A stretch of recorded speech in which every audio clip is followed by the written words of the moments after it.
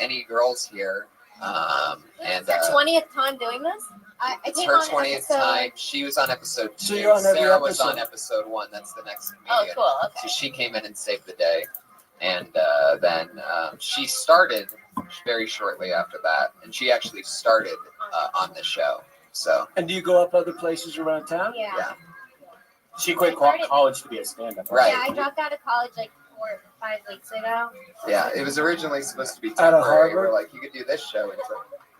I was at the University of Florida. And you just said, I'm done with school. Let's Yeah, go. well, I was here My for true an calling. internship, Just said and then I later started gators. doing stand-up, and then I just didn't want to go back. It's a really smart Florida joke. Again, you guys missed. Really smart. You can't just pre-write that to say later Gators. That's the Florida University of Florida. It's excellent, Tony. Yeah. All right. Yeah. That's our bus system. I need Do you only do jokes validation. about your home state? Yeah, I do. Davey? Yeah, I do. I've done a couple Trayvon Martin things. Eventually, you got to move to other states, though. Make sure that. Make sure you try a Georgia joke. Sorry, Georgia joke. Fuck yeah, very funny. Kimberly Congdon on Twitter. There she goes, Kim Congdon. Thank you, Kim. What's amazing is that it's a new ballpark 60 seconds every week that they're kicking out. Shit, So it's man. like a fun, it just keeps you in check. I mean, basically, we all sort of maybe pushed ourselves that hard, but Yeah, but she's doing it, and it's going to now be on the internet for the rest of her life. well, yeah. So then when she's selling out Madison Square Garden, her fans could be like, wow, look where she started from. She was doing that Iranian joke. All right, and ever since episode 1, here's your other lovely young lady, the one and only Sarah Mostajabi, everybody.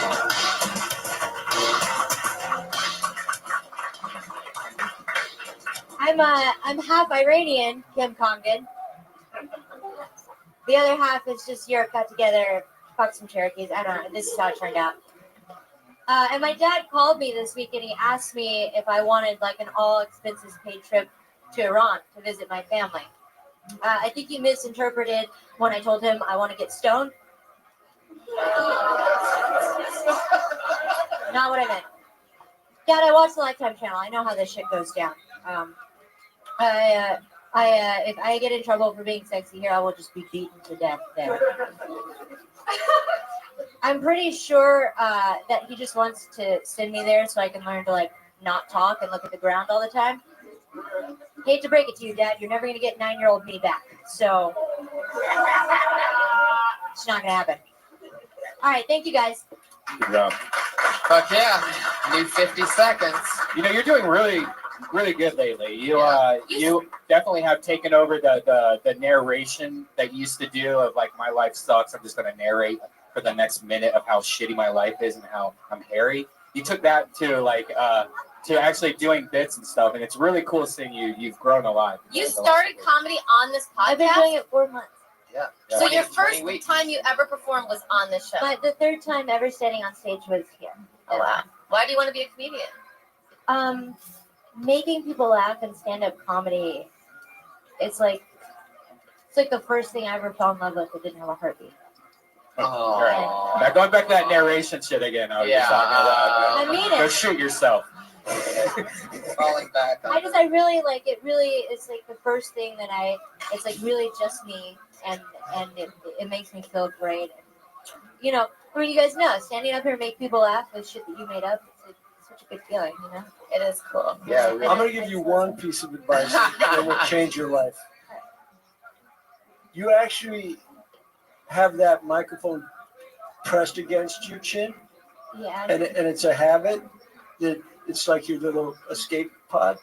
Keep that fucker away and just open up. Well, also, no one, like this thing No, is but you low, low. You press it against your chin. I'm just saying because it's so dirty. For sanitary. You should be glad he wasn't looking at your boobs. I've the been whole putting set. dirty things in my mouth for, all right. Yeah, she's used to that shit. Yeah. No, that You is. fall in love really I easily. just did my first potluck spot right before It's this. still hooked to your chin. We're talking. We're gonna stay focused on what's going on here. Do you fall in love really easily? Yes, it's horrible. Every single person. Do you have a boyfriend right now? No. So who do you fall in love with? Anyone that looks at me. Mostly anime Anyone who'll give characters me also. attention. Oh, you have no respect for me? Here, let me suck it out of you. I know. It's not hard. You should open with that one. I love you. There you go. Oh, what the fuck? Instant fan. I loved her first fucker. I think that was Jam Band. I usually fuck older looking hipster dudes, so you're in. Jesus Christ. You think Kirk's a hipster? He's in the leather jacket and the black rim glasses. Come No, on. that's just being cool. First of That all, is- I have, that's something I have astigmatism, and I've worn this every day for 4 years. that- I don't know how hip that is. Right. Hipsters look at guys like Kirk and they're like, that's what I want to be. But that doesn't make Kirk the hipster. I didn't know I was older. You're gonna get a fresh pair of Airwalks. There you go, everybody. Sarah Good job, Mosajabi Sarah Dresses on Twitter. at Sarah Dresses. There we go. Another fun episode of Kill Tony down the hatch. That's at Natasha Leggero on Twitter. Anything coming up that you want to promote? You know that we have tens of thousands of listeners. believe it or not, guys. Oh, well, I'll be in Manhattan November 14th through the 17th at Caroline's. And you can watch my hot tub show. I do an interview Love it. show in my hot tub. That is super cool. And that is on my YouTube channel, YouTube/Natasha. With Pig Bottom. Is Pig Bottom Yeah. still on Pig it? I love Bottom Pig is my Bottom. spa boy, Yeah. played by Moshe Kasher. Moshe Kesher plays a character named Pig Bottom. What That is, was that is her Do you know what a man's pig bottom does? Basically, I remember. Anything. Does it have goat hands? No, he does not have good hands. Kirk, what's happening with you? Anything? Next week, I'm going to be doing 60 seconds on Kill Tony. Watch I the got- test. I got What's the nothing. test on? The test is on television. CBS? KTLA 5 every day at 10:30. Watch it. It'll change your life. Hell yeah. It'll make you wonder why you're not at work. Heck yeah. One of my funniest pals. Going to be getting coffee with you sometime this week for sure.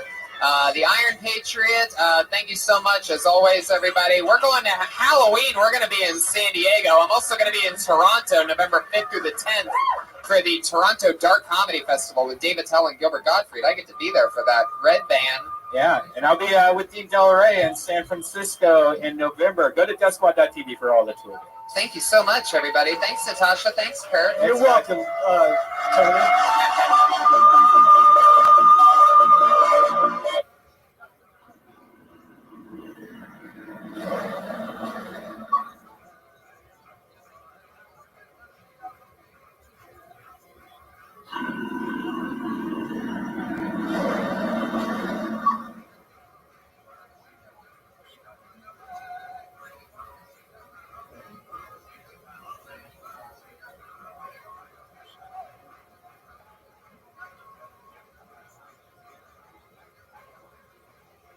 Episode of Kill Tony!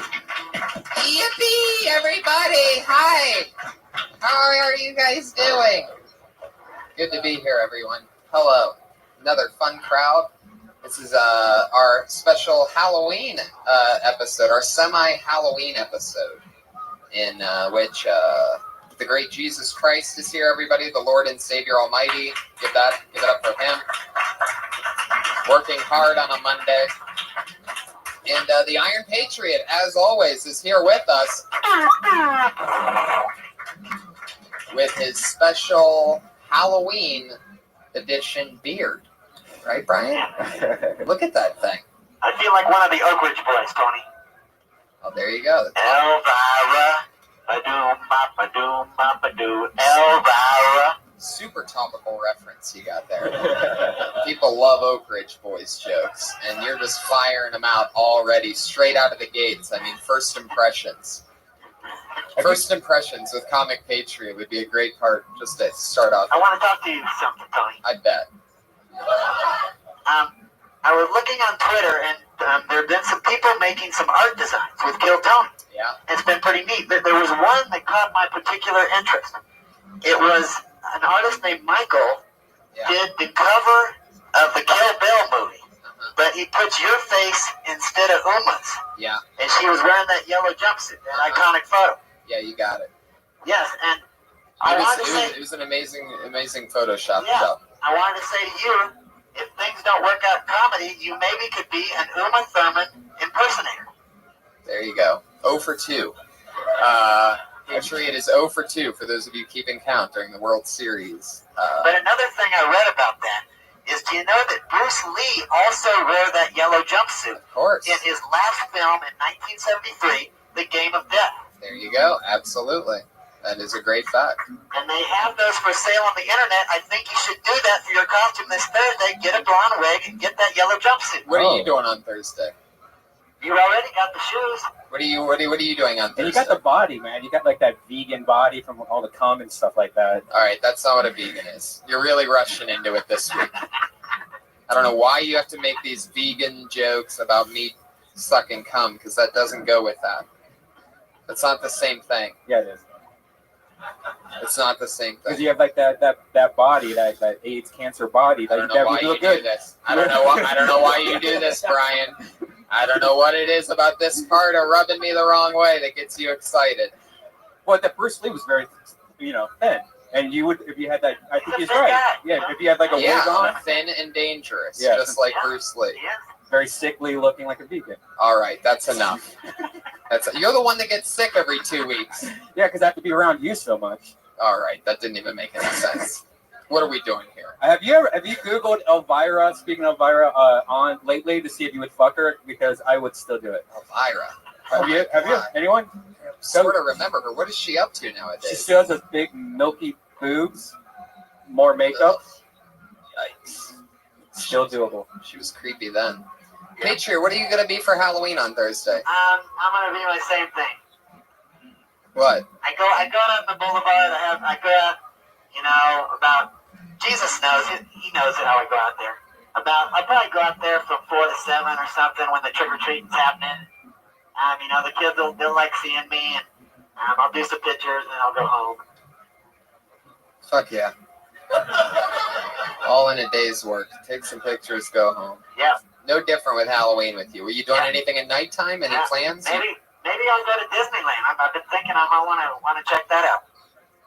You think you might want to go to Disneyland on Yeah. Thursday night? Yeah. There You you go. don't know. I'm real spontaneous. There's no telling where I might be going. I don't know if you're that spontaneous. I think under the costume you're a pedophile. Ah, So you telling me that you want to go to Disneyland on Yeah, I do. Thursday I do night wanna makes a go. lot of sense. yeah, I do. I love it. Because let's face it, where you live, there's probably no kids trick-or-treating coming right to that door where you could just pull them in No. and fucking... No, I gotta go out. You got all those fresh feet, those little feetsies, those fresh feetsies. Oh, that's so I disgusting. don't go underage. I'm the Patriot. I don't break the law. Yeah. No. Do you think that it's harder for us to take you seriously with the beard on at all? I don't know. I can't really see how I look. Do I look sexy? Interesting thing about that beard, it's the exact same beard of the guy that when I got robbed by gunpoint, he had the exact same model beard on with a little white Really? string. Yeah, it's a beard for wizards, Oh. black wizards. Did he really? He had a wizard beard. Yeah, yeah, Oh, that that's exact so same creepy. color, everything. That Like- is so creepy. Yeah, because when I see it at Halloween stores, it brings back like a flashback. Well, the one thing that obviously our production value here on this show and a robber has in common is that they both only want to spend $7 for a fake beard. And so there you go. When it comes to what kind of hair and makeup quality we go to, it's to that of a street thug. Yeah. Yeah. So Iron Patriot sent me another song this week. Oh no. Yeah. Okay. Do you think they let me come to Playboy Mansion with a beard? For Halloween? I don't think they would let you anywhere near the Playboy Mansion with or without the beard, Patriot. I'm pretty sure that they have at least any form of security whatsoever. I'd rock it in that grotto. They'd love me. You'd rust in the grotto. You'd electrocute everybody in the grotto. It wouldn't go well.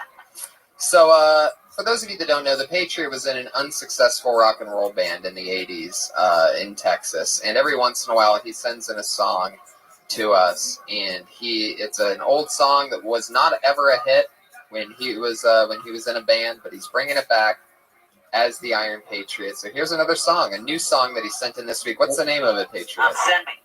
Send me. Here we go. All right. This is always something.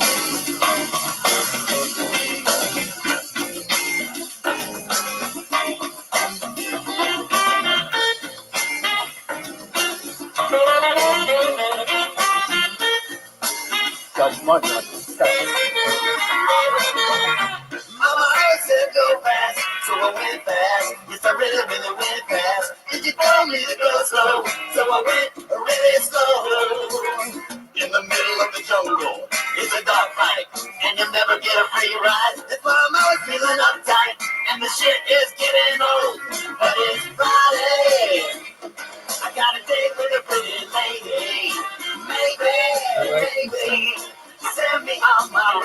But if I had my way, I love it up through the weekdays. I wanted to send me on my way all the time.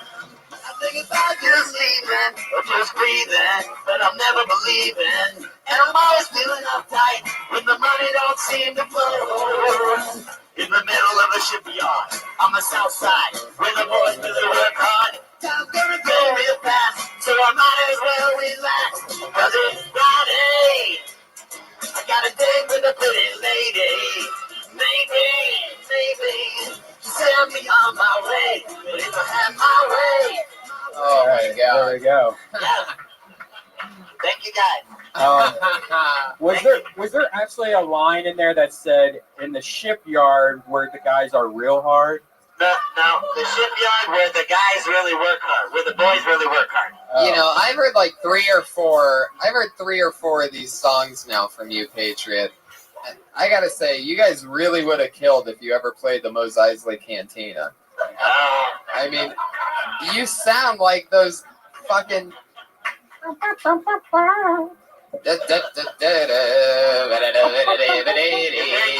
Yeah. Who played the Do you know any of the words? Yeah. Do you know any of the words from the Mos Eisley song? No, I don't know. Can you just make it up on the spot right now? Improvise something for us? Well, I'm not sure what you're talking about. I thought you were just talking love about putting them on the spot sometimes. I thought you were talking about Star Wars. No, yeah, that is. Yeah. There's lyrics to that song? To one of them there is. There's it might even be one of those weird extended parts, and it might not be the Mos Eisley Cantina. I think I'm thinking of Jabba's Palace. Yeah, the guy with the beard and the glasses, of course, immediately like, you got it, bro. Big point, saved it. Yeah, with that little shit. And then they torture that one blue chick that has like the horns coming out of her hair. This chick's just always like being whipped and being made to sing songs and stuff. Really sad story. Do you know anything more about the blue chick? Yeah, we need.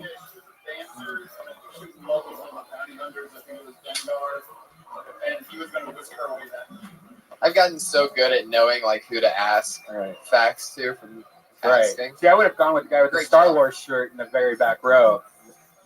I think there's a guy that's he just likes the shirt. Exactly. Real Star Wars fans wear fucking collared shirts with nice jackets and stuff. So they're successful. You decide whether you're going to be a Jedi or the dark side, and you make a commitment. What side did you pick, bro? No, there's no such thing as double Jedi. Oh, total Jedi. All right, cool. Patriot, if you had to say whether you're Sith or Jedi, what would you pick? Neither. You're a droid. Of course. The only one that can't pick. I love it. Yeah. Well, you guys know why we're here. This is the wildly successful, another episode 22 of Kill Tony, where a lot of rising young comedians, young and old sometimes, come here. They sign up to do 60 seconds each. And I always have 2 of my funniest friends on as guests. This week will be no different. In no particular order, your guests tonight. You guys ready to get this thing kick-started or what? Kickstarted. Kick-started. How about that? That's nice. Yeah, we just raised $7 with that applause. We lost it on the beard. Yeah, exactly. We broke even. So your guest tonight, one of my funnier friends. We write together on The Burn, Comedy Central roast writer. We started together. Put your hands together for my pal Benji Aflalo, everybody. Hell yeah, here he is. Cause all I wanted to do is be the Bruce Lee of Bruce Lee abuse me. Use it as a tool And also the opener for Russell Peters, Steve Trevino. I mean, this guy's on the road. He just booked some huge college tour. One of my best friends. Put your hands together for Jesus Trejo, everybody. Also here. You know him from Sullivan and Son on CBS. Hi, Jesus. Welcome. How are you guys? I'm so happy to have you guys. 2 of my funniest pals. The kind of guys that I hang out with almost every single night and laugh with. And yeah.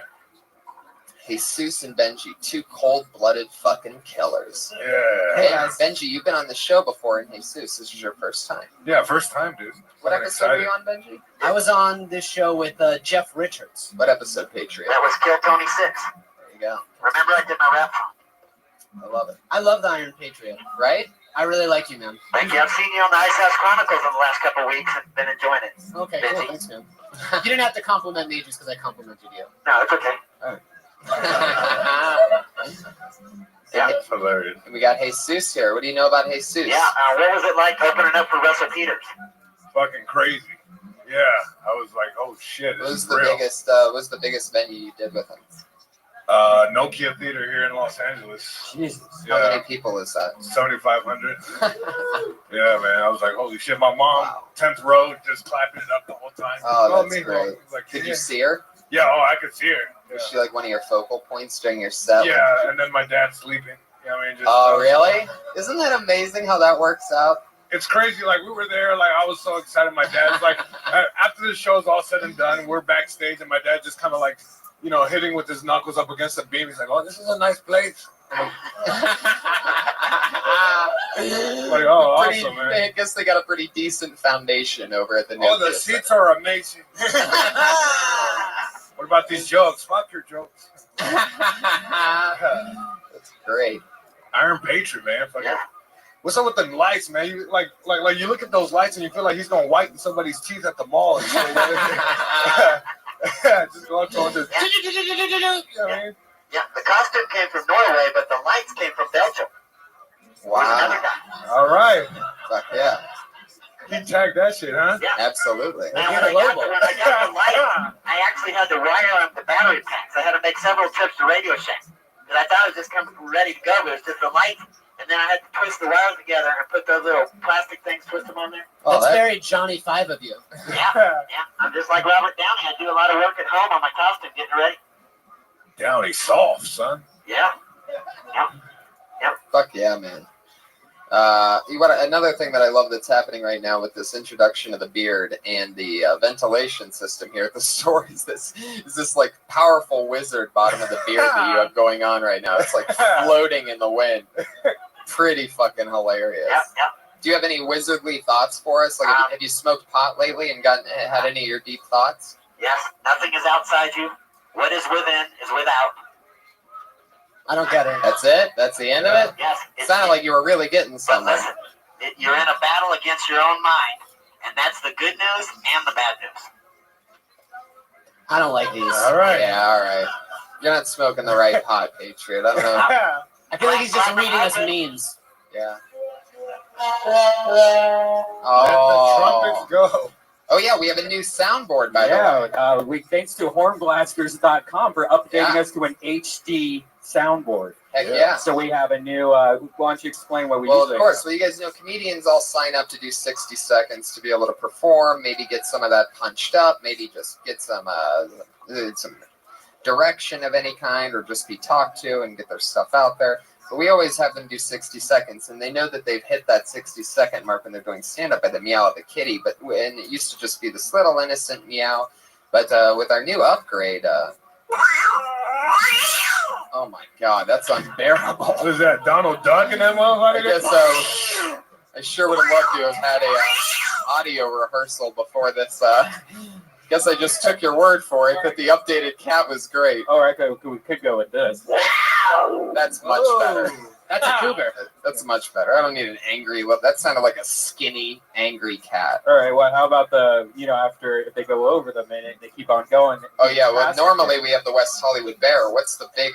Well, it's just a gayer bear. That That's is fucking scary unbelievable. as fuck, right? That is fucking perfect. That's That's nervous in amazing. the other room and shit mic'd up. That is so great. That would make the person shit off stage. What's the magic wand? I just want to see what the magic wand is. Oh, that's Just out of just curiosity. in case if a really hot girl comes up on stage. It's adorable. Fuck yeah, man. So, Is that what you hear in your head when you have a boner? Because I wouldn't automatically associate that sound with hot chicks. You really? I mean, it's a nice sound. You're but, at like, Disneyland. You're hanging out. it makes sense. I'm just saying. That sound is like, remember those old school audiobooks when you got to turn the page, you don't know how to read and shit? This isn't. Yeah. This is in my head. Why are you eating McDonald's, Red Band? He has a McDonald's cup right there. It's our newest sponsor. No big deal. Yeah, they upgraded the next song that we're going to hear once we start the show. Oh, really? Yeah. It's because they're a new chicken sandwich. And remember, it's new, spicy, bold, and delicious. Yeah. I don't believe you guys. Oh, really? I'm loving it. You'll believe the flavor once you taste this new chicken sandwich. Death Squad is tied to McDonald's now. I don't buy it. Well, you Why should would I buy be- it because it's only $2.99 for 36 chicken nuggets right now at your local McDonald's. That'd be the final straw. We weren't supposed to talk about it because we don't pay our guests, but McDonald's has been we've been in cahoots. Is that why you have one ethnic guy here? Because that's how every McDonald's commercial Right. advertises. It's in the contract. It's in there, bro. Thanks, Jesus. And that's why actually the Iron Patriot's wearing a beard, because we don't want to get in trouble Right. from Marvel Corporation. Yeah, we decided to go corporation to corporation. Since some of you, I don't know how many of you know the storyline here, but the Iron Patriot was in a movie, blah blah blah. And now he bought this crazy suit to be the Iron Patriot, but we got a note from lawyers over at Marvel that they aren't too happy with us having the Iron Patriot. So With the McDonald's sponsorship. now we're lawyered up. Yeah. McDonald's versus Marvel in a battle of the Titans. Yeah. But then again, McDonald's might drop us after they hear this. They might. episode. Yeah. Anyway, fuck yeah. You guys ready to get this thing started? We have over Yeah. 30 comedians that signed up for tonight's show to get the chance to do 60 seconds. So let's have some fun, shall we? It's always exciting and fun. Hey, Sarah Wineshank, everybody. Starting it off. What a lovely young lady. Exactly what we do. I follow Sarah on get another one, $4.79. What's up? Yeah, everyone's like, yeah. Got a flu shot, guys. Got my flu shot from Rite Aid. Went to Rite Aid to get Q-tips and a Twix. Just Q-tips and a Twix. That's all I wanted. Left with the fucking flu shot. Waiting to see if I'm going to develop latent autism. Not quite sure yet. But you guys should have seen the dude that gave me this flu shot. This fool is like father time. He rang me up for the Twix and the Q-tips. And then, like, I freaked out. I was like, there's no way you're the same dude that's going to inject me. He's like, oh, no, I am. But I got a lollipop afterwards. That was tight. Knickknacks. I have a lot of things. Like, I'm afraid I'm going to be a crazy old knickknack lady with a lot of shit. Like magnets on my fridge from places I've never been. I'm afraid of being that bitch. Like the one that likes fuchsia and makes hummingbird feeders. That's like my nightmare. Have a lot of cats. Really big scratch posts so they can play on them, but no furniture. Is that one of them? Wow. There you go. 1 minute. The cat noise cut out her cat joke. Did you notice that? That's true. We got cats on cats on cats. Cat City. Cat City, bro. That's right. Fuck yeah. That's fun. The flu shot, CBS, Twix, Q-tips. You shouldn't get flu vaccines. I know. Trust me. So why'd you do it? How much was it? Because I was like torn, and then I was like, fuck it. It was like an inner battle, and they asked me right on the spot, and I was like, fuck it, yeah. But then I looked up all the side effects afterward. And, like, I had already looked up the side effects before. But I don't want to get the flu. I always get the flu. So I was like, I'll take that risk. When's But the I last regret time it. you got? When was the last time you got a flu shot? Never. Well, I called my dad, and he was like, you shouldn't have ever fucking done it. Yeah, don't do flu. Don't Yeah. do flu. Are you healthy? Why are you getting the flu? Don't listen to him. He drinks every night and eats McDonald's. I mean, I don't know. Like, I'm healthy, yeah. I just don't want to fuck with the flu. Like, I don't want to be out of my life for a week. So I thought, fuck it. Let me get, like, some weird disease from the side effects of the flu shot. You don't want an excuse to sit home and watch awesome TV and fucking shit out 15 pounds and... Yeah, I love the flu. Flus The are flu awesome. is you catch up with things the second you're healthy from the flu. It's like no one can get me sick. No, I don't want to fuck with the flu. But the side effects of the flu shot are worse than the actual flu. Wait, what do you do to be healthy? That's what I want to know. Why are you What do getting I the do? flu? Are you doing yoga, hot yoga? I mean, I've done hot yoga. I'm not like hitting the yoga lounge on the reg. I mean, as a young, cute girl in Los Angeles trying to make it, you got to go at it every day. Dude. Yoga. Do you work No. out? Do Bodies. you work out? Yeah, I work Vegan out. food. How I work often? out. How often do you I work out like 2 times a week. I don't work out enough. I work out when I can. Everyone. Yeah, I just don't like fucking with the other bitches in the yoga classes. They're crazy. Wow. And like the Lululemons. Can I we get can't another deal with that. Jaguar sound? Why don't you like? Why don't you like There's yoga? a cat fight. Downward facing angry kitty. Why don't I like yogis? Because you're like, I'm cuter than you, and I know you No, think you're cute because you have yoga. By the way, I already like this. I don't like other girls in yoga more than anything else so far. I think. Okay. I think. This, Okay. I Yeah. think now we're playing with fire. Okay. Fuck these yoga cunts. Go. Fuck them. Okay. Yeah. What is it about them that you don't like? I don't like that they have kombuchas that they bring. You guys know what that is? I don't like that. I don't appreciate the fact that their mat is more than what's in my bank account. I don't appreciate that they're around every day at 2 p.m. I don't appreciate the fact that their yoga pants are more expensive than my regular pants. There you go. I think you're gonna make some money with one of those. Yeah, that was awesome. And that was real. That was some real. Yeah, was that's real passionate. shit. That's that was real. Very passionate there at the end. That's awesome. Take their shit Oh, yeah. seriously too. Yeah. Like I can't take myself seriously enough to get through one of those classes. Like the deep breathing, it's like this is so embarrassing. What is it embarrassing about deep breathing? Because there's like this one class, okay, I won't even fuck with it because it's like extra deep. It's like Extra called deep. Kundalini. Might even blow a snot bubble deep. You know what I mean? Yeah. For That sure. deep right there, where you snort when you laugh, right there. That deep. It's quiet in there, right?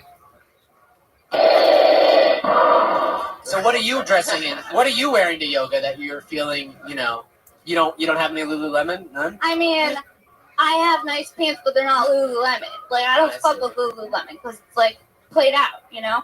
Like I'll look the part, but not fully. I won't go full yoga douche. So you go into like dark alleys to buy your yoga pants. No, not dark alleys. But yeah. What if you had an extended labia, if you'd be more scared to go to yoga? Yeah. Yeah. I mean, there's Probably. plenty of hot girls in yoga, but there's some meaty Probably. women too. Actually, I have a yoga nightmare story. It was at a goddess workshop that I got suckered into signing up for, and ever since then I stopped going to yoga. What's a goddess workshop? Oh, trust me, you don't want to know. Oh, It's it sounds like something that could make another interesting premise. What is that? What's a goddess it's like workshop? all these crazy, like, older women, I would say, you know, late 40s, early 50s that are having, like, freakouts in their Lululemons, and it's like a Friday night at 10 o'clock, and I got guilt-tripped into going in this, and I can't say no, and, it was $40, and I signed up, and I had to. What is it? What are they doing to you? What's Well, I thought that we were gonna do yoga at the yoga class goddess workshop, but when I arrived there, no one was doing any type of stretching at all, and I had to stare into another woman's eyes who was anorexic for like 5 minutes, and then hug her, and then she cried. So ever since then, I'm like, fuck yoga. When do you become a goddess? I don't get the goddess. Oh no, it's just like these women. They're like hate their lives and their husbands, or like whatever. They're like bitter about life, so they're like going to like. I didn't realize it was like this, you know. I'll tell you this: if you work the "I hate bitches" angle, you'll get all the men on your side and some of the women. Okay. It's true. They'll stand by your passion and your honesty. All Because right. it sounds like you really are coming from that place. So fucking Yeah. rock it. Okay. Because the yoga thing's funny. Okay. How do they? How are they always there until? You know that with your what are they doing? If you're doing this and you're able to do yoga too, what are they doing? Why are they always free? How do they do that? Because they have rich husbands and Yeah. they just do yoga during Yeah, the day. and they all She know resents- each Right. other. She's a fucking artist trying to grind during the day, and then she sees all these rich bitches Right. at fucking yoga at 2 p.m. and Right. she's like, fuck this. Exactly. Yes. There you go. Princess Shank on Twitter. Sarah Wineshank, everybody. Talking about the flu shot. Hashtag diamonds. /diamonds. That's fun. That's exciting. The flu shot. Yeah, not into that. I got a physical couple months ago, and they just started giving me shots, and it was too late by the time it happened. But they gave me some shots. They're full of mercury and shit. That's why everyone has autism. It's from all the vaccines. What kind of shots do they give you at a physical? They're supposed to Well, take your blood. B12 vitamins. They loaded it up. Yeah. They gave me the fucking They didn't do that. premium package. They B12 you up. They shoot up some B12. You get your finger in there. I think so. I think I got some good stuff. Got whatever the Writers Guild package is. Ball grab. You know what? He didn't. It wasn't actually a grab. I really like my new doctor, by the way. Did it have a beginning, middle, and an end? I'll tell you this. One time, I got a physical from a doctor, and he went for the ball grab, the turn your head and cough, and I didn't realize it until right afterwards. And he didn't have a glove on when he did it. He didn't have a glove on. His hands are clean. Yeah, they're clean, but put a glove on it, bro. Because if he doesn't have it's fine that he doesn't have a glove on mine. Like all of a sudden, I started thinking like probably like a girl would that doesn't use a condom with a guy or something. Like I'm like, it's all right this one time with me, but wait a second, that means he does that with all the guys. So like he has this bally hand, this hand of balls. Was it in the morning or the afternoon? I think I got a late shift on the ball grab. Ain't no telling how many pairs you got. I had one where like when I knew the ball grab was coming because my dad told me about it, so I got a female doctor to do my physical. God. You're so full But of then shit. she had a teacher's assistant, like somebody shadowing her that did it for her. So I had a younger guy that was like my age grab my balls in front of her. It was worse. I prefer him. That's so great. This kid was like my age. Like I was like 22. This was a while ago. Was he like, yo, bro, nice balls? Yeah. I prefer a male touching my balls because I don't want it to be a girl and then I like boner in the doctor's office. No, that's Right. awesome. And I don't want it to be a girl because I don't want a dumb girl doctor to misdiagnose my testicular cancer. You know what I'm Right. saying? I need a fucking We got an man argument with her with a big boyfriend earlier. brain. Ew, what's these veins? Yeah. Ew, you got something. I once had a female doctor, but she was very dykey, but she did inject my asshole. Like I had a hemorrhoid and she shot You it. had a hemorrhoid? What kind of lifestyle are you living, Ben? I gotta, if I booze too much or if I don't got take one care, too. I get a hemorrhoid. Yeah. And she lied to me. She was like, all right, you're gonna feel a little pinch, like, because they're not gonna be like, I'm about to jam this syringe in your asshole because you can't see what's going on. Did she put the rubber band on it, or what did you? I can't see. It's all happening Sounds behind like you. a And then nightmare. once it's done, she's like, this is what I just did. And you're like, whoa. Yeah. What do you mean that's what I just did? Did she like suck it out and then show you something? Or No, No, you she just tells you afterwards what you she did, put a- but she doesn't want to be like, I'm about to stick a needle inside of your asshole. you put a maybe. You guys, or you I think this is its own podcast called Hemorrhoid Express with Red Band and Benji. You'll get there, bro. You're stressed out. It ain't happening. Yeah, I had to put a rubber not band getting around mine that hemorrhoids. cut off Yeah. the air to it. Patriot, have you ever had a hemorrhoid? I did, but I changed my diet. And I thought he never said had on one my dick. I'm like, how the fuck? That's what I heard. Get Just stop there. yet. Eat lots of fiber. Eat some bananas, some fiber. Try to change it up so you don't have to have those. I didn't have to do that rubber band thing. That would have been terrible. Yeah. I used some preparation H for a few days. Got rid of it. Changed my diet. It was cool. There you go. All right, your next comedian, everybody. Put your hands together for Mario Ramon, everyone. Here he is. Mario. Oh, yeah. Coming from deep in the gullet. Oh, yeah, this is going to take a while. He dropped his jacket. He's still coming. The music's out. He's still coming. Here he is, everybody. Mario Ramon. Yo, what's up, y'all? How are you? I just moved to LA about 6 weeks ago, and my mom just actually came to visit me, and I had to take her out dancing. And I hate taking my mother out dancing. She loves to do line dances, and she never wants to go to her age bracket of clubs. She always wants to go to my club and do, what do you call that line dance? Not the electric slide, but the wobble. But the only thing is, she's in an electric wheelchair. She's fucking people's toes up. Like, my mom, she loves to drink and do line dances and things, and she does it like she makes her wheelchair go really fast and swings her head, and like she's like fucking people's toes. Like, seriously, this is so. And then she likes to fight too. You ever seen the drunk who likes to fight? Like, she'll pull up, she's like, "What did you say?" I'm like, "Mom, they're gonna push her ass down." Actually, she's downstairs waiting on me. I know she can hear me. We didn't have an elevator up here. She was like, I want to go, but that's the deal. You nailed it. Wow, you nailed it in a minute. I nailed it in a minute. Holy moly. Is that true? Is your mom really here downstairs in an electric She's wheelchair? waiting on me. Really? Yeah, I wish we had an elevator so she could see the She's show. really downstairs right She's now? downstairs. Wow. That's amazing. That's hilarious. Well, okay. Okay. You have so many things you want to talk about. I guess. Did she really want to go dancing with you? Was that a thing? Oh yeah, she goes there. In a wheelchair. In an electric wheelchair. Electric. Right. Don't So- call okay. Oprah Gail. All right. All right. What did you say? You are a happy guy. Yeah. Where are you from? I'm from Atlanta. Atlanta. Yeah. ATL. Heck yeah. Hotlanta. It's really cool to call it Hotlanta. What happened? It's all happening, man. I know. Well, that's cool. Was it tough picking up your mom from the airport, seeing how she's in a wheelchair? No, I mean they have assistants at the airport. Right. Did you Yeah, tip the they're guy who pushed? Of course, I always do. Nice. What'd you tip him? Couple $1 bills. Well, yeah. They give them like 4 or 5 singles or something. This is That's the first good. I'm sweating like Why did Whitney you and not Bobby. see? I don't Actually, I'm believe so you damn because- nervous. Like I'm not nervous. I'm just hot. You That was know. hilarious, man. I'm curious. Is that the first time your mom approached you about going dancing? No, she's always gone dancing.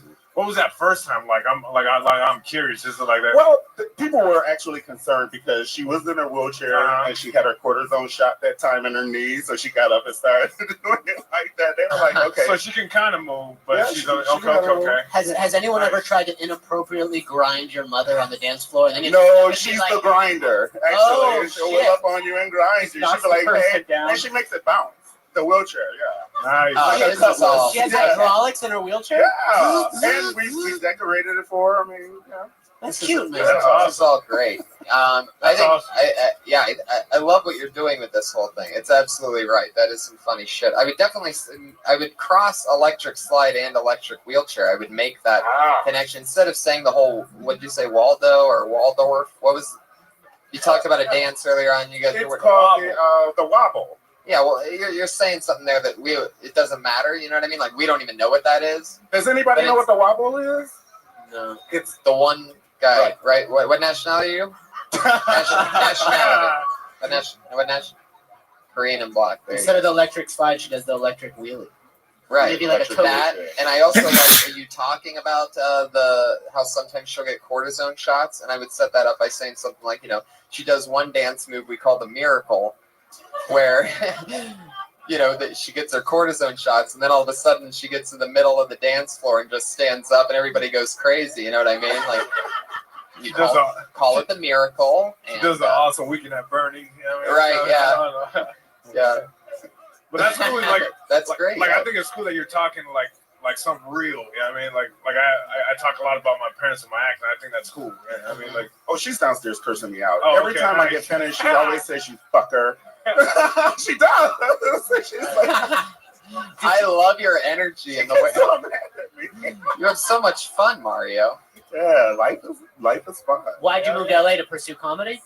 Comedy and acting. Yes. Comedy acting? How long have you been here? 6 weeks. 6 weeks. Wow, from Georgia, 6 weeks. Was your mom out here before you guys came together? No, she just came to visit.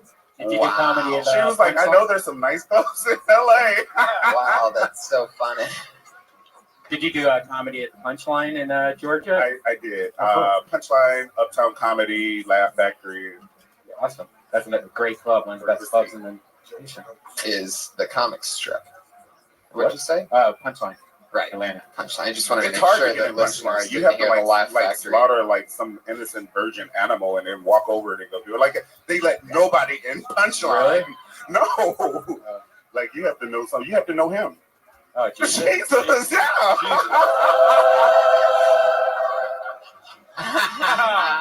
Red man. This is some good shit here. Yeah. You didn't have Jesus in Georgia, did you? Not in Georgia. What? It's really crazy. I know it's the Bible Belt and everything, but you will see anything goes in Georgia. I mean, Nene's from there, from the Housewives of Atlanta. Anybody knows that? No. I think you're the only one watching that, pal. I'm not. I didn't say I was watching it. I know about it. Hell yeah. So have you've since you've been here 6 weeks, you've checked out like the West Hollywood area and all that, you know? Yeah, I've hit a lot of comedy clubs. I did John Levitt's. That was the best one for me. And this one. Right. This one's pretty fun. Oh yeah. I mean, who else gets to perform literally in front of Jesus and all you guys, right? Yeah. Right. Okay.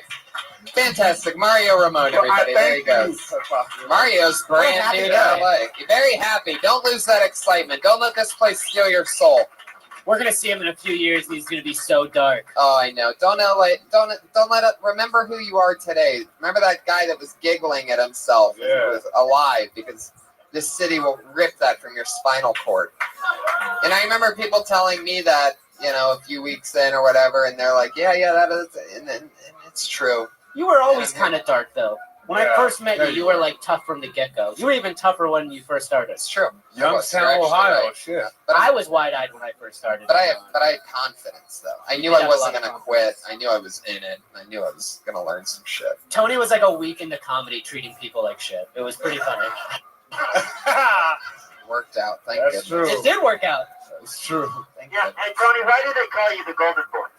Actually, it's the Golden Pony. Oh, the Golden Boy. Oh, I'm And, sorry. you know, a lot of people ask me that question, and here he is, Benji Aflalo, to tell you. I was one of the original people to call him the Golden Pony. Yep. You see, years ago, maybe 5 years ago or so, we used to play Risk in the green room over here, me and all my nerdy comedian friends. Like But I'm Starbucks. not a nerdy comedian. He's not a nerd, but he'd be here sort of hanging out while we were playing, doing his own little thing, writing, drinking coffee. Getting shit done. And if you play Risk, you'll know that there's a piece on the Risk table that's a golden horse that you use as a marker that isn't really relevant to one person. And then we'd say, Tony, do you want to play? And Tony would be like, no, I'm writing jokes. I'm not a nerd loser like you guys. No, thank you. I don't want to play Risk. And then so we would say, Tony's the Golden Pony, which is really nobody's piece on the Risk table. And that's where it came from. And at first he hated the nickname Golden Pony. And then it Then I eventually loved it. stuck. Yeah. That's how nicknames are. There it is.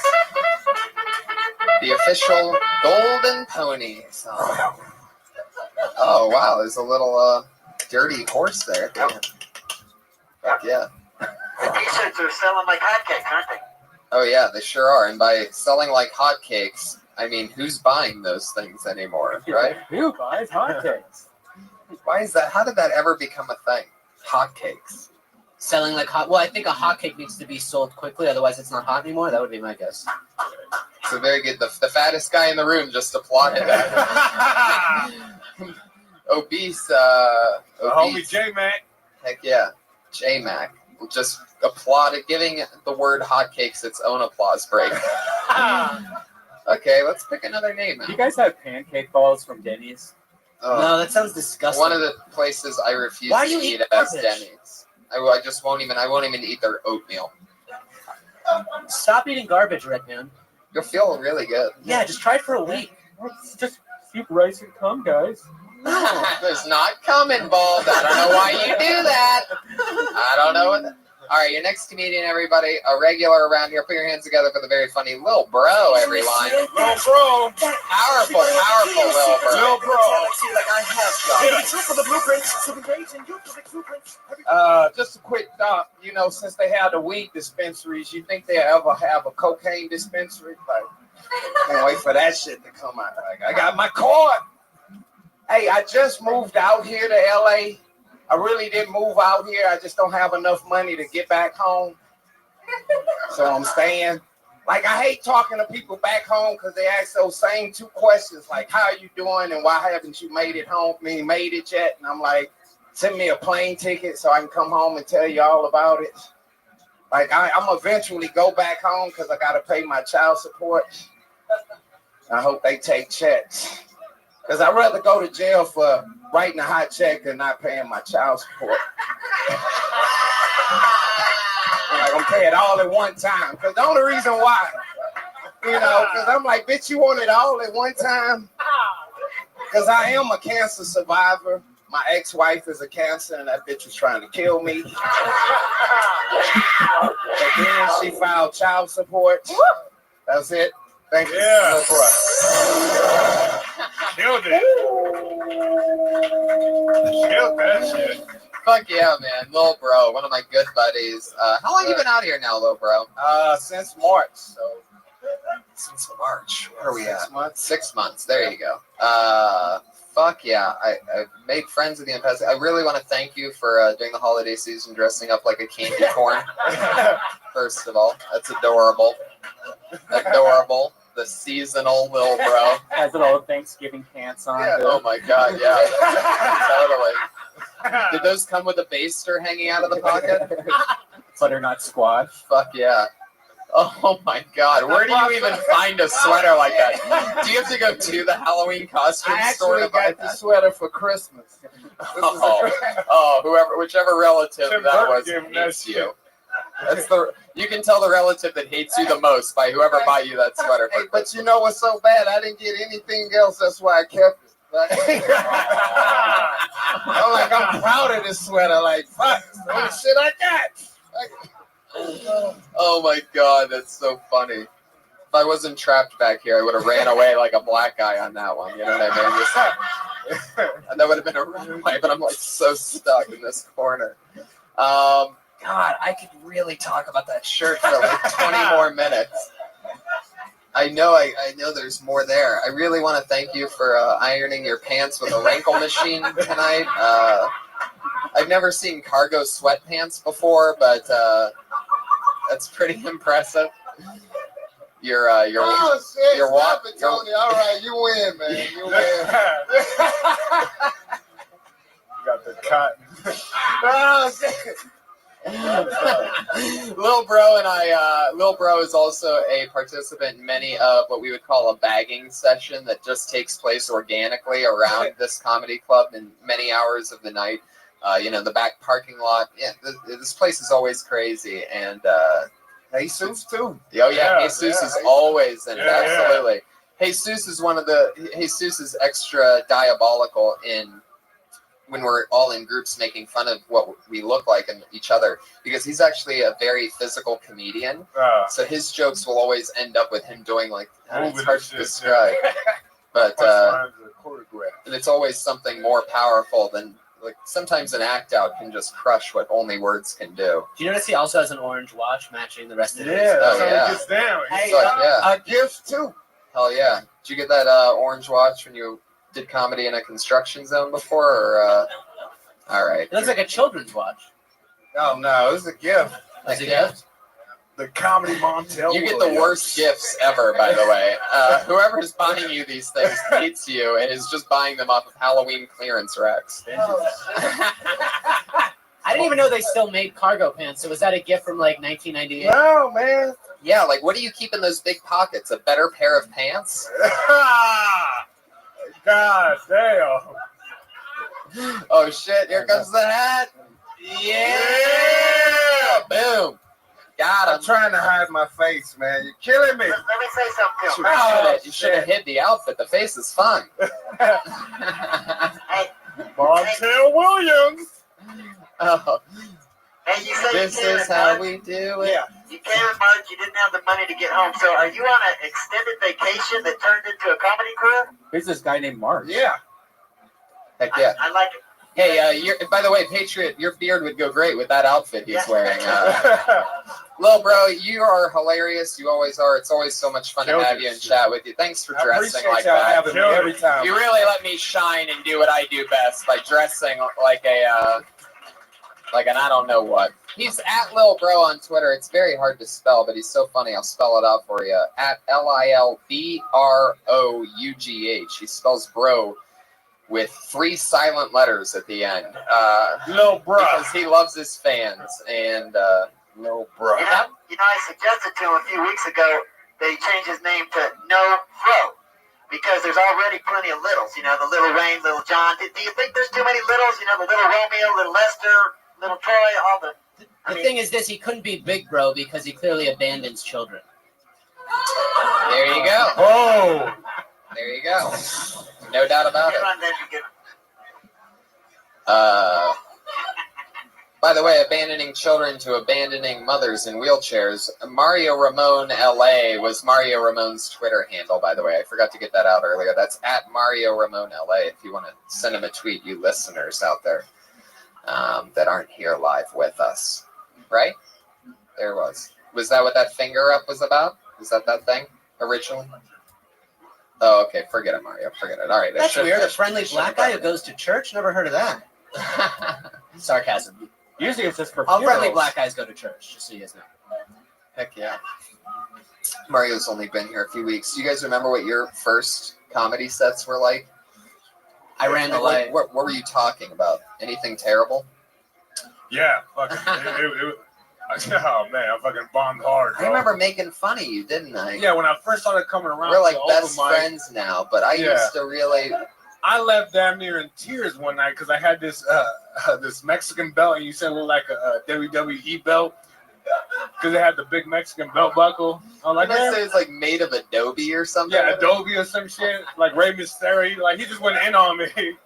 Rey And I went in the car and I took the fucking belt off before I drove home. I'm like, I don't even want to be wearing this shit. And we ended up being good friends after that shit. Oh, that is so fucking awesome. I remember that shit. Wow. I'm gonna bring that belt around again. Took the belt How do you off. sign it, motherfucker? I just picture it right, exactly. I just picture it like the belt sitting on your passenger seat and you're driving home there like That a red shit was light in the just trunk. looking at it. I popped the trunk and put that shit away, rolled it up nice. Put it where like the spare tire is. Just I don't ever want to see you again, Bill. Yeah, I remember that first set though, man. I fucking bombed hard, man. I was talking about how my dad set me up on a blind date, and my dad was trying. It was a physical joke, so it was like my dad set me up on a blind date, and he told me that her waist was like this, and when I got there, it's like her waist was elbow to elbow. Fucking same response. You know what I mean? Right. Yeah, man. It was just, and I'm thinking in my head like I'm gonna kill him with this shit. They got to see the hands just right. I even leaned in a little bit so they could see it. Fuck. One of the first times I went up, I actually sang like Beatles covers, and then in between, I would tell really awful one-liner jokes. And Can you give us an example of one of the awful one-liner jokes? Like Yeah. I love the bad stuff. Oh, it was right when Sierra Mist was coming out, and I was like, Sierra Mist? That sounds like a lesbian porn. See, exactly. It just sounded just awful. I love how fast. Doesn't Sierra Mist sound like like a dyke porn star? Sierra Mist? No. Well, that was the joke, and it didn't work. And I was trying to be cool and artsy and singing songs and telling one-liners, so I was like wearing like a cool hat and sunglasses. And then I was so devastated afterwards that I did something similar. I actually threw the hat away, and I stopped singing for people. You put that in a trash can, like, and you put to rest that character one day. Yes, and imagine as bad as that joke is, in between, like, You've Got to Hide Your Love Away by the Beatles. It was just, like, the worst thing you could put people through, that was what I was trying to do. That hat you threw away, wait a second, what was the one little bro was wearing? Was that a beige? He found it. Anyway, let's keep this fun train moving along. This is so fun. Your next comedian goes by the name of Eric Carter. Oh, shit. Eric Carter. The Mississippi assassin. Giddy up. Sorry for this song. Now, what the hell happened to the Oak Ridge boys? I mean, I really had my hopes up coming out the Vidalia, and I came up with some queer shit. And speaking of queers, I got to Hollywood today from Orange County, and the first two things I see are two broads kissing and some of those Jews with the hats and sideburns. And me being the entrepreneur that I am, I'm going to open me up a bar on Sunset and call it Dykes and Kites. Oh.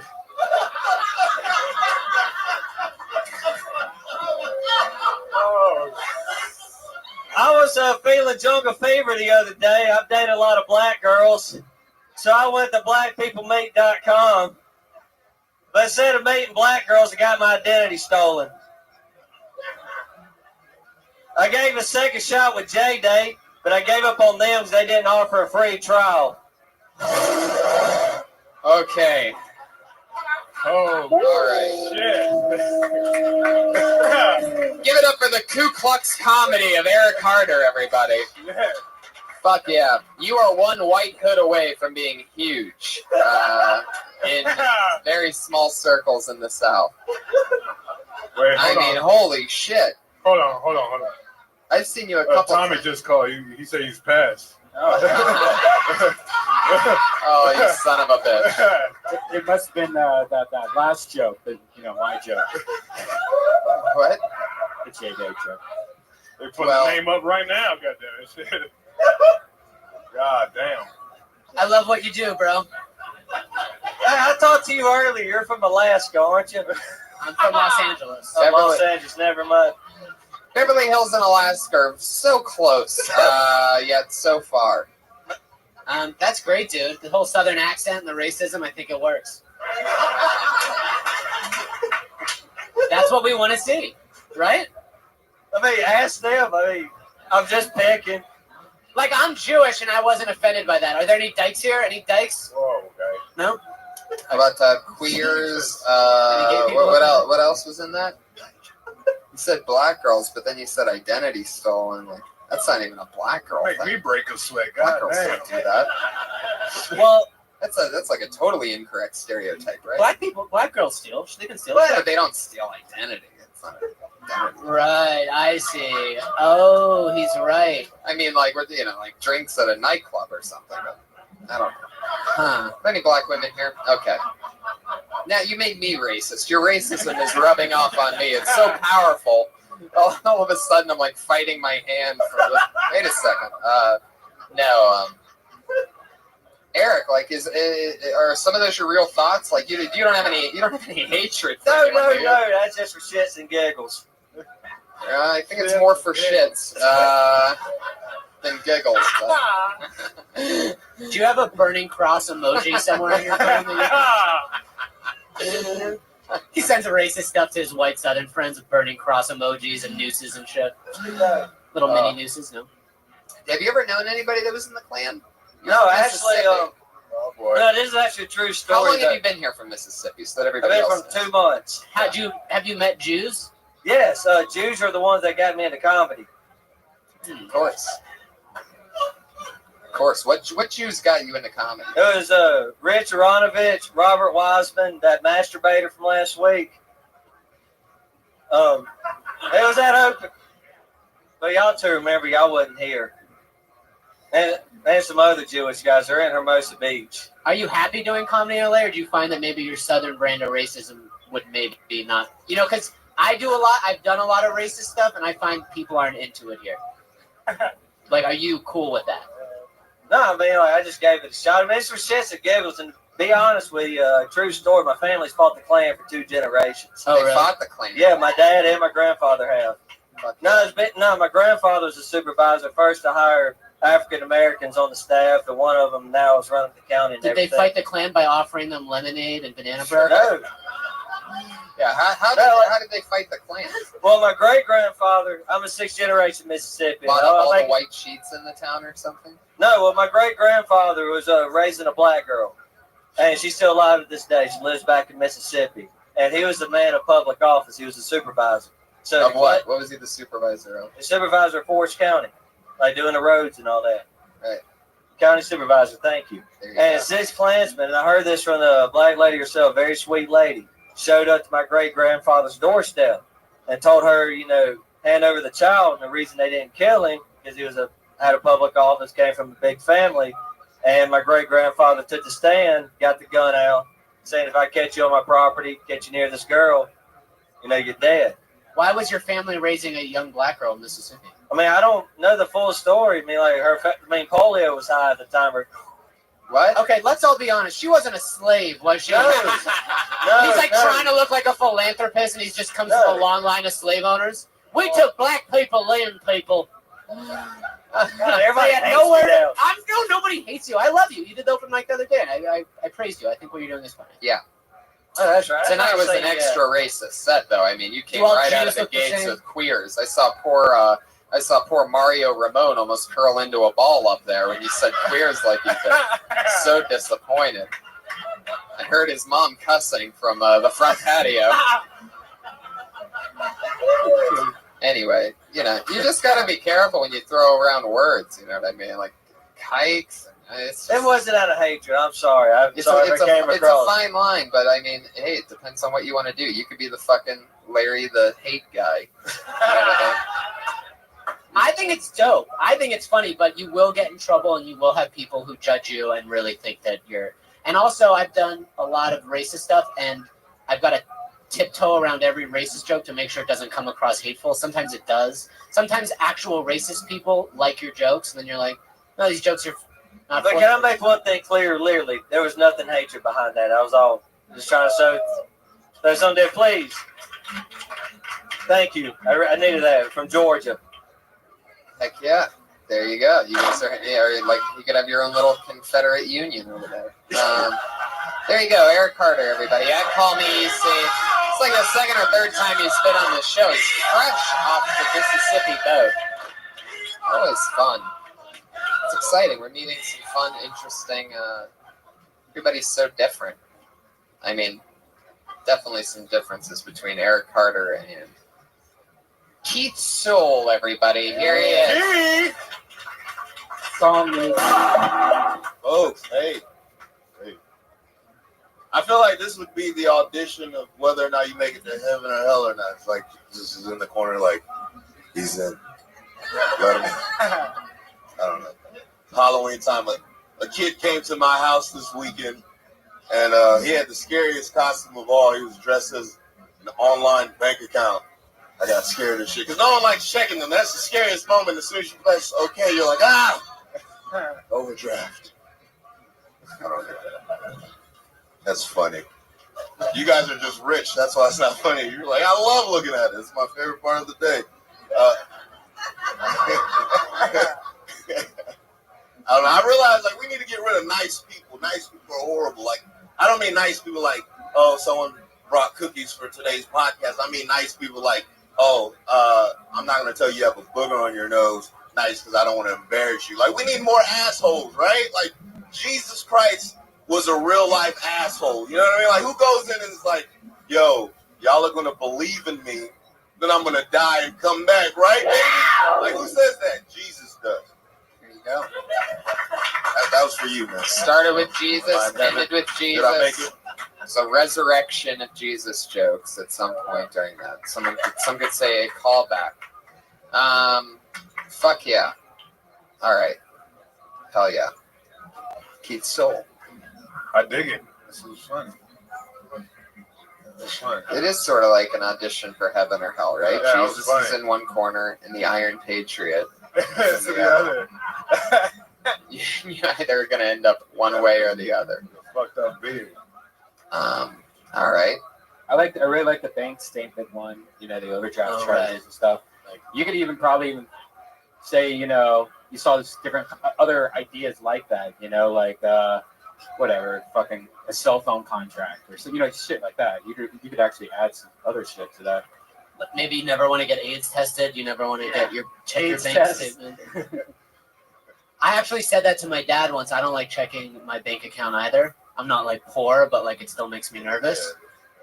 And he like shamed me for it. He was like, I check my bank account every day. You know what I mean? Wow. But that's because he has expenses and he has to make sure like I'm not getting ripped off by this person or this account adds up with that one.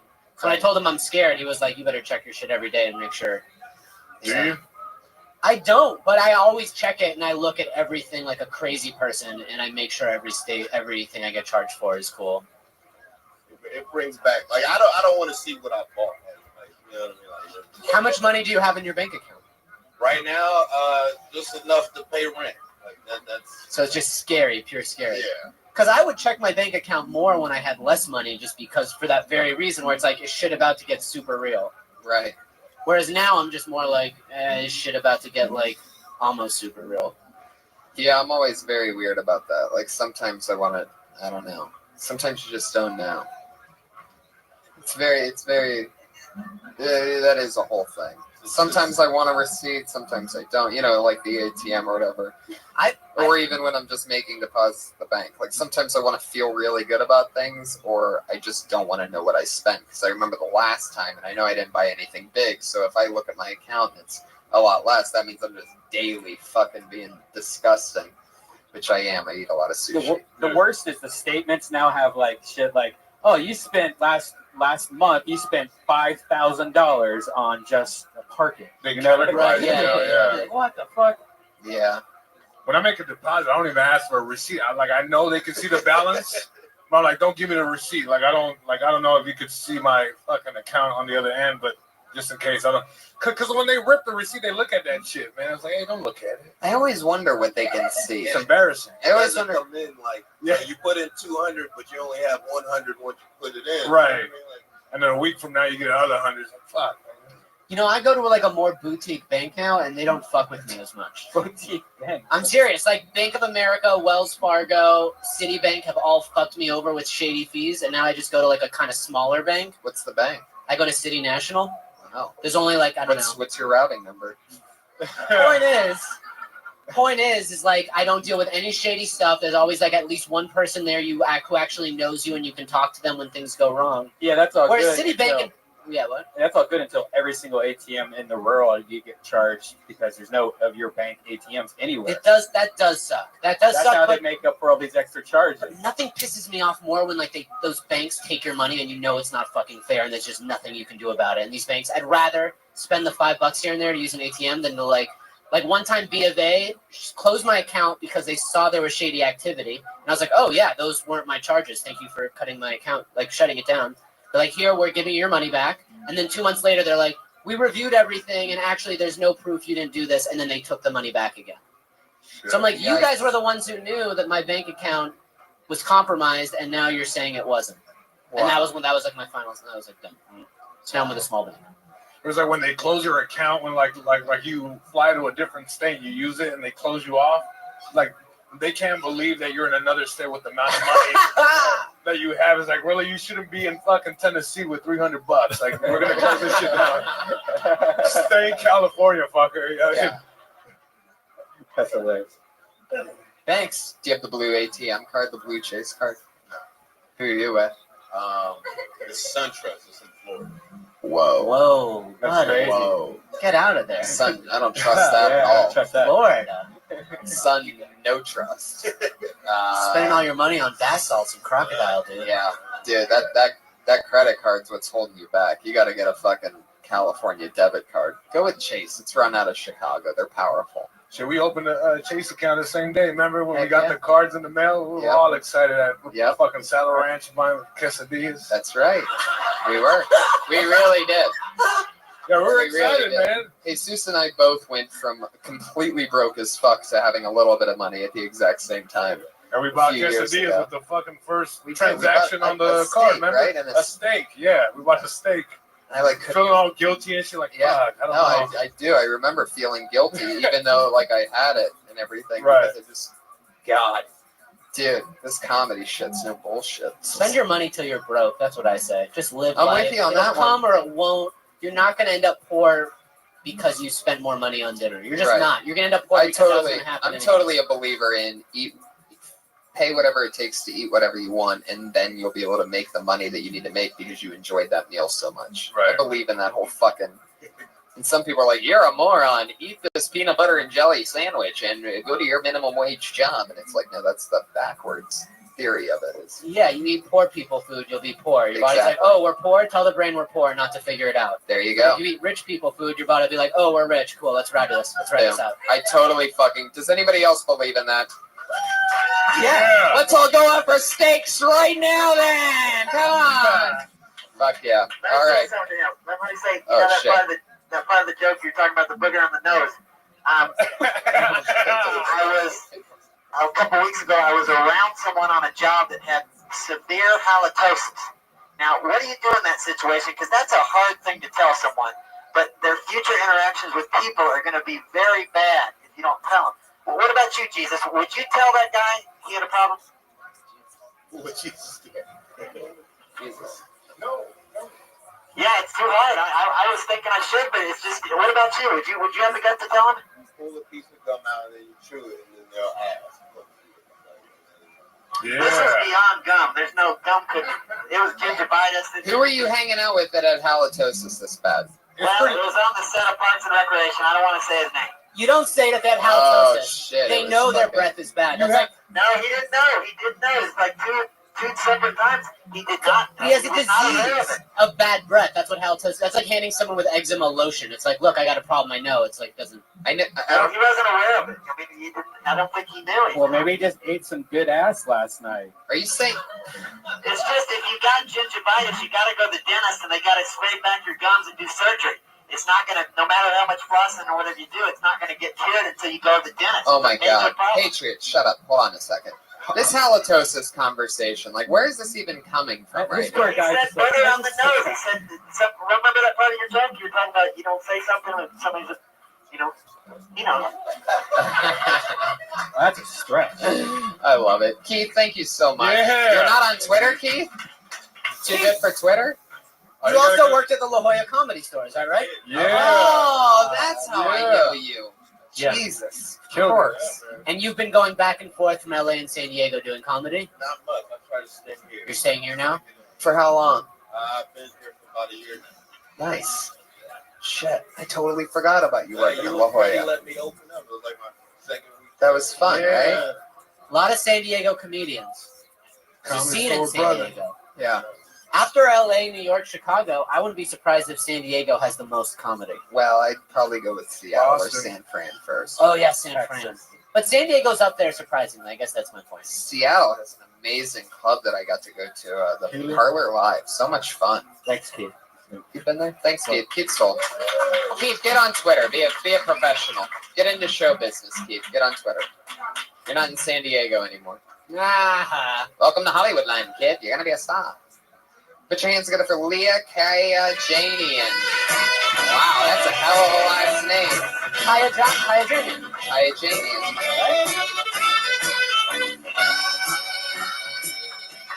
Kayajanian. Hey, what's up? How's it going? Yeah. I have a lot. That was nice. I have a lot of tattoos, like stupid ones. Like the very first one I got my favorite band's logo tattooed on my back the day I turned 18. And I was so excited. I was like, never gonna regret this ever. And my boyfriend at the time was sitting by me like, oh, baby, you look so hot. Can't wait to take you out to the country and finger you a little too roughly because I don't know any better. One moment. Now I'm 31. I know exactly how I like to be fingered with a dick. I have a Foo Fighters tattoo on my back. So that's where I'm at, you guys. That's where I am. I also have this on my arm, Veritas. It means truth. And I was at a bar one time. A guy came up to me and was like, hey, do you have the word fajitas tattooed on your arm? Yeah, because I love fajitas. I don't like to speak when I order, though. So I just got to be all like, chicken, you know? I'm not a... There you go. Hilarious. Where are you from? Yeah. Where'd you come from? Oklahoma. You shamed me when I first moved here. How long ago was that? 2 years ago. I was Welcome to hosting the in the club. original Yeah, room. that should happen to me. Yeah, you're hosting He's a TV star now, so that's Don't how believe close that. you So are. shit. So I should be happy about that. Yep. And not. Benji, you burn a lot of people hosting too, right? You you're burned a me regular. too, but not as hard as he did. What did I say? Do you Dude, remember? it was just perfect because it was like a room, and I was like an asshole, and I did like a new bit that like I was working out, and That's okay. they hated me. And then you just walked up and you just said, "That's just what we call had to be there comedy." The whole room, like the biggest laugh of the night, and I just slowly, I made myself stay there for like 10 minutes, and then I was like, Right. no, I gotta go. So What did I do? I don't know, you just kind of. I like you. I think you're funny. I Yeah, wouldn't say this anything. was very funny. Yeah, you weren't like this that night that I made fun of you. No, I was Or else awful. I my mean, I joke wouldn't have bombed worked. and I felt it Right. already. So I've yeah, never good on shamed you. you. What? I've never shamed you. No, I like that's your Or confidence. shamed You on haven't you. shamed me, Benji. You just said stuff about women vaginas. You know, how, like every time a woman goes up, they're like feminine energy. You know, you guys ever hear that? Like, I like listen to chicks. her vagina I can't as help she it. walks up. You can hear. You're like, I like looking at girls, the whole thing, being close to them. I can't No, help that's but cool. call myself out on it. that's cool. It's just a weird sort of because I don't think of myself like I'm a woman comedian. Here I go with my You are. vagina. You're a cute girl. You're a full-blown girl. Thanks, man. Yeah. Full blown girl. Full blown. I got She that. broke out in there. Armenian, right? Yes, I'm Armenian. Why is an Armenian in Oklahoma? I don't know. My mom moved me there. I'm from Massachusetts, that's where I was born. So we moved there. I was like the only one. I told my friend I was Armenian when I met her, and she goes, "Shut up, that's not a thing." I swear to God, that was the first thing one of my Yeah, I didn't know about Armenians when I very first moved here. Yeah, they don't have them in Ohio. Yeah. They don't. I mean, I basically was white, and then I moved here, and everybody was like, "Oh, like weirdly Because racist." of your to me. last And I'm name. like, yes, finally not white. Thank You're God. super white Armenian. Are both of your parents Armenian? Yes. Armenians were raped by the British, am I right? And that's why a lot of them are light-skinned. Yeah, they were weren't they like colonized by? There's like a lot of light-skinned Armenians with like blue eyes and shit. Yeah, I mean, they're just The Brits got up in it, I'm pretty sure. That's well, I'm what sure I they got up in everything, that's right? an I mean, that's the interesting- story of the Brits. I love Armenian people. They're hardworking. They're smart. There's a lot of successful Armenians. Yeah. I'll take it. I'm a big fan. System of a Down, Andre Agassi, Zaintu, Share. Cher. Shovel. There's other ones too. Yeah, there's Oh, probably. the Kardashians. Cool. Yeah. All right, we should just stop this now. Yeah, we should. What's next on the big? What's next? Cab drivers on the. I know. I have a property management or real estate management background, so I know the best AC guys are Armenians, the best electricians. They're hardworking people. The We're best best at lead singers of System of a Down Yes. are Armenian. All of System of a Down is Armenian. The They all went to drummer, like an Armenian school in Chavo. Glendale. There's like an Armenian high school there. Chavo Armenian? Yeah. Jesus, guy named Chavo Armenian. Love Armenians. Do you remember in Ohio when we first started getting Mexicans? There was a like we had What? one Mexicans where I lived, and then we started getting a couple, and everyone was like scared of them. Oh yeah, we had no idea what the They're fuck they good were. people, man. It's like you would have thought an alien landed in Ohio, and people are like, "That's Pablo. He's all right." Yeah, it's so weird. Mexicans, Jews, and Armenians kind of keep LA running in terms of our hard work. Right. The rest of you don't do much. Well, And Where you at, everybody? Preach. yeah, it's Preach. true. We're the hardworking ones. The rest of you go in. You've got to catch up. slow it down, you filth ball. It's funny because I'm super white and he's super Jewish. And I'm super Anyway, Do you really have a Foo Fighters tattoo? on I your really do. I have a Foo Fighters tattoo what on is my it? lower Is it back. like just of the band or something? No, it's like 2 F's. back? Girl's face. It's Right. 2 F's, and I have 3 F's on this place. I have 5 F's on Oh me. my god. So F, it's just double, it says follow Friday on your F, tattoo. yeah. Wow. It's the cover of the Color in the Shape album. I took the Wow. cover with me. And it's it's on your lower On my back. lower back, yeah. Wow. So, you know. So do most guys like when they're with you, are they like, fuck yeah, man, I didn't even know that, but this is No, even hotter than I thought. I love the Foo Fighters. I Do think they it's less come? hot than Do they this. come right next to the FF and they're like, "Fuck yeah, hashtag that shit"? No, they just come right inside me. Yeah. Everybody. Yeah. Fuck yeah. Are you on birth control? Yeah. See, I would think. But I don't really let everybody come. I mean, like, everybody. Who am I having sex with? I would think Fudge Factory. I wouldn't even think Fear Factory I was trying or to whatever the fuck it is. fear factor. Fear Factory. Foo Fighters. Fear Factory. But yeah. She should get a round of applause. She just said she's on birth control and she's Yep. negotiating when she should get Cayman or not.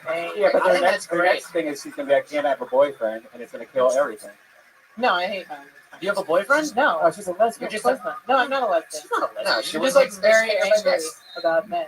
That's all. I It's not understand. your fault. Well, It's my fault. They've hurt you. You've been hurt by men. Yeah.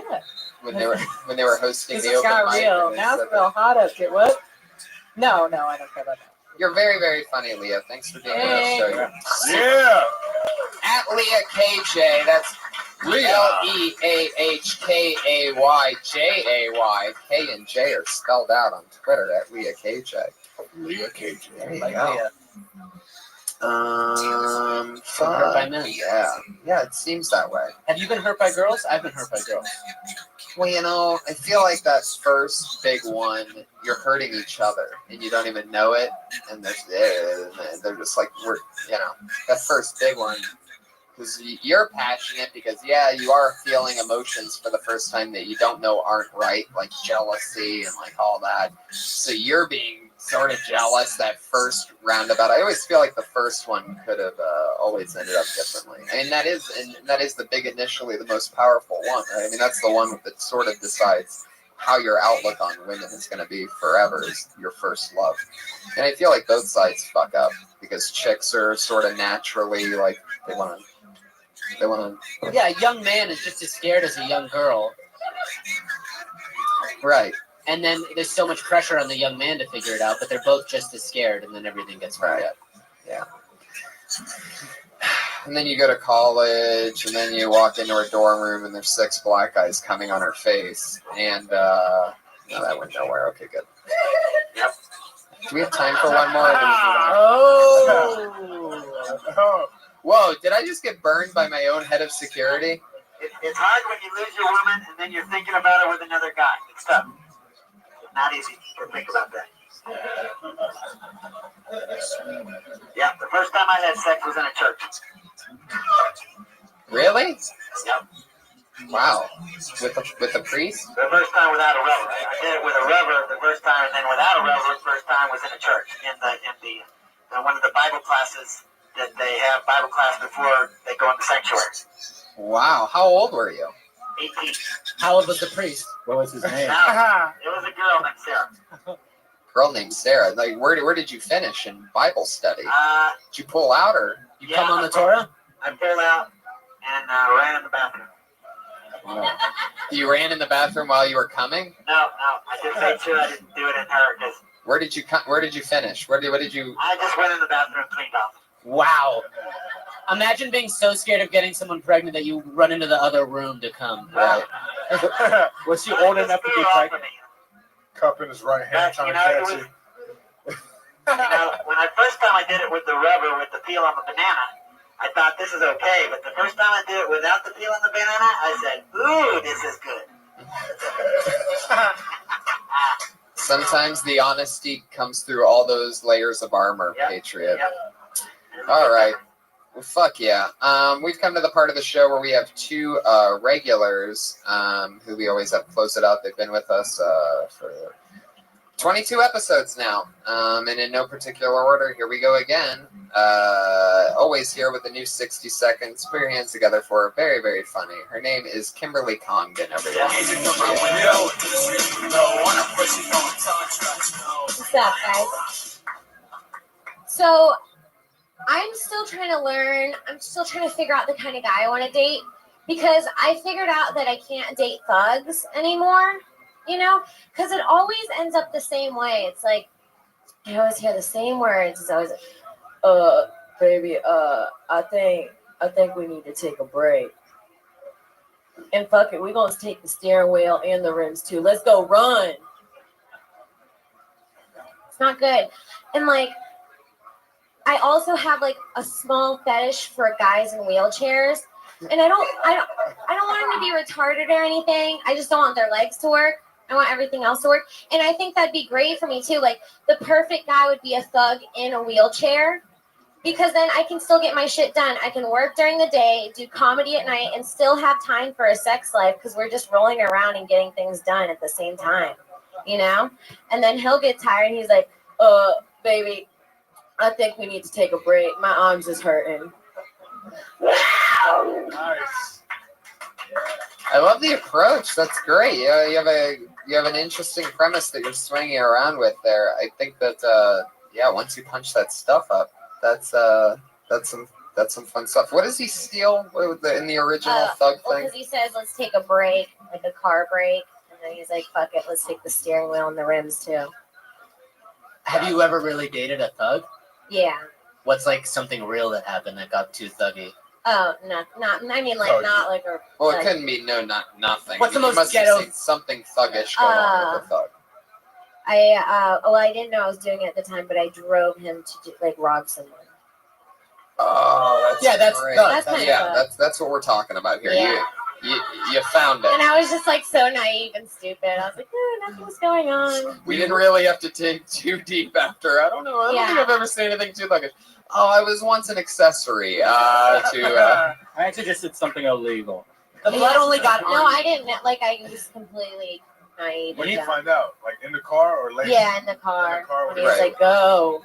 What the fuck is going on? That's so much. Yeah, it's good. Go. What did he steal? Hilarious. Money? Drugs? No, he just took money from Money? someone. You Took money, money back from someone. You should think That's of a big something offense other that I than. shouldn't have been in. You should think of something other than brake though, because you don't really steal brakes. Who does that? No one Yeah, I steals did. brakes. I didn't. You lost me there. Gotcha. That's Could maybe off a Porsche. Was he good in the sack? And I think there's also something in the wheelchair thing, but I don't like I don't know about the rolling around getting shit done, but there's definitely something funny about that. Yeah. You know, there's something there Yeah. about Well, because I really, a thug in a wheelchair, like he has like rims on I his did wheelchair. really or have a something. thing Sitting for on guys in 22. wheelchairs for a while. It's Right. like Boy, are my Yeah. arms tired. yeah. Yeah, some badass fucking biceps and shit. 2 wheels. Every time he picks you up for dinner, it takes 8 hours. How come we can't eat here? Fucking, we don't have wheelchair access. Right. Gotta go somewhere. You have a ramp on your bed. Yeah. Well, I was gonna say something about like reverse cowgirls just sitting on his lap.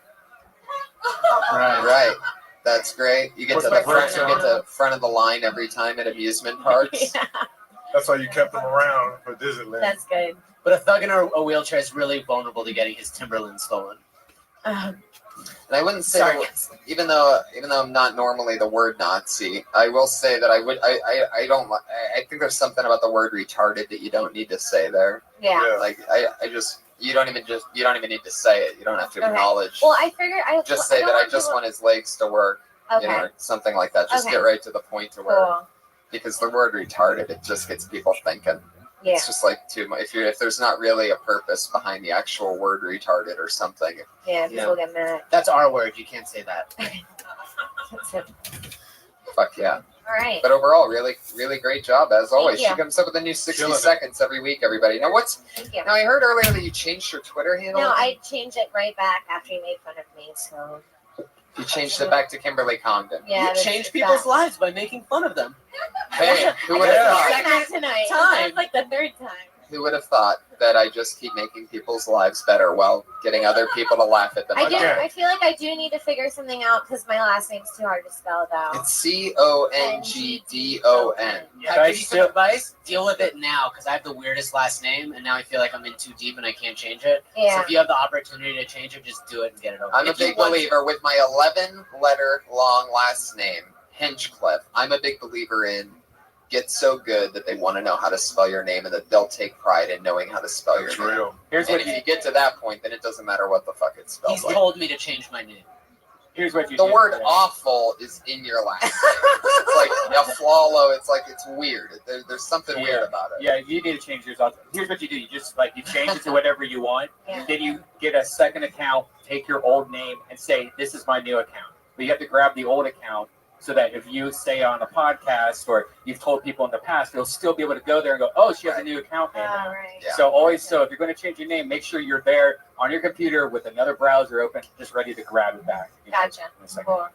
There she goes, Kimberly Congdon. Thanks. Follow her on Twitter at Kimberly. Kimberly Congdon. Kimberly with a K, Congdon with a C. Our other super regular, always the new 60 seconds, always fun with Sarah Mostajadi, everybody. Sarah. Oh shit! Hey, Jay, make a hot Poseidon or whatever the fuck you're trying to do. Oh God. I keep hearing, I've been doing a lot of mics with it. I keep hearing guys say that they don't like, that they think girls don't like dick pics. Do you guys really think that girls don't like dick pics? Let me just tell you, it's fucking amazing. Like, please. I love having something to talk about with my sisters. At one point, I gotta tell you, send me your little fucking pink pancake or rolled up little wet newspaper. Whatever the fuck you got going on down there, I want to see it. It's like a fucking train wreck. It's a car wreck on the freeway. You're driving by, hoping nobody's hurt. But when you get there, you hope that there's like it curves to the left and there's like a little pimple or hair. Like, please, it's amazing. Send your dick pics. They are great. They're great. I keep saying this. I know it won't stick with me, but all right. I'm gonna end it there. I'm gonna end it right there. Yeah. Okay, great. There you go, Sarah Mostajadi. Hell yeah! I want to ask you guys something because Oh, you're questioning us? Okay, See? great. Go right ahead. because you guys have been doing this to me since the beginning. Is it super normal that you get to a point where oh yeah, did you just show me your cock? Yes! God, that shit is so weird looking. Oh man, you have to show girls that and hope that they put it near their body. Oh, That yeah. is what you have to live It's with. not my real cockpit. Yeah, there's no way he would ever show you. a I know. I picture of probably his wouldn't be real able to see penis that right from now. here. So It's my fake one.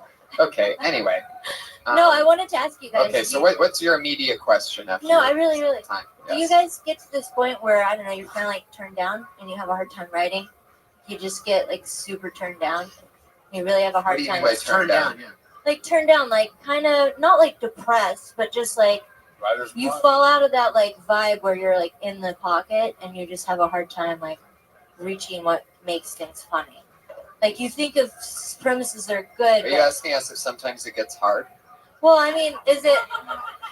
Like is it hard to do stand-up comedy every single night and make a career out of it? No, that's not what I meant. Turned down? What does that mean then again? No, I just mean, does your mood ever affect your writing? Like really heavily to the point where it's like, Everything affects your writing. it sucks and it just like fucks with you. Is that because this is the first time when I've been doing this for a few months. This is like the first like last week I have like some personal shit or whatever, and I just People are sending you dick pics. and they're not. Why don't you talk about your personal shit? Why would you talk about? Because it's like every time I talk about personal stuff here, it's like too depressing. So make it funny. Right. Yeah. Yeah. Right. Yeah. Write jokes, homie. Yeah. It's fun. I mean, it's an interesting topic. If you ask yourself more questions on why you would actually want dick pics, I think that you would be. I just like. I think because it's just great. you know, I just really calling do. it like a. I really don't mind. Okay. It's like every guy wants Go to ahead. see every girl naked, and it's the same with girls. Like I want to see every. I just want to see. I want to see both. I just want to see everything that you have. Gotcha. If there's a naked person, you're gonna look, even if it's gross. You're like, oh man, that's. Gotta look at it, but you know, right? Yeah. Just There think you of go. 10 things you want to say about. Yeah. You know what I mean? It's not enough just to have an opinion. Like I like dick Right. pics, And then- just calling it like a wet newspaper, like that's funny, like that's one I That's haven't funny. heard, wet newspaper, but you don't want that to be the centerpiece of the joke. You need real perspective behind why you want dick Yeah. pics. Yeah. Whose dick do you want to see? Why do you want to see dick pics? Right. Yeah. No, There there's you just- go. Sarah Dresses on Thanks, Twitter, at Sarah Dresses with no H, SARA Dresses. Always fun, always entertaining. What do you guys got coming up that you want to promote? We have Halloween. We're going to be in San Diego the 31st with a super special, crazy secret guest. If any of you are anywhere around San Diego on the 31st, be at the American Comedy Company. I'm at the Dark Comedy Fest November 5th through the 10th in Toronto with Dave Attell, Brody Stevens, Yeah. the Iron Sheik, Gilbert Godfrey. Congratulations. That's Thank so you. cool, dude. That's the coolest shit. Super ever. excited. Dark comedy. I get to be as dirty and crazy as I want. That's a fucking dream. That's awesome. Dude. How about you guys? What's happening? The big NACA thing. You're doing colleges all around the country. Give it up for Jesus. You just booked Yeah. like the biggest thing. Every Yeah, comedian I'm tries to excited. get it. Yeah, I'm excited. That's the 2014 Keep Calm and Come Over tour. So that's all I can say as of now. But the 30th to the 3rd, I'll be in the El Paso comic strip. I'll be down there with Rusty Dooley. I'm really excited to work with him again. And then I'll be at Magoobies in Minneapolis, I think. Fuck yeah. Yeah. Benji? I have absolutely nothing going on, guys. I think I'm going to Fun Fest in Austin, which is in a couple weeks. I don't know if I'm going to get on stage. I'm kind of going just to help someone with their web series. Awesome. So hopefully I'll be able to get on stage there, and that's all. That's it. Awesome. They're at Benji Aflalo and at Jesus Trejo on Twitter. That's Trejo, Trejo. Aflalo, AFLALO. Iron Patriot is the Comic Patriot on Twitter, at Comic Patriot. Always retweeting and messaging and being basically one of our heads of social media. Yeah. Thank you as always, Iron Patriot. Brian Redband? I'll be in San Francisco November 20th with Dean Del Rey, and San Jose December 11th, I believe. Yep, December 11th. I'm bringing Death Squad there. So listen for announcements. Thank you so much for being here, everybody. Stick around. The Ding Dong Show is next at 10 o'clock with Don Barris. Yeah.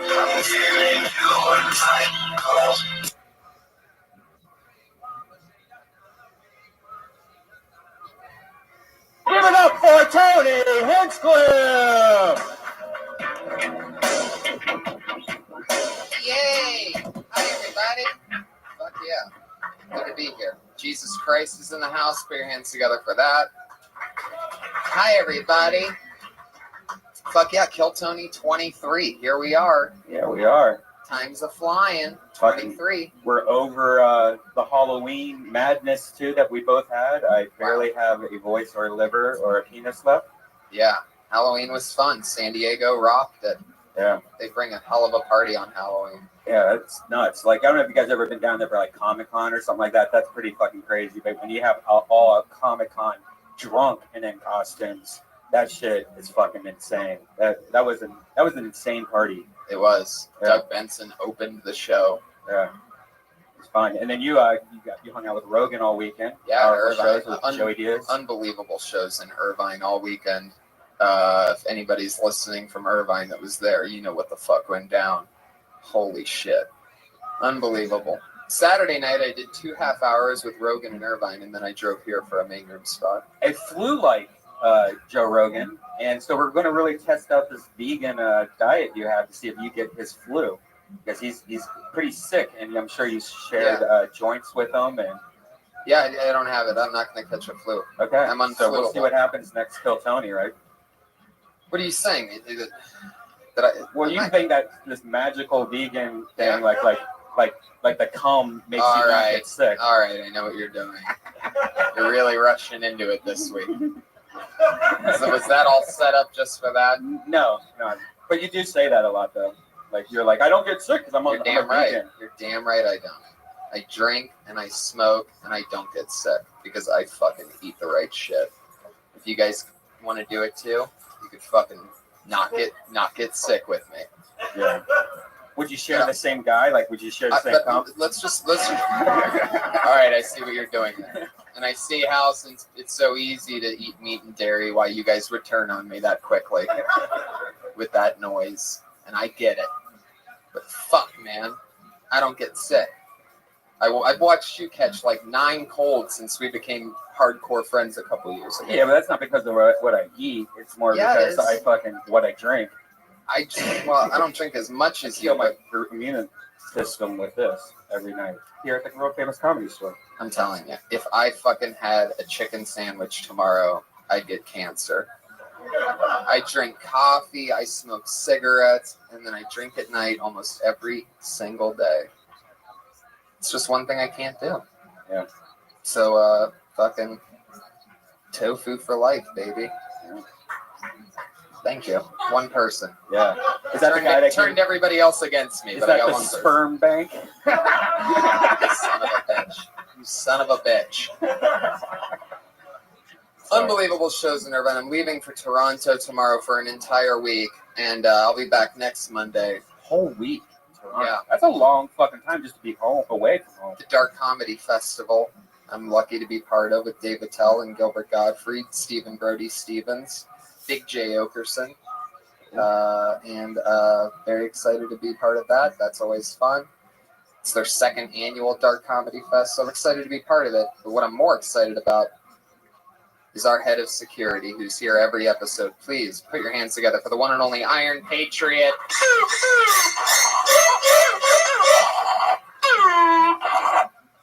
Fuck yeah, Patriot.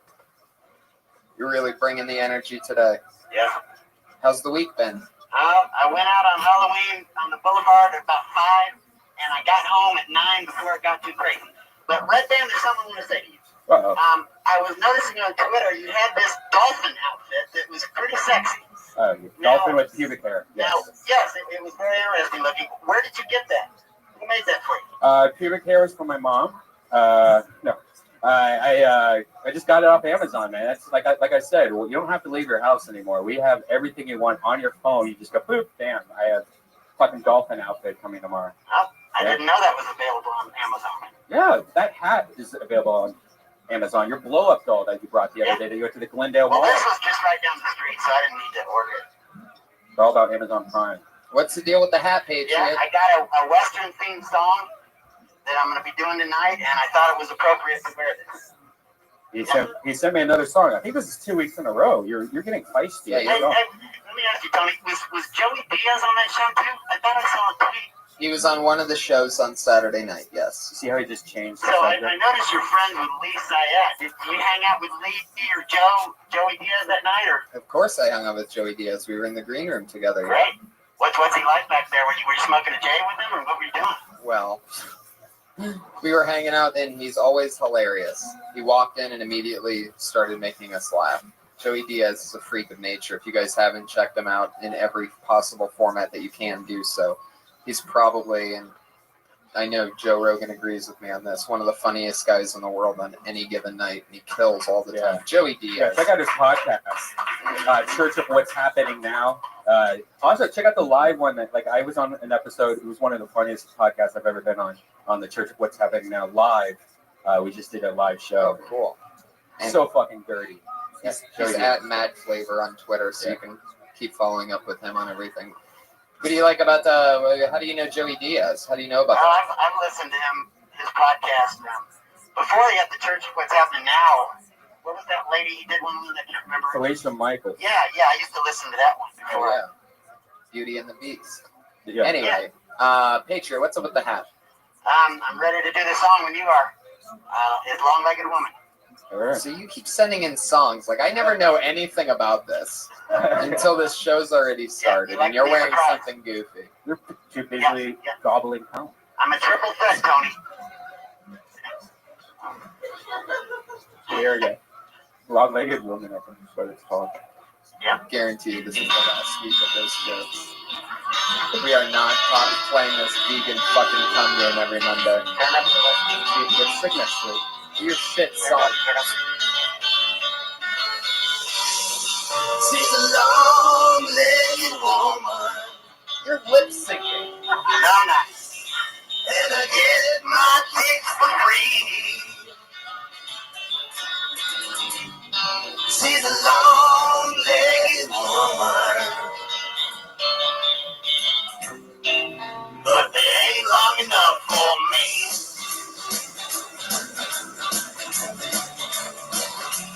Well, I think I'm going back there. I'm back down to that woman's house, and I think I'm gonna ask her. I'm gonna ask her to be my spouse. She's got a body that you can't ignore. She always keeps me wanting more. And I know. Turn it up a little bit. She's a long-legged woman. And I get my kids for free. So free, mama.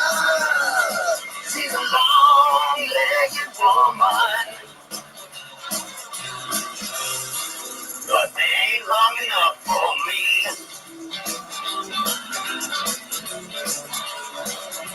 I don't need no money. And check it out and get what I want. Cause the grass ain't honey.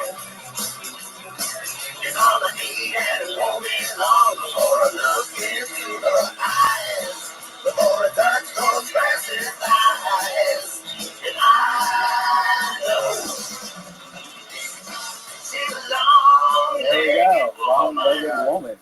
That song was going to be 2 minutes and 11 seconds longer, by the way. Had we not stopped it early. 2 minutes and 11 seconds more of that was about to happen. Were we gonna miss something, or is there like a nice chorus at the end, or a drum solo, or something that? Yeah, it's got a little breakdown where it's just the drums, and it gets the whole crowd singing, but those were different days back then. The attention span's not as long these days, That part was coming up where the whole crowd sings along with it? Yeah. But, we don't want to go on too long because we've got to keep the show moving, but... Plus it makes no sense in the entire concept of the show that you'd be doing these songs in the dead center of them. No, I appreciate you guys letting me do it. I like how he gets all sensitive in the end. Just happy for the opportunity, Yeah.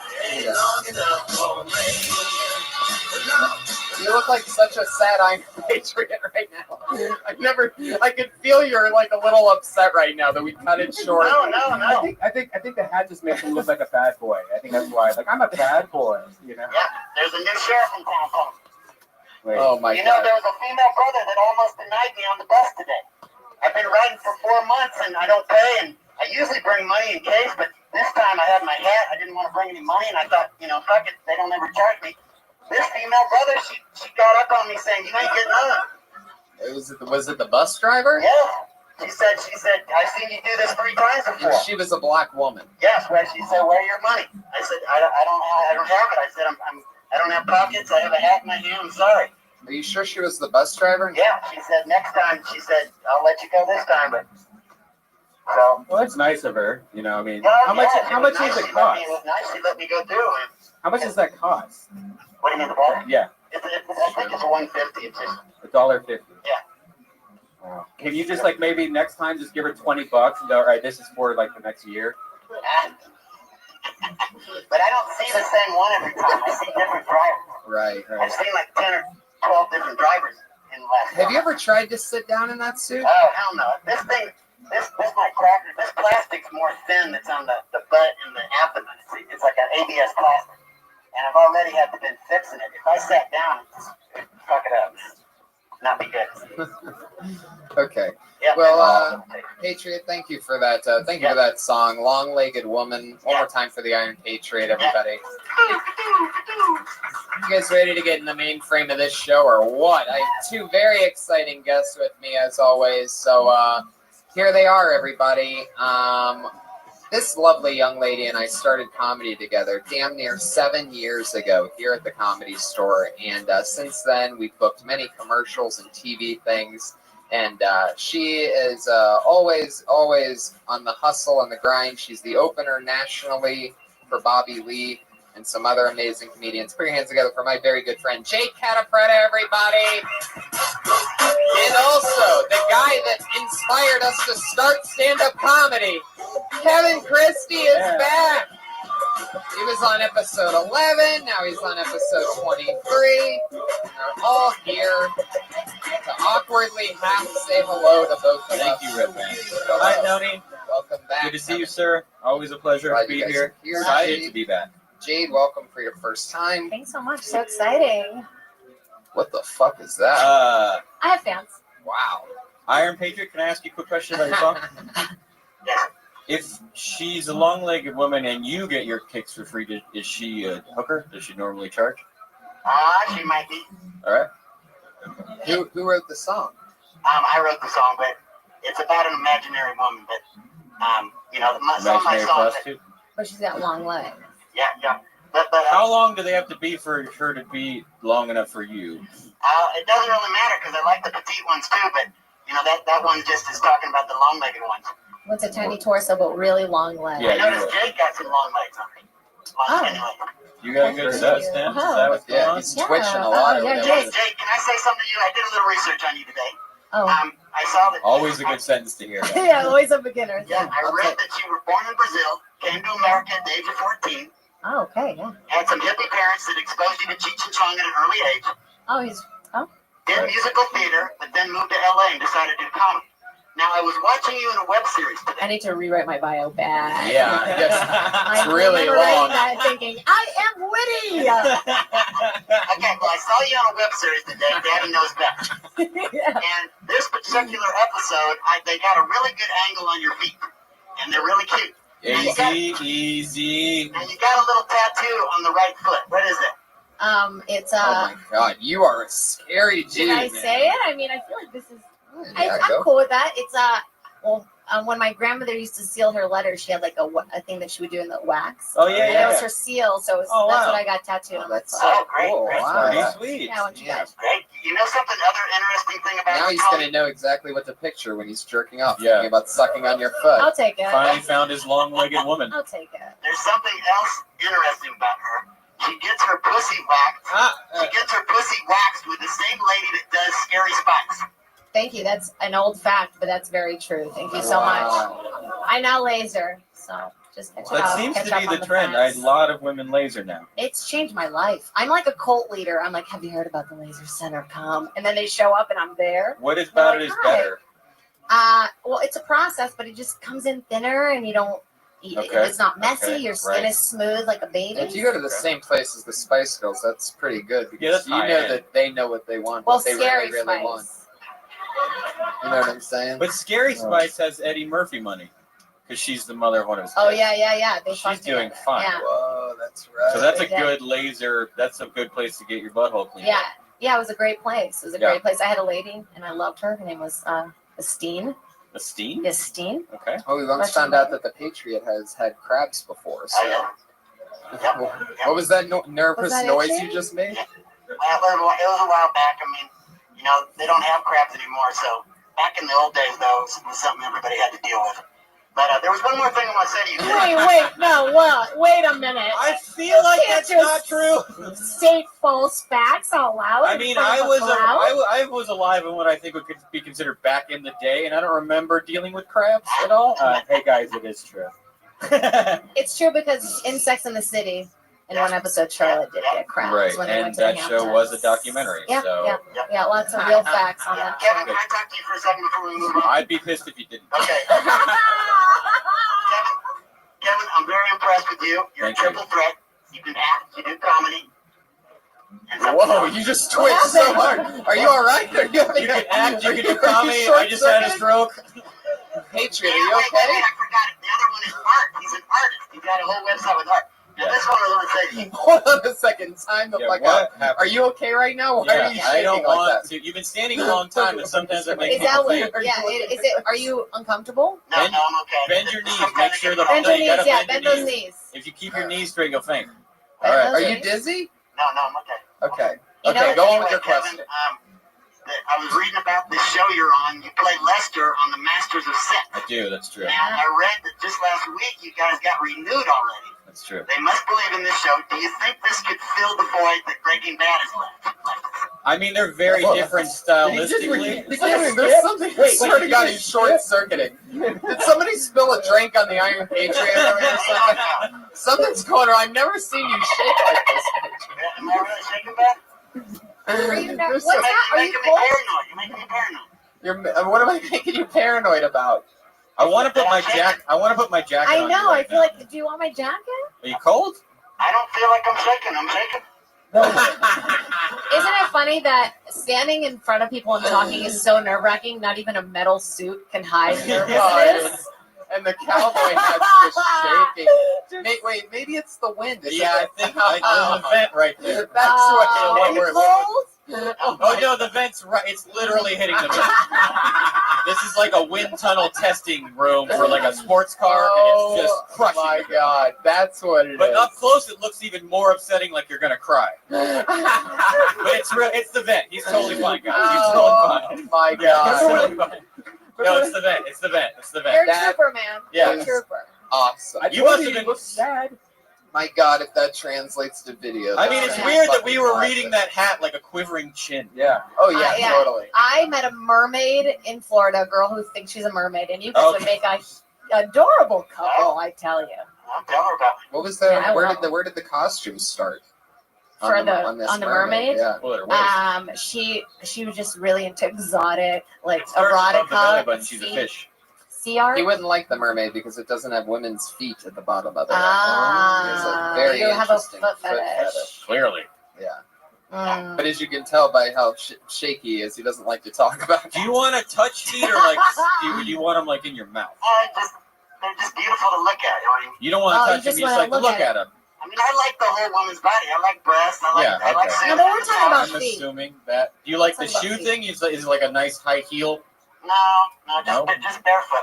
Just barefoot. Like Jade was walking barefoot on the Okay. hardwood floor in All that right, yeah. video. All right. Oh. Oh, that's what he was zooming in. If somebody paid me to just come over and they could just look at my feet, I'd do it. Well, Is that yeah. prostitution? No. How much? All right. Yes. Yes. Patriot from Free Point Range. I Can mean, I my trade day you rate's my bus pass? expensive. And then I become the Iron Man. I trade him the suit. Oh yeah. Ridiculous. I don't know. What would you pay? Well, Tony doesn't pay me very much, but I do what I can. Oh, hey, Easy. wait a second. What the fuck? man? Easy. What? Oh, you better be laughing under there. Son of I a got some bitch. money put away. Fame is priceless. Yeah. No, exactly. I'll kick I you. was I'll kick depressed you today. later. When I heard you on the podcast, I heard you got a boyfriend that depressed me. Oh no. Come on. Come There on. you go. Come on. There's love out there for everyone. You'll There find There is. You'll I'm telling find you, it. this mermaid girl in you. There's tons There's a lot of of women out there that want to put their feet in your mouth. You'll find them. Speaking Woman of with putting aw- feet in mouths, what do you say we get these comedians up Well here, everybody? done. Well There's over 30 comedians that Transition signed up time. for the opportunity to put 60 seconds in on the stage. Josh, you want to fix the? I guess they'll fix the mic stand.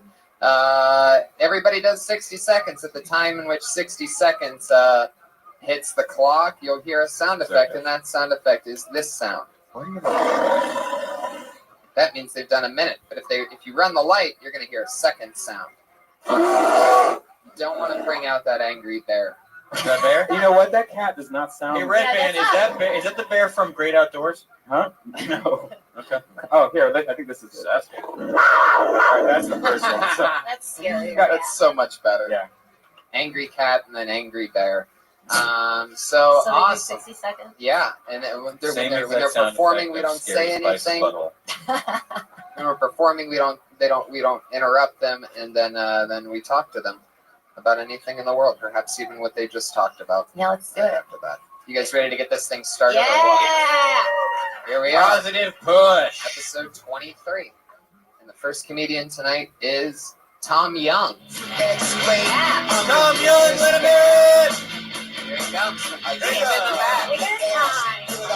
Oh yeah. Yeah. Tom Young, everybody. Okay.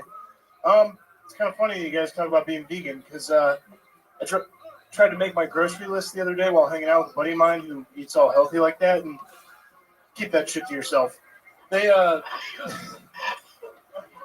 yeah, I'm trying to make out my list. He's like, "What do you want to get?" And I said, "Oh, I'll get some steaks. I haven't had that in a while." He's like, "No, dude, you don't want to eat that shit. It's bad for your heart, clogs your arteries." And I was like, "All right, fine. I'll get fish. That's supposed to be healthy, right? Get some tilapia or some shit."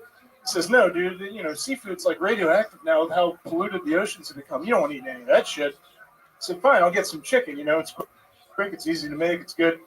It's like, "No, don't you know about they feed the chickens poison in these factory farms." This is true, by the way. They feed them poison to like kill bacteria in the meat and all that. And I'm like, "Fine, fuck it. I'll just get like fruits and vegetables and shit. Eat that all day." And he's like, "No, dude, don't you know about the pesticides and shit they use at these farms? It's terrible. You don't want to eat any of that shit." I was like, fine. By this point, I'm just getting pissed off. So sarcastically, I was just like, "All right, you know what? I'm just gonna start eating people. I'm gonna go fucking cannibal then." He says, "No, dude. Have you seen the shit people eat?" He's like, "No, dude." Okay. It's frightening. Yeah, awesome. Tom Young. Fuck yeah. Just stay. Stay there. How's it going, man? That was great. That was great. Thanks for starting the show. I think A, you've tapped into a common annoyance that a lot of people have. I'm a vegetarian. I hide it. I don't talk to people about it. I don't talk about it either, but Brian brings it up every Monday. Yeah. Yeah. I think nobody knew about it until he told everybody. Yeah, it's kind of a Yeah, it's annoying as shit. Right. Yeah. Thanks, Yeah. Brian. I think it's awesome. Why don't I tell everybody what you eat? Fucking pure garbage. Yeah, you do eat like a garbage. Are you man. talking You're about holding the a McDonald's. Oh, that's right. Sorry, that's right. McDonald's, our newest sponsor. By the way, the I'm McRib is loving it. back. The McRib is back right now. Is it really? Right now. Do you know how they decide when the Not McRib into comes it. back? How? And a lot When of children pork- die in a different country. When pork prices are at their lowest. Ugh. Is when they bring it. There's no other rhyme or reason to it. McDonald's. Really? Yes. So McDonald's is That's about something that all you profit. people Weird. that eat that fucking pig shit should know. All right, well, back to Is that Tom. it's the worst time of the No. year to even buy. That's Tony, it. Tony, Tony. Tony, Oh, Tony. that's right, Tom Young. What did you end up getting from the grocery store that day? I still got steak. Okay. Good man. Good man. Yeah. Good man. Yeah. The thing where you say that's true, by the way, completely unnecessary. It just slowed the flow. Because I thought you had pretty good flow within that joke. You clearly haven't worked out, and structurally it was working. So when you stop and you're like, that's true, by the way, it just slowed. Yeah, It and slowed your list. We don't trust you either because it's a different. I think it's a different point of view. Like Yeah. he's doing this whole thing where it's like, I know this and know that. Oh, it's true, by the way. It's like, Yeah. what the fuck? And I don't give a shit if you're lying. Just tell me. You know, like you could be lying. You could be lying on both sides, so it doesn't matter. You could be lying about it being true. It doesn't. So just take it. Doesn't. It's not necessary. I still think the very beginning, the way you describe it, like I don't give a shit. I think when I hear that, it's like I've heard this premise, so just go straight into like what you've written. You know what I mean? Like it's like, we've all, I don't know, just for me. It's true. Tags Just only. go straight into it. Yeah. The Tags only. pesticides and the other thing. But I think it's a common annoyance.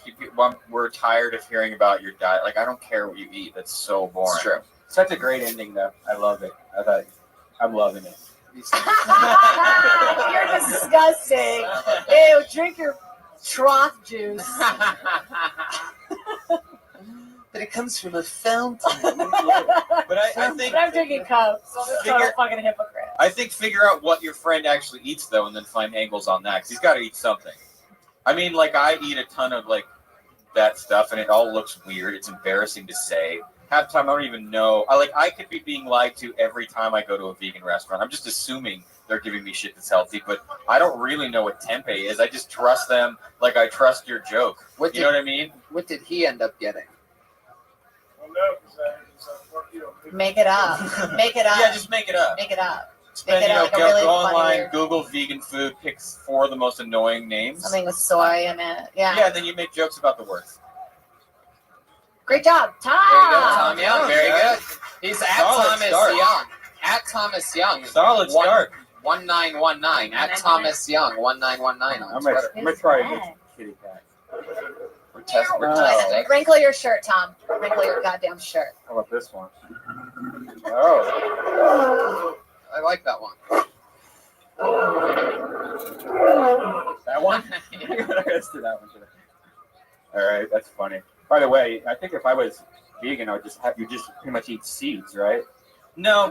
Everything. We have it's a not even fake, grown yet. we have a fake, tasty version of everything at this point. It's delicious. Stop being Delicious for Tom.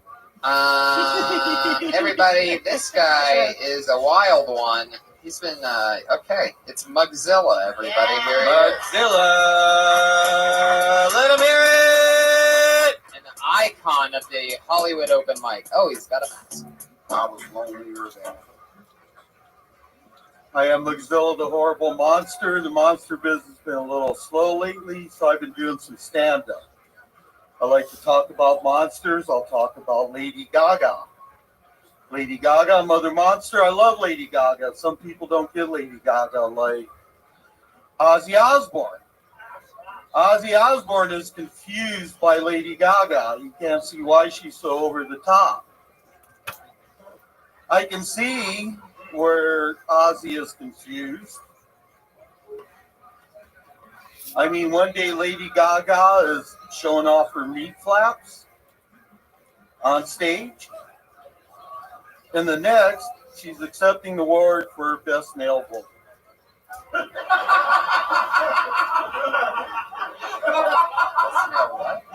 All right, thank you very much. Wow, there you go, Mugzilla. Look, no filler, all killer. Oh, boy. How long have you been going on stage with the mask on? I started out as Mugzilla the Monster a long time ago, and the mask just... How long ago? How long? I haven't seen this. 2000. No. Well, Mugzilla, but the mask came out. Yeah, you've been Mugzilla for a long time. I haven't You've been seen here. the You were here before I was here. Yeah, Oh, yeah. 2000. Yeah, back in the day. I was a sophomore in high school. It made me laugh. It made me, in the beginning, not for the right reasons, and then kind of I just started laughing. So, but it doesn't always work. In the middle, you were connecting with folks out here. I didn't understand why necessarily, but it was happening. And I feel like that. Who the fuck am I to judge? They liked it.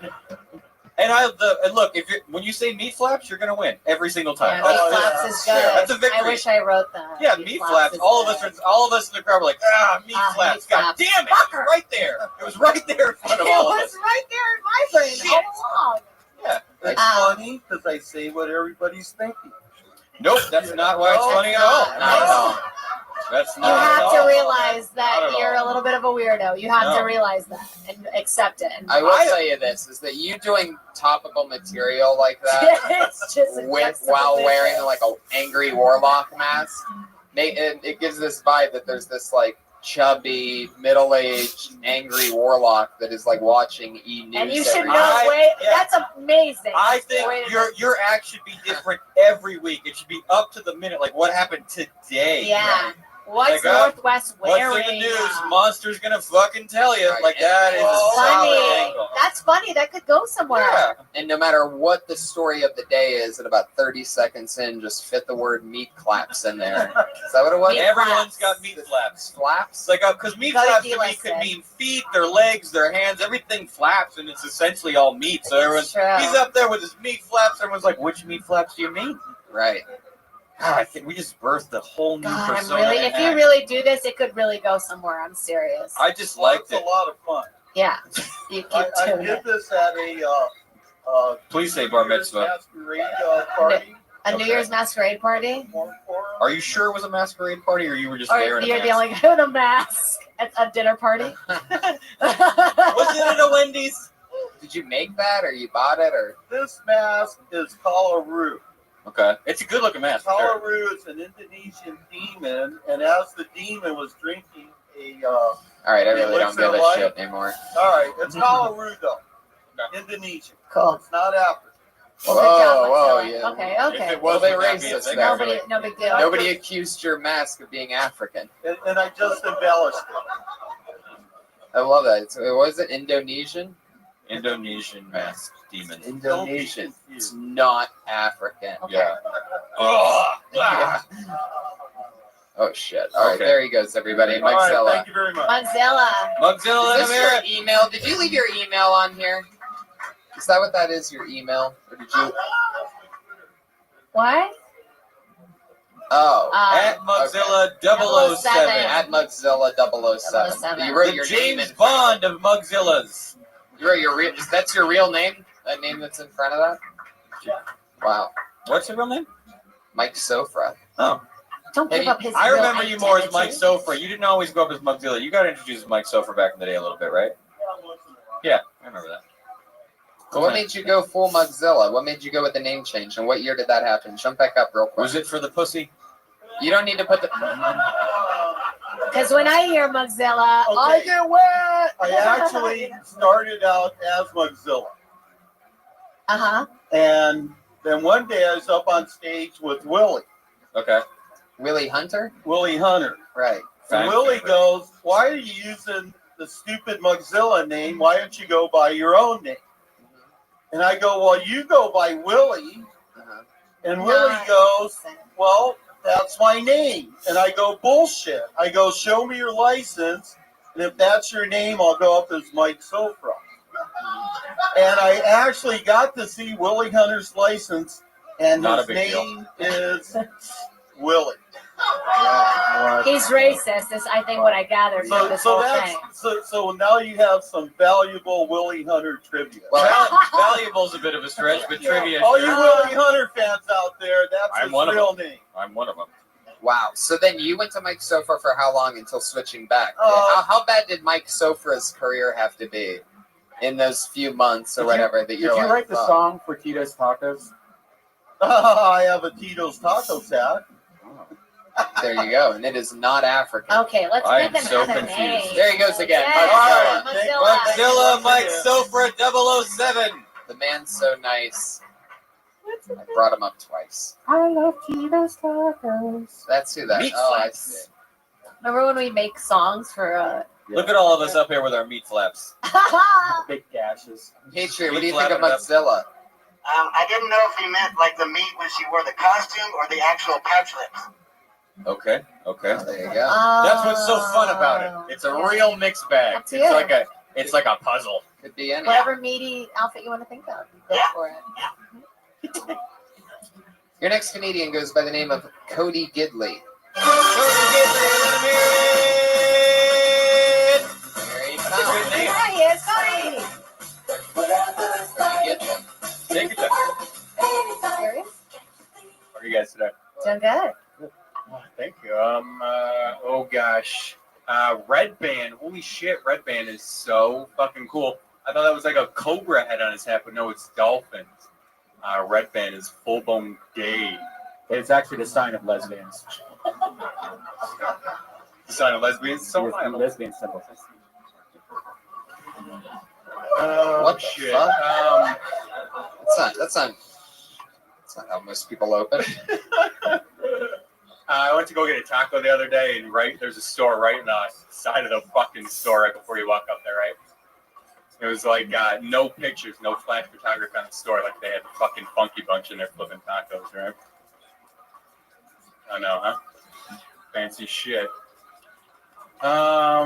Tension. Has anyone ever had weird tension before? Like you can't order a drink, right? Like you're looking around, you can't get there's tension. Damn it. Going too fast now, way too fast now. I got to slow down. Let him in! Oh yeah. It's gonna slow down, all right. Fuck yeah. Wow. This was your first time doing stand-up yes, in your ma'am, life. absolutely. Holy fuck. I've seen you What before song? though. Where have I seen you at? Probably at the vegan place, sucking his dick. Oh, Jesus Christ. Red All right, band. everybody Look calm what down. you No one's Look what Red you've band. created. Red band. Look what you've created. Red band. What? Look what you've done. You have very good stage presence looking at Okay, the wait. ground. This is what. Red band. Okay, He's this not a vegan. You can't say, Okay, you this can't is say what he Cody's thought. a vegan. This is what he thought. We He don't thought, blame him. He This is thought. obviously a guy that's been on a horrible diet for his psychology for years. I He guarantee you he probably had a He probably thought, I'll make fun of Brian, right? Yeah, like, hey, I'm joking jokes, I'm friends, but he's And not. then it ends up being so, on- you know. Then it ends up being about me and the vegan sucking dick thing. How did I end up in that? He's sucking your dick. Don't worry. No, but wait, can we ask what was the intent? Was there a joke that you wanted to tell that you just got too nervous and it didn't come out? Or were those things you wanted to I mean, I didn't get all the way through it. No, but were any of those things you thought about you wanted to say out loud and then you said them and then you said, I didn't get a laugh, that's weird? Kind of, just like The taco. So thing, what were you saying? Yeah, what were you saying about the the Funky Bunch is that? Are they famous to you? Marky Mark's Funky Bunch. well, they're the less famous portion. So is the joke that they're not famous? Very famous. Yeah, not. Okay, I get that. It's just it happened so fast, and you kind of swallow it. Like I had to hear. I was like Funky Bunch, and then I sat there going, "Wait a minute, who had a Funky Bunch?" And then it took me a minute. I was like, "Oh, Marky Mark and his Funky Bunch." Which if I'm doing that, the crowd is like, "Can I get a drink?" Like this. If I'm, it's too far to go. It's too many steps, I think. But I get the premise that no photography in a taco place to me is weird. So I think it's fertile ground for a joke. But I didn't Funky hear Bunch. that part either. It literally just The thing was that he went to a taco place. There was no flash photography, and the thing is like, who gives a shit? Like, is the Funky Bunch here? Yeah. See, I missed that whole part also because I was looking at. Well, you were also livid with anger, so I think you were planning his death. Yeah. You were sitting there going, "How am I gonna fucking? I'm gonna fucking say such dick in a vegan restaurant." Like you were planning your attack. I was looking at his meat curve. What made you come out and It's meat flaps. What made you come out and try to insult Red Band? Because I banned him on YouTube. Oh well, wait a minute. So this is emotional. No. So this is spite. It was basically mostly. Why Why did you ban him on YouTube? But you thought calling him gay was an original funny thing? I don't understand. the calling a dude gay thing has seen hits. Actually, I don't know you. Oh. Do I know you? Oh, you're that guy that makes me cry all the time. So you think that the fact that I have a symbol of a dolphin on my head that I just love to eat assholes, guys' assholes? Yes, that's exactly what's in Right. I mean, the last time I was here, I pretty deep, man. I think the gay thing is like to me, it's pretty empty. Who doesn't have a gay Yeah, friend? At I this agree. point? I agree. I feel like if you just got up here and you're confident, I mean, look how you're holding yourself. Look, you're totally closed off. To be fair, it's chilly. It's chilly. No, it's not, Kevin. I'm just like, you're like this, so automatically it makes people kind of uncomfortable, I think. So I feel like just as a rule of thumb, just try every time, just be a little more confident in your stand, like in the way you stand. Yeah. And then just, slow it down and then don't remind yourself to slow down out loud. How long have you been doing stand-up? oh, I don't know, maybe a year or so. How often do you get on stage? I've been slacking lately, like once a week. Once a week. Okay. How many times do you look through a window at a comedy club at other people having fun? Only when I'm on. Cool. I'm glad you came up and What are your other passions? What do you do most nights of the other nights of the week? If you're only going up one night a week, what do you do? Do some podcasts, shit like that. Well, there you go. So listen to podcasts. Yeah, follow your second dream. Listen to podcasts. No, I'm kidding. I'm not. He kind of, when he walked up, I was like, he's got to be like Brent Weinbach. Don't quit, cause Yeah, you have a Brent Weinbach Yeah, vibe. there's like a vibe. I Yeah, thought he's going to be like Brent Weinbach. He's Right. have this weird Yeah. confidence. there's a lot of people that pretend to be as nervous as you to make it. Yeah. So Oh, yeah, so you maybe should he be should keep excited. the stand. Super excited. I'm not saying that about Brent. I'm saying that about other. Yeah, a lot of people put on Very- awkwardness. Yeah, Right. that like weird, Yeah, I'm like they're an like, awkward "Ugh," comic. Yeah. But you just have that, so that's good. Write anything in the world because Yeah, if you're gonna be a dude that just stands there, your jokes have to be really word heavy and clever as shit. I feel like you can work with the taco no flash photography. Yeah, there's something premise. in there. I think both premises. I'd The say first one's a little. Remove the funky bunch. Yes, and don't kill anybody. Cody Gidley, everybody. There he goes. It's Cody Gidley. Yeah. Trying to make fun of, spend 30 seconds making fun of Red Band's hat. Yep. Ineffectively. I mean, Red that's Band. Just so fucking good. Red Band, I think you got a little too mad. Oh yeah, I know, but I'm obviously wearing this hat because it's gay. There's dolphins it's on it. It's not. ironic. It's ironic. Yeah, it's a heart of two dolphins. What's It's ironic? not like I bought What's it. ironic about sea love? I don't know. But don't you have a dolphin bit thing? I thought that was what Yeah, he loves. He wants to fuck a dolphin. I love He probably dolphins. has. If I can have a picture of There's dolphins. nothing ironic about loving dolphins. Dolphins are a great animal. Yeah. Smart. Disgusting. Hey guys, dolphins are great. yeah. I'd fuck a tiger if it wouldn't kill me. Really? Do Is it. that true? Be Before like a the- dolphin. What? Yeah. All right. What if a dolphin had a what if a dolphin had a If tiger we were a comedian, having this conversation at the mic right now, you'd be shitting on us. Wait, you know what? I have a better question because I think we're going to That's get a true. real answer out of this. Okay. Patriot. No, I've seen that photo. I show it to everybody. That's a dolphin vagina. It's a dolphin. Anyway, Patriot, what animal would you fuck if you could fuck an animal today? Well, you just fuck its feet. So what Yeah. animal's feet would you No, fuck? no. My bestiality days are over. No, you gotta fuck an animal. Too real. Just say an animal and pretend. Yeah, exactly. The bestiality days are over. That's basically like So fucking what- Exhibit A. That's when just a they're bummer. bringing What charges did you against use to fuck? No, I got a legendary story that I told Jade. Yeah, it's true. At the comedy store. He fed a dog chocolate off of his dick. Oh. Worst Yeah. thing you could possibly feed a No. Real dog. quick, Red Band, there was something you got No. wrong at the podcast. You man. could have killed the dog. Yeah, There Yeah. was something you got wrong Put at the someone else in podcast. your The car. dog died of depression 2 days Oh my later. god. Listen, No, he first he sucked Ryan Mervis's dick, and then he. there was something you got wrong, Red Band. What's that? You said that you thought that was the second time I came. I first jumped on the tree at age 14, swang on the tree, had my first orgasm. Right, because of the Then wind. 2 years later is when I fed my dog Buffy a banana split. Right. I had the banana, the chocolate, the nuts, the cream. Right. Now the circumcision that Tony didn't understand, that's where you get the split, the banana split. It was cut when I was circumcised as a small baby. So that's where you get the banana split. I'm filled with But so there much was a sadness. lot of masturbation between 14 and 16. That wasn't the second time I came, Red Man. Oh. Okay. So I just want to clear that up because that was something that the podcast stuff. Are you one of those guys? Thank God that's cleared up. Hold on, I got to change my contact info. I'm not gonna sleep well tonight. Are you one of those guys? I'm crying that, on the do you ever inside. pull a you ever pull a David Carradine and have to like have a belt around your Yeah, you neck? gotta choke No, out. no. You've never Alright, tried yeah. it?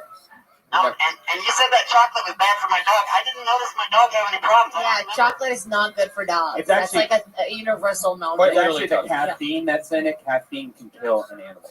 So the caffeine that's in the chocolate is actually what's bad for a dog. Really? Yeah. Yeah. Oh, wow, I have to stop letting my dog drink coffee. Yeah. It's really. Oh. Put your hands together for Amir Kalari.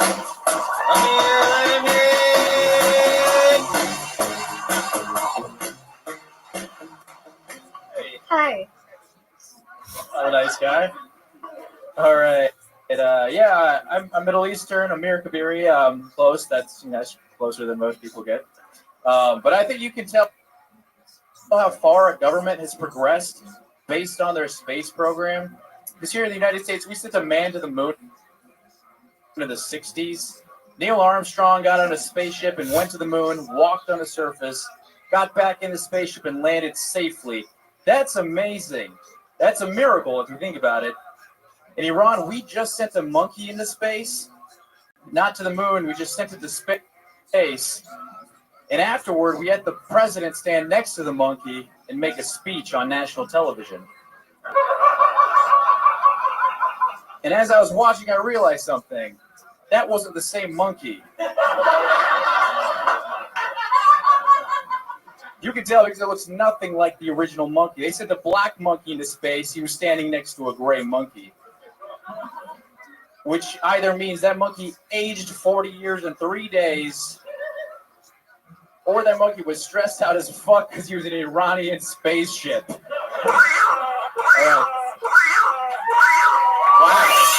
Wow. Guys, there you go. Thunder and lightning. I feel like I saw it coming before he hit the stage. I was like, I feel confident about this. Charisma City. He's like, oh, baby Benji. You were smiling. You had a good vibe. I was like, I feel like there's a good joke in this guy's heart right now, and I was fucking right. Yeah, I didn't want to stop you. I gave you. I thought it was fun. I thought you could get to it faster too, though. Yeah. Yeah. Okay. Get to it. I think you can get to it faster, but I think it's really funny. Yeah, man. A little space and monkeys and Iran all together in one particular joke. Yeah. Add some tags to it. It's solid. You can make up other stuff that Iran's done bad. Right. Which I meant, and there's just so much. There's just so much. Just find the list. Oh, close God. your eyes and pick one. Oh, I was just thinking about my white American heart. There's just so much that Iran does poorly. All right, well, good joke. I thought it was going to be like a weird joke. No, I don't have any. That was a good fucking joke, dude. I don't want to give notes on a good joke. Fuck I think yeah. it's good. I think it's good. I think you should fly Just with stand it. here and bask in your victory. Yeah. Bask in it. How long? Someone have sex with this comedian. How long have you been doing stand-up? I've been going to open mics about 3.5 months. Dang. Solid. Good job. Doing work. I did a show at Flappers about a year ago and been doing that once a month, but I just started doing the mic thing recently. Like you've been doing a lot of mics for a few months. Efficient Yeah, writing, for like dude. 3-4 months. Fantastic. Cool. Yeah, we'll definitely keep doing that. What's your exact last name? It's Kabiri. Oh, that's a Kabiri, B. yeah. Your B and your eyes touch. Yeah. Oh. Sorry, I'm a bad handwriter. You doctor? Kabiri. Kabiri. You're another Amir. Do you know Amir K? I've met him. Yeah, we have the same name. Yeah. Literally. I was gonna say that. I thought your bit was going where his went, where he's like, we've gotten a man in the moon, but I still can't open the car door at the same time as my friend is unlocking it. Do you know what I mean? So maybe like change the. That's what I was saying. The beginning kind of led me there. So I was like, oh, maybe. I don't know. That is close. tough. I mean, It's a little you're going to close. get lumped together with other, comedians of that ethnicity anyway. So do whatever you can to stand apart from them. Otherwise, you'll just only be on those shows all the time, and you don't want to do that. You know, you have good jokes, so you want to stand Like out. the Persian tour. I think it's sort I of don't know what crazy they're called, that and I'll make a racist mistake by trying to guess. I thought I just did. I think it's crazy that Iran is like, A country still? teaching monkeys how to fly into. All right, I'll let that die out for a second. I think it's crazy that Iran is sending monkeys into space, but they still use like human beings to fly planes into buildings and stuff. You know? You read about That's this? not true. The dog bombs? Where they use these tiny dogs and just send them off. No. They just light them on fire and Nope. then just send them No. off. And the article that I read had the cutest photo, the cutest dog. And I'm sure they send like the ugliest, most busted dogs in the bomb, but like That are also a great little and don't tiny deserve this. cute one. They do that? They're the Michael Yeah. Vicks of war. Great. You have to be Yeah. smaller than They used to do it with kids in Vietnam. It's actually gotten better. That I have less of a problem with. Fun fact: the only way to get a pit bull to release its jaw when attacking, you gotta put it in front of its butthole. That's true. Really? Yeah, happened. There you go. Patriot's already one step ahead of you. He fingered a dog earlier and it wasn't even biting him yet. There he goes. Just to be Amir safe. Kabiri, everybody. Very, very funny. Follow him on Twitter at Amir_Kabiri. That's Kabiri. Only a few months in, and that's one of the all-time 1-minute slaughter. That was fests. solid. That guy's funny, gonna get on TV before me. Surprising. No doubt about Yes, it. No doubt about Yes, it. Enjoy my spot Yeah. at the comedy store. Hopefully it's Yeah, not the enjoy news. them. Right. Be on Al Jazeera before all of us. Asshole. Put your hands together for Shaylin McDonough. Yeah. Shaylin McDonough. Shaylin Oh, McDonough. shit. Oh no, if you miss your spot on this show, that means you don't get to perform again and you get blacklisted. There you go. Has there ever been a show where everyone shows up and he doesn't get to make that noise? Yeah. Did it bum you out? Yep. No, I get to do it enough. It's no big deal. Okay. It's just a normal part of the job, you know. Yeah, whatever. I do it all the time. Yeah, you could just do it at your house. Do we know it's not Michael J. Fox in the suit? Do we know for sure? That's a shaking joke. Evil bastard. I'm sorry. You know I'm an extra on Parkinson and Recreation. I have heard that you're an avid extra, and I I can't was in wait. the office like you. You're just using it. My episode got cut. Do you often just use jokes that I've used on you before? And Yeah, I'm thinking about going to the Laugh Factory and doing a whole routine with the jokes you wrote. Oh, we got Son of a Carlos bitch. Garcia right Son of there. a bitch. The Iron Man Sia. Robin I'll Iron take that for Man. my pay. Put your Robin hands Man. together for your next comedian, everybody. Dean Peruch. Yes. Give it up for Dean. Let him hear it.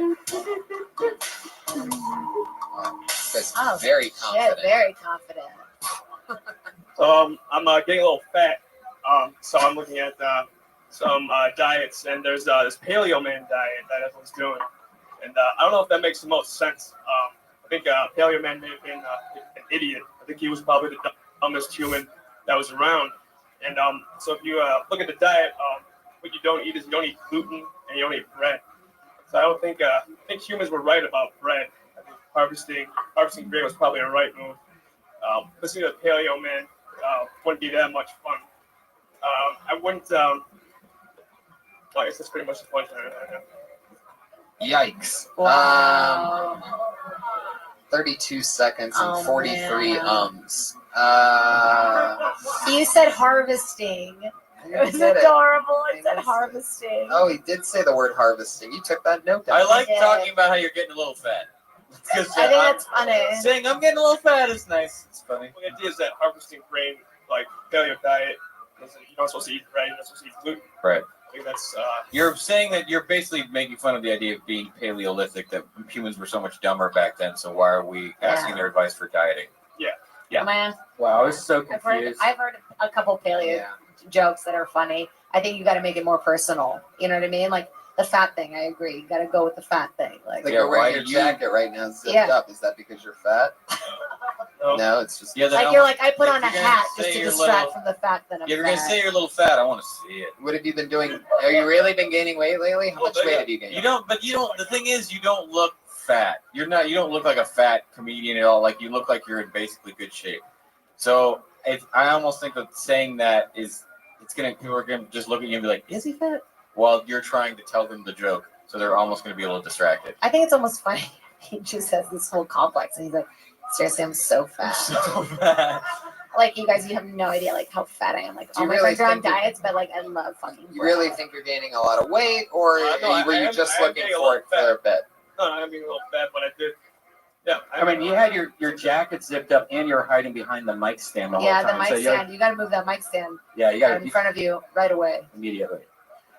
I think that if you want to do this bit, focus on how dumb. It's got to be about how dumb cave people were. You got to focus on their Yeah, but see, stupidity, Nick has a bit like that. not just like who does.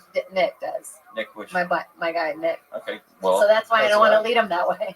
So, anyways, you got to focus on how dumb the cave people are.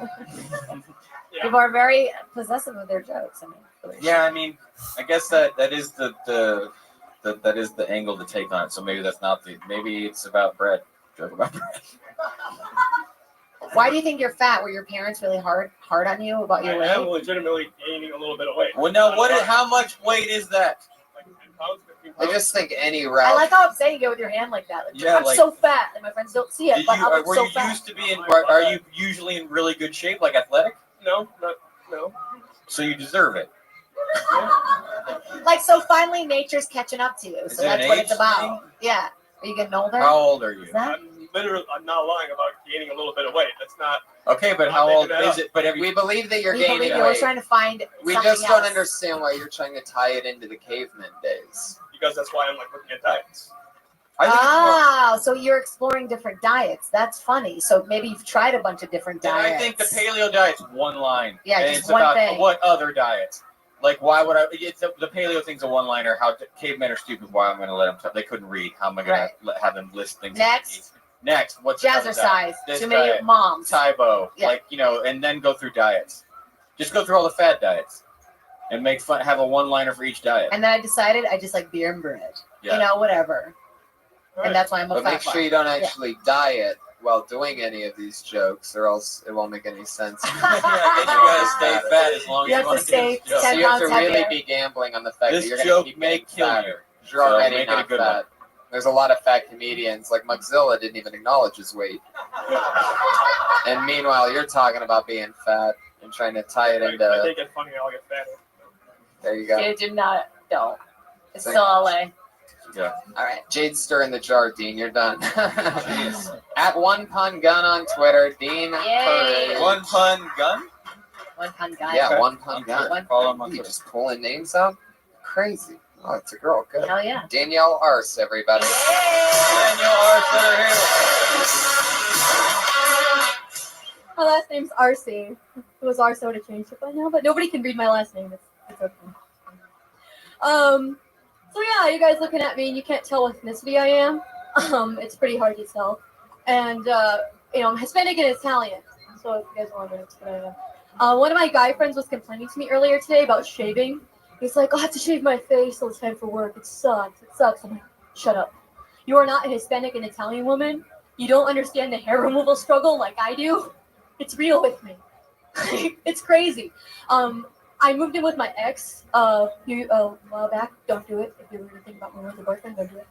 And he thought it was weird how long I take showers. And he freaked out the first time. He was like, babe, it's been 45 minutes. What are you doing in there? And I'm like, I'm doing this for you.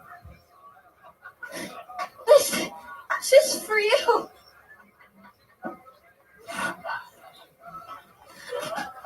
It's my life. That's what I do. It's nuts. It's like guys, you can get away with the 5 o'clock shadow. That's hot. Imagine my entire body with the 5 o'clock shadow. Oh, looks like somebody got a special sound.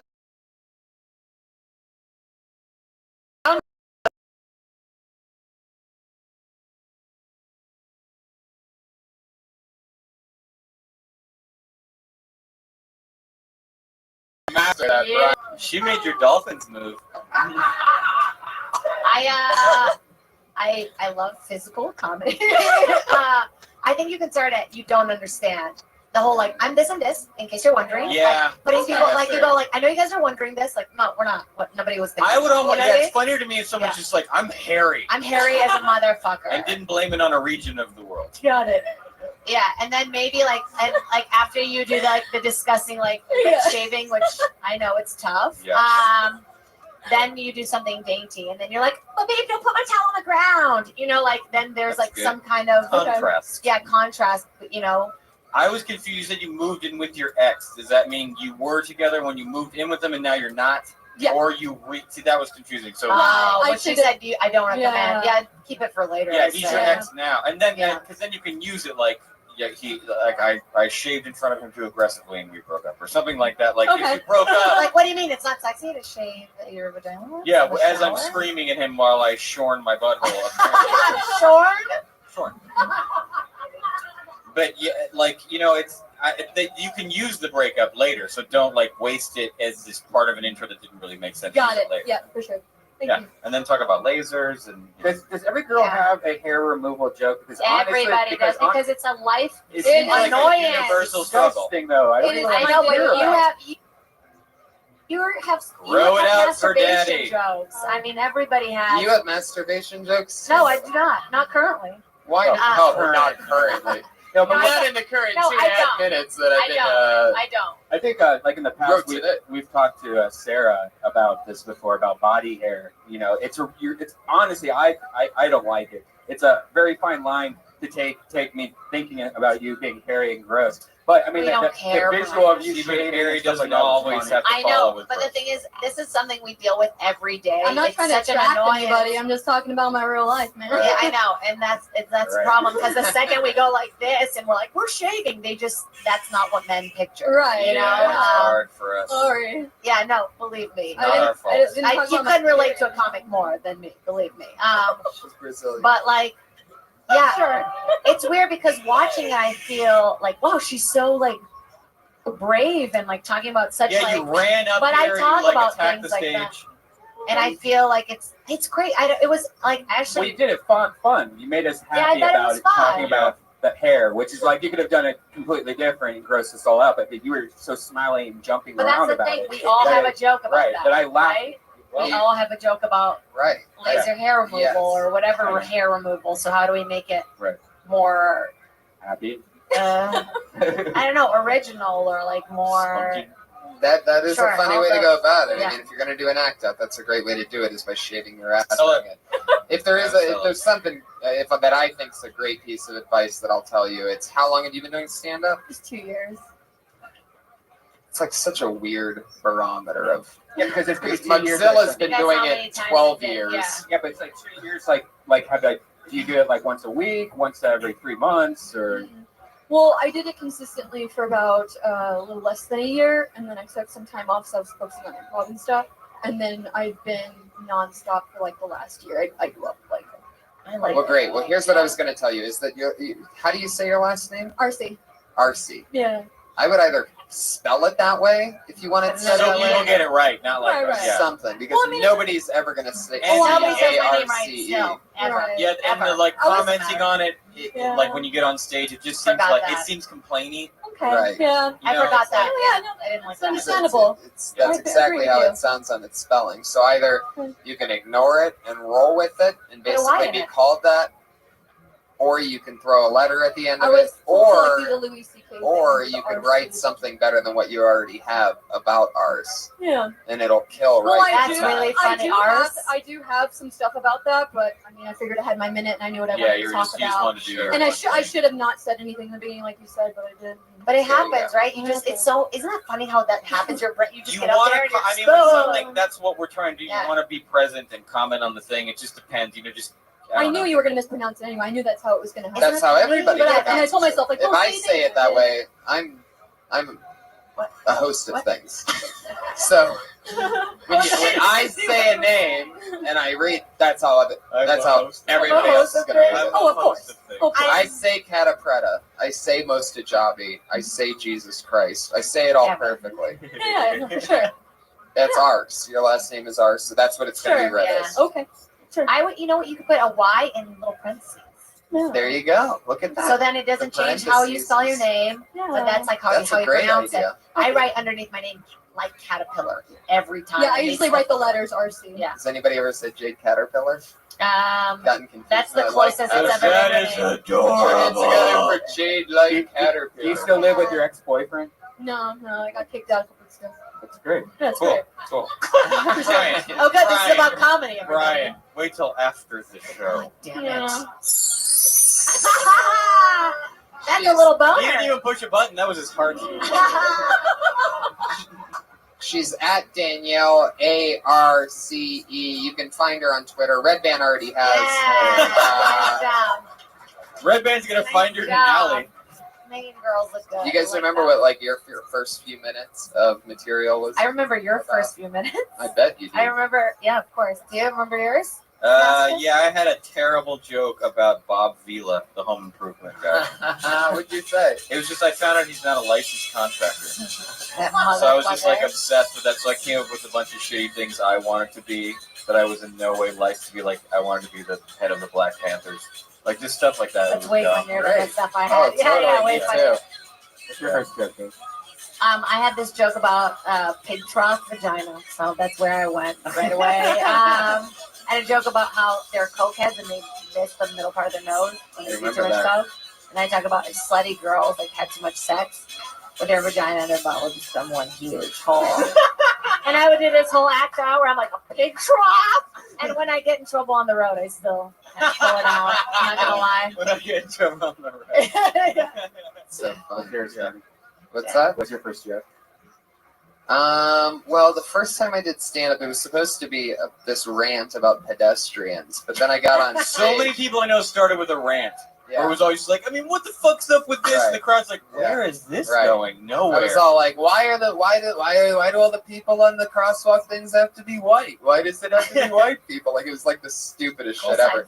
Luckily for me, the first time I ever got on stage after semi-practicing that in my head for a few weeks or whatever, I got on stage downstairs in the original room and I was so excited, like this adrenaline rush, that when I hit the stage I completely blanked out and forgot. So I ended up just up there like, holy shit. I just totally forgot. Like, and I've been practicing for weeks about this one, Yeah. and it turned into my very weird style that I still sort of keep very close to me. Really shown that night of just sort of like just rolling with it, but like acknowledging everything in the moment as it was happening. Like, man, I mean, I could have written about anything else as long as I would have remembered it. And it was just, it kept working. So it really just turned into like this game of timing. So it went well, even though there was, thank God I forgot the material basically, because it went well. Yeah. But I honestly think for the first, like, still for me, it's really not about like the written thing. People write very differently. Right. You know what I mean? Like I have friends who like write out jokes to the word. Like, should I say do not or don't? Do not or don't? Do not or don't? And You that's find that not out at all how I work. You find that out when you're on stage. Yeah, but not some people work in a different way. You know, That's creepy. I just think it's fun. Like, Those find out what you people think are is funny. never gonna Do it on make stage. You know. My first joke was remember the Tempur-Pedic commercial where it showed like the kid jumping on one side of the bed and on the And other the side wine? the wine. Yeah. It's like that's why I bought it, because when I'm in bed with little children, I don't want them to stroke my leg. That's so really funny. funny. I remember that. Yeah. That's hilarious. Was it little children? I thought it was old people. No, it was on one side it was a guy going ha ha, and on the other side was a glass of wine, and he's just sitting in bed, and this kid's just jumping up and down. That's funny. You should be like old people and little kids. Yeah. I like it both. Both God, fun to bump. Your guys' first jokes were so much better than mine. Remember how scary the improv open mics were? Oh, that was a never did terrible one. We used to wait in line for hours. Yikes. Okay. Hey, Jonathan Tumblin, everybody. What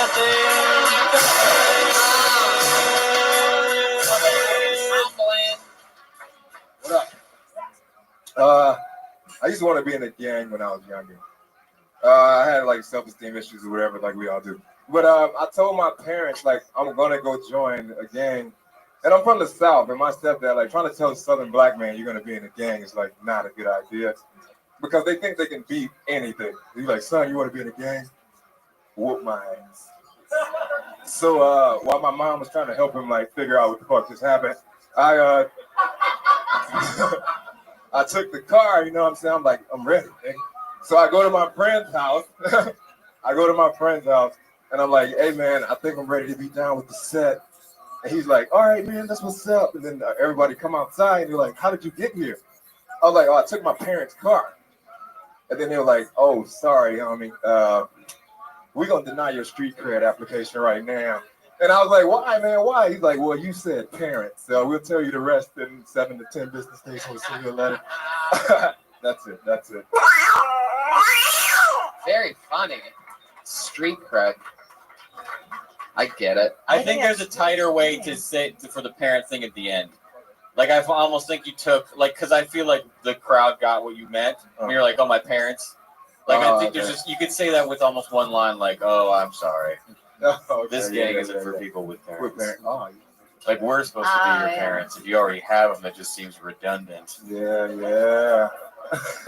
And then I think there's almost like a metaphor you could come up with for telling a southern man something is like something like this. It's like but that's it. Other than that, I love the premise of like I want it to be, and the way you say it too, because I had self-esteem issues. Yeah, sweet.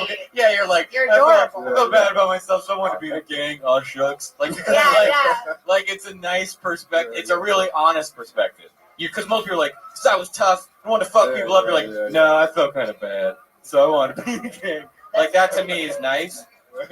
Like I think that's a really nice. I think that's just a nice premise, and I would almost see that you could go back to that. Like if you wanted to continue that as a premise, like what other things did you do from having low self-esteem? Because also you come up on stage, you're a likable guy. You're not afraid. You pick Michael Sam, put it over here. Like I want to know what your low self-esteem is and why you have it and what it's made you do. That's what I find. Like it took me like an hour and a half to put this jacket on. Yeah. You know what I mean? Like whatever. Like, you think I just threw on this Jamaica jacket? I have 17 there were different choices I laid out. Pictures were taken. I mean, I change my clothes like 2-3 times a day. Same. I have just fear. Like I want to know that about people. Yeah. I thought it was really funny. I feel like when you can fill it out, like compare the dad thing, and then when you say set. Yeah, what is that? Like, what is that? You know what I mean? I knew what that was. Exactly. You can go, which is just like a gang of niggas. You know, like like explain, have this moment And of was, explaining. was there a thing about like you basically your stepdad was like, all right, fight me, and you knocked him out quick, right? So while your mom was figuring out what, Yes, like, while, yeah, while she was trying to help him figure out. that happened. Oh, that I happened didn't get really, that. really quick, and I kind of feel like take a little bit more time with that. 'Cause that's pretty funny. It's more like so while my mom was mopping up all his blood off the floor, I took his car. Oh no, see, I think that I don't think that. I think it was likable because I thought like his dad felt bad or something. I didn't understand, but I just thought it was like, all right, that went weird. I don't know why. Like I didn't understand that it was because he beat him up. Yeah, he just knocked him out. super Like I quick. don't think I want to hear about some dude being Or and I think maybe it's if you knocked him out, you're like, to be fair, he was just a small man. It's like yeah, he had maybe no so. business. Yeah, yeah, yeah. He had no business fighting. He does have one leg. Yeah. You know, whatever. God rest his soul, he died that day. You killed him. Oh man. Yeah, I think maybe that's you a- could just really hit the nail on the head and say, he said that if I didn't, if I wanted to join a gang, I'd have to beat him up first. So then I beat So the I shit did. out of him. Yeah. I've never tried so hard You at try it a anything. bunch of different ways and see which way it feels. All those. right. If I could apply the same fervor to which I beat him within an inch of his life to other things, I'd be a millionaire. It felt like everything I've ever trained for. Yeah, this is what we Pinnacle play for. at that exact moment. Oh, there was blood everywhere. Yeah. The next thing you know, my mom's trying to flip back over his wheelchair. Yeah. Yes. Got so worked up I beat my mom near to death. Right. So, And then they wouldn't let me in the grabbed her. fucking Do gang. After I dropped beat the your ball. ass too, bitch? I was like, I broke my parents' legs for this. Let me in. Oh, Let me in your set. but it's really funny, man. Really funny stuff. Good start. I Good think start. get into, but you having self-esteem issues, wanting to get a game because of it is a fertile ground. So get more into that. And then also, like, if they're denying your application, I guess there's room for, and if they're saying, we'll let you know, but they're like dismissing you, you could pitch the, come on, man, I beat up my stepdad for this. Yeah, give me a chance. Sounds like bleeding on him. Yeah, I punched my mom today. I punched my mom in the I've got face, what it yeah. takes. I'll punch everybody's mom. And then Just let at me- the end, you're like, Let me try. at the end, you're like, well, can I get that headshot? I've got back? it. I've got it. I'm so good at punching moms. Let me in the gang. Can't believe you would hurt your family to join the gang. But you know what they say? Blood's is thicker than water. Did you try to join an actual gang? My brother actually was in the gang, and I did. Does that mean you automatically get in? No. Oh, it sucks. Where are you from originally? You said the South, but where's Atlanta. Atlanta. Okay. Cool. Is your brother the one that was like, "Go get out of here, man"? Yes. That's nice. So he was saving. Yeah. Yeah, okay, cool. I think he's gonna kill me now. I just said that. I don't think they watch You YouTube. did just put him on. Hey, it was nice talking to you, sir. Get off stage and stop snitching. Danza. Nice job, man. Nice job. Give more on. Snitches get podcasts, homie. Snitches get stitches. Follow him on Twitter, J Sherlock T. Jonathan Tumlin's been on a few episodes. Always fun. I like those diamonds he's got on his ears. They look cool. Yeah, they do look cool. I'm Make afraid his of where teeth this is shiny, going. huh? Yeah. Heck yeah. Please, this is feels Really like comedy. twitchy over there. No? I'm not there. I got my hand right now. Do you think piercing your ears is going to come back where we wear diamonds? Remember the little studs guys used to wear them both? I mean, I don't know. I don't think so. Back, right? I mean, I always I don't know that it completely left. yeah, they never went. Harrison Ford's been hanging in there for Yeah, he's going got a on hoop. 30 He's got a years. Yeah, Harrison Ford's had a hoop forever. No. Eddie Pepitone has an earring. He does. Oh, he still has a So piercing. weird. You should get some hoop earrings. You should wear diamonds. You should crush big old hoops. Everyone did it. Like hoops from VH1. Fuck yeah, everybody. Okay. Well, let's move on to our final part of the show where we put up our two regulars. You can do it. One more? Awesome. How's everybody doing? Everybody's having fun. I feel like this It's is fun. Everybody's having a blast. Kevin? Sarah Weinshank, everybody.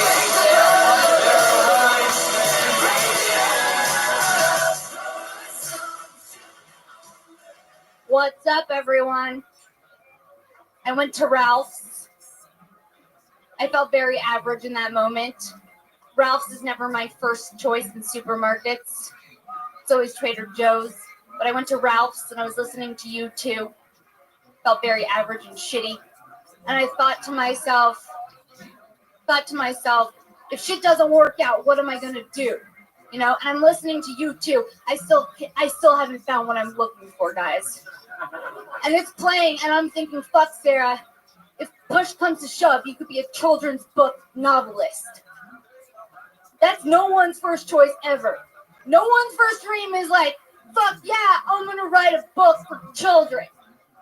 Like, you guys, you will know that shit did not work out for me if you see my face, my headshot, on the cover of a book for children about a turtle that loses a tooth. That's like my nightmare. Boom. Powerful princess. Great. Shank. So fucking true too, right?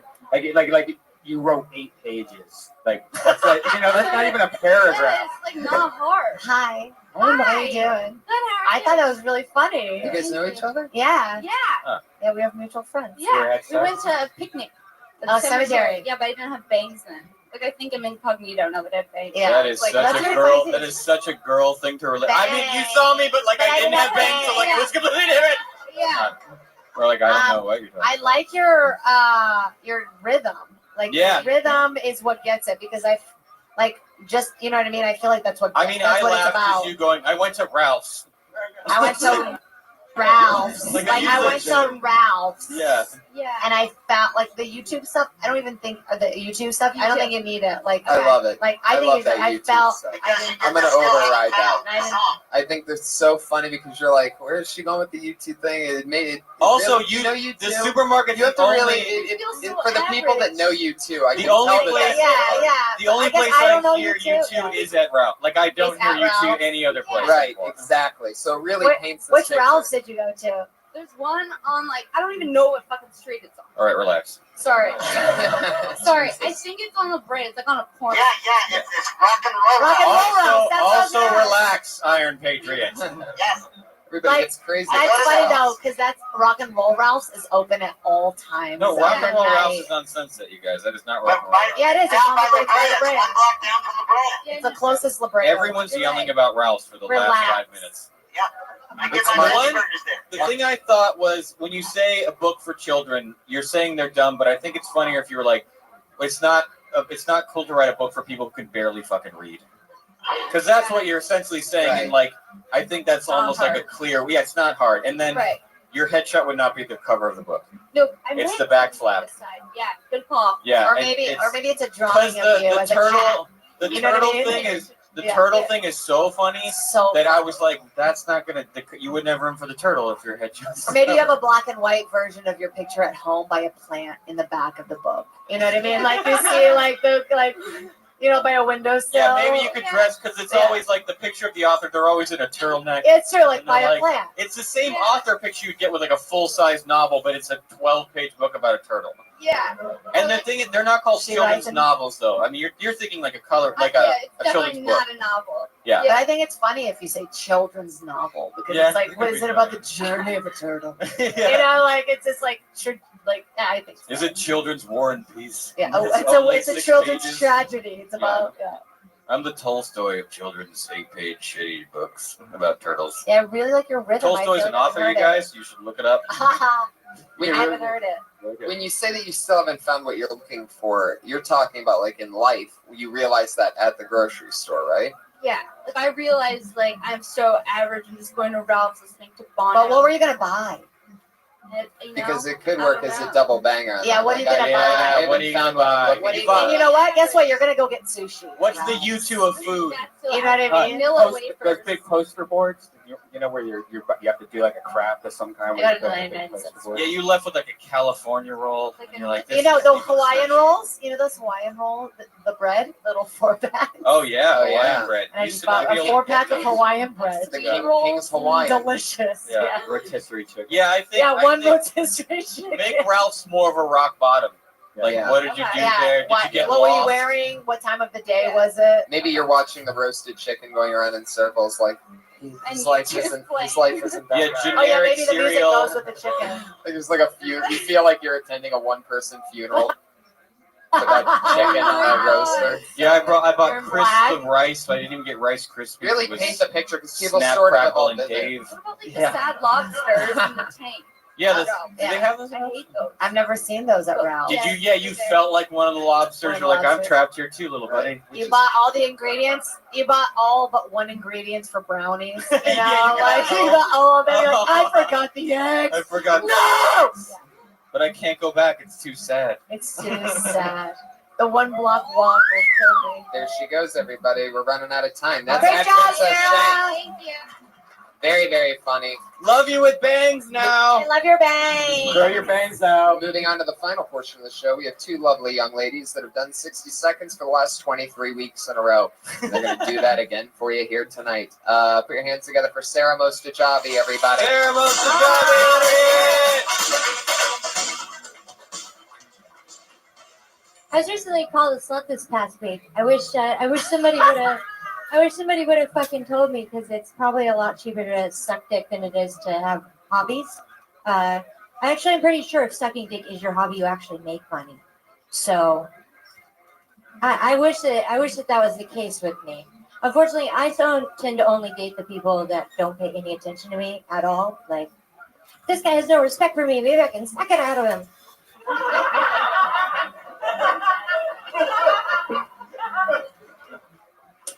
But, you can thank my dad not hugging me enough for getting cum on my face and shit. Like, anal is only an option because my parents never paid attention to me.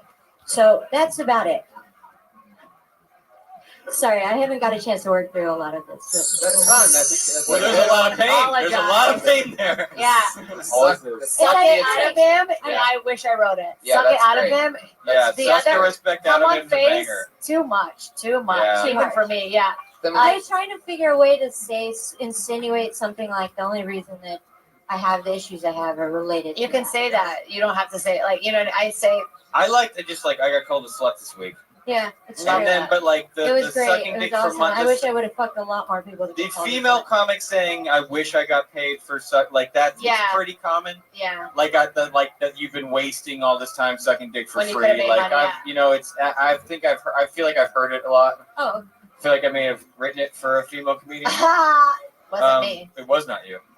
But I just think, because that's not the suck the respect out of him is good. So funny. I think you it's go. really good. So I got called a slut today. I tend to only date guys that don't respect me. I think I can suck it out of him. Like, That's I perfect. got called a slut today. I wish it was just from a car. It was from a guy I'm in love with. Yeah. And then also go into the respect thing, and that's Yeah. super solid. That's and then, tight. And then the thing, like, my parents didn't hold me enough, so I need every stranger to. And you don't need to get as graphic with the cum on the face and this. Right, I'm a little. Even for me, it makes me like, ooh, and I say that stuff out loud. It makes me like, oh, Yeah, you let a stranger hold you, and you're like, "Are you my dad? Yeah. Do you want to be?" Yeah. Let me suck that respect out of you. And I'll you can bring suck it back. this. Like you keep offering it. Like, do you need me to suck the respect out of you? Yeah. Do you want me to suck the respect? Yeah. Yeah. Maybe I like there's that. something with that anal family thing too. Like maybe it's like love hurts or. Yeah, love hurts. No fucking hurts. Maybe Oh my maybe God. if they're if they would have I don't know. Love hurts. Love hurts. Ow! Sorry, keep Daddy. saying Jeff love hurts. Daddy, no, slower. Oh, I'm sorry. We're still in the air. No, that's all really funny, Sarah. We're gonna keep bumping. We're running out of time. Good Great job. great job. A brand new 60 seconds. Sarah Mostajabi. Follow her on Twitter job, at Sarah At Dresses. Sarah Dresses. I do. Oh, there you go. So good lately, She's Been really on a strong run for like a 3 or 4 week And run. don't apologize for your shit. I really want to know who her writer is. Brian. That's a Twitter call back. Oh, she's still. Is anybody interested in writing Still for me? getting her This an is where I opportunity am. every Can week. anybody She's just still write for getting me? Can you guys? Can we have a next week's episode? Everybody writes jokes brigade. It's a Because I'm circle. done. Yeah, I would love to be able to have somebody write me jokes. Yeah. When Wouldn't does that be that great? happen? Like watch when? me for a couple weeks, and then just be like, this material. I'll fits you pay anybody perfect. a lot of money. Tell me who wants to do it. Yeah, That's I'll where I pay. am. Hey, let's just put it out there. I'll pay for a good joke. I'll pay $10 a joke, guys. That's not what you get for a fucking joke. That's pretty good. That's so bad. I'll That's pay so low. $100. Yeah, I'll it's pay $100 really, really for terrible. one joke. I'm sure you're gonna get some great jokes. That's what you $10 get for a each. one-liner. I think For one Mozilla liner? already Yeah, has you get a $100 packet for you. like a late night All right, what one-liner. about $1,000? You want a One good bit? A solid- bit's $500. What? Shut the fuck up, dude. Sorry. Tony, All right. what do you charge per page? a lot of money. Like I'm out of control right we got now. 4 minutes. I'm like one of the hot writers in the city. Anyway, put your hands together for Kimberly Congdon, everybody. I know. What's going on, guys? Things are getting shitty, y'all. Life's getting bad. Like, bad things are happening, and I'm ready to turn it around. Like, I think that we all need to work together and stop these tragedies. First of all, I think as long as Asian women exist, there's never an excuse to molest little girls. Never. Like, because they're hairless, you know? Like, maybe we could start, like, a rent-a-center where you put a little Asian woman at the front door and she's wearing a Hello Kitty outfit and she does the whole To Catch a Predator, like, hurrah, I made cookies. And it'll be good. That's one of the things that bothers me. And, like, I'm getting to that age where my friends are having their second kids and they're not having 3D ultrasounds anymore. They're having 4D ultrasounds. And, like, isn't that just childbirth? You know, like, what is 4D? I don't know. That's all I have. I'm working on that one. Hell yeah, you are. Kimberly Congdon. Don't like the Asian women thing? The voice, you cannot do that voice, dude. Say hurrah. I mean, come on. Angela Johnson, everybody. I don't even know that, but I'm sure she. Well, that's what I always voice, think. do you think it's like anything? How many Asian friends do you have? Not that You many. get one. They don't There's sound an like Asian Not somewhere that in there. many, and a dwindler. There's one right there. Become friends with him for a week. You won't be able to do This that. is the thing. He doesn't want to hang out with her.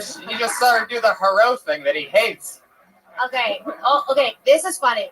Your voice, you have like this kind of high, like, I like it. Yeah. You talking about things that matter, like all these tragedies, y'all. Like we have to talk about all these people dying, you guys. Yeah. That's what's funny. That's like, hilarious. Keystone Pipeline's actually a really dangerous environmental disaster. Yeah, like diamonds are gross, you guys. I actually don't buy diamonds because like so It's many true, black because you're children totally die a from it. backbone of your entire Yeah, that's like your character. Okay. It's really Do you funny. guys even realize the level of pollution that comes from your lithium batteries? Yeah, that's like so just start with that. Just start with something like There's that. like a That's- coltan crisis in Uganda. There can always be a new article You guys that think you you can read. recycle all your lotion bottles? You can. Yeah, I kind of lean towards the like article. Have you ever heard of the North Pacific Garbage Patch? Yeah. It's like There's the like a size garbage of- island, you guys. And like I thought regular Texas was bad, but that's made out of plastic. Yeah, it's really funny. I was talking to this Asian guy, and he was like, "Oh, like I couldn't even say what it was." Yeah, I think it's funnier to play dumb rather than make a racist voice. Right. Wait, no, Talk but you like can't. that more. Wait, Work are we that out. saying that she should do her whole entire act? I like think this? her voice. I think you should take that. I don't character think No, you I go think full you should dumb. take Full notes of dumb. what's funny about that front end part of right. it and work on that Gotcha. constantly. Maybe start off like sometimes I listen to myself. My voice I don't like because I feel like I'm just like that. So Yeah, that's the voice. Everyone hates their own voice. So like when you Yeah. hear your own voice, like this is what I sound like in my head. When I try to say something smart, what I sound like is this. We're out of time. Thank you so much. You're out of Thank time. you. At Good job. Kimberly Congdon. Yeah. At Kim Congdon on Twitter. At Kimberly Congdon. She changed it and then she brought it back. What is it? Kimberly Congdon. That's, as always, Congdon, Congdon. I'm going to Toronto all week. Jade, what's going on? What do you guys want to promote? Jade and Kevin. I'm gonna be in New Orleans next week for the Hell Yes Festival, and then at Gotham with Bobby Lee in New York. Yes. The week after that. I'm going to be in Austin and San Antonio, 23-24 with Whitney Cummings, and also watch me on Masters of Sex. Yeah. That's at Kevin Christie on Twitter. That's at the G Jade. Christie on Twitter. Oh, Yeah. wow. You weren't the first Kevin Christie. Yeah, At the Jade Movie on Twitter. At Comic Patriot. Sarah Dresses. Yeah. Kimberly Congdon. I'm Tony Hinchcliffe. Brian. I'll be in San Francisco at the Punchline with Dean Delray, November 20th, and then San Jose, a huge Death Squad show at the Improv, the San Jose Improv. Believe it or not, there's still Golden Pony t-shirts available at TonyHinchcliffe.com. They didn't sell out yet. Like, Bye, they're guys. awesome. See ya. Thank you.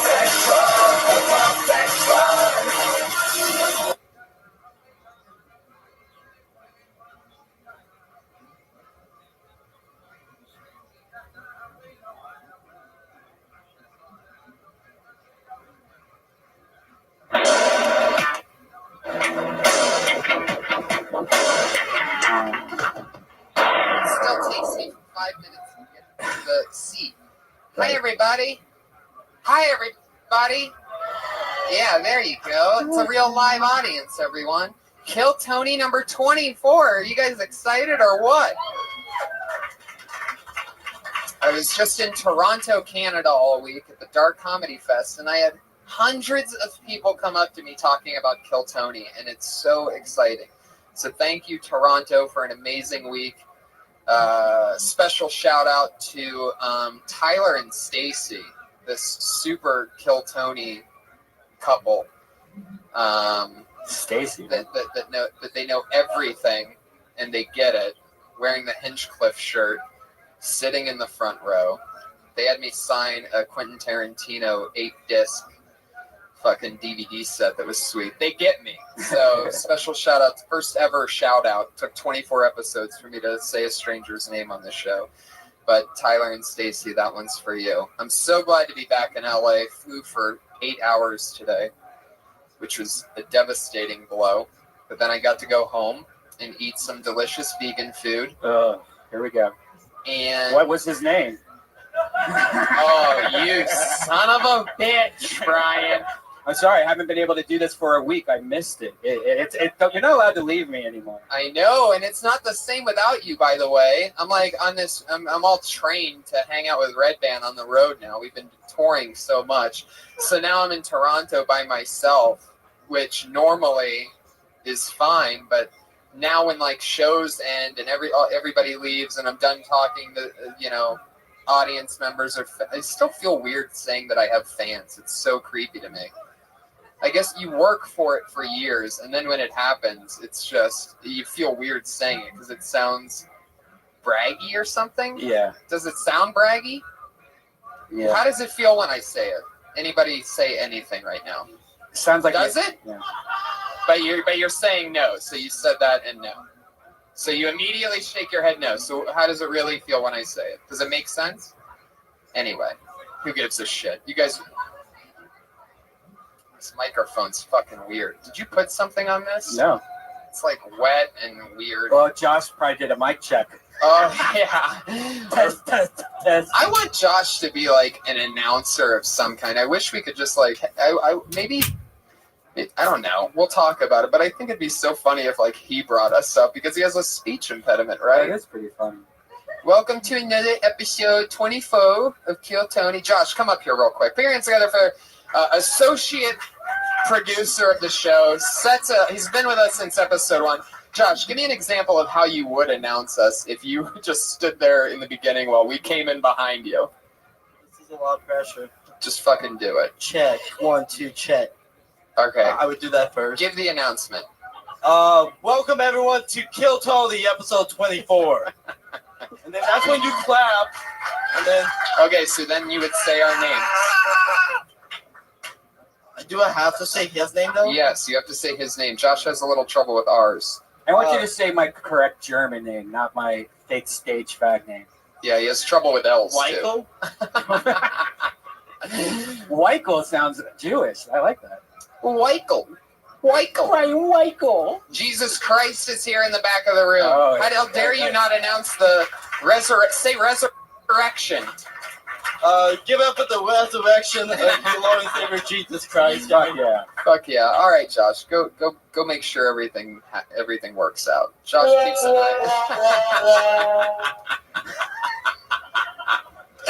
Yes, that is Josh's fucking intro and outro music. And he didn't even announce that famous adult film star Missy Martinez is in the front row. What? I was wondering what this awesomeness was. I'm like, this is just too good to be true, but now it all makes sense. Welcome to the show. Thanks for coming up. Fuck yeah. Looking great. And as always, how dare we not mention our head of security, ladies and gentlemen. Put your hands together for the one and only Iron Patriot. Iron Patriot. Making sure. Wow. Stronger than ever. It's great to be here with you on Veterans Day, Tony. Oh, yes. It was on the 11th hour of the 11th day of the 11th month that World War I ended. And that's why we do it on November 11th for Veterans Day. And this holiday is celebrated as Armistice Day in Europe And in Canada, it's Remembrance Day. Also in the other Commonwealth nations, too, it's Remembrance Day. But this is a very important day, Tony. I can tell because your hand's shaking. Yeah, you're twitching like crazy. Josh! Oh, Josh, you got to fix his hat. His hat fell off. God. Put your hands together for Josh Martin again. For some reason, the Patriots wearing a plot. It's mailman, but they also wore it in military because I'm doing my son mailman today. Well, it looks like a plastic fedora to me. Yeah, it's kind of small. I wish I had a bigger one, but I had to do the best I could. Tony, there's something I want to talk to you about. What is it? Saturday night, I noticed there was a tweet from my good friend Toronto Beck, and he said that he was opening up for you and Brody. Yes. In a comedy show. Yes. Now that is the guy I was telling you about that 5 years ago when the military guy attacked me in my old Iron Man and knocked me down. He's the guy that chased down the guy and got the cops involved, and then I ended up getting $1,000. But I owe him a lot. He's a very, I don't know if you talked to him. I don't remember that story. I did not talk to him about you. Did you talk to him at all, though? Did you meet him? Yes, he was unbearable. Yeah, he likes to stay. I mean, this guy was unbearable. I was looking forward to this Saturday show that I had with Brody Stevens. I did a comedy festival, so you have different shows every night. And one night was a podcast, me and Mike Lawrence from New York, very funny comedian. If you're not following him, at Mike Lawrence on Twitter, got to make friends with him this week. But he doesn't drink and smoke, you know what I mean? So I was missing my fucking little munchkin here. But Mike Lawrence and I had a great time. We interviewed the Iron Patriot. We just had a sit down, the three of us, for a podcast that ended up not getting recorded because there was nobody there to record it. Where were you? And left and right. So I did the podcast on Tuesday, then we did a chic roast on Wednesday with Gilbert and everybody, and then another chic roast on Thursday just outside of Toronto. And then Friday, or whatever it was, I finally got to do stand-up again. Having 3 nights off of doing stand-up for me is like crazy, even though I was roasting and doing podcasts, whatever. I mean, every Monday, even after this show, I go right downstairs and do a spot and get it out of my system. But anyway, so I finally was there to do stand-up, and then I go to the green room. Brody went to get a Red Bull, so I'm excited to be back at this awesome club, the Comedy Underground, also known as Clandestiny in Toronto. And I get in the green room, so excited, and then that guy starts annoying the dog shit out of me. I mean, Toronto Batman. So he comes here and he dresses like Batman sometimes. He sometimes stays in character and he can kind of confuse you. He was unbearable. But see, this is what happened. See, when I met him 5 years ago, he was just on the boulevard like me. Yeah. But a year and a half ago, he made this video called Batman's Night Out that has like 2 million views. Yeah, he told me about it. When I asked him what his name was, his response was, I have viral videos on YouTube. Yeah. So when I say this guy was unbearable, just know that that's what I'm talking about. Yeah. Like, I'm talking unfucking bearable. He did a decent job on stage, but then Brody met him, and he burnt a bridge with Brody immediately. Like, this is the kind, I mean, when I say unbearable, I mean unfucking bearable. The first thing he did with Brody, Brody's like, hey, hello, nice to meet you. Yes. Oh, you're opening? Okay, nice to meet you. He's like, yeah, let's do a Vine. He already had his Vine out while he was meeting Brody. Brody's like, stop it. Not happening. That's not how you introduce yourself. You don't just start vining me. Who are you? How dare you? So it was like I heard that from, I was just outside the green room door and I start hearing Brody furious. So I'm like, what the fuck's going on? Tony, get this guy away from me. After I had all that shit with him. So this is your friend in Toronto. The one unbearable fucking human being. I could have been there. I probably could have settled everyone down because he is a good guy. He really is. Well, hopefully we'll take Kill Tony to Toronto. I mean, so many fucking people were talking with me about it. And I told them all, that's always part of what I say is I refuse to take Kill Tony on the road without you, Patriots. So Yes, I'm looking forward to some road trips, Tony. Fuck yeah. All right, so what's the song that you sent us? This is Mailman, and they've already did the video on this. I know you guys have heard the song, but... No, we haven't. What are you talking about? I think this is one of his first ones. Well, I mean, this was played, the video was played before, but this is a different recording of the song that was done 2 years later. This is a little bit more clean. Now, I always notice you've been sending in a song every week now, pretty much. Yeah. And I have no idea why. But I always notice that these songs have your actual voice in the recording, and then you sort of sing with it with your robot voice, but they really sound the same. Yeah, because it's me. Well, it's like I could. That's simple math. Well, thanks a lot, Patriot. You know, I guess I could have made karaoke versions out of them and took the vocals off, but there's all this neat background vocals that kind of make it bigger, so I just decided to go that way. Let's fucking do it. And you know, how long is this one? 3:30. Just as long as Red Band wants to do it. Well, I mean, will you signal to us at the end when it's enough? I mean, not three. We can't do 3:33 because every time you do one of these songs, at about 1:20, I start making a noose out of the extra wiring over here. It's it's always like the same. All the verses are the same, and there's like 7 of the same choruses. So 3 minutes and 33 seconds. It's not like it's fucking Pink Floyd where you can sit there and listen to it. Dirty Crowd is better than Crash Test Dummies. Oh! I swear to God, you ever say that again, I will break my hand on your suit. Whoa. Yeah. I don't know about that. I don't know if Dirty Crabber beat the Crash Test Dummies, who won a fucking Grammy, by the way, Patriot. So why don't you just slow your roll? We only got one. I got a lot of them. What did he say? I ain't got a lot of songs. See? See, Kappa? It's me. Don't you see my plastic fedora? All right, so let's hear this. Yeah. Let's see if this is better than the Crash Test Dummies. Yeah.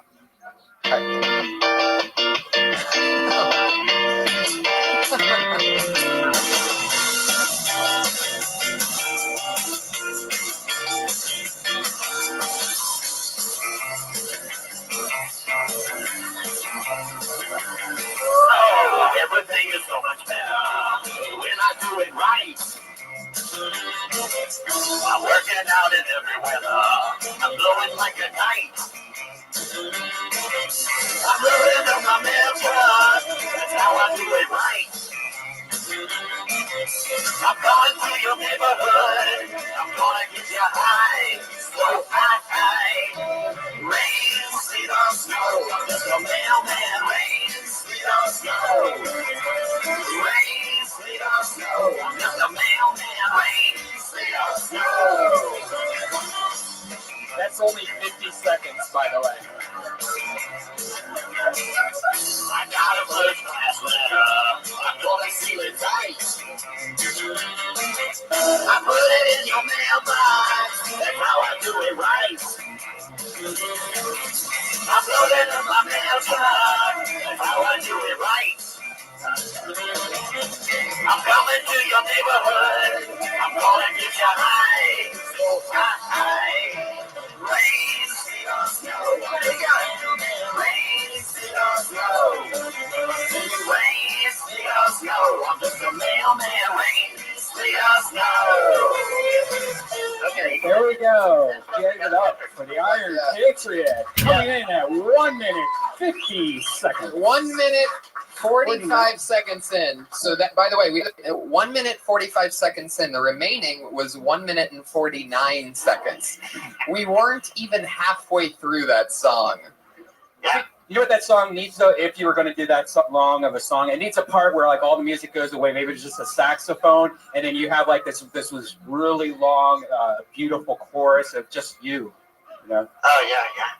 They need to put that in a film or a commercial. If anybody wants to use that song is on iTunes. If you guys want to buy it, you look Dirty Crabber on iTunes. There we go. You go there, you get it for 99 cents. You got it on your iTunes, ready to play.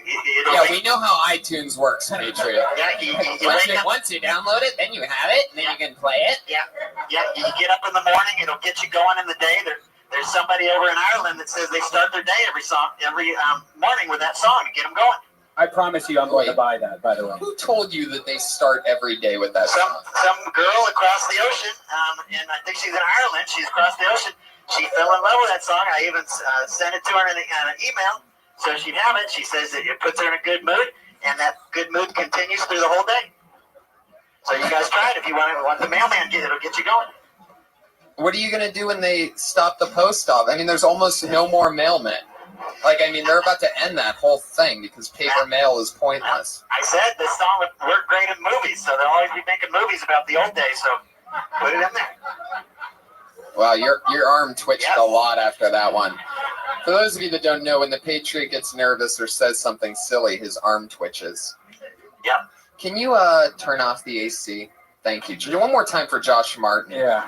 And a 7th applause break tonight. when you're a vegan, you get cold and you don't have your man blanket around you, you have to turn off the air conditioning. You son of a bitch. Why do you do this? I get punished for eating healthy. You're the one that puts meat in your mouth. Oh. Doesn't that make you gayer than me? No. I mean, I never put meat in my mouth. Penis is a meat. So that makes you gayer than me. How do you like that? I just flipped that shit on you. You meat mouth. Yeah, what are you gonna say, meat mouth? Fuck yeah. Kill Tony 24, everybody, and we have 2 guests as always. You guys ready to meet them or what? Meat. You ready to put the meat in meet our guests? Fuck yes. Well, the first guy that I'm gonna bring up, he is a writer on Comedy Central's The Burn. He is a Comedy Central roast writer. Him and I started stand-up comedy together. He's the first ever guest in Kill Tony history to be on for a 3rd time. One of my best pals. Put your hands together for Benji Aflalo. His 3rd appearance. Also, television writer, extraordinaire, social media guru, another regular tours with Bobby Lee, super funny friend of mine for years. Nick Youssef is here for his first time. Finally, he's available. He's got amazing hair. He's a great looking guy. He does an impression of me. I am Tony Hinchcliffe. I'm also sick, so it's not as good. Yeah, he's a little bit under the weather. Benji, I heard you might be a little bit sick too. Also a little under the weather. You know, had some showbiz stuff to do outside doing a shoot. Immune system can't hang. Wow. Super Jewish. Yes, I only get sick on set. Fuck yeah. So you guys do anything crazy this week? You were in Austin? I was in Austin, Texas at Fun Fest. Wow. I had the best time ever. I slept with a girl from Tinder, and I really, really like her. It was my first hookup on Tinder. She was really great. I really got along with her great. That is so cool. How long did the courting process take? The courting process? Like you like each other, and then how long did you talk before it was like, hey, come meet me somewhere? She actually invited me to her house that night. Wow. So I was like, whoa, am I getting catfish? What kind of girl's just inviting a stranger to her house? I thought there were going to be hoodlums there ready to take me to an ATM at gunpoint and ask for my PIN number. So I became her Facebook friend. You know, I asked for some photographic evidence of what she told me. She was like, I'm cooking brownies. I'm like, send me a picture of you and the brownies. Right. And today's newspaper. So everything matched up. And then I was like, all right, fine, I'll come to your house. And then she was like, you missed your window. Oh. Right. So then the next morning I was like, we got to hang out tonight. Otherwise, you're going to break my heart here. Right. And so we hung out. We got along great. Did you eat the brownies? I never got the brownie. She said if I was willing to come over, I could have a brownie. But I was like, no, you're just coming to the house. Did you eat her pussy? I mean, first night. Were you not sure? I like when you go around that area. There's some ladies here. Ladies, is that too much disclosure for a guy you're dating who you like? What? Just you already said that you hooked up with her and one night off of Tinder. I'll let you guys make your assumptions. Obviously, let's just say it's the only thing I'm good at. So. Yeah. Let's say that. Fuck yeah. Who needs brownies when you can go to Townies? Do you know there's this app, and this is horrible, it's called Lulu. Have you heard of it? Yeah, heard of Lulu. I'm not on it yet. It's the devil, and I've spent the last 2 days trying to hack my Facebook, make fake Facebook's accounts, and it won't let me through. You can only start it if you're a woman. Yeah. And it reviews sex of guys. So like you look up your name, and there's like 3 reviews of 3 different girls that have fucked you, and it goes through like, oh yeah, this person is really... has like depression problems, or this person's dick is small. And there's a few comics that I looked up that with like 10 reviews, they're on the front page. Like when you go to this app, it's just like, coming in at number 2, blah, blah, don't want to say their name. And then it's like Yelp review for dick. Yeah. Wow. That's insane. LULU. It's really taking off. Oh yeah, it's about to. This lady sounds like she's had a lot of dick. Is there a guy? Is there a She's guy ready to version? review. We've been looking for a guy version. It just hasn't caught on. Like this has caught on. Because guys aren't that fucking cruel. Yeah, that's right. True. Like we have more respect for women than women have for us. Like Yeah. I wouldn't be like, her pussy sucks online. That's so rude. We just tell every girl it be like, each other's this dick is faces. this. Well, the guy version will literally be like, she fucked me or she didn't fuck me, and then that's it. That's it. Yeah. Yeah, She there's fucks, two she boxes doesn't to fuck. check. Yeah. The Lulu thing probably has like money. Like, well, what kind of? He ended up he told me he was It's going all to take me emotion. to dinner, but then he took me to Applebee's. So it's like, fuck this guy. I can just picture it, right? A lot of them are like emotionally unavailable. It's just really like I looked up sappy the stuff. Iron Patriot to see if there was anything on there. There was one review, and it was in black and white. Rain, sleet, or snow. Hey, Nick, I want to say something to you. Okay. Today, I discovered something about you. I didn't know that you do a podcast with Kevin Christie I do. called Occasionally Awesome. That is correct. And I was checking out episode 8, and you guys, it was a trip to the art museum. Yeah. Seamless plug. Keep going. Very interesting. Very interesting. And Benji, today I was talking about. Wait, that was it? That they went to an art museum? No, You just acknowledge that it exists. Yeah, no, it's like a no, summary. no, go on, Nick. What do you want to say, Nick?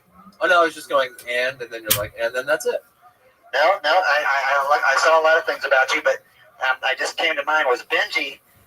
You went to school in New York. What was it like living up there? I love New York. It was great. I think everyone should go to college there. It's just a great place to go to school. Where do you keep the 4-year-old that writes your questions, Patriot? Is that under your staircase? No, but I mean that's good. A lot of people probably don't know about that podcast, and I thought it was interesting. Kevin really goes back with art. I mean, he went to a prestigious art school and stuff. Yeah, I didn't realize that about him. And I know absolutely nothing about it. So Yeah, that's what was interesting. he The just taught contrast. me. Yeah. Fuck yeah, very, very good, Patriot. I mean, His you are. awkward pauses are amazing. Yeah. He just stares at me with those energy-saving light bulbs. Yeah. No, all that you hear is his arm twitching. Hey, Iron Patriot. This one time I went online and I saw that you have tweets. Oh yes, I do. He's like, wow, this Benji, he's a professional. Yeah. Really. I'm just teasing. Have you been seeing all my Easter eggs? I've been Yes, you know what? I want to talk about that. Patriot tweets from the @ComicPatriot account, and for those of you that don't know, when he's not on Monday night being the Iron Patriot here on Kill Tony, one of his day jobs is he's an extra, and he gets a shit ton of work.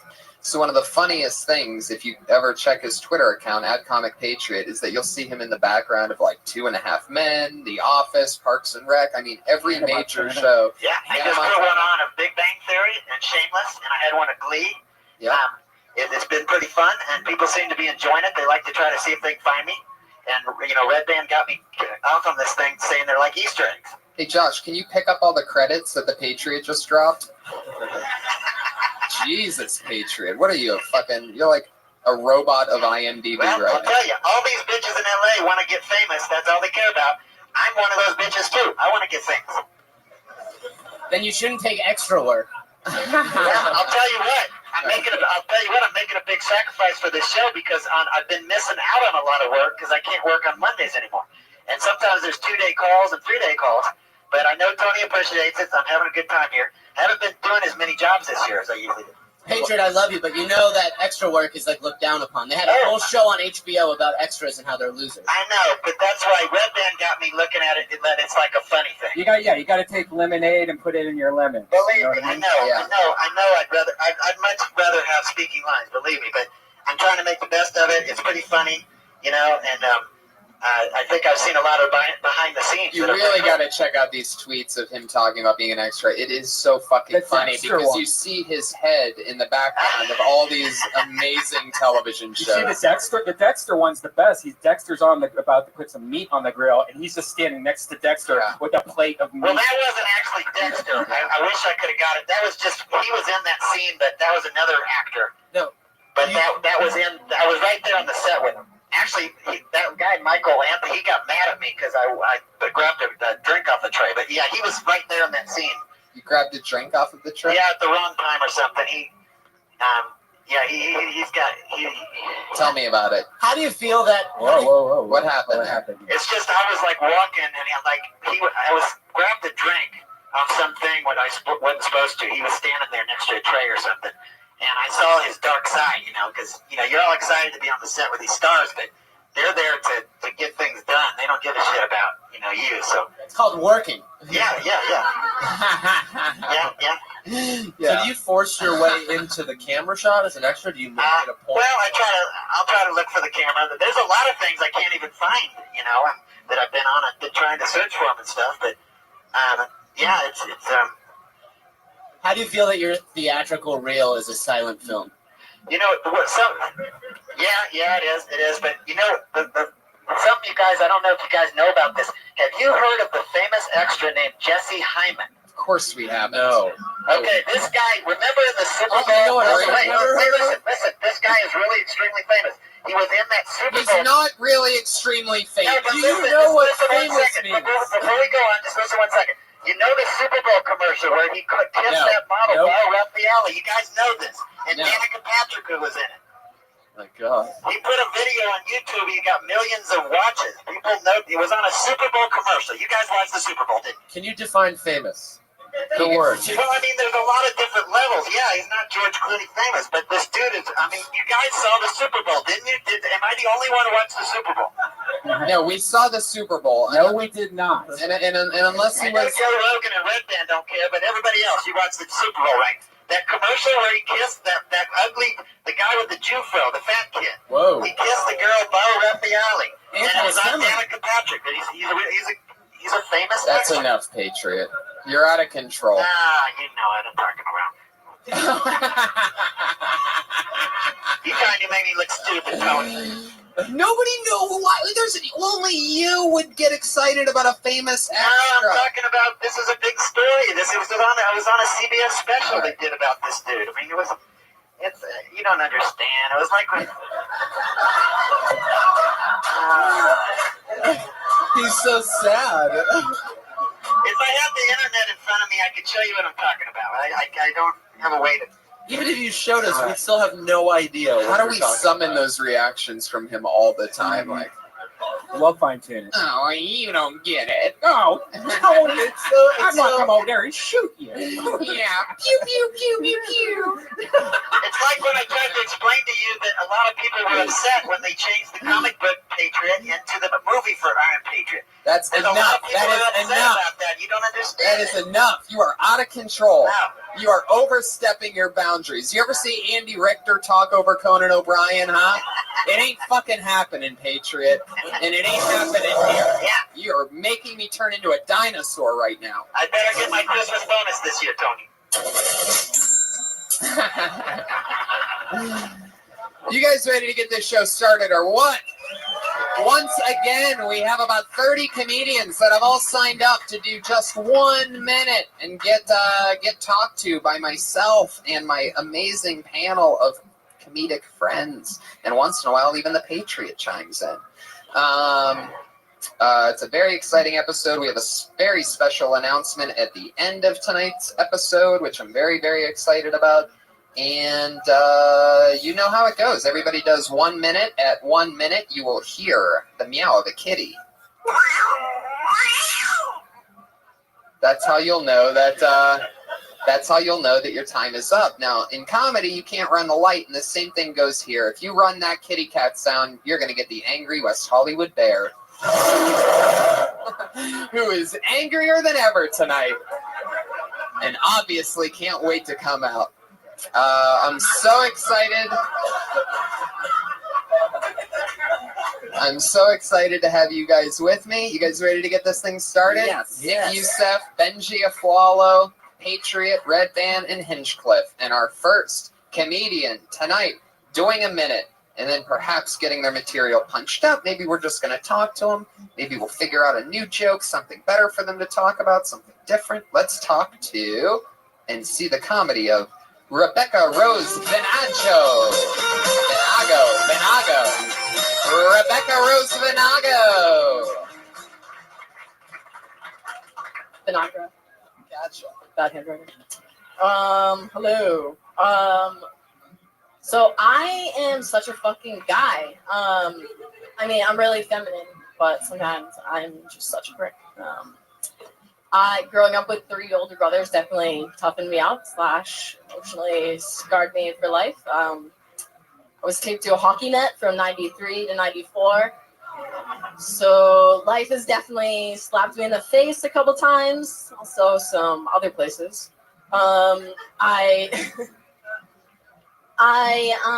Yeah. So those brothers, they one of them actually, he's crazy. Anyways, what is that in the John? So I have a lot of guy friends, and which all of them are pretty much intimidated by me, probably because they think that my dick is way bigger than theirs.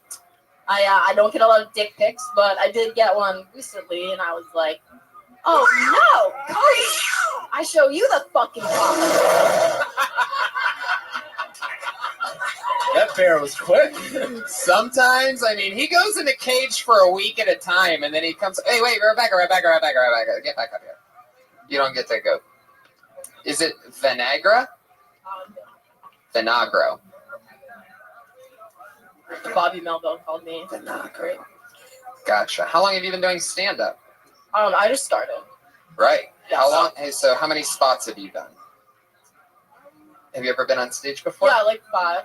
Okay, that's cool. Did you just move to LA, or have you been here a while? 2 years. Have you always wanted to do stand-up? You know. That sounds like a no. Sounds like you're really chasing your dreams. No, It sounds like she's on her 4th kind of grade just right got now. into it recently, and I really enjoy it. I didn't know that I liked writing that much. I kind of got away from it. Uh-huh. What makes your brother so crazy? It felt like you were going to get into something, but then you didn't. So I feel like, I'm just noticing that you mentioned that, and it seemed like there was a lot behind it, but then you said anyways, so you got away from it. So what's so crazy about your brother? Well, okay, so yeah, he's used to just torture the living shit out of me. Right. Like how? What do you do? Okay, so I was adopted, and when I was like 8, I'm an orphan. Just kidding. So when I was 8, my brother, he made up this song for me called the Rebecca Rap, and it goes, Rebecca Rap. Sometimes we wish we could return her back. Oh my Wow.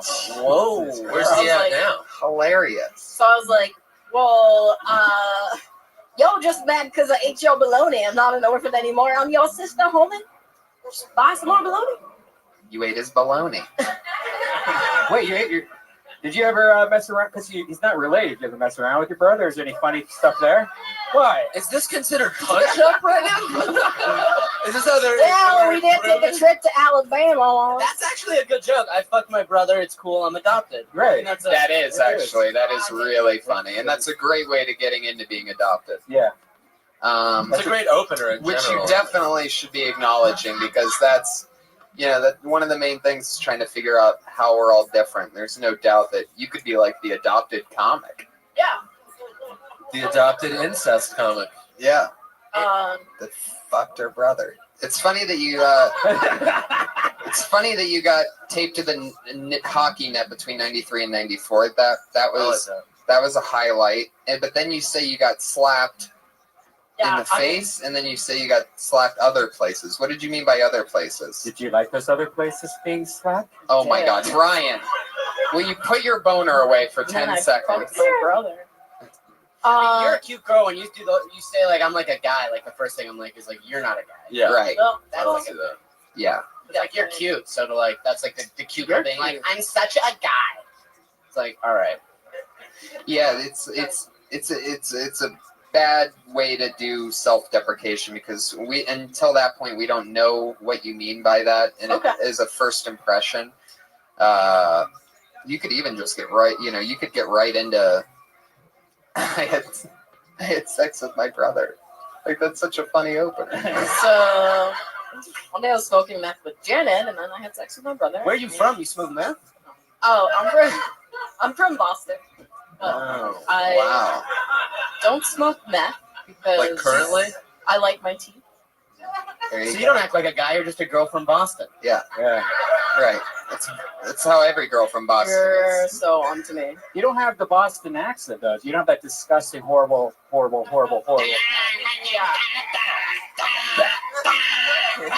Why you want to have sex with me?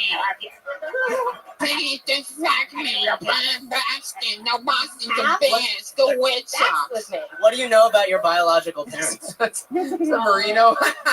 Oh, it's another Bostonian, Andrew Themeles. I don't I really can tell there's a know. Boston cackle in the back. I'm like, who the fuck is that? That's how they laugh, the guys. That's a different thing. I could hear it. Oh, I thought you were just know what they Marino. look like, I guess. And how old Well, they were. congratulations, Rebecca. I think you've just been hit with the magic spell. Okay. For 5 times on stage, that's really good, and you have some promising premises. Nick, anything else for Do you Rebecca? have like stage experience other than the 5 times doing comedy? Theater, stripping? Yeah, I used to do a little theater. I'm an actor too, but I just started out here, so. Yeah, you seem comfortable. I'd project more. Yeah. Okay. Yeah, you're a little quiet. Oh, sorry. Don't be And you sorry. smack your lips and move the mic stand.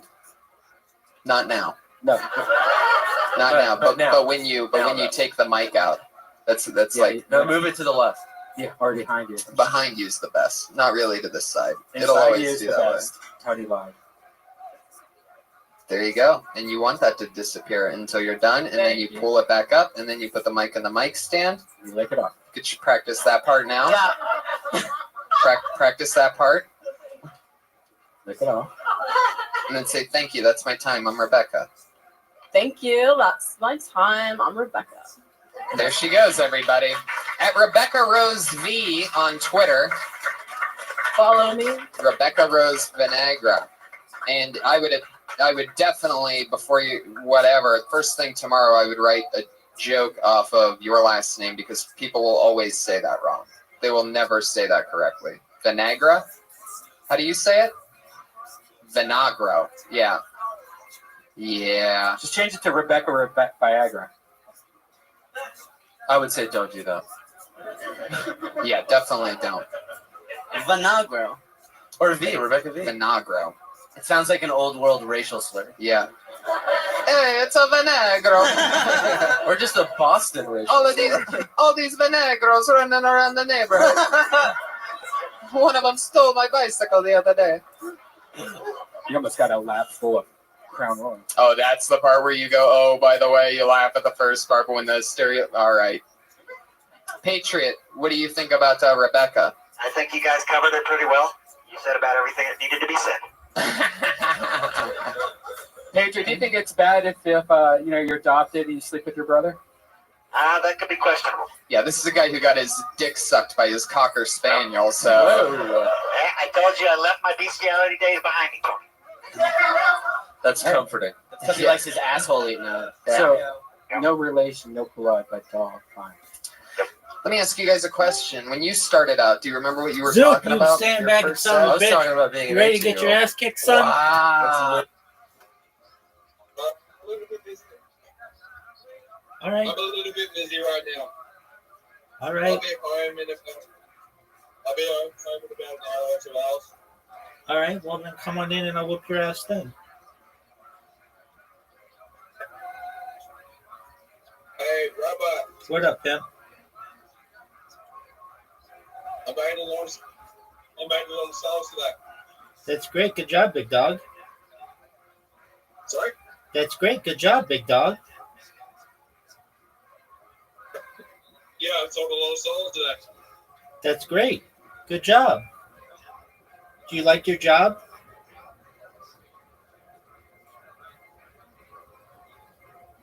I prefer to have $100 million in shitcoin, but yeah, I like my job. Excellent. Well, that's good. Is it a lot of work?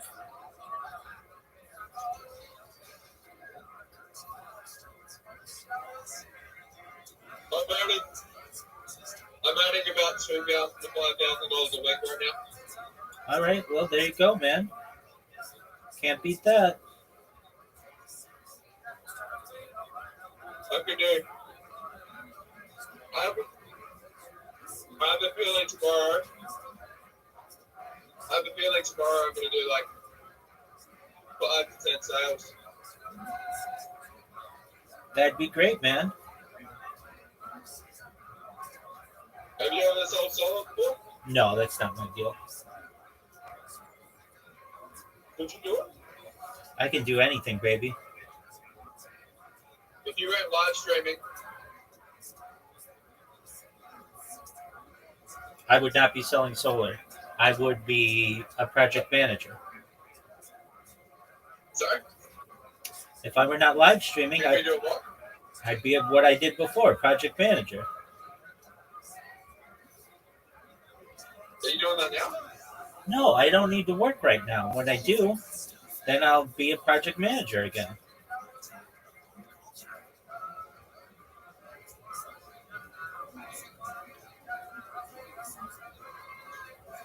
But that's great. I'm glad that you are successful in your job and that you enjoy your career. That's good.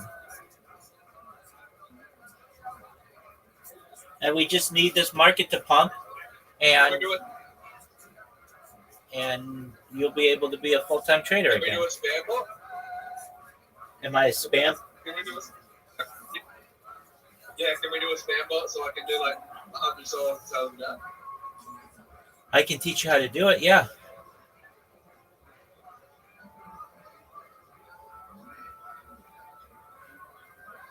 Would a spam bot work this all?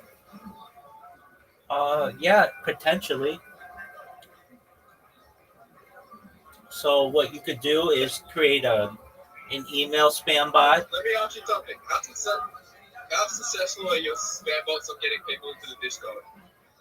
It got 1,600 people in here. I can tell you this. In the last, 24 hours, I've done one. And I've gotten, at least on Twitter, I've gotten, just one moment, I'll tell you. 1, 2, I have a feeling you're going to be the 3, most famous person in the world very soon. 4, potentially, 5. I've gotten 5 people who asked me if they want me to promote them.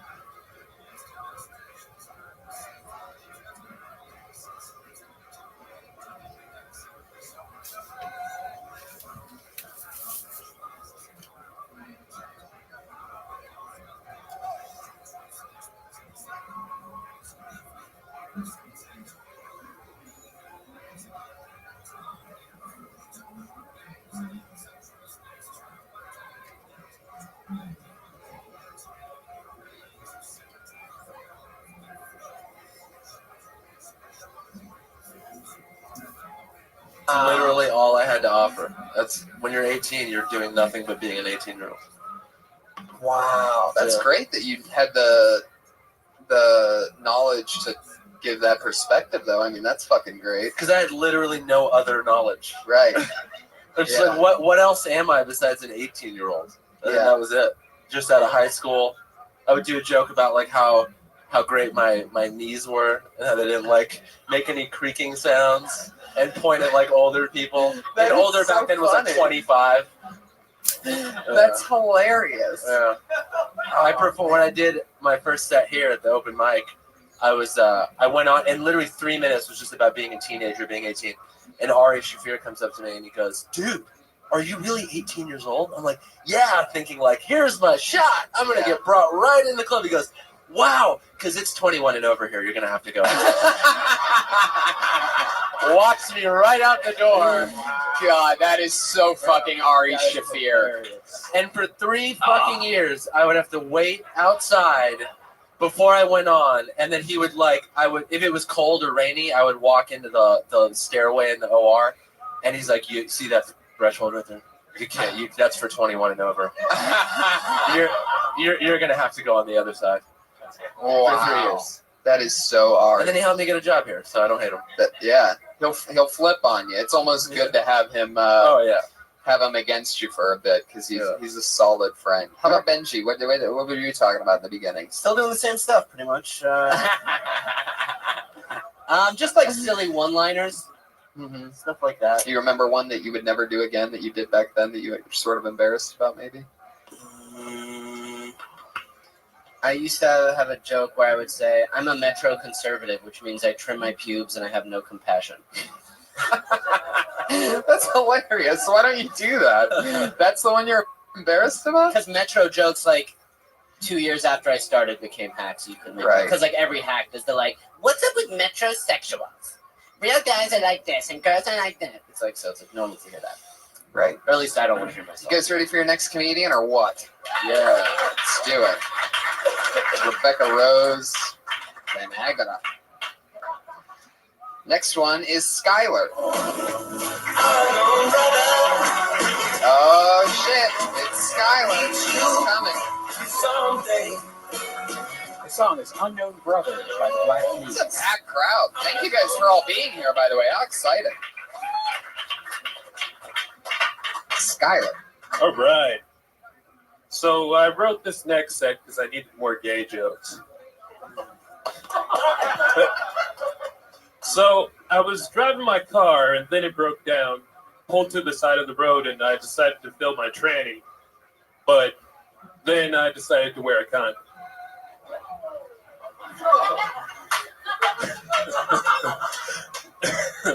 And I was talking to a friend. He was like, "Hey," I told him to stop being a fag. And then he was like, "Oh man, that hurts. I'm a cigarette." So I'm gay. I'm gay all the time, but there's some assholes out there that don't want you to be gay. So I say, fuck them. Thank you very much. I'm Skylar. All right, Skylar. Let's get down to the nitty gritty.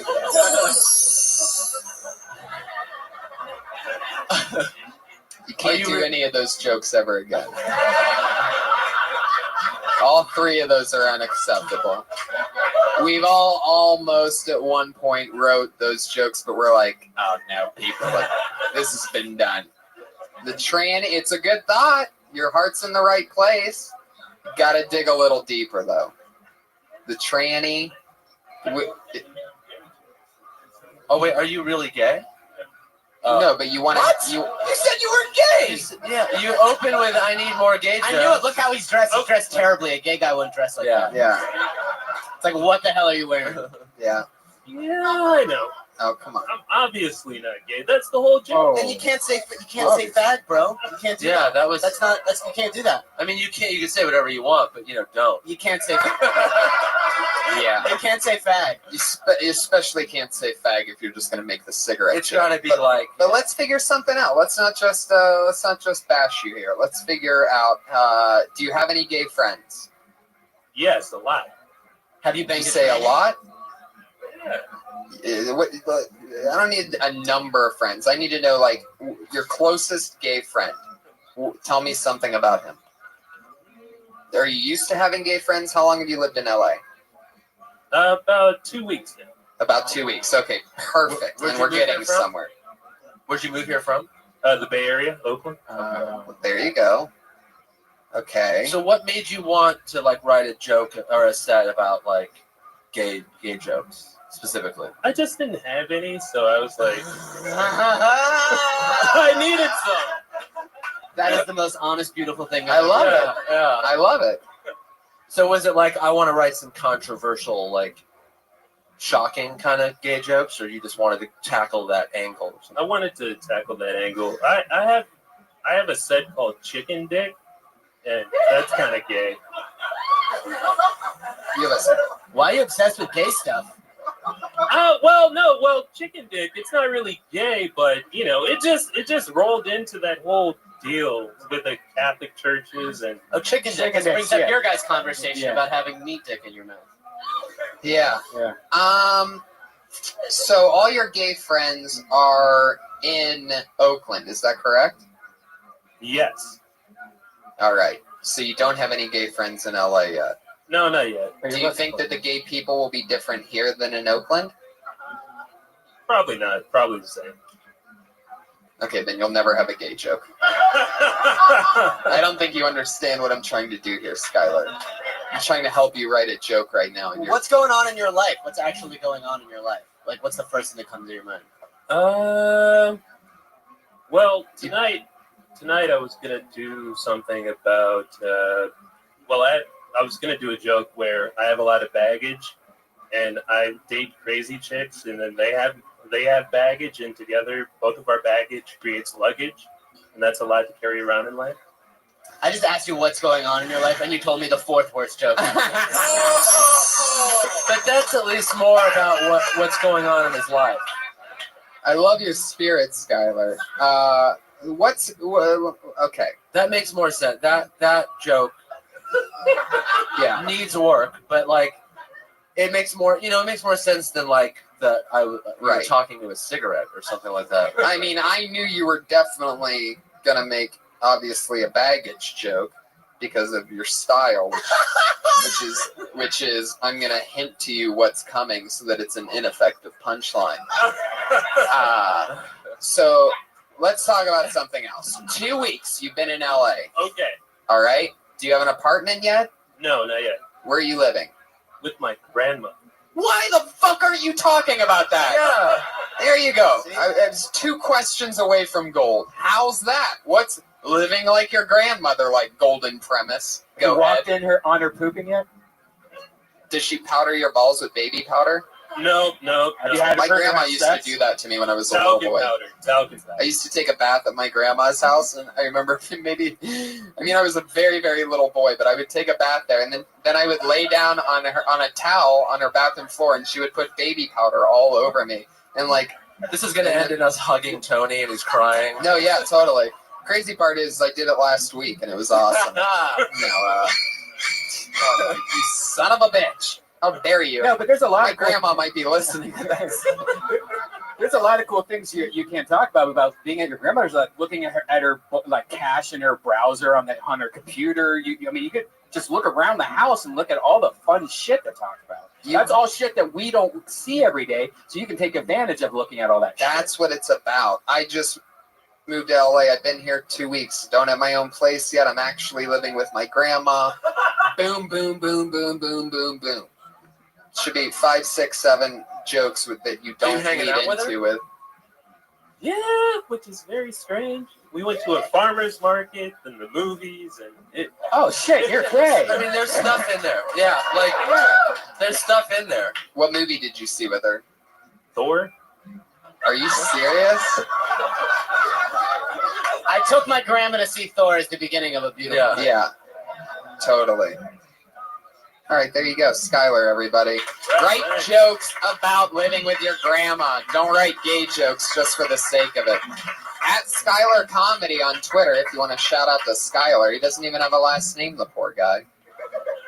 It's just Skylar. He's like Madonna, just one name. It's Skylar. It's like Lord. Skylar, why don't you ever use your last name? Just yell. That's the worst. What's theory your last I've ever name? heard. Craig? I love this episode so far. I mean, this is just like a slaughter fest the whole way through so far. It's just unbelievable. Patriot's still wearing that hat. Yep. Yep. Rain, sleet, or snow, Tony. People have been commenting lately that how weird it is the way that you say my name sometimes at the end of things. Tony. You're just getting to know me. I'm a very sassy character. Got some attitude. You're going to get to know me in these next few months. I love it. Okay, here's what's going to happen right now because I'm going to pee my pants. I'm going to pick the next comedian's name. They're going to do time. I'm going to be listening the entire time. I'm going to be in that urinal at the top corner of the bathroom. So I'm going to still be listening, and I'll be right back.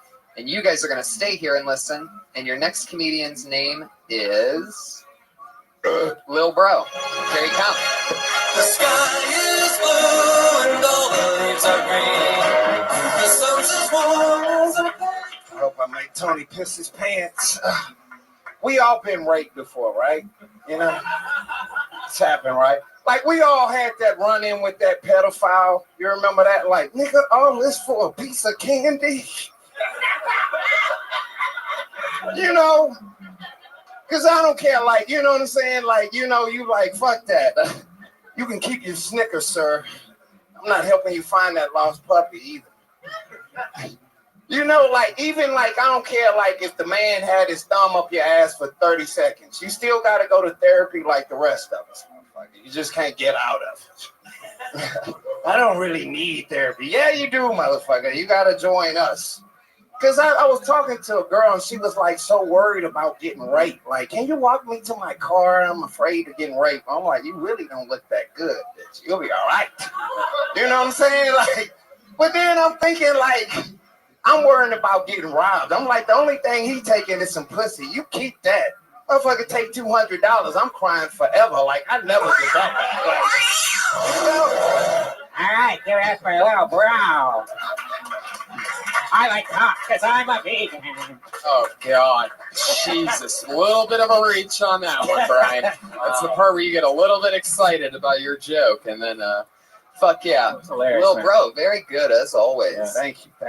What were you talking about the therapy thing, then? I don't get that. Who has to go to therapy? No, I'm just saying, like, you know, like some people, they'll be in therapy and be like, oh, I was molested as a child. You know what I'm saying? And, like, they're in Fucking therapy. losers, like, right? You know what I'm saying? Like, Were you really molested? at like 3 years old, you know, but I don't really want to talk about it. No, But you fucking kind of. Is that why you can't hold poop in? either that or I rolled on a pacifier or something, you know, I don't know. How big was that fucking pacifier?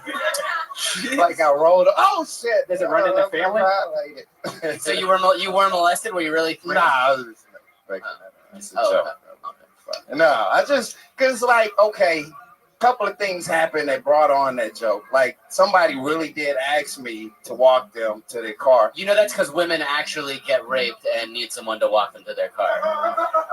Yeah, but I'm like, if she did get raped and I wanted to fuck her, I might help the dude. Like, you know what I'm saying? He already started. I think that's a great way to also take it is that, you know, you're not, I think the perfect tag to that, in my opinion, what do I know? But I think it's like, you're not good looking enough to get raped anyway. And if you were, I'd be the one raping you. You know, I also have something about ugly chick that, you know, like dudes want to sleep with ugly women, but it should be like legal to rape an ugly woman. Like you want to fuck her, but you don't want her to know that it's you. Like you catch her from behind, be like, yeah, bitch, yeah. Be like, who is that? She be wrestling with. I see your shoes, Calvin. Bitch, turn your head. So funny.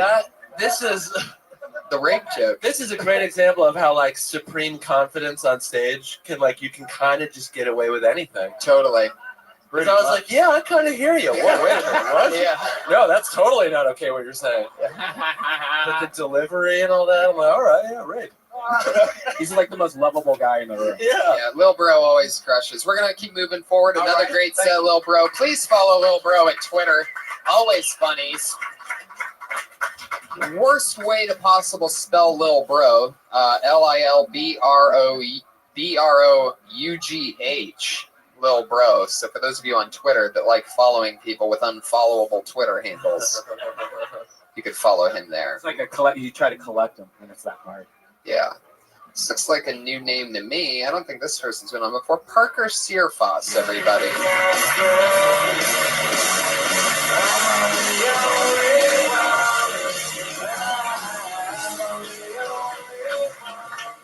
Hey guys, I just moved here from Texas, and people say, no, wrong answer. No, I moved here from Texas, and people say that people from the South are extra nice, which is true. And then people say that people from the South are extra racist, which is true. But I have a theory. I think that people from the South are extra nice because they're nice to half as many people. Like, I'm not saying it's right. I'm just saying mathematically we got like a well of niceness, and they're like, oh, let's pour it in the white people bucket. Whereas us non-racists, we give everybody just like a Dixie cup of nice. But it's not. It's not just about race. It's you know, when a serial killer comes out, the news always knocks on their doors, and the neighbors are like, "Oh my God, I had no clue. He was so nice." That proves that serial killers are extra nice to their neighbors and super mean to 30 Boy Scouts. Like, they'll feed your dog while you're on vacation, but he's not feeding those Boy Scouts. Not until they put on the lipstick. Parker Searfoss coming in and killing it.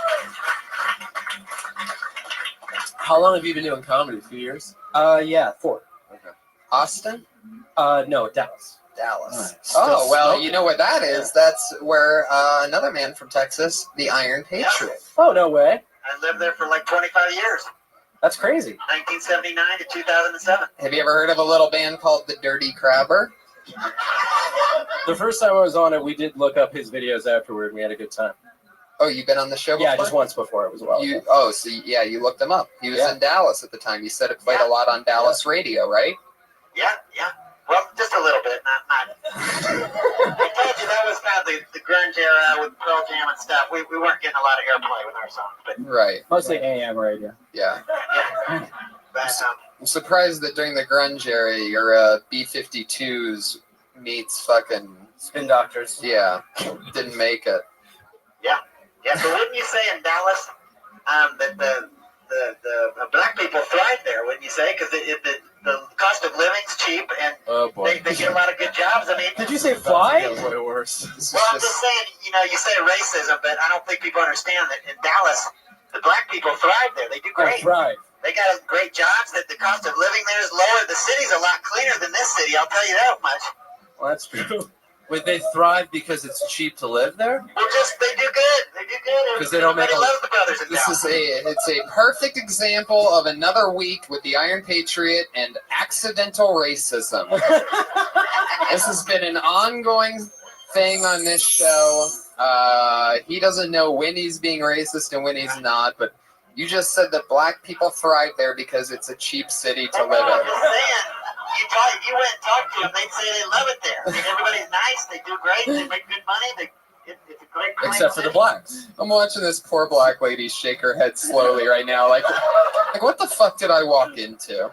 I like this fucking robot until right now. I gotta tell you about something that happened tonight.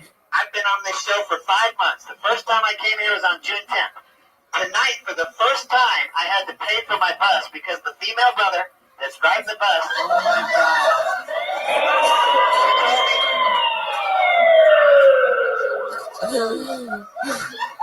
She told me last week that she said, this is the last time you're going to have to pay. So I had my money ready, and I actually paid $2 for the first time in 5 months. I've been riding free every day since. So, but I didn't blame her for it. I mean, she was nice enough to just tell me and give me a warning last time because she could have kept me off because I didn't have my money. Well, you're mad that you had to do what literally everyone else that rides a bus has to do? I just wanted to make that announcement tonight. That was a pretty historical event that happened for the Iron Patriot tonight. I need to backtrack here. Did you call female African Americans female brothers? Yes. I think I heard that. Yes. Yeah. Yeah, I told you the first female brother I was in love with. Stop saying that. It was It's either like it'd be sister or black woman. It wouldn't be female Like brother. black chicks. Patriot, tell Benji why you don't use the word sister. Wait till you hear this fucking scientific theory.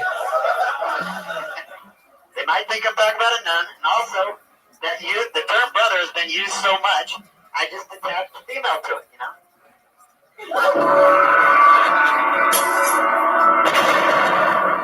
There you go. Like Beyonce, like Mary Washington. There's a lot of female This is accidental racism still happening, by the way. Yeah. He's now rattling off the handful of black women that he likes. Yeah, I like Halle Berry's feet. I'd love to caress her feet. She's got cute toes. Good lord. That hat next week's gonna have a spike on it. You know that, right? Yeah, totally. Yeah. I get the feeling he's coming in next week with a white hood on. Yeah. But I do say sister in my Soul Sister song. Remember when I did Soul Sister number 9? I try to forget all these songs that you do, Patriot. No. I can do it without your sarcasm. Whoa, getting a little bit argumentative. No, bad Tony. All right. Those are classic songs. Don't talk about it anymore. I love it, Patriot. Another week of accidental racism with the Patriot. Parker Searfoss, great job, man. How long have you been in LA? Just a year. A year. Well, welcome. Keep doing it. Keep rocking and rolling. He's at Fear Sauce on Twitter, everybody. There he goes, Parker. Fear Sauce? Fear Sauce. He got that. Fear Sauce. So if you're afraid of sauce and you fear sauce, then follow him on Twitter. Parker Searfoss.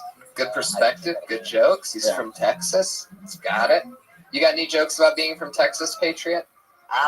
I told you what I thought about Texas right there. Someday I'm gonna go back. I'm gonna have a triumphant return there someday, and everyone's gonna know me. I'm gonna have a household name. Okie dokie. Your next comedian seems like another new one, Emily McCarran, everybody. She is. Hi, so I was raised naked. Let me clarify. I was raised by a hippie lesbian, so I was basically naked until I got my boobs. But really, though, my mom is a total trip. She says to me the other day, I don't like your name. No offense.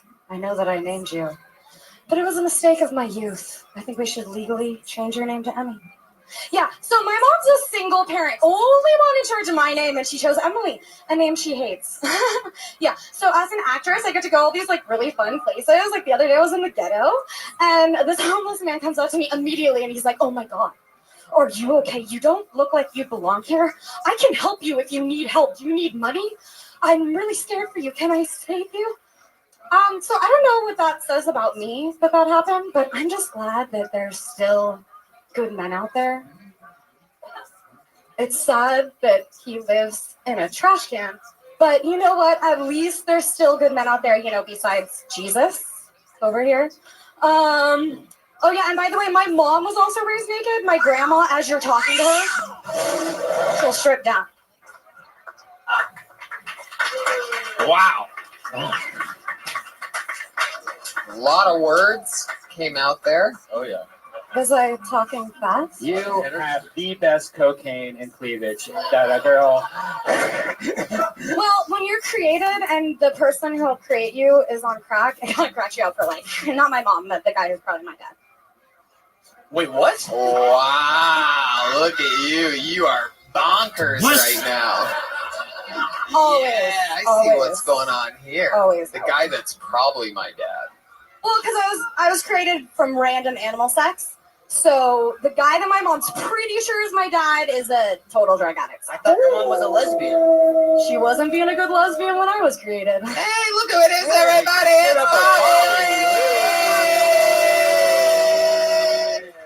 Fuck yeah. He's been on Kill Tony. Thank you. I'm a big fan of yours. Fuck yeah. Hell yeah. So, what did you say during all that?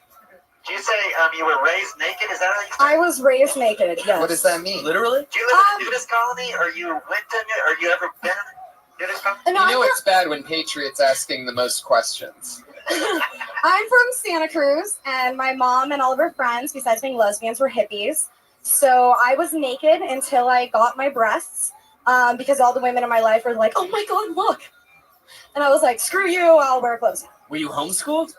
No. But you didn't go to school naked. No, I would wear clothes at school. And then you just come home and get naked. Sometimes on the bus. There's trails of clothes to the park. To the park. We live across the street from a park. What? What are you saying? I love when she laughs because I get to nothing. Well, I am made of giggles and frosting. Did you get a lot of yeast infections growing up just being naked all the time? Never. You'd think in Santa Cruz it's dirt, you know. That's good, because the pouch can breathe when there's no clothes on. Oh. Did he just call a pussy a pouch? Yeah. That's so like weirdly clinical. Oh, I know. And I would like to oddly brag, but I've actually never had a yeast infection, by the way. Since you brought it up. Wow. That is very hard to believe. Is that because you're so psycho that you pour Purell on every guy's dick who you have sex with? Yes. No, I'm just kidding. I'm just kidding. Emily, how long have you been doing stand-up comedy? I actually started doing stand-up in my living room when I was 4. But really, I started in August. The August of this year. Of this year, yeah. But it's something I've been meaning to do forever, and I was like, you know what? I have really big balls. I'm just going to pick them up and go do it, because the worst that could happen is I fail, and then that's funny still. Are you really comfortable naked now? Like, could you get naked right now and feel fine? No, I actually, now that I'm an actress, I like to... I mean, I would strip down to my bra and underwear, but that's a little different. We don't believe you. We don't believe you. Strip down now. That's sort of like the guy recently who tried to challenge me to have sex with him by saying, I can tell you're not good at sex. Hot girls are never good at sex. I've seen this guy in his underwear on the stage. Yeah, that's true. Getting spanked. That happened? Really? Why were you getting spanked? I don't remember. I think Martindale spanked you. Oh, maybe. You wouldn't remember if that I don't remember that part. I've got photos. This is probably in your drinking days. Yeah. No, I remember doing that when someone was saying something about like my dick or whatever. I'm like, I'll take that shit out right now. We don't believe you. We don't believe. Wait, but why were you getting spanked? You spanked you? Maybe it wasn't getting spanked. I don't Something going remember on. that. It was like you and Martindale on stage. Maybe I'm not it's trying Martindale. to unpack weird shit. Maybe it was Martindale. Yeah, I don't remember any spanking. Maybe it was a wet dream of Benji's. That's probably more like it. Probably that. There you go. It's a good question. Walter Matthau. I'm sorry. It's not crooked, but it does go off. It's not like bent, it's straight, but it's pointing not perfectly straight. Oh, it's like The Pete Tokyo Lee Tower. So besides the fact that I talk really fast, any judgment? Well, we have no idea really what Oh, you we're said. talking about each other's dicks right now. Yeah. Anyway. You've been doing that all night. Come on, I want some judgment. 50%. If you slowed it down by 50%, you'd have twice as much material, and we would understand what. Yeah, we would know what you're talking about. I have no idea what you're saying. Bobby Lee, There he everybody. goes. There goes Bobby Lee, everybody. Did he just come up here to satisfy Benji's dick curiosity and then just Yeah. take off? Oh, okay. Oh, okay. See you, buddy. Bobby Lee.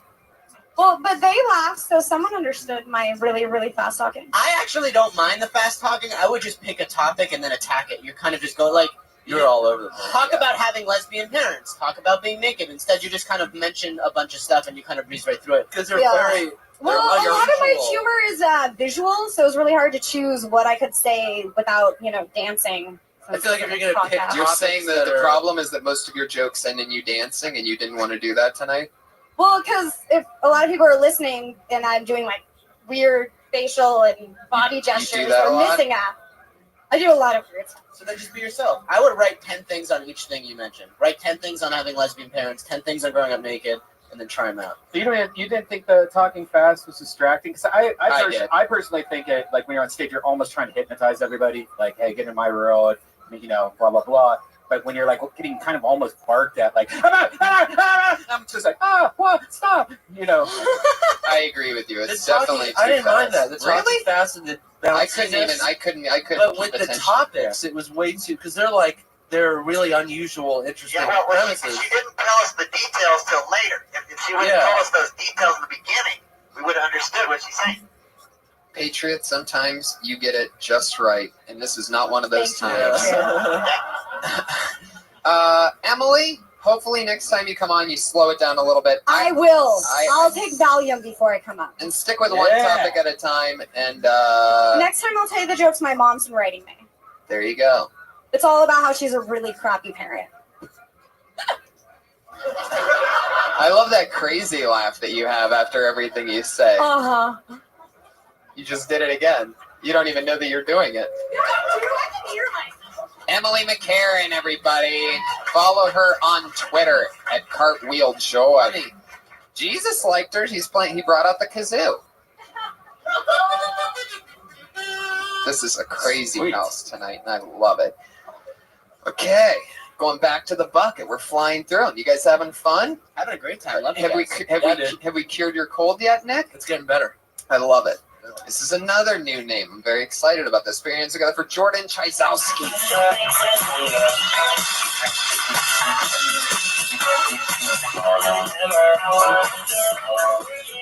Hey guys, I moved to LA and I moved in with a roommate who I didn't know, and I had to tell him that I was gay, and he's from China, so I didn't know where he stood on that issue. So I asked him, I said, Sishu, are you LGBT friendly? And he goes, what's LGBT? I was like, lesbian, gay, transsexual, bisexual. He goes, oh, you gay? Yeah, I don't care. It don't matter to me. But we have neighbor who go to bed at 11. All right, I'll just turn my sexuality off at 10:30. Don't want to get a noise complaint or have a landlord come busting in like, hey, was someone being a fag past midnight last night? Had several tenants who couldn't get to sleep. That's what. Fuck yeah. There you go. Very funny. Jordan Chizowski.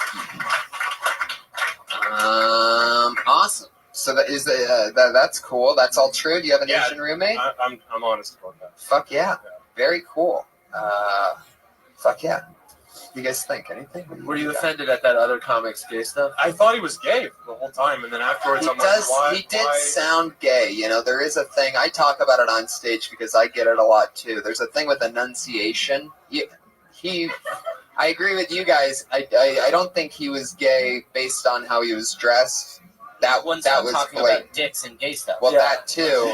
But the way that he talked, I could sort of hear a little bit of. There's like a thing. You don't have it even, but you are gay, right? Yeah. Right. Come on. There's Yeah, some come on. guys that are like Martindale and like Jordan here that are just like, yeah, I'm gay and I'll butt fuck you, and they don't have that twang like Skylar had. Right. Where are you from? Canada. Okay. Oh wow, what part? Edmonton. Interesting. Yeah. I've been to Toronto a few times, and I've performed at Clandestine too. So. Nice. Isn't it? Yeah. Puff Mama? Fuck yeah. Fun fucking club, right? How long ago were you there? I did the Absolute like 6 months ago. Nice. Yeah, it's like downtown Toronto. You notice anything different about being gay in Canada and being gay here? Well, I was in the closet in Canada, so it's completely different. Wow. So you're just letting loose here. Yeah. Yeah, I feel like if you're gonna, make as an entertainer, if you're gonna go for it, you might as well go for it. So, he agrees too. So, You got to be so much happier, right? 100 times happier, right? well, it's a process, because it's like you start dating guys, but it's weird. It's weird at first. You feel uncomfortable, and then you feel like other people think it's weird too. Like I'd never hold a guy's hand in public. Right. I would just. You should talk about that. The Yeah, slow you should process do of that. like you Yeah. start at Yeah. first you're just doing tickle tortures with each other, and then you, and stick one. What were you talking about in Canada before you came out? What was your stand-up like? It was just a lot of jokes, like not really Like crushing puss, bro. I love me some wet pussy. I used to do jokes about. You know what I hate about True, though, I chicks? did. Is the lack of cock. Well, I would be in small towns, and that material works when you talk about crushing pussies. So I would talk about trying to dance with girls, and girls dance in circles together, and you try and get in the circle to dance with them. But it's not like I really. Jordan, this is all really funny. I'm really looking forward to you talking about like that hand holding and more stuff like that, because I think that we're living in an age where people are totally ready and down to hear what it's like for somebody to come out of the closet, and sort of like I think it builds tension, like that feeling of, you know, oh, that sounds rough at times, and oh wow, I feel like they'd be going on an experience with you. So definitely, like, I would totally get into that more, because that's all you coming from Canada, being in the closet. Now you're an American out of the closet. Two totally different things. I mean, that could really define who you are. I mean, it's the type of set that could be on like the Tonight Show or something like that. Like it's like breakthrough. And you're middle America gay.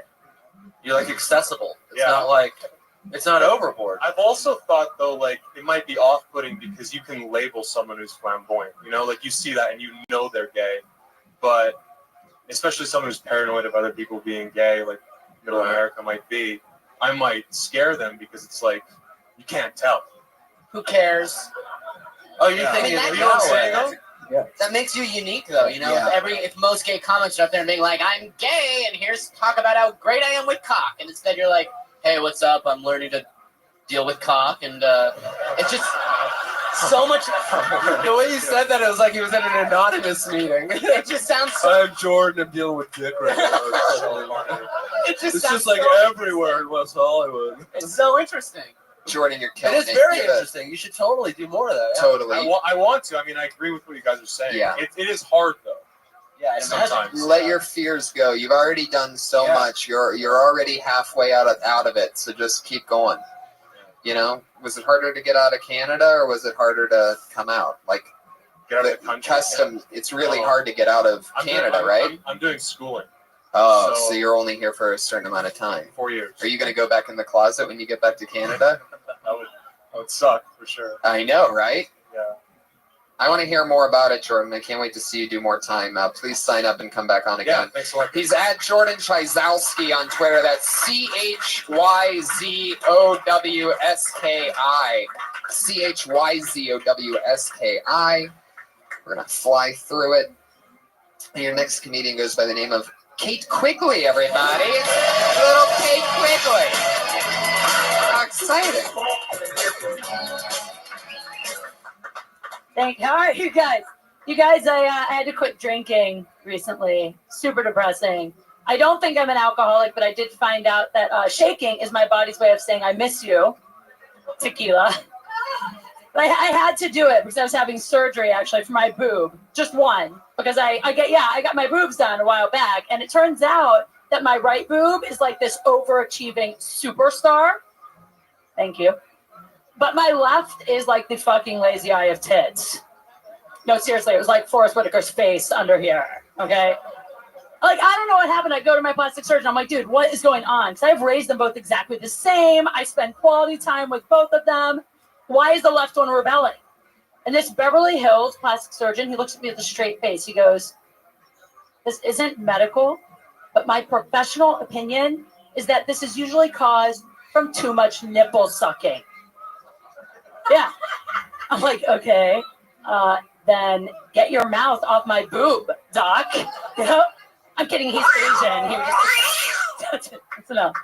How did that end? The cat came over you. What was that last I part? say he's Asian. He would just attack it with chopsticks. Oh. I lose that part, but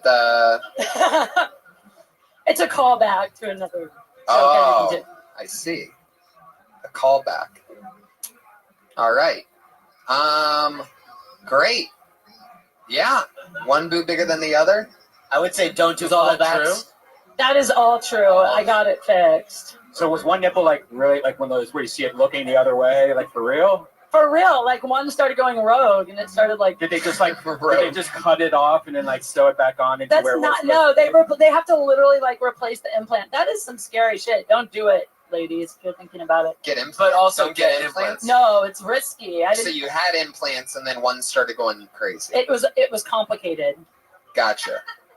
So you still had the implants, they just fixed it. They fixed it. Did you go to some hillbilly plastic surgeon the first? No, I went to like the one of the best Beverly Hills plastic surgeons, and he really did tell me that it's usually caused from too much nipple sucking. Yeah, I don't think he's one of the best plastic surgeons, if that's what he said. And can I recommend that gummy bear boobs, guys? Look at That's what I have. Oh, you do? Yes. Oh my God! Can I touch it? What is it? No. Oh Gummy my bear boobs God, are the newest. Ryan, What is that? you are out of control. You have it? Oh, Missy Yeah, Martinez she has has it it also. All right, awesome. Gummy bear boobs what? Yeah. are like they're regular boobs, like fake boobs, always have like that hardness to it, kind of. Like Yeah. you're like, oh, this is Gummy bear boobs feels like a foam memory mattress, where you're like, oh shit, like it's badass, dude. We got to move forward. We're Hey, running. say something before I move on. I saw this lovely young lady Friday on Red Band's new improv podcast. Jeremiah called Watkins. Thunder Pussy. Yeah, Thunder Yes, Pussy. Thunder Pussy, the newest. Put your hands together for Thunder. All right, shut up, Patriot. Put your hands together for Thunder Pussy, everybody. It's the newest show on the Death Squad Network. I'm very excited about that. Yeah. The great Jeremiah Watkins has been running an amazing show. It's the improvised stand-up show where comedians come on, take suggestions from the crowd, and improvise material on the spot. And it is the newest member of the Death Squad And family. it's great because the comics actually get their, even though it's not their version of their material, they get to put it on a podcast, them doing stand-up. So that's a hard thing that I've been trying to balance lately, is finding a podcast where comics actually have a form of stand-up on a podcast. Thank you so much, Kate Quigley. Thank you guys. Have a great night. There she goes. Moving on to our final part of the show. As always, we have two lovely young rising comedians who do spots here. Tonight will be no different. And then our special announcement. But first, let's get it started with Sarah Mostajabi, everybody. Here she is. Sarah Mostajabi. I don't know what the fuck had to happen to me at 30 years old for 90% of the things I own to be Hello Kitty. I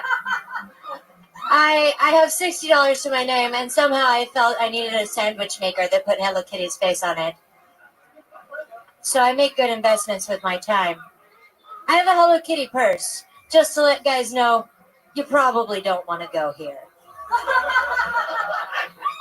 I don't know what it is, but as I've got older, my purses have just gotten bigger and bigger and bigger. Because now that I'm 29, I need a full bottle of Xanax and for some reason a tube of Whiteout. I don't even know what Whiteout is for anymore. You use it to mark out the markings from black magic paper talking sticks. I don't know what I don't even have that. It doesn't make any sense at all. But Hello Kitty is the key to friendship with girls. Oh, your parents didn't hug you or talk to you either. Good. Here's a fucking eraser. Now we're best friends. Seems to be how it is. All right, thank you guys. Very funny. Nailed it. Exactly a minute. You could tell she's been with us since episode 1. A new minute every week. The cat meows when she says goodnight. So I would say that something to add to the Hello Kitty on the purse, like when you say it lets guys know that you probably don't want to do this. So when they see Hello Kitty, goodbye Sarah, something like that. Oh, yeah. You know what I mean? That's good. Something to throw in there. Benji, you just done? You checked out for the night? No. I liked it. I thought it was good. Hello Kitty's a good thing to talk about. A lot of people obsessed with their Hello Kitty, but I don't necessarily think Hello Kitty is a red flag. It is. It is for sure. But you should get into, because I felt kind of the same way. Yeah. You should get into why. Why do you think it's that way? Why do? Because you just did it as if everybody already knows it is. Because I have a Hello Kitty lighter that I bought today. Well, you're a boy. That's a whole nother fucking story. Right. And that means you don't like Asian girls. If you think that they all like Hello Kitty. On the contrary, I love Asian girls. Well, they love Hello Kitty, so yeah, you got to explain what's up with Hello Why Kitty. do you think it's? What? Tell us. Why do you think it's crazy? I mean, there's something to be said about you having an attachment to something you've had since you were 6 years old, and you're completely an adult. And my entire bathroom set is Hello Kitty. It's just so when a guy comes over, he's just like, "Oh, okay, I think I committed a crime." They There also you go. it's- That's the new funniest part of that joke. Is it the reality that it is your bathroom set, and then they feel dirty like a pedophile when they're using The the fact bathroom. that I have to scoop like 30 Hello Kitty plushies off before I get pounded that's an issue. There's something Yeah. wrong with that. That I is think some that's scary cute. shit. I think that's cute. Well, yeah, well, Do you have the lube? Hold on. Let me move the kitty. I mean, it's funny how much licensing they do with Hello Kitty nowadays. Also, like There's they even Hello have Kitty vibrators. eyelashes. There's vibrators that have Hello Kitty on the I end of know. them on Amazon. I have it. whoa. But I Really? You have a Hello Kitty vibrator? Hello Kitty. Yeah. Wow. Yeah. Ooh, this kitty stinks. Needs a Hello, bath. hello, pussy, right? Me, yeah. But Okay. I've liked the Dodgers since I was a kid. I have Dodger T-shirts and That's hand sports. towels. Maybe it's like the same thing. I don't know. Sarah, that's a great new premise. Another great new minute. Take those few tags and definitely try to, like I said, I think the new funniest part is that bathroom thing. Ask yourself questions like, why and things like that and get more into it. That's a great new bit. Another Can I great ask new you minute. something real quick, you guys? Jesus Christ, you're killing me this We gotta week, hurry. Patriot. We got What is it? 5 What? minutes. I've been out of the game for a while, but today Sarah sent me a picture of her feet and they were dirty. What does that mean? Oh my God. Okay, that's enough. There you go. At Sarah Dresses on Twitter. Patriot. Settle down over there. I don't know what about wearing that safari hat makes you think you're the new host of the show, but Rain, sleet, or snow. you know who's next, everybody, every week. The same two girls. So here's our new next one, the one and only Kimberly Congdon, everyone. Here she is. What's up, guys? I'm going through a hard time in my life. I'm going through tragedy. Things are really sad because my sister recently turned 18 years old and she's officially hotter than me. And I don't know how to deal with it. And I'm upset because I taught her how to do her hair. I taught her how to do her makeup. And now she's just surpassing me, I feel like I've been tutoring someone for a final that just got a better grade than me. I don't know what to do. Things are getting really bad. And I don't want to teach. Now I'm suspicious. I don't want to teach her anything. I don't want to teach her how to cook because then I'll have to watch her cook for the man of my dreams. I don't know, guys. This is really sad, and that's it for me. Thanks. It's a great premise with zero punchlines. So let's get into it. Yeah. What do you guys think? Do you feel guilty that you're? It's a fantastic premise. That you're fostering all these negative things towards your sister. No, because she knows it, and she's kind of a little bitch about it. Like how? But she really is. She's super hot. She's super pretty. She just, Maybe she if you were. she likes, she said that I was the ugly sister. That's okay. So you I'm got to okay put with that it. out there because then you antagonize her, and then we're totally on your side. Right. Yeah. Right. So that's got to come first.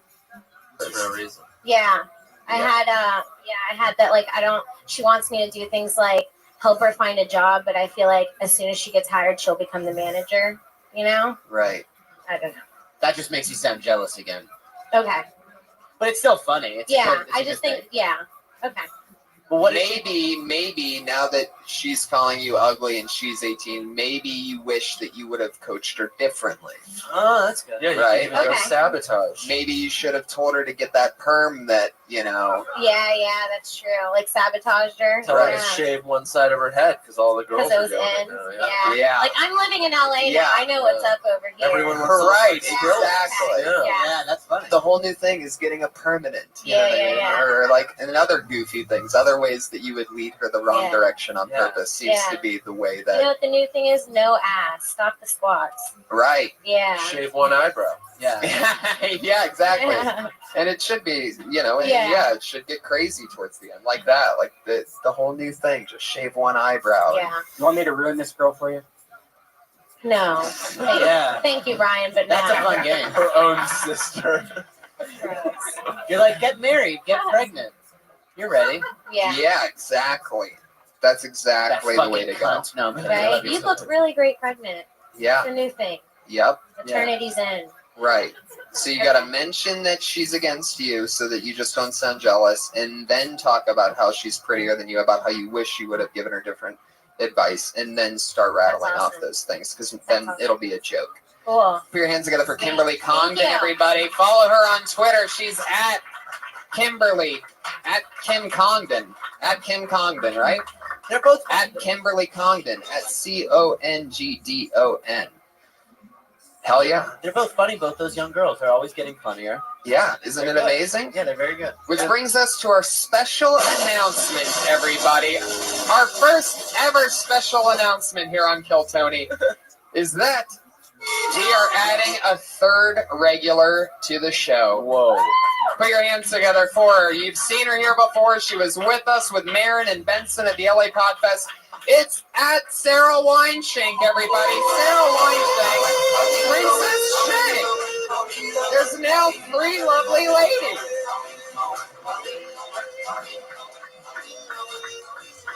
Yay.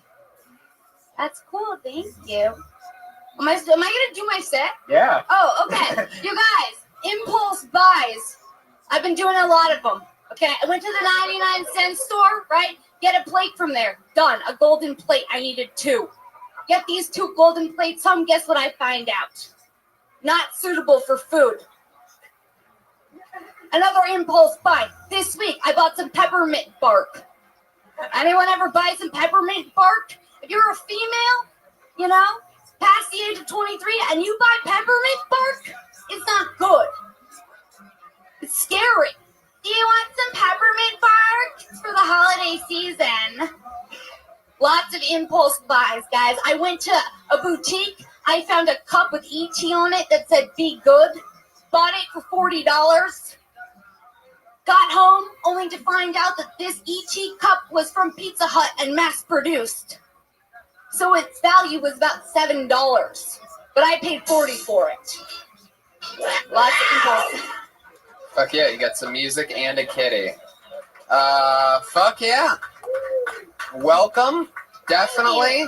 The newest regular, Sarah Wineshank, talking about impulse buys, which I think people can relate to in this Amazon era, right? Where are you buying these things from? Everywhere. Goodwill. I did a Goodwill impulse buy, which was tampons, which I regretted immediately. You bought tampons at Goodwill? Yeah, then I couldn't use them because I'm like, how the fuck did these get here? They're expired. But in the moment, no, I don't know. Do tampons expire? Yeah. Well, I didn't use them. I freaked out. It's stale. I freaked out because I was like, I don't trust these. You get email verification on that? Do tampons go stale? Yes. You're spending $40 on an ET something, and you're buying your tampons at Goodwill? Yeah, right? Mistake. You sound like... I didn't use them, though. See, right now you're talking differently than when you were doing that bit. Yeah. Like you sounded like you were from the Bronx. Yeah. I did? Yeah, you sound more Boston than the Boston girl that was just up Yeah, there. you had like an accent. I've never seen you on stage, but I've talked to you off stage. Yeah, I don't and know. you sound totally different. You're like, you have what are you doing in my treehouse, bro? Yeah. There was like a total like dude-ish kind of. Really? Yeah. And then the 99-cent store. If that's the way that you want to do it, that's cool. But you know, is that intense? Yeah, I'm not judging. I just if that's what you sound like when you're projecting, then that's fine. Is that what you think? Where are you from originally? I'm from the Valley. Wow. I'm from the Valley. Yeah. So is that intentional or is it just? No, it just. I don't know, when I get in the motion, when I start explaining something, I feel like I get excited. And my mom's from New York, and like, I feel like for some reason it comes out in me sometimes. Okay. It's weird. I totally wish we could help you more, but we have completely run out of time. Welcome to being a regular on Kill Tony. That's her first appearance. You can follow her on Twitter. Twitter at Princess Shank. That's SHENK. She is the newest. There will now be 3 regulars at the end of every show. Can I make a quick comment from? Yes. I don't know for sure, but either the lead singer of AC/DC or Jeff Ross is in the back row. Oh, it is. It's Jeff Ross, everybody. There he is. Put your hands together for my good pal, Jeff Ross. Fuck yeah. First time at Kill Tony. How are you, buddy? Thank you, man. Well, we're going to wrap it up. Good job. Good eyes, Patriot. I got better eyesight than you think, Tony. Why don't you show them what it's like when you blacklist somebody?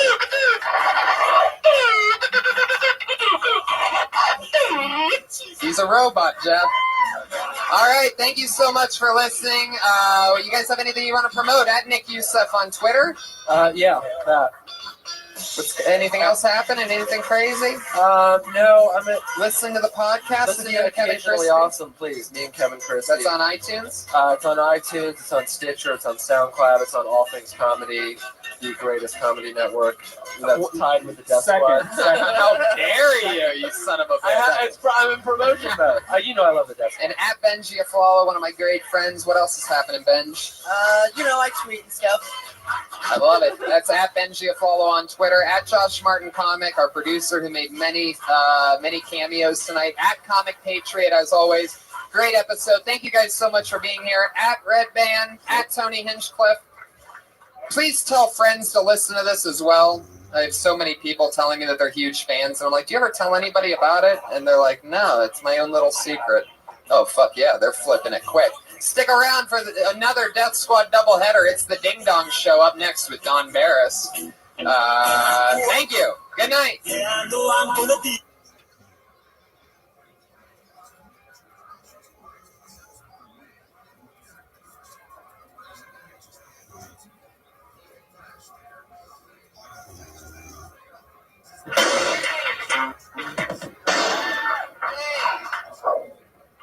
God, yay. Yay. How are you guys doing tonight? I just spilled my coffee first thing. That's a sign of the fun to come, everyone. Right on the old sponge. Yeah, that's going to be wet all night. How about that? Little behind the scenes show business magic. We're dealing with a wet coffee table. We just turned this into a coffee table. How's that for some humor right from the get? Anyway, it's good to be here. I've been told that this is episode 25, everybody. So how exciting. 25 Mondays in a row. What many are calling the fastest growing comedy podcast of all time. So no big deal, unless you care about that type of stuff. So it's very exciting. Things are good. Brian, you just got back from Vegas. Yeah, I got to see the fights.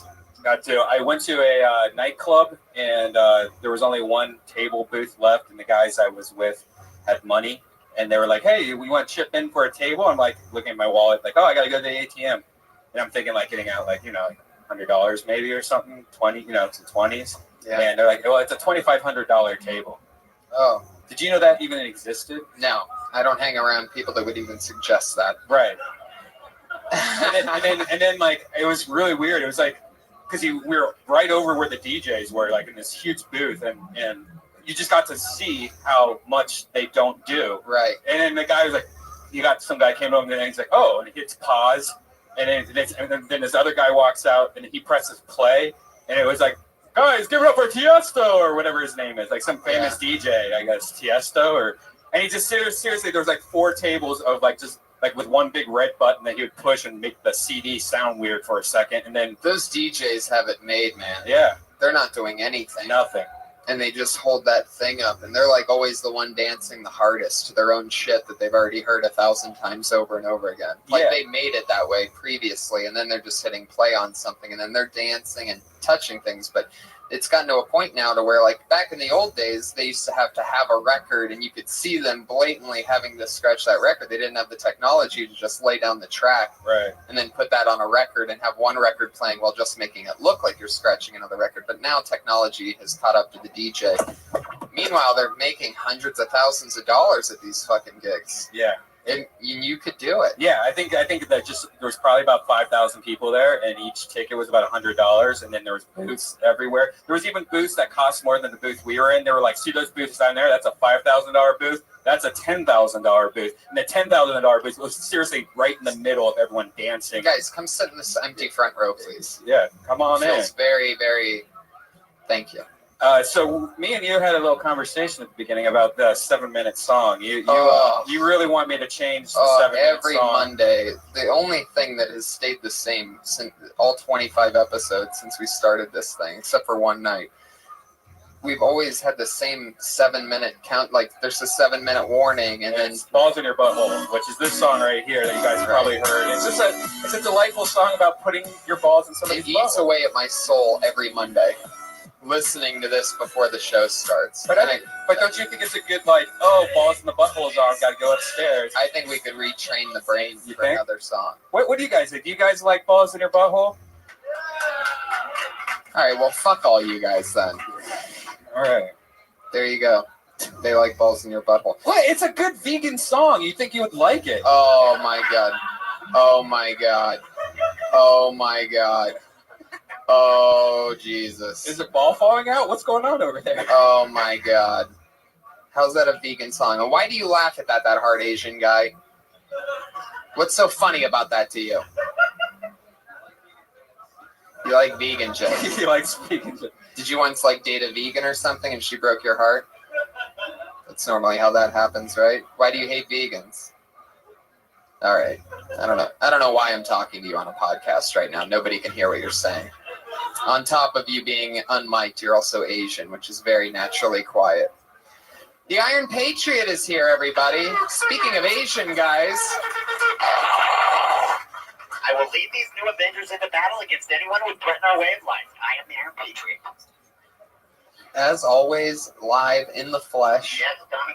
I learned something new about the Iron Patriot. I can't wait to hear it. I was standing behind him like this, awkwardly looking at his butt, going like, wow, I wonder where I could like put my finger in there to tickle him. But I couldn't find anything.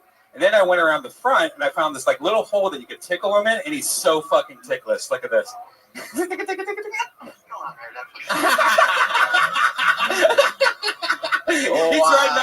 He tried not to laugh outside. He was laughing his ass off. He really did not expect you to try to tickle him on the air like that. That's awesome. I've never heard him get like that real. Oh, come on, Red Band, please. That's great. Smelling finger. Red Band, this is you. What? Patriot pit. You gotta be less Red Band. I need like 80% Red Band right now. All right, sorry. Defending balls in your butthole and then making me smell your Patriot finger. You're at 130% Red Band right now. Vegas blew you up. It's the not drinking thing. I'm trying not to drink it. That's what it is. Yeah. I have all this energy. I have solid stools now. Did you guys know? Did you know that you're not supposed to shit water for 2 months straight? And if you do, you probably shouldn't be drinking. That's what happens to you. Yeah, Another friend that I knew that just stopped drinking. He told me that he was shitting blood for like years and just thought that was normal. Yeah, that happens too. Patriot, how's your stool been? I got my diet down so good now that there's nothing even on the paper. I can't even see nothing on it.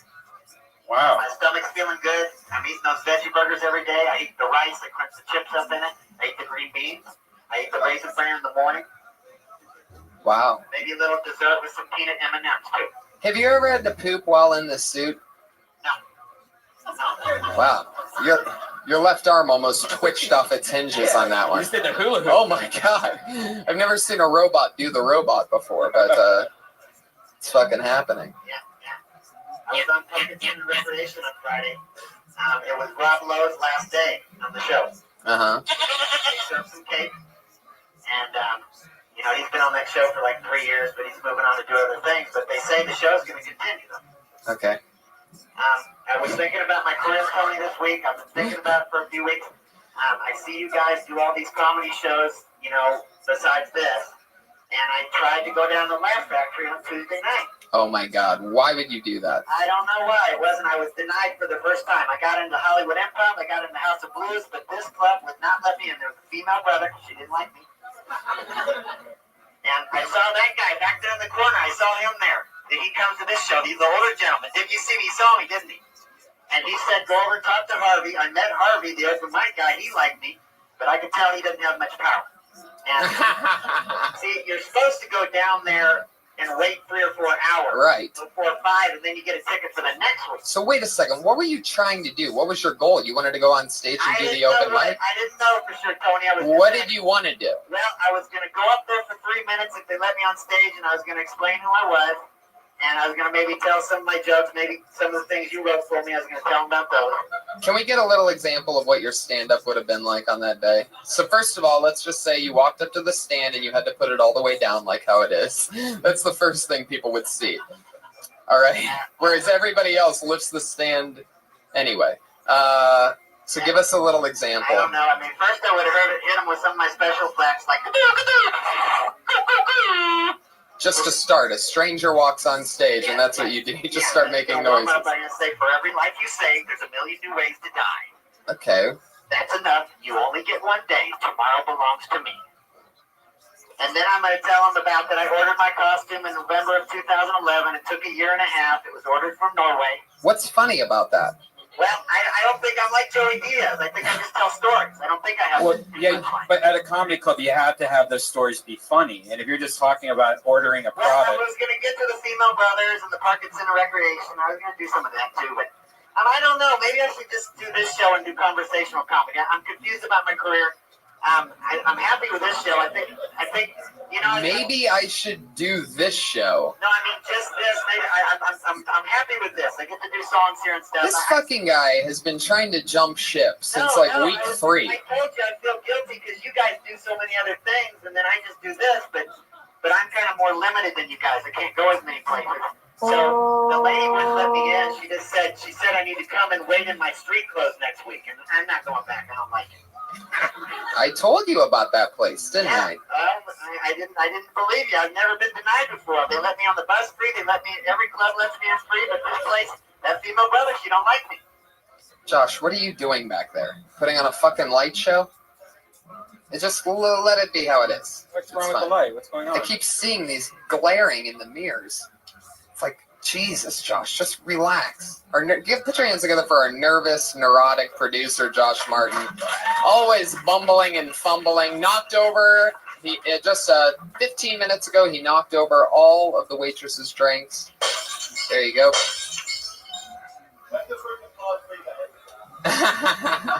Put your hands together for Jenny, your lovely waitress tonight, getting us all liquored up. Crown and Coke. Hell yes. You got it. And so fuck yeah. Oh, Patriot, I have some great guests tonight. You guys ready for me to bring up my guests? Huh? Everybody, it's such an exciting night. I've been waiting a long time to get these two guys on here, and I'm really glad that I got them both at the same time. No particular order. You know this guy from the Death Squad, Punch Drunk Sports Podcast. You know him from his great comedy on the Ice House Chronicles and at the Ice House and many other places. One of my funniest pals. I hang out with him every night. It's Jason, the T-Bo, everybody! And also, another one of my favorite friends. You know him, you love him from Workaholics, his half-hour special. One of the funniest people I know, Eric Griffin, is here in the fucking house. What's up, buddy? How you guys doing? Good. How are you? Fuck yeah, great. Good to have you, Eric. T. Is this on? Can you hear me good? Okay, we're good. I don't think you hear me good. All right. Oh yeah, we got you. Welcome, guys. Wow. How are So you? far, it's been great. I feel like we got spilled drinks from an idiot. We got a grown man in a robot suit. We're good, I think. Now, this is your first time really getting to see the Patriot, right, guys? Yeah, I'm jealous. Really jealous. I used to have to wear underoos and that was my Halloween costume. Yeah. You were in underoos when Yeah. you met him? Yeah, that's between him and I. But that's incredible. I don't even know what to fucking say to that. I met him a few times here, like after your show, like waiting to go up downstairs and different things like that. And I'm like, am I having an acid flashback right now? Did I do too much drugs in the 90s? But no. Jason, I want to talk to you. Oh boy, this can only go bad. Go ahead. I was watching your Punch Drunk Sports show today, Oh, thank you. and I happened to catch the episode that Tony was on. Oh yeah, he's on tomorrow actually. Tony will be on He tomorrow. said something that really surprised me. He said that he once hooked up with a female brother. He said she was better, she was warmer, but he said he also might have thought that it was because she had a fever. Now, was that jungle fever, Tony? This is so great.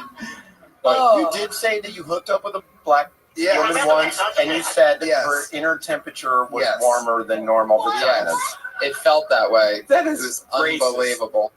No, either black women have a special vagina, or the one I was with had a flu, or something like that. It felt like it was about 99 to 100 degrees. It was fucking unbelievable. Well, what is this supposed to be? Room temperature? No, it was supposed to be What, a normal. 73 degrees vagina? Is that I'm what you telling want? you, this was, if I could up just the vagina temp a degree or two, I would. 1 degree? I'm telling you, it's fucking crazy. But I 10 felt degrees, it. I felt it. I don't know whether it was, maybe she had a flu. Yeast infections do that. No. Everything was lovely about her. Everything was. I mean, this is also one of the most beautiful women I've ever been with. One of the most beautiful women you've ever fucked once and never talked to again. No, actually, I got to hang out with her for an entire summer. I was house sitting for Benji. He has a mansion in the Hollywood Hills, or had a mansion in the Hollywood Hills. That's where he was living at the time, and I was house sitting for him for an entire month. And she was some sort of employee that he had. No, I mean you can, and this was I was still working the door here. I guess it's fucking the maid. Like It's me, the best. You're gonna get it, maid. I had no career, I had nothing, but all I had was the leverage of, hey, I'm house sitting for my buddy as a mansion right up the Hollywood Hills, and that's all it takes in LA. One of the best summers of my life. Did you ever play it like it was your mansion? Like, hey, come to my place in the hills. No, it was not believable. You'd walk in and there would just be, there's like a. It's not Tony-ish. There's like little Jewish things everywhere. Quick question: what's with the sword, broken sword here? Well, this is the sword of Kiltony. We're at episode 25, so it's taken a beating for the $8 that I paid for it in Chinatown. It's a vegan thing. It's a vegan sword. See, that would be an opportunity You can only where kill plants with it? the bad joke doesn't even fit. So it's like a double whammy. Like you're trying hard and. Are we already starting? Doesn't even make his sense. First minute right there. That was our pre-talk warm-up. Like, Red Band's going to make a couple bad jokes, and we're going to start the show. And that's how we know. Yes, of course. Jason, do you think we could bring glam metal back to the strip if we got Tony in that yellow suit that Uma Thurman wore in Kill Bill and got the wig on him? I don't know if we can bring glam metal back, but I definitely am pretty sure Tony get a couple cocks in his mouth if he walks around. He look cool. Tony kind of reminds me of David Bowie. And, David Bowie's been married to a black woman for the last 20 years. And now that I found this new thing about Tony on your podcast, I'm ready to rock it glam style. Him in the yellow jumpsuit, he's got the shoes, the sword, the wig. Yeah. Glad that you were able to flush that idea out in front of everybody. Let me talk to you, Eric, before we start the show. Oh, please. I was listening to you on a film podcast today. And you were getting real passionate talking about the comics. Oh, that's true. Spider-Man and stuff. And oh, yeah. what I wanted to ask you is, are you aware of the story of Iron Patriot with Norman Osborn, a.k.a. Green Goblin? I am not aware, and I'm sure you're about to tell me. Well, they changed it up in Iron Man 3, and I wanted to hear your thoughts on it, but that's okay. If you don't know, man, it's okay. Well, if you really want me to bitch about Marvel Comics, I'll say this. You can't have a movie like Thor and have aliens attack and then the other Avengers don't show up. It just doesn't make any fucking sense anymore. You can't create a world where we know the Avengers exist and then so they're just like busy that day. Spider-Man's just like the whole world. Well, no, Spider-Man's okay because he's not in that world, but they've created the world of the Avengers, the Hulk. Spider-Man was an adventure for a while. Yeah, I know, but he's not in the fucking movies, nerds. Yeah, but as I'm saying, it takes place in New York, and if this was like a true Avengers movie, but I'm okay with not having those worlds connected. They actually connected. I'm talking about the actual movies. They like Peter Parker's like eating pizza, watching the world come to an end. He's like, looks like Thor's got it. Let Spider-Man go. We've seen a movie with the Hulk, Captain America, Iron Man. Those people should show up. Yeah, they need to bring in their stars. Yeah, it doesn't fucking make any sense. Do you work for Sony? Is that why you're trying to get ignored? Okay. Patriot, see what you've done, Iron Patriot? Yeah, way to go. The panel's already fighting. This is a very weird, nothing from this group right Yeah, there. it's really, really tight. These guys are like, just go ahead and start America Doesn't Have Talent, please. Could you guys get that party going? Do you need like a hostage negotiator or something like that? Do you really want to be here? Like, are you going to get involved? This is a very AA meeting-ish right now. It really is. What is going on right here? It's like being at the Apollo and trying to talk about life before showtime at the Apollo starts, and just give us a reason to boo, please. Could you get it started? Well, yeah, we might as well. You guys ready to get this thing started or what? We have over 30 comedians that have signed up for the opportunity to do 1 minute. If you don't know the deal, it's something like this. At 60 seconds, you will hear. Ooh, it's a tiger this week. And by the way, Spider-Man was not an Avenger because he wouldn't give up his secret identity. But anyway, go on. Is that why? There you go. Fuck yeah. That's what happens if you try to run the sound of the more mellow cat. And if you run that sound, that is one angry bear. You don't want to bring him out. So I'm so confused right now. At a minute, what sound is what now? At a minute, the sound of a cat. We have every cat sound in the world. So what does complete silence from the audience do? What is that one? Well, is that on there too? All right, so we're gonna figure out what we're playing at 60 seconds and the light. The lion says. Later. I think Redman's still on ecstasy from Vegas. Everyone, I'm pretty convinced. From 2012. Coming back at about 15% power. So it's the first cat or the second cat? Okay, We'll he's figure just it out gonna later. make the noise with his mouth. Just don't do 90 seconds of comedy, people. I mean, he get Right, it. exactly. Don't do 65 seconds either. Let's But do 60 actually seconds. do 60 seconds. of Yeah. comedy. Yep, appreciate that. Okay. Nobody got that one? All right. Alrighty. Thank you for the 4 people paying attention. All right. Here we go. It's Dean Parach. His days look like used. You know I feel so dirty when they start talking cute. I want to tell them that I love them, but the point is wrong. What's going on, guys? So I'm a new comic, and I'm trying to find my voice. So I was watching Little Mermaid the other day, and I realized, well, Ariel's hotter. Ursula's way more fuckable. She has her own place. Don't have to worry about her dad coming home and blowing you up with a trident. And I don't know if it's a vagina, but it's fuckable. That's all I got for that one. About 30 seconds. Wait a second. You just did 14 seconds. Wait, that's really it? Yeah, I need You were to, doing stretch it out a good, little dude. bit. You have nothing else? Do another one. I've been trying to, make that feel a little bit longer.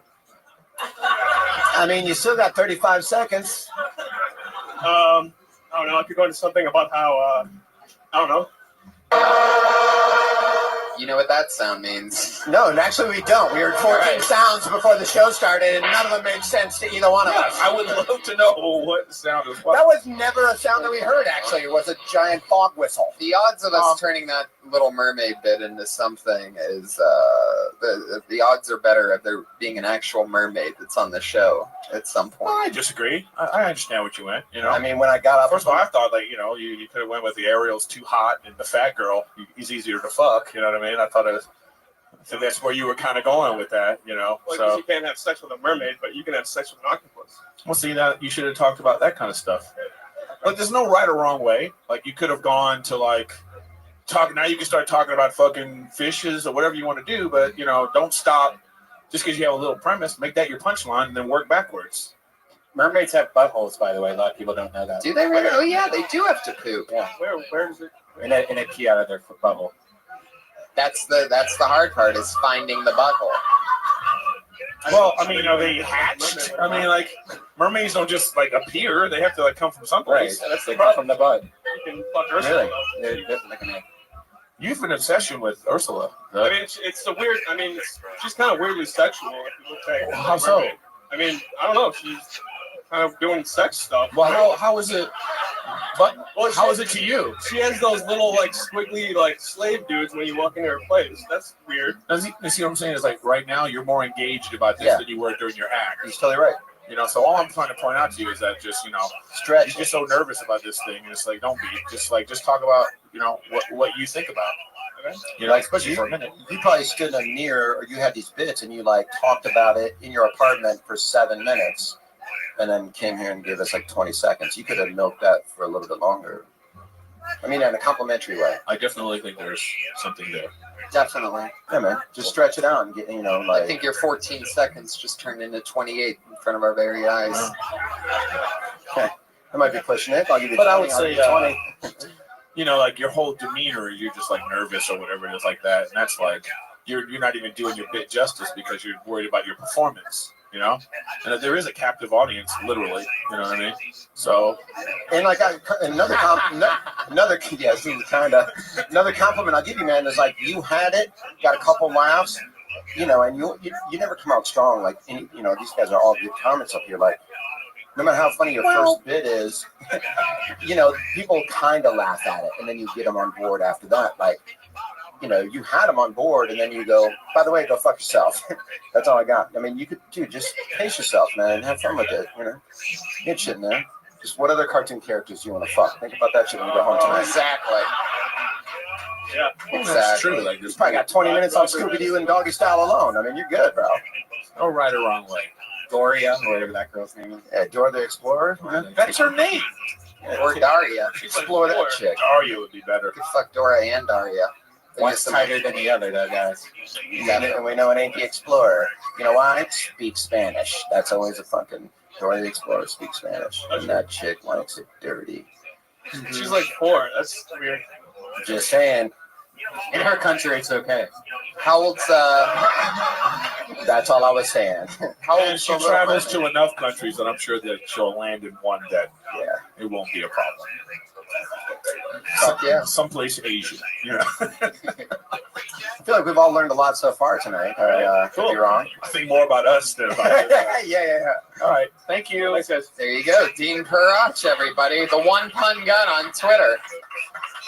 You guys remember any of your, do you remember any of your, first jokes when you were starting stand-up? Yeah, I do remember a really horrible joke I had when I first started. It was about how there were no black people on Jeopardy, and if there were, you would have the categories would be blind singers,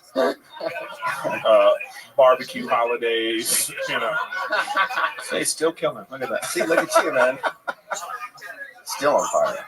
How about you, T? Do you remember any of your... I mean, I started in college, and I remember the first joke that got a laugh was they had the scramble light at Ball State, which is because there were so many blind people that were there, tied into your blind thing.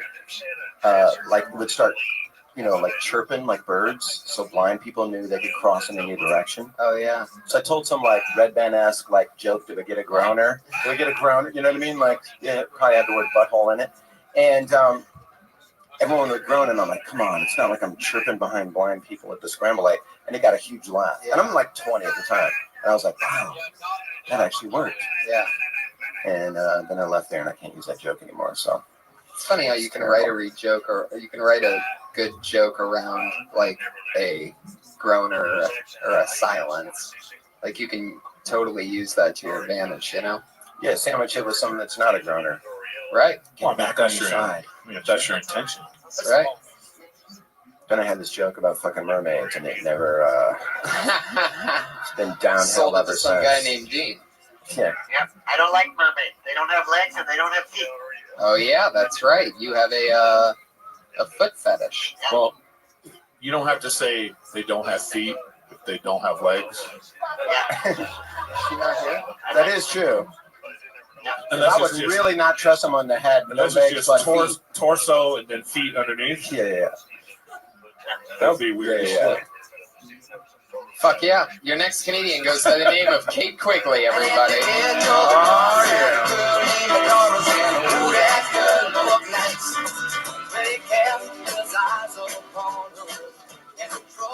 Hey guys, so I'm a really shitty dater because I suck at picking guys. Because I want to believe every guy is the right one, so I just make excuses for him, I had a guy show up at my house recently wearing a hat for a first date, wearing a hat that says cock on it. Literally. And I'm like, cock, that's not good, but I don't know, maybe he's not a homophobic guy. That's not so bad, right? No, it means he's a dick and he's advertising it on his forehead, By the way, I dated that guy for a year. True story. I mean, I feel like it could be anything. Hitler could show up wearing a shirt that says, I killed the Jews. I'd be like, I killed the Jews. That doesn't seem good. But maybe he's a stand-up comic and he really kills it in rooms filled with Hollywood executives. I don't know. No, he's fucking Hitler. I would probably marry him. Because that's how us and I am at picking guys. We got little Hitler babies running around. But you have to admit they'd have amazing stage presence. Because Hitler had that. He had that. That's a minute, I think. Fuck yeah, 58 seconds. Wow. Yes. Start up by saying your internal clock was awesome because you're like, that's a minute. And it was She just remembered sex with the guy with the cock on his head.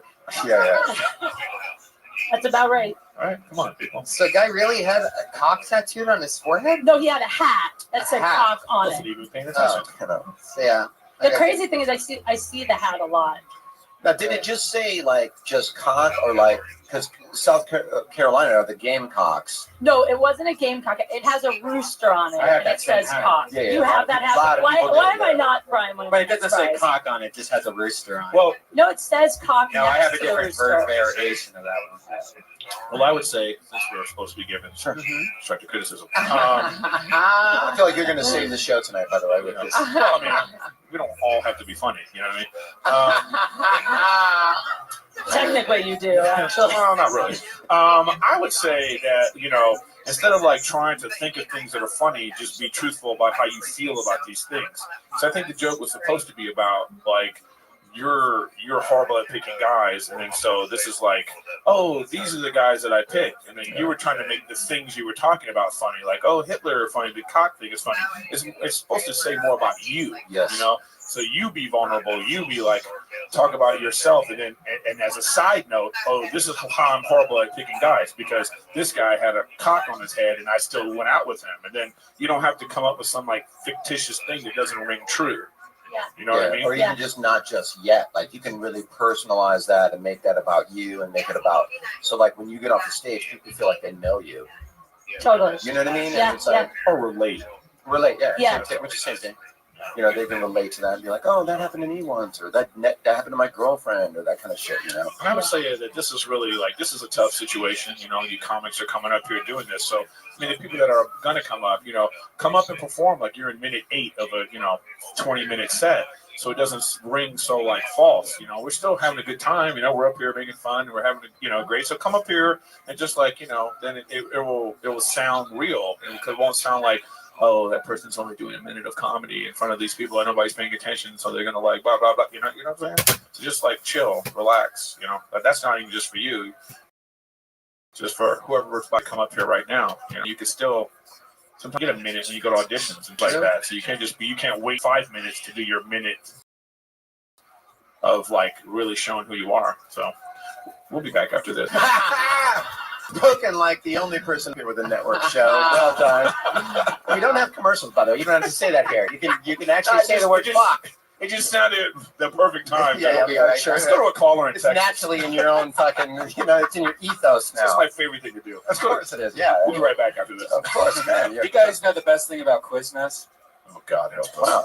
That's a left turn, but I'd like to hear it. They have Diet Mountain Dew, and right now you can get a small Mountain Dew and a roast beef 6-inch for $4.99. Are they a sponsor of the show? Yeah. Oh, well, then we did actually went to a fucking commercial. Is that what I'm saying? That's right. We did that. I love Quiznos. Yeah. We all love I- Quiznos. And the only thing better than Quiznos is washing it down with a delicious G2 Gatorade from our friends Low Calorie G2 Gatorade.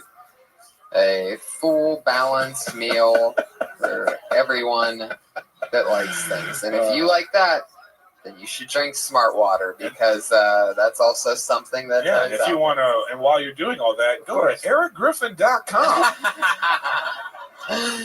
And look, no one wants a baby. Wear Magnum condoms. I'm wearing one right now. Weird commercials. Came But anyway, prepared. that's my constructive criticism. How long Thank have you. you Thank been you. doing this? About 2.5 years. Yeah. Yeah, so All you're right. totally, Yeah. just Fresh and new. you're just coming up with jokes, and that's when you like 2 years. You're just trying to find words that are funny together. Yeah. But like when you make that Which is the personal and biggest make it mistake. about yourself, like it's just like Eric said, it's the best advice. It's There's like, no right or wrong way, by the way. No right or wrong way. It's just my thing, but they can have different perspectives. But I just feel like, all right, that was good. we'll be back after this. There you go. There she goes. Kate Quigley in for Magnum Condom. Magnum Thank Condom. you guys.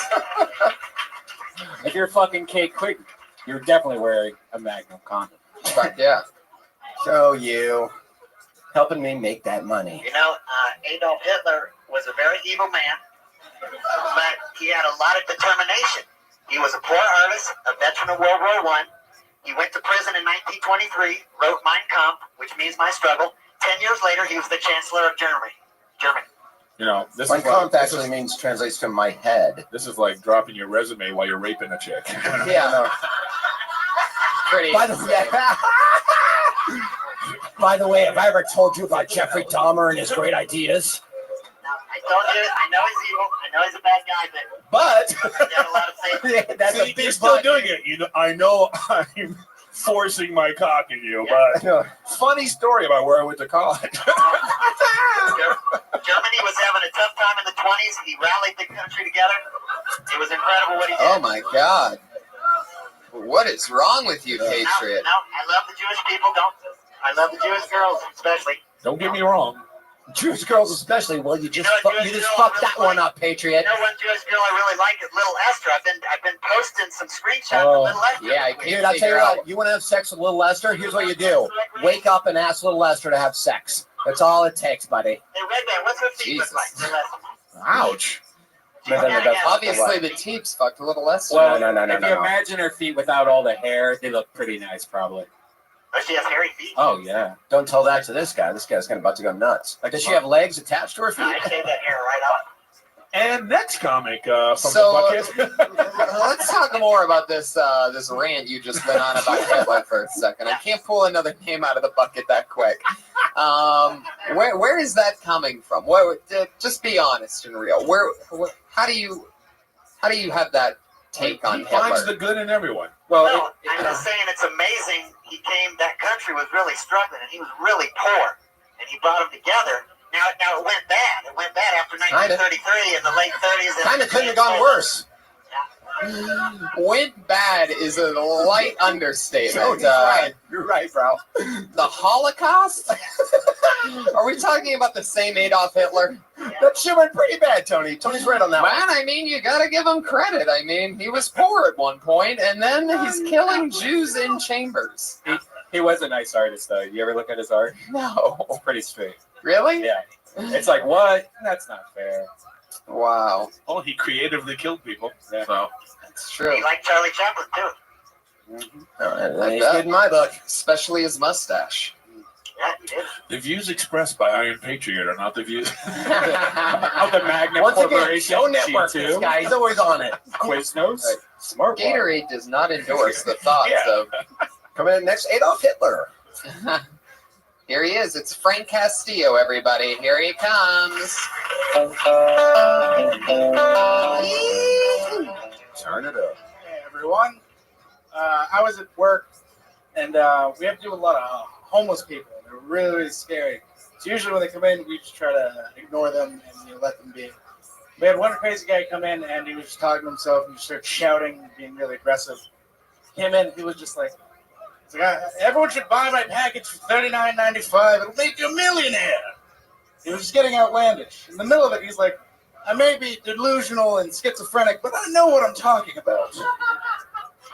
And in the middle of it, he started trying to sell candy bars to random people.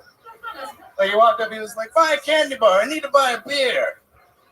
My boss was like, just get him out of here. So I walked out and was like, sir, you can't sell candy bars. He's like, I know, I'm trying, but no one's buying.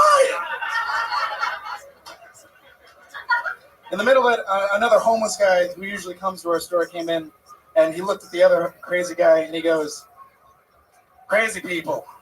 And I looked at him, and I was like, what? You can't judge another homeless guy. And he's like, yep. Well, time to get back to my spaceship, and just walked out. There you go, 1 minute. Well done. Fuck yeah. I see we picked the cat. Yeah, he nailed it. Eric, what do you think? Where do you work? That's what I was going to say. Coffee shop. Oh, damn it, I should have. Yeah, man. Just, it's the only note I would give you, bro. Yeah. Is create that, set that world up. Yeah, we're trying to paint a picture in your head. Because you'll go into the bit, and all of your setup, everybody's thinking, where does he work? And they're trying to put themselves in that place. Right. Create the place for them to be, and then make it funny in your personal take. Other than that, man, it was funny shit, dude. Yeah. And, for some reason, because exactly, I was picturing you at like a print shop for some reason, like a Kinko's. And I'm like, oh, there's a homeless guy selling candy bar at a Kinko's. You know what I mean? I don't know why, but that's just because I didn't have an answer. That's what I came up with after a few seconds. I pictured specifics is. Yeah, because you have, there's what? And 60 everybody. people here, you probably had 55 different places that you worked at in their heads. You can create one right out the gate. I work at this coffee shop, and this is the shit I deal with. Right. In 1-2 second sentence. Plus, we're all used to seeing crazy people at coffee shops, so it's easily relatable. And the stuff that happens with them is funny, as is. So everything else is pretty solid. But yeah, that's like a huge note, right? Yeah, that was a lot, you guys. I don't think we all have to give notes. No, it's true. Person, right? It's true. But tell you this, Frank, you've been on the show a few times, and I gotta say, I mean, that's definitely one of the funniest minutes I've seen so far. So great job, buddy. Frank C comedy, bringing it. How fun. I used to have a joke about where I used to work at a coffee shop, and I used to have a joke about how one of my I know you one of my favorite jokes of yours, by the way. What's that? About the spider. Yeah, that was it. Yeah. Yeah. You remember that? Oh, yeah, that was funny. That's so crazy. That was like 4 years ago. No, it wasn't. It was like 6 months ago you were still doing that. No way. You guys want to switch seats? What would that do? I'm confused. Yeah, we're right here. If we switch seats. Closer, you guys can just. Oh, I see. I'm gonna switch with Iron Patriot. Who doesn't? Yeah, it was about killing spiders. I work with all women and gay guys, and neither one of them likes to kill spiders. But you know who loves killing spiders? Trannies. Is that true? Yeah. Trannies just fucking, they see a spider, they just fucking tuck and stomp. It's crazy. Tuck and stomp. That's Anyway, like a workout. Do the tuck and stomp, everybody. More material that I retired. Why? That's yeah. You should keep that shit. Till you do it on a special, it's not retired. No. There you go. Give me a special and I'll do it on there. Talk to your peeps. All right. We'll be back after this. I actually think we have the same agent. So I talked to him today. Anyway. No, yours is better than mine, but we are with the same agency. Oh? I think so. I don't know. Anyway. You guys want to switch seats? It's stuff people can't relate to in a million years. Your next comedian is Mike Grubbs. How about that for some news? Oh, shit, from the middle. His name's Mike Grubbs. Hello, guys. All right, so I got a gay little brother, and when he first came out to me, I was a little bit confused because I thought he was just a straight guy that liked to wear mascara and wear green Peter Pan tights. But it turns out he liked to suck dick too, so what are you gonna do? But anyway, so he told me to kind of put me at ease. He said, Mike, being gay is just like being left-handed, And I was like, yeah, they're both fucking weird. But then I started to really kind of feel bad for him because I'm like, not only are you going to be discriminated against, but now I got to buy you special scissors and a special can opener, a notebook so that you don't smear your writing when you write with your gay hand, I don't know. I think that's pretty much. So you hate your brother. I don't mean the gay bad. You know what I mean? But I've been doing it since I was 3 years old. You really hate vegans. It came across for me as a left-handed person that he hates me more than he hates his brother. So that's kind of what I wanted to do, like more about left-handed people than gays. Sure, man. Well, see, that's the main problem when you first start doing comedy is people don't know what their jokes are about. Well, this is when I first started doing comedy. Yeah, well, I mean, what's that joke about? I don't know. I didn't want to come out. How long have you done comedy? Like 1 minute. Oh, well, good for you. Okay, dude, then that was actually really good. That was your first minute ever? First minute ever. Then I holy shit. Okay. Yeah, then that was ballsy. All right, thank you. Yeah, Mike Grubbs, everybody, and with his first minute. Definitely don't hold the microphone like this. No, I don't know what I was doing. Dude, yeah, you got to get the mic. Keep it at, because it was like sometimes I couldn't hear you. Yeah. Sometimes it was up here as well, too. Okay, got it. One hand. We'll start there. Okay. Good luck, buddy. Thank you. Mike Grubbs. That's an interesting name. Mike Grubbs. European. Mike Grubbs. Yeah, keep saying. I wouldn't want to be a big guy with the name Mike Grubbs. Yeah. No, it's perfect. Yeah, especially. I cook too. I love to cook. Grubs a lot, obviously. Hello. That's present tense. It's present tense. We be grubbing? Grubbing. Well, I mean, do you have any questions? This is your first time? Yeah. No, I don't know. Do you really have a gay brother? I really do. Yeah, he's gay. Yeah. He's gay as fuck. No, he really sucks dick. Is he younger or older? We used to 1 year younger. Wait. I mean, he hold sucks dick. If he's Wait. gay, it's like he's like. Wait, hold on. Go. Continue. No. You about to talk about your brother? Go on. Yeah, no, we used to live together. I bring guys to the house. Okay. What else? Right. What else? No. My point is, I'm trying to Like make. fish. Yes. No, my point I'm trying to make to you right now is how you're talking about your brother right now is how you should do your jokes. Yes. Okay. You know, you have some passion now. I know how you feel about it. You have some gusto. It's all about performance. You know what I mean? Okay. So it's like that's like you were when you came again. People are coming up here and they're all nervous, holding the mic weird, and no energy. And then now that you're all comfortable with yourself, you're like it's more. So it's not necessarily about the jokes are bad. It's just like all about you being comfortable on stage. So just like And also, I'll say this, man, because that's a hot topic in LA. And I was raised by lesbians, and I've been doing stand-up for like 16 years, and I have a lot of jokes about being raised by lesbians and all this kind of stuff. And when you do that kind of material, you have to create this empathy. It's very important that you go, I am not against this. I support my brother. I love my brother. And because of the choices that he's made and who he was born to be, I have these situations in my life. You can't make it like, you know what I'm saying, man? Yeah, sure. You have to fucking love your brother. They have to know you love your brother before you say shit. I wanted to say at the end, and I forgot to, that, Well, you got the I don't tiger, mean to you got gay the tiger. bash, but I've been doing it since I was 3. Because I've always picked on them. Where are you from? Where'd you grow up? Here, SoCal. Okay, all right. Simi Valley, Ventura, outside. All right. Fuck yeah. So yeah, and also write out your thoughts on living with your brother. What was that like? It was crazy. It was really crazy, and I actually only just started writing. This was the first thing I've ever written down. So you lived in a 2-bedroom with your gay brother. That's right, and my wife and my son. Wow, that's what added bonus. you hear the reaction when you said that? Yeah, that's where you go, buddy. Yeah. Got it. Make it personal, man. Okay. Let them know you, buddy. Got it. Hey, congrats on doing stand-up for one day. There you go. Welcome. Mike Rubs, everybody. Somebody just yelled "Welcome to hell" because he just started stand-up. Jesus. Well, if you're getting your name picked out of a bucket to do 1 minute of comedy, yes. Welcome to hell. 100%, dude. You're totally right. The thoughts of Eric Griffin are not those supported by And we'll be right back. Magnum condoms. He's mgrubs87 on Twitter. Frank Castillo was Frank C Comedy on Twitter. I think I mentioned those. If not, One Pun Gun was Dean, and Kate Q Funny was Kate Quickly. Magnum Coms, where are you at? What's wrong with you? Your next comedian goes by the name. Sellout over there. Yes.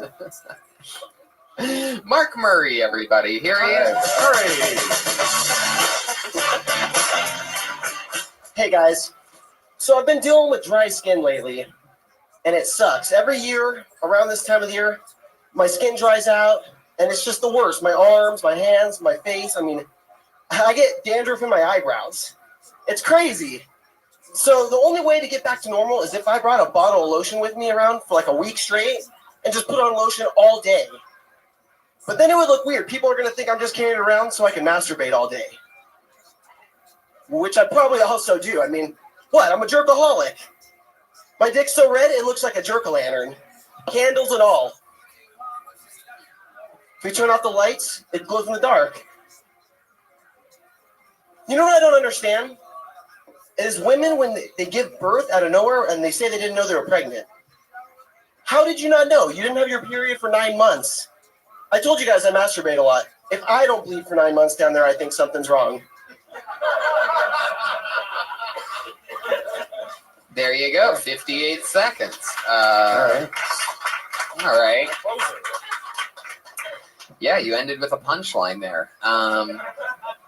Let's talk about the flakes, man, because I feel like there's something there. Well, personally, I feel like, when you first start doing comedy, you have like I just started doing comedy cadence, Yeah. where it's just like blah, blah, blah, blah, blah, blah, blah, blah, blah, blah, blah, blah, blah, blah, So it's like not really like, I don't know how you... Engageable. I don't know how you... That's not what I mean. I don't know how you feel about, like, these things you're talking about. Like, are you upset that you have flakes? Are you, like, excited you have flakes? Because now you get, I don't know. you could go anywhere. I mean, you were going. I know where you wanted to go with it. You ended up where you wanted to end up with, masturbating. But you didn't have to like tip your hand so much. You know what I mean? It's just all about. This is a performance thing. It's all I. It's true. I agree with you know this what I mean? big time. So I just think that.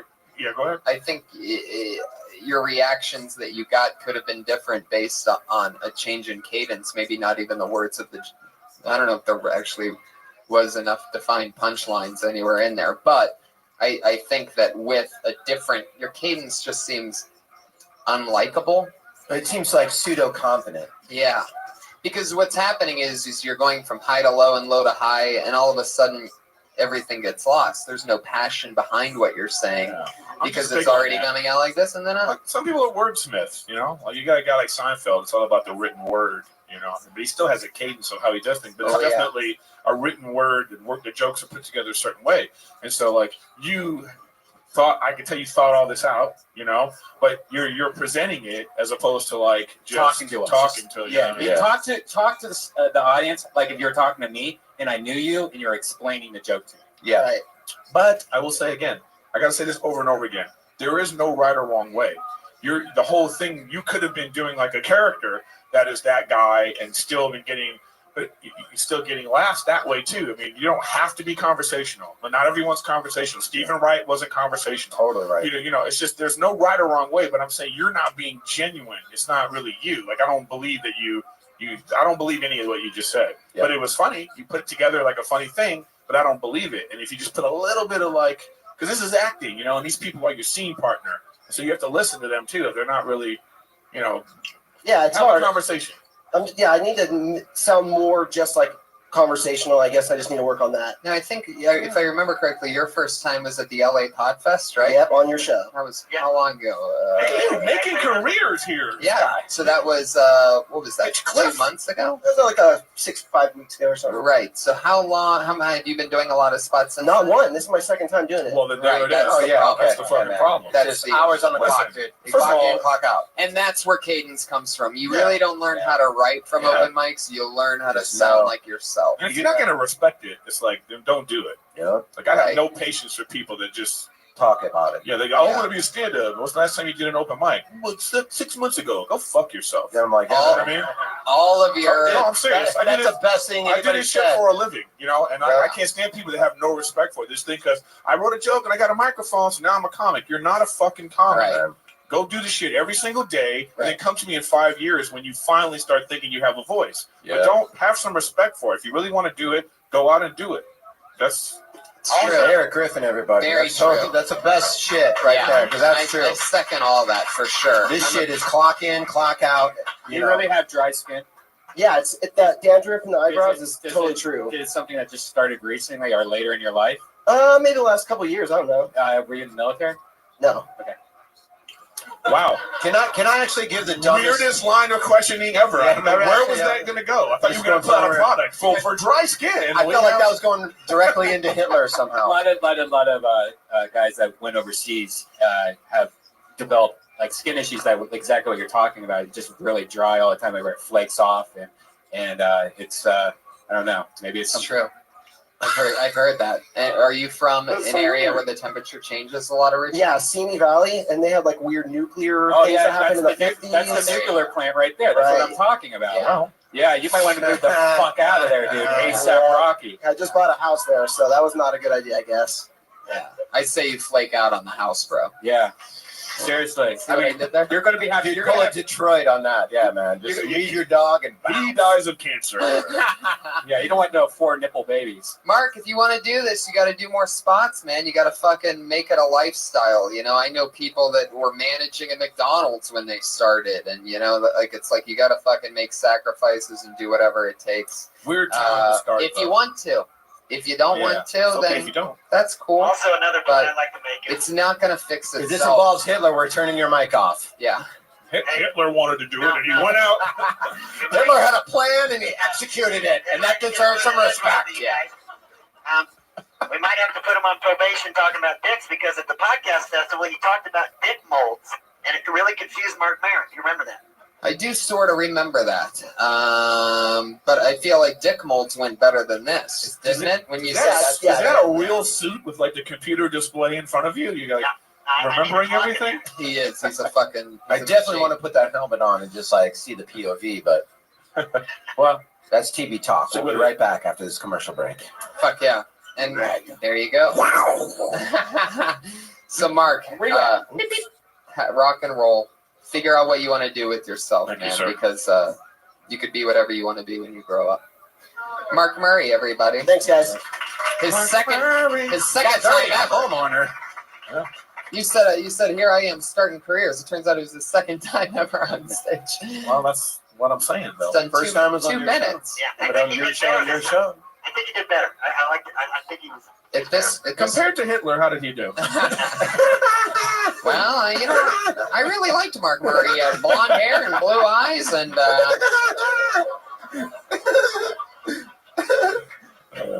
fuck yeah. Patriot, out of control.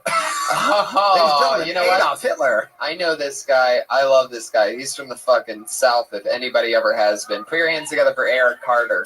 Yeah. This guy just started, and I'm excited about his, like, voice. Literally. That's good. What's up, everybody? How we doing tonight? Hell yeah. It's good to be in Hollywood. I just drove all the way from the Confederate States of Orange County. But like he said, I'm originally from Mississippi. They think we're all stupid. It ain't true. Some of the best chemists come out of our trailer parks. Now, I notice y'all boys out here in California use little different words like karma. That's got to be one of the biggest candy-ass terms I've ever heard. And yes, karma is a bitch. My bitch.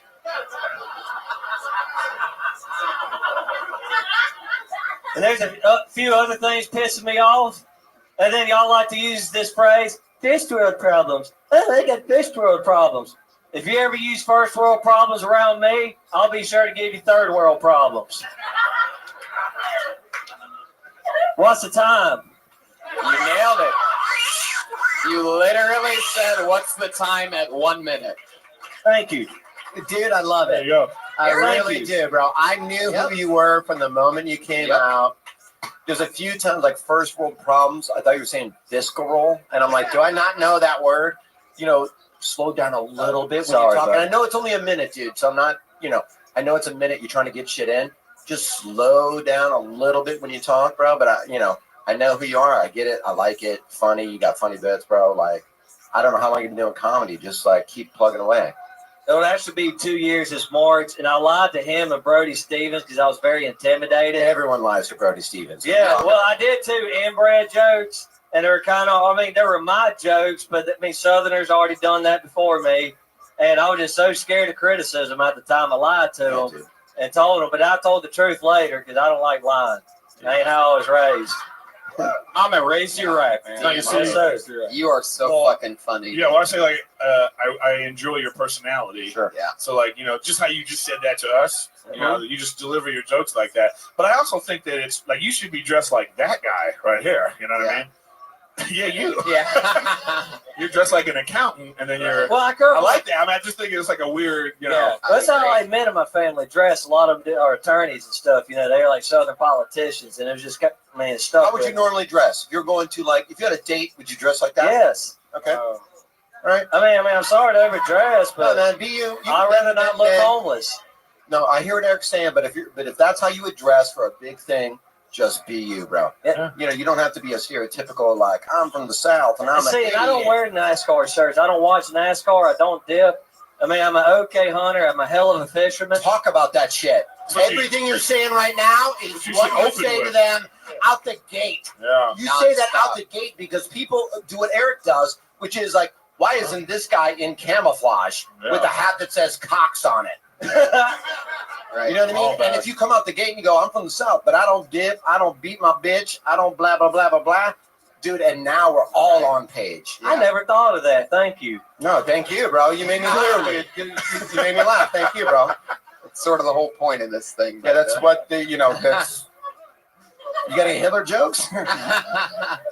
Not this I week. do kind of wish you did dress like in NASCAR shirts and jeans because it really looks uncomfortable to me. I just the whole tucking in the shirt thing kind of I don't know. But if that's But dude, that's what they do. Or you can. Well, see, They're I was talkers. raised by a single mother, and she was raised by an old school Southern belle. Talk about that shit. They don't put elbows on the table. I could never use my hands when tell that shit. You got to iron your damn clothes. You know, you Right. you go to church every damn Sunday. I mean, it's like that. You know, you got to look smooth. I mean, it just stuck with me. Right. And I never thought about Everything you're saying are all setups or punchlines. Tony's so right and so's right then on that shit. Yeah. I'll go right Everything you're responding with. So write it down. even if you don't change the way that you're dressing, you know, in some way, I mean, not obviously when you have a minute, bobbity bob, but you definitely are going to need to acknowledge that this is how you were. Yeah, man. You always dress like you're going to church. Or You do a whatever the fuck. 15-minute set, they're going to spend the first 4 minutes wondering why you're not dressed like the way you talk. Right. You can spend 60 seconds talking about that out the gate, and then they're yours. How long have you been doing stand-up in LA? 11 years. No, I'm kidding. I'm kidding.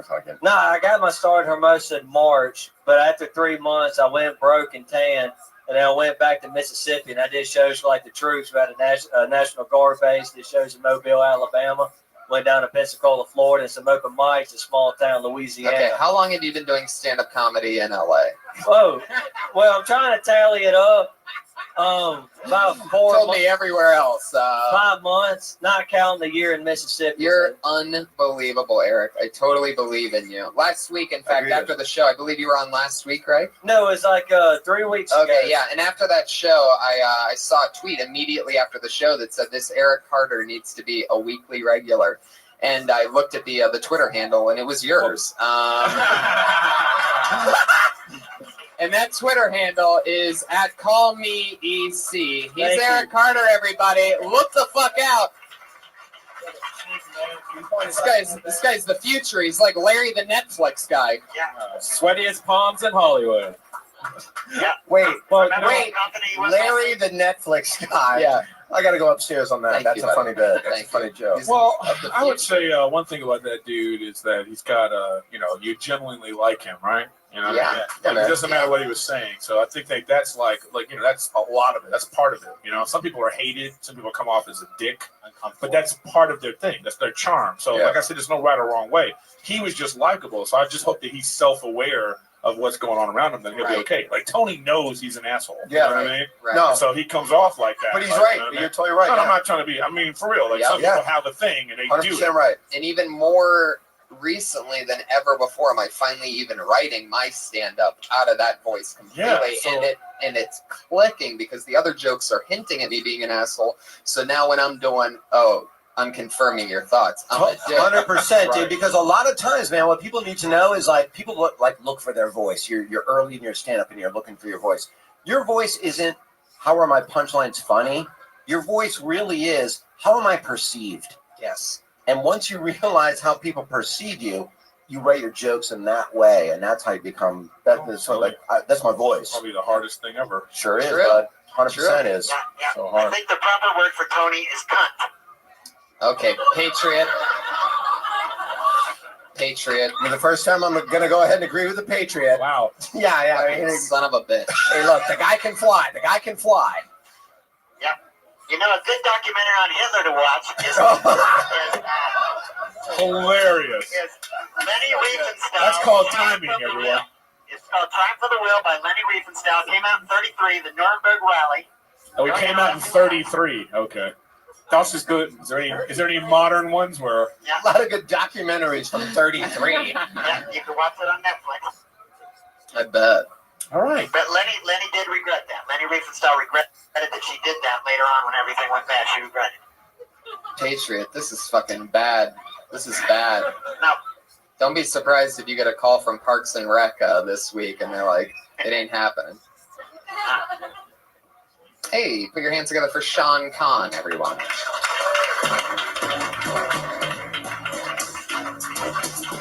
George. All this anti-Semitic talk you bring up the Muslim guy. Thank you for setting the tone. I went to the store today. Got a Gatorade. As I do, come back home, see this guy walking his dog. Dog takes a shit in the grass right in front of me. And the guy just walks away. So I go up to this guy. I'm like, oh man, have a little bit of pride in your community. Why don't you pick up your dog? Shit. Guy takes his cell phone out of his pocket, hooks up on the face and goes, fuck you, man. Now I got your picture. What are you going to do about it? I was like, oh, calm down. It's not like that. Please understand, if I punch you, I'm going to take your phone. It's like, what kind of fantasy land does this guy live in where he thinks I'm going to commit aggravated assault, but I won't commit a petty theft to cover up my crime and get away scot-free? I'm not saying 2 wrongs make a right, but it will lead to a mistrial, and that's good enough for me. So I didn't get enough out with this guy, just exchanged some words, and as I walked away, I threw my empty Gatorade bottle into the street because I'm a hypocrite. All right. There you go. 55 seconds of Sean Conn. I'd say one thing. I had to do that. Your voice. I don't know if you're very quiet or yeah, because it was like I tried to turn it up, but it was like, whoa, that's way too loud. I mean, I could understand what you were saying if I really paid attention, but it was just kind of like I went down to the top, and I was like, whoa, I could almost not understand. No, I hate selling the bits because I'm such a fantastic writer. I don't need it. Right. That I decided just. No, I'm very kind of monitoring. That's funny that you say that because I felt that you were a little arrogant when you came on stage. I did too. No, wait. Are you being serious? Oh, yeah. No, So am I. Yeah, I agree. So, and that's okay, but the problem in Hollywood is still an image business. It's still where you have to perform and project. Problem in this business right now, especially in Hollywood, is that the pretty comics don't think they need to be funny, and the ugly comics don't think they need to be pretty, and it's like. There's like a middle ground. T-shirt. That's a T-shirt. There's a middle ground. There's a middle ground that has to be done. So you can't be up just. Dude, No. What I'm saying is like it's still your job to like project and like do all the performance things that are important in a thing, and then all this swagger that you have, it will come across even better, and people will laugh at that, or they're gonna hate you because of it, and they're still gonna be. That's what you want. Yep. Like what I like about you is that you necessarily don't give a fuck if these people laugh at you or not. Yeah. Okay, but what I'm saying is then you still have to have a little bit of like. A conversation with it. You're still performing. Yep. You know what I'm saying? You're still performing. So it's like, even when you came on, the one thing I liked immediately is you came on and you addressed the Hitler lover right away. Right. Because that's what's going on in the room right now. Yeah. And then you went into your thing. But, it's like, project. They still have to hear you. They have to hear those great jokes. It's true. They're not going to be over here like, oh, these jokes are so great. I wish I could hear them. 100% agree. 100% So, agree. Like you came across like with that opening bit where you kind of like talked about what was relevant in the room and took that control. And then I was like, okay, this is the most confident comic we've had. And then after like the next 10, 15 seconds, I'm like, oh, he doesn't understand his confidence. You know what I mean? Like, I want to say you misused it. I just say like you didn't understand it. And you also don't want to get lost into a world of where like you think you deserve shit because it doesn't work like that. I was just fucking around. No, but I'm just saying like this is for everybody. Like, this, like for instance, this building is just a building. Okay, and it's run by a person. And if you want to get into this building, that person has to think you're funny. It doesn't mean that you're funny or not. Just that person has to think you're funny. And if you want to do all the things to make that person think you're funny, then you do it. If not, you move on to the next thing. Yep. You know what I mean? Because there's a lot of rooms in this world. What's that? That's how to get into a comedy store. Well, when you don't have any jokes. That doesn't help. That doesn't help. Man. That doesn't help. Jokes would help getting in this room. You can't fucking do that shit. Yeah, man. And like, we're not knocking your confidence because No, not that's at all. such an important thing to have. So.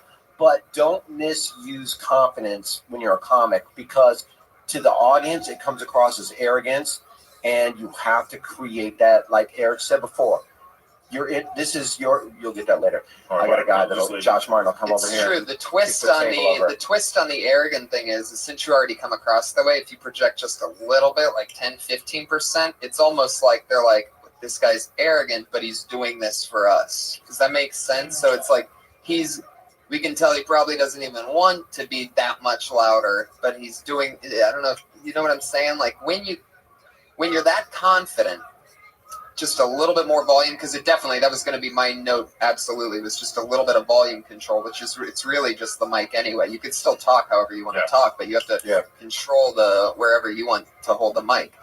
But But if you give just a little bit, you get a lot more. In fact, I got heckled during something was going terribly wrong with some kind of speech. It was like a Christmas speech or something. Oh God. Yeah, it wasn't even stand up, but I was saying something and it wasn't even going well. And then I remember somebody going project, and I remember it just being this person who I didn't think was that funny, but had a theater background, and they just know the performance side of everything, and I just know how to sort of think of funny ass shit right off the top of my head all the time. It's like sometimes like I'll give this advice and it really can go a long way. It's like, confidence is it's really great. It's an asset, but just being like, I'm not better than the audience.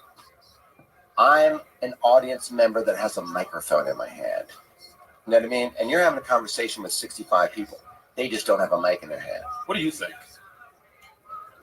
I think if it was longer than a minute, I'd get into it, but it's just a minute, so I don't like having warmed up. You do have a very quiet voice. That's your thing. I'll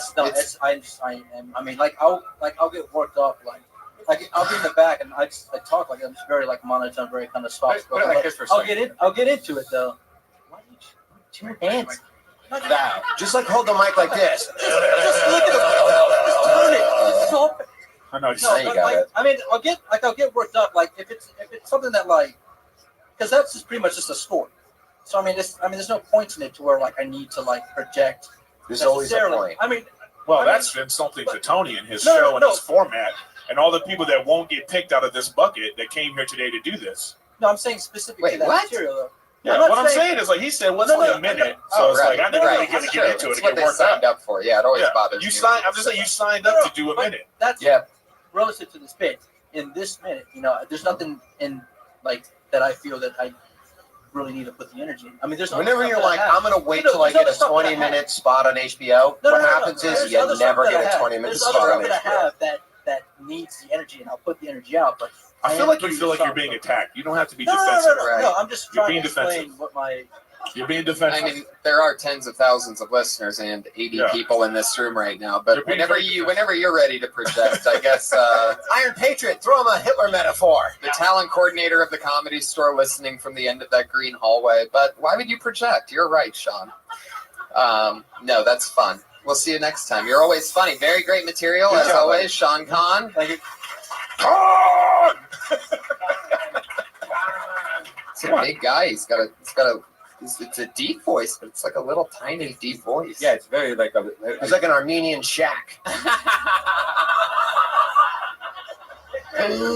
That's hilarious. Perfect example for my next bit. I don't know. We might need to end the show on that. Well, we are moving into our but I got a special feeling we won't. We're moving into our final part of the show, where as always, and is this a lightning round? Nope. It's three lovely females who do a new minute every single week. Nice. And tonight will be no different. No more buckets? Nope. We're done with the bucket. Oh. Fuck it with the bucket, everybody. Oh, bucket. Sorry. There you go.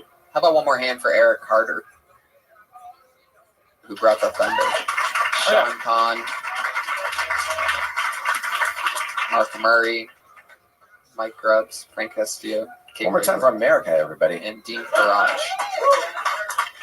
Okay, so let's start out with the newest of the ladies. She's known from her performance at the LA Podfest, where she made her Kill Tony debut. She's been pretty much on every show since then. Put your hands together for the very funny Sarah Wineshank, everybody. Here she is. What's up, everyone? Thank you. I hate pretentious artists. Right? Like sorting with the Renaissance painters. All those people, they paint a bunch of pictures of Jesus and Mary. All of them look exactly the fucking same. And people go to look at them and they're like, wow, Madonna and Child. But it's just like the one right before it, right? It's the worst. Aside from that, moving along to another type of artist that I don't like is street artists. Street artists, they think they're so fucking cool because they have to go incognito around, They have to conceal their identity. Okay? I watched an interview with a street artist and he said, if it wasn't illegal, I wouldn't be doing it. Okay, douchebag, right? street artists, they paint something with a stencil and they think they're sending out a profound message into the world. They think that they're renegades. You spray a question mark, someone goes, to me, this question mark means to question everything. Whoa.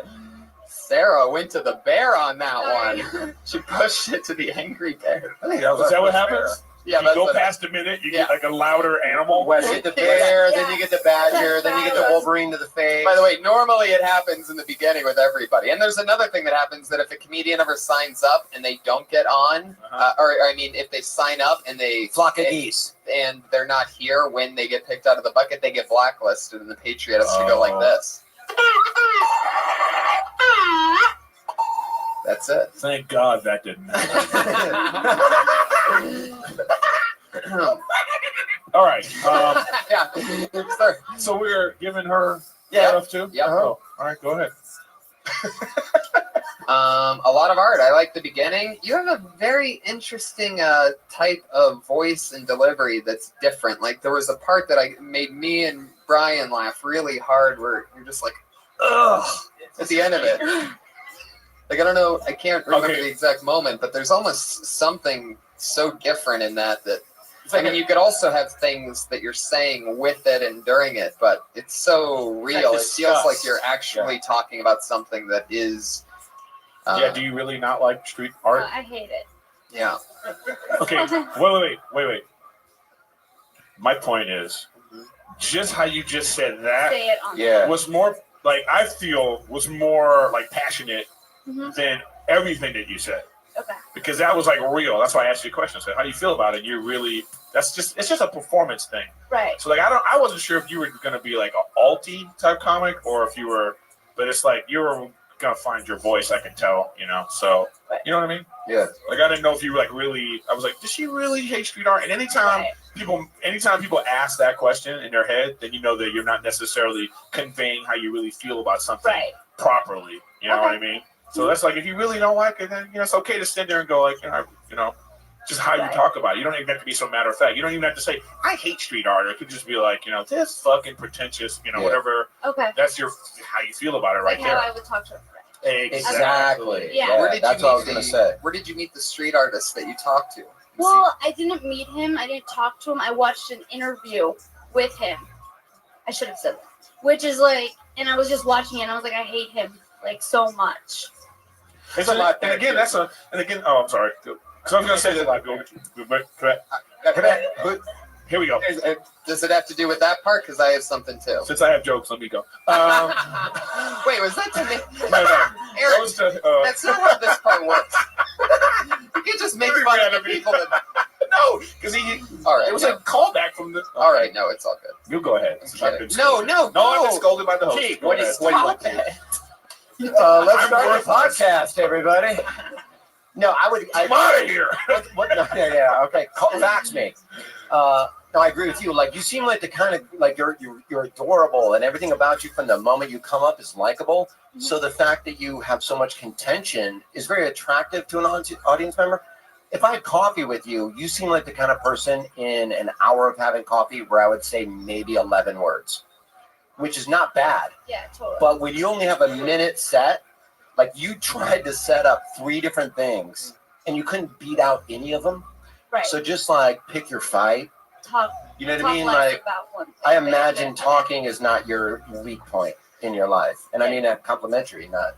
Okay. I think there's something in the fact that you didn't meet a street artist, that you did see the interview because you want to be able to tell street artists how much you don't like what they're doing.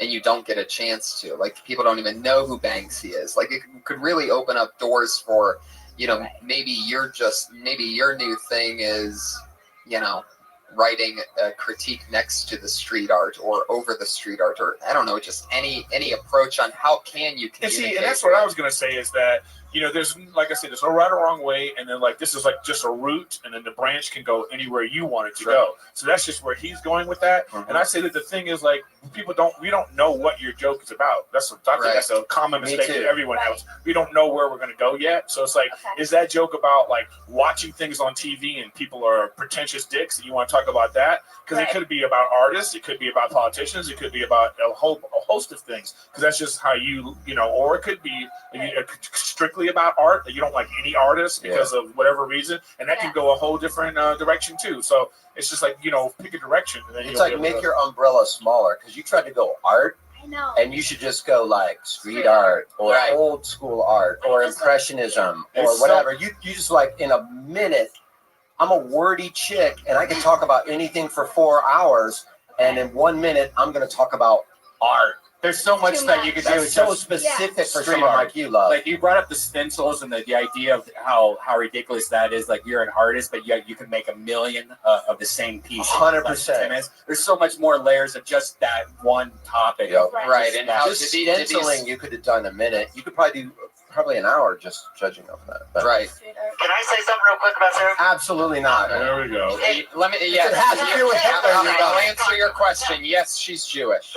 Listen, it was a great development this week because I saw Sarah on the Ice House Chronicles, and it's cool to see that if you impress Red Band and Tony, they'll take you over with Death Squad to the Ice House. And I'm looking forward to Sarah being over there, and I'm looking forward to Kimberly going on that show too, Ice House. There you go. It was great. The Iron Patriot. I don't know what he's talking about. There you The go. Ice House Chronicles. Sarah Wineshank, everybody. Follow her on Twitter. Princess Shank. Is that like Shawshank Redemption? It's like that.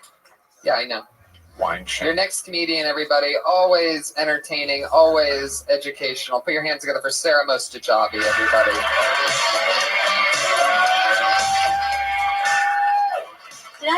Did you guys call my name and I missed it? Did I do that again? No. Did that happen? It didn't happen? Never I'm just sorry, said half over. No, you can't count. That wasn't, all right. Actually, you just made a joke about I had to run out of here and go suck on something. You just made this blowjob joke about that's how you get into the Comedy Store. Actually, it was a cigarette because I'm fucking dying of anxiety. Sick of fucking hearing that. I'm sorry, that wasn't funny at all. That didn't go where I was thinking. I've only been doing comedy for 4 months, and I'm in, and I like do the potluck and shit. And it's crazy that if you think that I give a blowjob for that, because it must have been. I got on a basically a leveled up open mic. What kind of blowjob did I give? Did I use like teeth? Like, did I not make eye contact? Like, was it just completely dry? I don't know. Sorry, that was the moment I was in. There you go, guys. Sorry. Okay.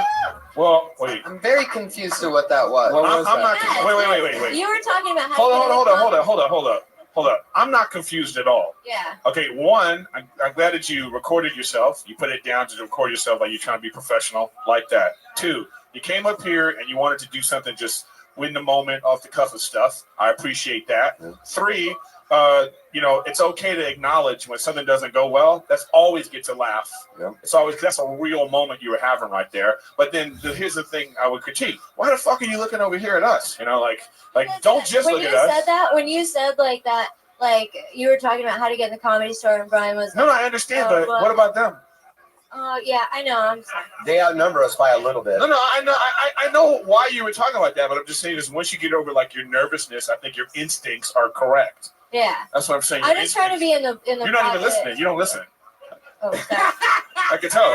That's your biggest problem is you don't listen. You're waiting to talk. And I'm just saying like just chill. I'm a little upset. Yeah. I don't know why you're upset. I'm giving you. I thought that. Like, why are you upset? Yeah, I think that you're. Because when you were talking about how to get into the Comedy Store, and I said blowjob, that upset you? Well, you were doing a little thing, and you were like, blowjob. Right. So why did that upset you? Yeah, I'm saying if I wanted to get a spot here, I would have to give Tommy a blowjob. Is what I was saying.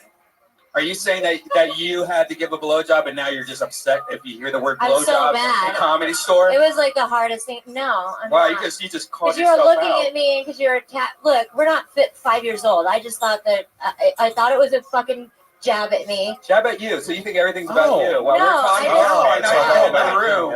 I'm completely confused. No, I you know, I really thought you were coming because- up here. I thought you were coming up here and you were like playing off this thing, but you're actually Hang on. coming up here No, with, is this with one- girl shit. No, you're right. Yeah. This is one of those things where you're like, everything that's going on is about me. if you were listening, I don't know if you listened to the podcast, but there was a while ago where I was kind of working on something similar. Again. And I was talking, it's just something that I'm going through in my life, and I'm trying to make it funny so that I can deal with it and get over it. Because it's something that I hear that people say about me, and like I've been doing that for 4 months, and I'm doing like this fucking, I don't know. Who And so says this about you that you think people are talking about this? I've never heard anybody say that you give blowjobs. That's why you're here. Can I say something real right now for a second? I'm sorry, I'm just hurt. I'm like confused. Pay I'm attention. sorry. This is an issue that a lot of this is like a female comic thing right now, where you feel like this is like the world's against you, and it probably is against you. It's hard. Listen, most male comics aren't funny. You know what I mean? So the issue you're dealing with right now about this, like how people are making you feel, you're gonna have to get over that, because it is a boys' club. They say crass things. A lot of bullshit is said. People are always getting on everybody. It's a hard thing to do, especially if you're trying to get into this particular club. It's just a really hard club to get into. And if right now, the weak will not survive. So you acting like this is not going to get you in. And then the people that want to get in, they're like this. Good. Get rid of that bitch. We're done with that shit. That's a gazelle with a limp. Next person. Sorry. So I'm just saying, it's like, just chill. I'm completely confused right now, but I'm on board now. You have like a personal issue that's going on. Yeah. And I don't think this is the forum to bring that up. Yeah. No, you're right. But It's kind of stuff I was trying to write. I'm sorry to cut you off. No, go ahead. It's kind of like I kind of was trying to work on. I had heard the premise that I thought was really funny, and I was trying to work on it like 2 weeks ago. Is just what's so wrong about being a slut? Like, what's a big deal, and why is sex such a big deal? And that's just kind of something I was trying to. I didn't hear any of that tonight. You weren't here. I know, but No, I'm saying, but you could have done that tonight, and we all would have maybe been on board with it. I didn't hear any of that tonight. I You think looked I at probably- Red Band and you yelled at him. I think I probably reacted. But I mean, I know.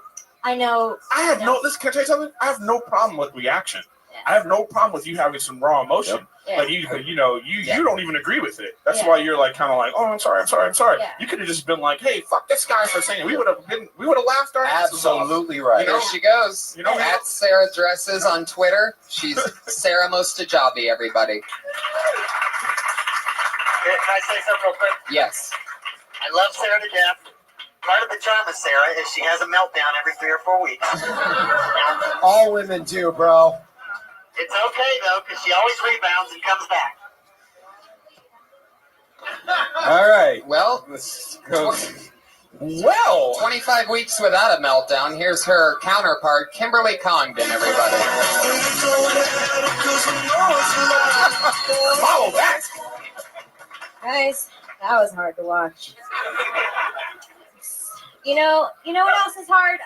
Mondays are hard, because we all go to work. I went to work this morning. And when I work, I mean like hard work, I fucking get up, walk over to the scanner, scan shit in, print, staple, look cute, hard work, big girl shit. And I'm online and I come across this story of this girl who started her own business, right? She started a cuddling business. I'm pissed. I have two little blood spots on my finger from a stapler, and this bitch is canoodling her way to retirement. I took 5 naps yesterday. You know what I got? A stiff neck. Ooh, killing it. That's it. I don't know. Hilarious. One small little note, because again, you're likable, you're presentable. Like, I like the way you came out and you acknowledge the uncomfortable aspect of the room. Canoodling versus spooning. She's spooning her way to stardom, or spooning, canoodling. I'm like, what is canoodling? Yeah. Spooning, everyone knows what that is. Okay. I know it's a small little note. You hit it on the nose. It's a pop instead of it's just a chuck. quick. Maybe call it back also. Like, I took 5 naps today. she and got a stiff neck. She took 5 naps today. And got yeah, a new she bought Xbox. a Lexus. Yeah, I exactly. said it wrong. I started with saying she made $600, probably worked 3 hours. I made minimum wage, took 3 naps, and got a stiff neck or something. Yeah. Make it a little bit less mathy. Okay. Yeah. It's like Too much math. algebra. I'm just curious. So what is it to you? What is all that about? That whole. Well, I premise? was trying to make the whole thing like I'm like being a brat and saying my job's so hard, but it's really not, and I'm jealous of this girl that's like napping with weird, gross old men. Mm-hmm. I was gonna go into like what she can write in her tax write-offs, like and stuff like that, or like what kind of men actually call just to snuggle with someone. Okay, what I'm trying to point out is that that's a completely different joke. Yeah. Yeah. And when you even answered his question, you got to laugh. Yeah. Like when you answered what Eric was saying, you got to laugh on that. All my point is this, like, we, like I said, I keep saying we don't know what our jokes are about. Like, what is this really about? Is it about the fact that this girl's like has a bullshit job and you're jealous of her? Yeah, that's what. Okay, well then your whole how you express that is going to be, oh, I'm jealous, and then you would express it that way, Yeah. and we would get that because you started, listing off all these things, and you were trying to be like, I don't know what that whole beginning part was about. Just like if you're saying, you could have just been like, I'm really jealous of it. I have a real job, and I'm jealous of this chick who this is her job. That's what it's about. It doesn't have to be that. I'm just saying, what is it to you? Right. Which it seems to be that you're jealous about it. Like, are you snuggling with anybody? No, well, ever? I was thinking about it like. Let's take a different approach. Do you want to? Let's hear an excuse rather than a new You want to joke. make $40. There you go. How's that for a question? Yeah, I was just saying how like my job's easy and I'm still jealous of this girl. Right. Like I just want it to be easier all the time. And you're cuddling for free sometimes. Yeah. Right. So what I'm saying though is that like that's a layered joke because one, you're trying to make fun of yourself to say that I'm complaining about how hard my job is, and you want us to laugh because it's not really that hard. Right. Okay, that's a performance thing. Yeah. Like that's how you sell that. Okay. You didn't sell that at all. We didn't get that message. Okay. And then the next joke is about how this girl is, you know what I mean? It's layered. You have to know the. And we have run out of time. We did it. That's episode 25 of Kill Tony. I'm doing Punch Drunk tomorrow. Jason, what do you got going on? He's at the Teeb on Twitter. At the Teeb on Twitter, always on Punch Drunk with me, Sam Tripoli, Ari Shafir, every Tuesday at noon at punchdrunksports.com. Tony will be on tomorrow. Yeah. And then this Thursday, if anybody's around, my 3 for 30 show at the Ice House. Me, Sarah Tiana, Whitney Cummings, each of us doing 30 minutes. Wow. Brian Mervis hosting, and we'll see how sober he is. Eric Griffin on Twitter, ERIK. Thank you, ERIK. At Eric Griffin, and season 4 Workaholics coming out. Yeah, baby. Montez, motherfucker. Brian Redband. December 12th, I believe, we're going to announce San Jose Improv writing a Death Squad super show, Christmas show. Just go to deathsquad.tv. Youngstown, Ohio. I'm coming home December 21st and 22nd. In a stunning turn of events, I'm performing at the Funny Farm.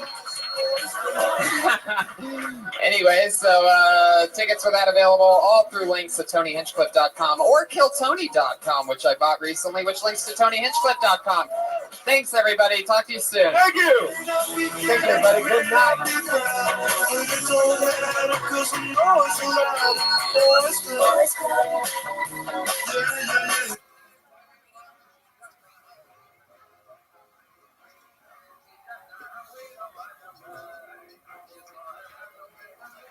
Tony Hinchcliffe! Fuck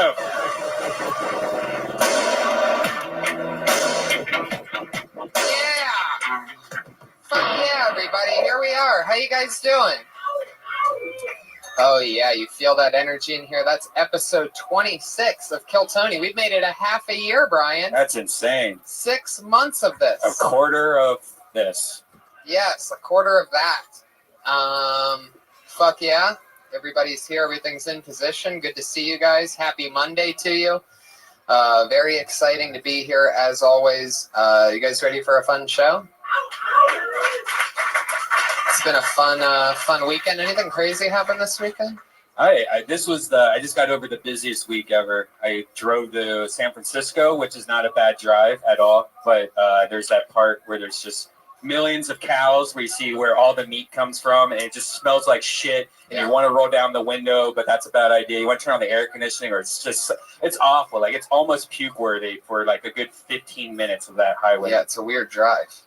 And then, but there's one of the best steak places. Like I had to get out of the car. I was like, I got to get out of here. So there was this really weird restaurant on the side of the road, and it was really nice. It was this awesome steak place where they just like pretty much take the cows and kill them, and you just feed them to you. It's like awesome. That's great.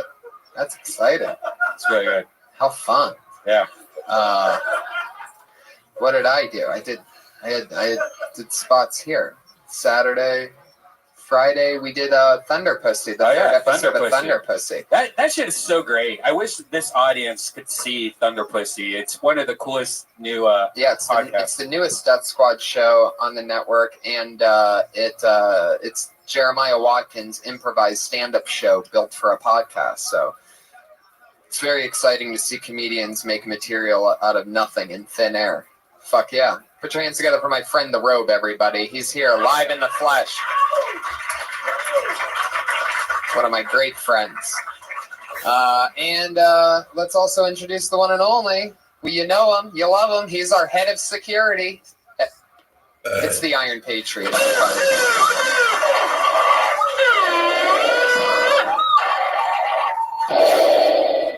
Fuck yeah. Yes. I had a busy week, Tony. Oh, tell us about it. Yep. I was 1 day on Cougar Town, 3 days on Parks and Recreation. Right, you did extra work on these shows, is what you're saying. Yes. I was also spending time putting together my screenshots of all my background appearances. And I found a very significant one. I found the first show that I was on. This was Boston Legal. The episode was called Juiced. It came out December 1st, 2008. Now, Tony, I want you to try to guess who the actress was in this scene, and I'm going to give you a clue. The Guinness Book of World Records in 2013 just gave this lady the record for the longest running career in television. Now, can you guess who that is? What show was it on? Boston Legal came out in 2008. She was just Betty White. Yeah, it's got to be Betty White. Very good, Tony. Very good. Yeah. She's 91 years old. She's been in the business 74 years. Yeah. It was a very fitting scene for me to make my debut in. Right. Because why? Because I walked across. I was looking very beautiful walking across. You know how I do my background performances. I'm always lurking. I'm always patriotic. When the camera's not on, does Betty White shake and fall to the floor? And like is it like really sad and depressing? Like there's somebody standing behind her holding her up the whole time, or No, she's full of life. I mean, that was 5 years ago, but she still looks like she's doing good. She's on that show Hot in Cleveland, and she looks like she's going to have some more years left. you just jinxed her. Yeah. Rabbi, I want to say something to you. I was listening today, you on Allison Rosen. I was listening to you on a podcast, and I learned something I didn't know about you, that you masturbate with Monistat 7. Yes, I do. Very interesting. Okay. Is this real? Yes. Why do you do that? Because it helps with male yeast infections. It keeps the vagina clean. And it feels a little bit better than regular lotion because it's a little bit thicker. Yeah. Keeps the vagina clean. I mean, if you use regular lotion, it does nothing to help you with sex or anything. It does nothing. It moisturizes the penis. Yeah. You can have a nice glow with a good lotion. Or whatever. Your shit's already sweaty. It already is pretty moisturized during the day. That's how like fungus and stuff grows on there. So you should get Monistat 7. Patriot, I heard that you sent in a song this week. Yes, I'm ready. This song is called I Gotta Have You. Okay, for those of you that don't know, Patriot was in a failed rock and roll band in the 90s in his hometown of Dallas, Texas. The band never took off, but every once in a while he still sends in a song that he sings over in his robot voice, which is only slightly different than his actual voice. The songs always seem a lot longer than they actually are. They're never very well written. The chorus always comes in over and over again too soon. So about a minute and a half of music always feels like about 3 minutes. Yep. So here, what's the name of this one? I Gotta Have You. This is I Gotta Have You by Dirty Crabbers, Jeff Crabtree, a.k.a. the Iron Patriot, a.k.a. the Comic Give me Patriot. some volume so I can stay on key. Right, so that you can sing over your own voice. Yeah. Okay. That's okay. I'm not lip singing. I'm not Milli Vanilli. You know, I'm doing it. Hold on. I'm having a little technical difficulty. The iPad was like, "Oh no, you did," and I was like, "Yes, I did," and I'm trying to press play. Even the iPad doesn't want us to do this right now. There we go. Here we go. Maybe. Yeah, turn it up a little bit. Get it going. Get it going. Get it going. Okay. Everybody feel it with me. Put your hands together for the Iron Patriot, Yes, everybody. I feel a lot of love in this film. As we ease into episode 26 of Kill Tony.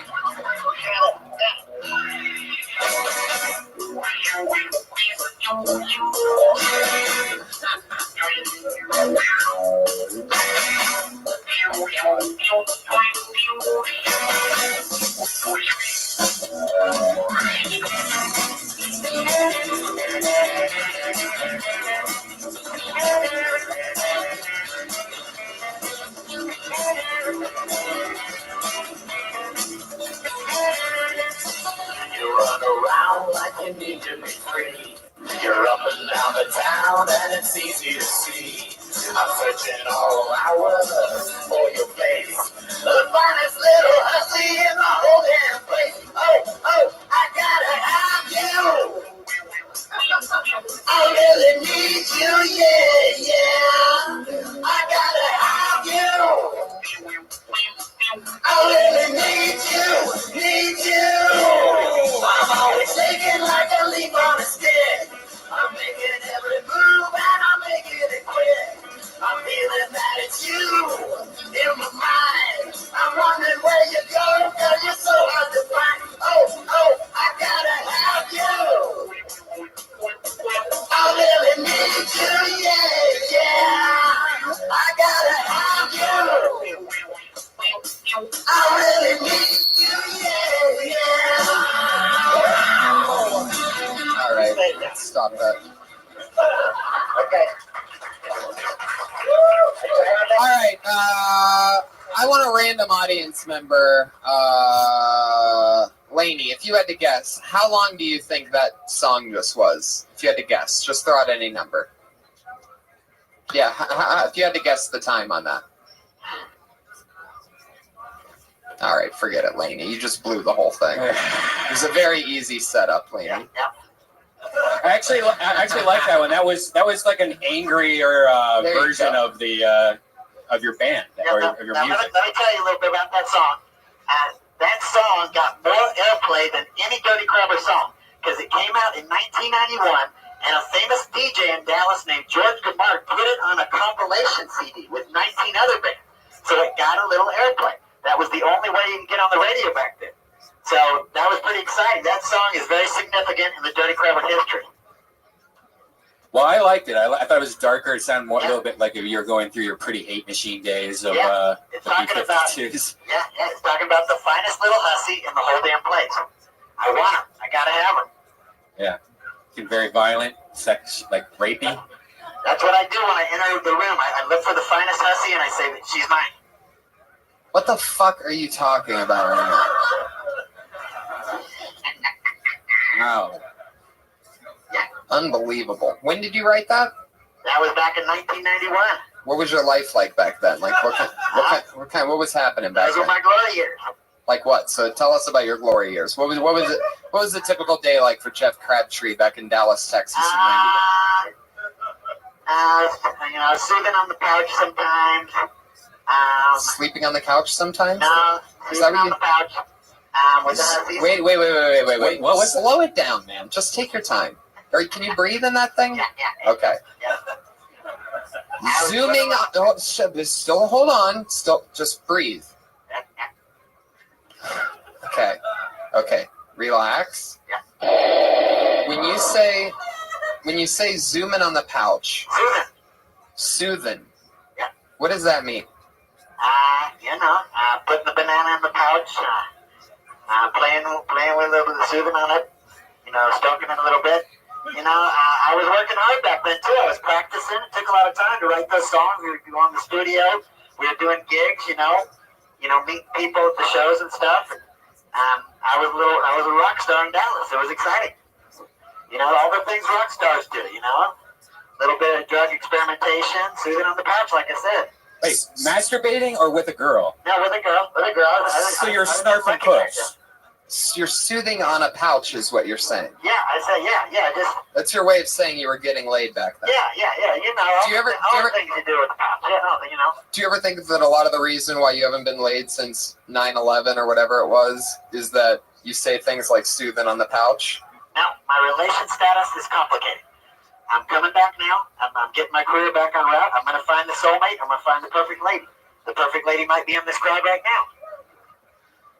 Got really quiet after that. A lot of ladies just ducked underneath their tables. Yeah. I see a bright future for me, Tony. Yeah. The only thing. All right.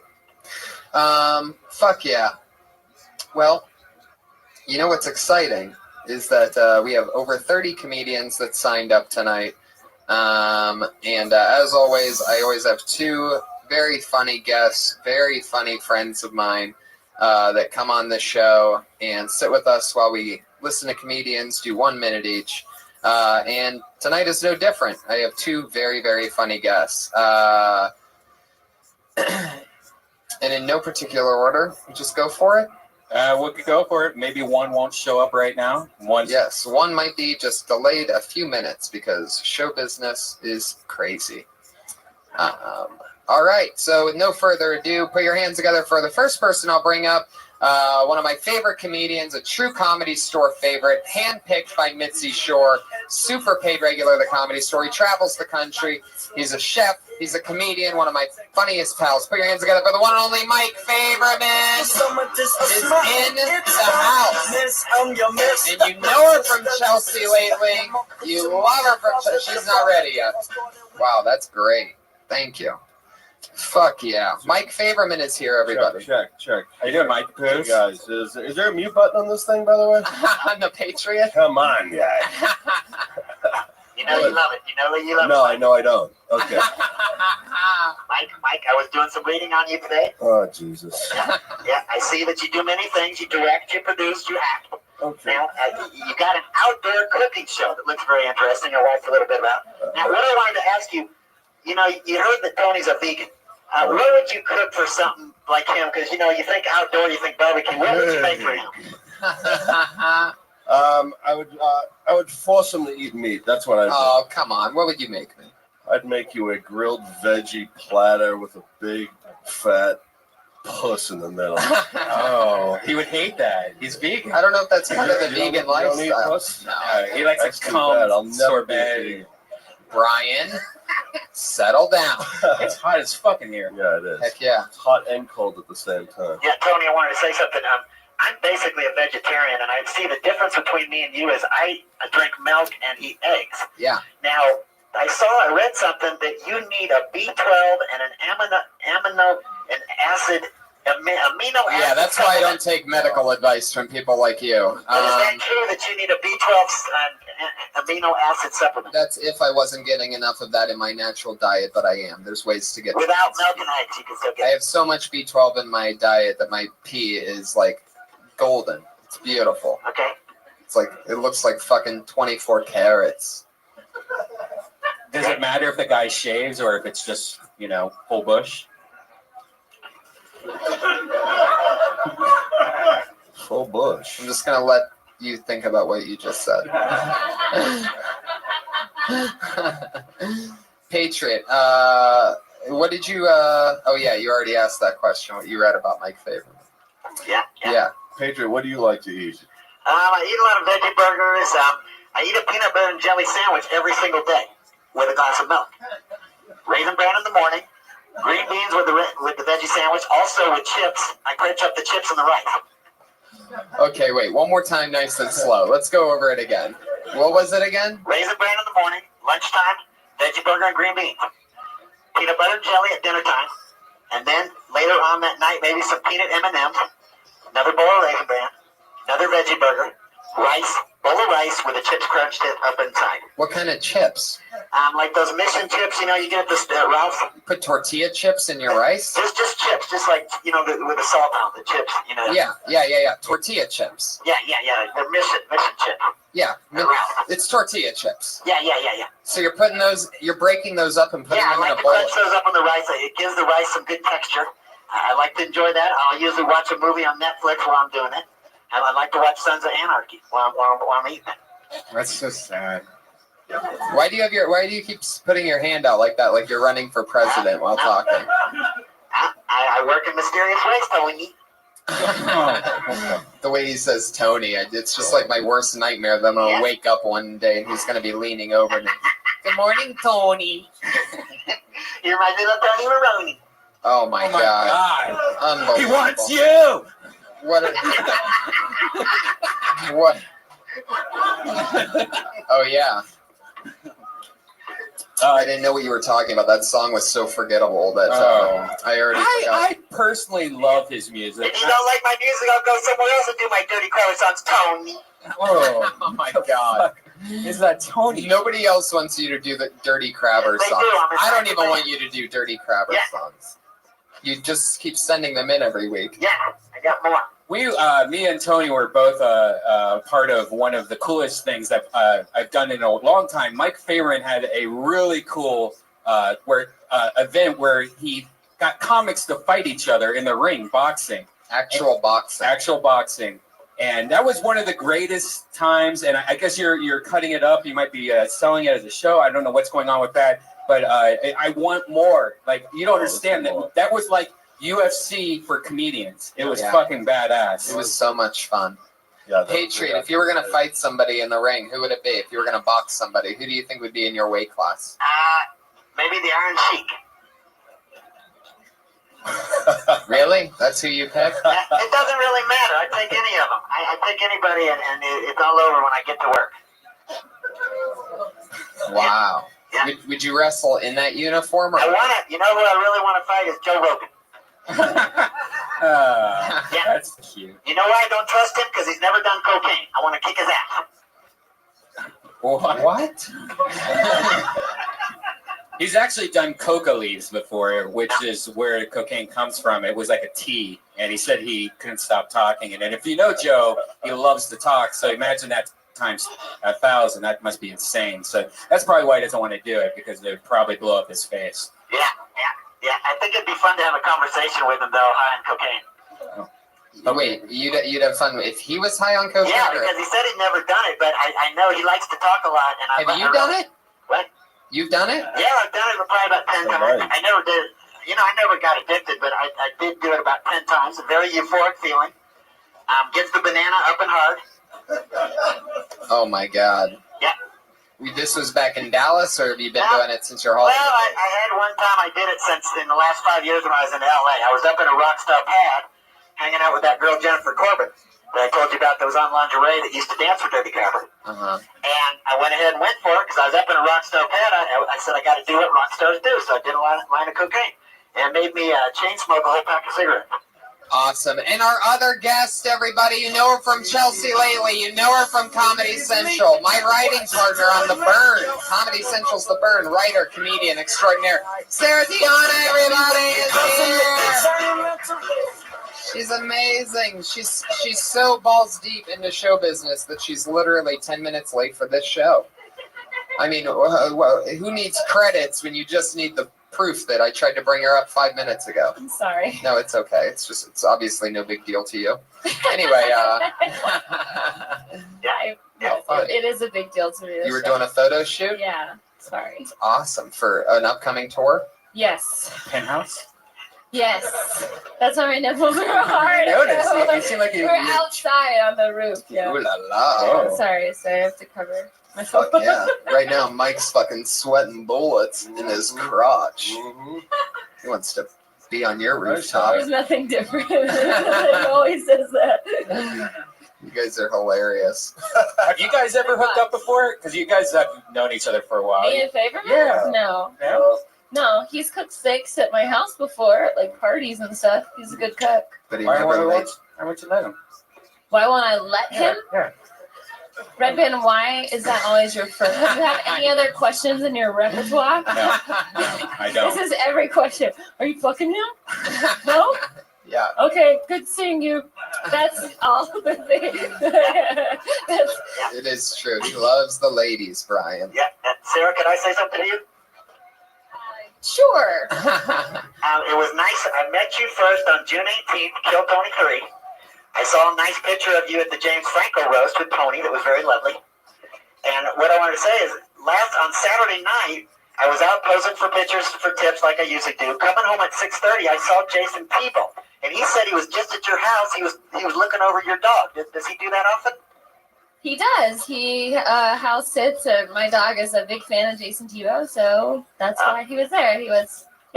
He's a great guy. That's really creepy that you know that. Yeah.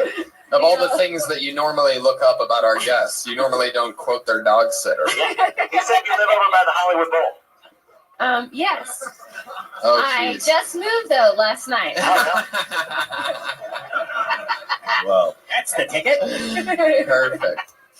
Yeah. What? Do you have anything to ask me about Jason Tebow, Red Man? Tebow, fuck that dog, bro. Mike, so can we find that boxing thing anywhere, or what should we look for? Is there a website we can keep updated? Because I want to see more of that. We're trying to sell it now, so it's kind of exclusive video for people who are trying to collaborate and go to networks with it. It's such a beautiful idea. Yeah, totally makes sense. I mean, I can Who would see you that. fight? I would not fight, but if I had to choose somebody, it'd probably be Jay Moore. Somebody from your like podcast wars, because that'd be fun. Are you guys yeah, that'd be fun. I'd fight Jay Moore. No. How about you, Tony? Who would you fight? I'm not big on fighting. I would pick. You fight with words. I think like Brad Williams or Nick Novicki, or perhaps even Esther. yeah, Esther would be good. Dude, we could tag team Esther. Oh. Anyway, Jesus Christ. Gross. Boxing tag. Okay. Yeah. I don't know. I don't like fighting. I can't like fighting either? I don't like. It was great though. You could see like people go all out and beat on Yeah. each other. See, it'd be bad if I did it because I'm actually trained in the martial arts, and I don't want to embarrass all my friends. Thank So you. like fleeing. Is your move running away? Yeah. It's a new technique. I try. I go for the WWF thing. Like I try to get like 3 inches away from their face with all my punches, and I expect that to There's affect no them. way. They'd be like, the announcer would be like, in this corner, weighing this many pounds, Tony Hinchcliffe. He's like, those aren't all my credits. Like, the game wouldn't even get started because Tony would be mad at the announcer for the way he brought him out. It's true. It's true. Oh, that's the only thing important about me is my height and weight? Don't you know what I've written on? All right. You forgot to say Youngstown, Ohio. I'm so excited that my guests are finally here and done with their photo shoots. I'm so glad to have the Patriot here. You guys know the format of the show. Over 30 comedians signed up tonight for the opportunity for 1 minute on this stage. That's so cool. And you know how it works. At 60 seconds, you'll hear the meow of a kitty. That's to let you know your time's up. Now, don't run that time or else you're going to bring out the angry West Hollywood bear. And he sounds fucking furious tonight. So I'd be very careful. Don't run over your time. That bear means that you're in big trouble. So, you guys ready to get this thing started or what? It's the half-year centennial edition with Favorman and Tiana, Patriot, Red Band, and Hinchcliffe. And your first comedian tonight, Patriot, move the mic stand over so that, well, not yours. Josh, yeah, you want to grab that? By the way, Patriot, we call him the head of security, but he can't even move. Only his arms move at 90 You know, degrees. Tony, if we got on the bigger stage downstairs, I could do more moving. I could do dance moves and everything. We need to be in that bigger Why room. do you always talk shit like I'm not doing a good job? Like, Tony, if you push the podcast more, we'd be in the main room. Yeah. Talk to Tony Morris. Let's do a Christmas episode down in the big room. Says the guy who his Morris. big night is here, like the Monday night. Yeah, it's funny that you think Tommy Morris is the one that's booking the main room. Tommy. We should get our show in the main room. Talk to Tommy Morris. You know, you told me you want to do a show down there. Oh, how dare you talk about things that I brought up to you before off camera? In confidence. Just because I told you I wanted to maybe do a show in the... Yeah, it'd be fun when we can fill it up. Yeah. I mean, I guess we have been filling up the belly room every week for 6 weeks. No big deal. After only 6 months. But anyway, Anyway, I pulled the first name and your first comedian tonight. Doing a minute when we okay. Put your hands together for Lindsay Wegler. Really righteous. When I know I'm a million times as humble as thou art. I'm the pious guy, the little omelets wanna be like on my knees day and night, scoring points for the afterlife. So don't be vain. Does it start when you start walking? My name's Lindsay. I nanny a lot, and I nanny this one girl in particular. Her name's Ava. She's 4 and she's like totally crazy. And like her mom, like she's really curious, and her mom recently told her that her private part was called a vagina. And so since she found out that information, she like walks up to women and is like, "I have a vagina, and so do you." And it gets uncomfortable, but I don't like say anything because she's not wrong. And anyway, she's really weird about bathroom time. She won't go to the bathroom by herself, and she follows me in every time, which I don't want her doing because I just don't think that's a good habit. But it's only hard when I have my period because she'll stay out behind the door, and anytime I open my tampon wrapper, every time she hears it crinkle and it's like, "Hey, Miss Liz, you got some candy in there?" Thank you. Okie dokie. Sarah, you were paying the. First of all, Sarah, get in there. there's no right time of the month for a period joke, in my opinion. I don't like it. I don't like period jokes, but I also don't like poop jokes. So you can just say whatever you will about me. But you can just get to that joke. You can cut that joke in half. Like you just, I babysit this girl who just found out what a vagina is. That should be the first thing you say. You don't need all the backstory about her. We don't give a shit about her name. Okay.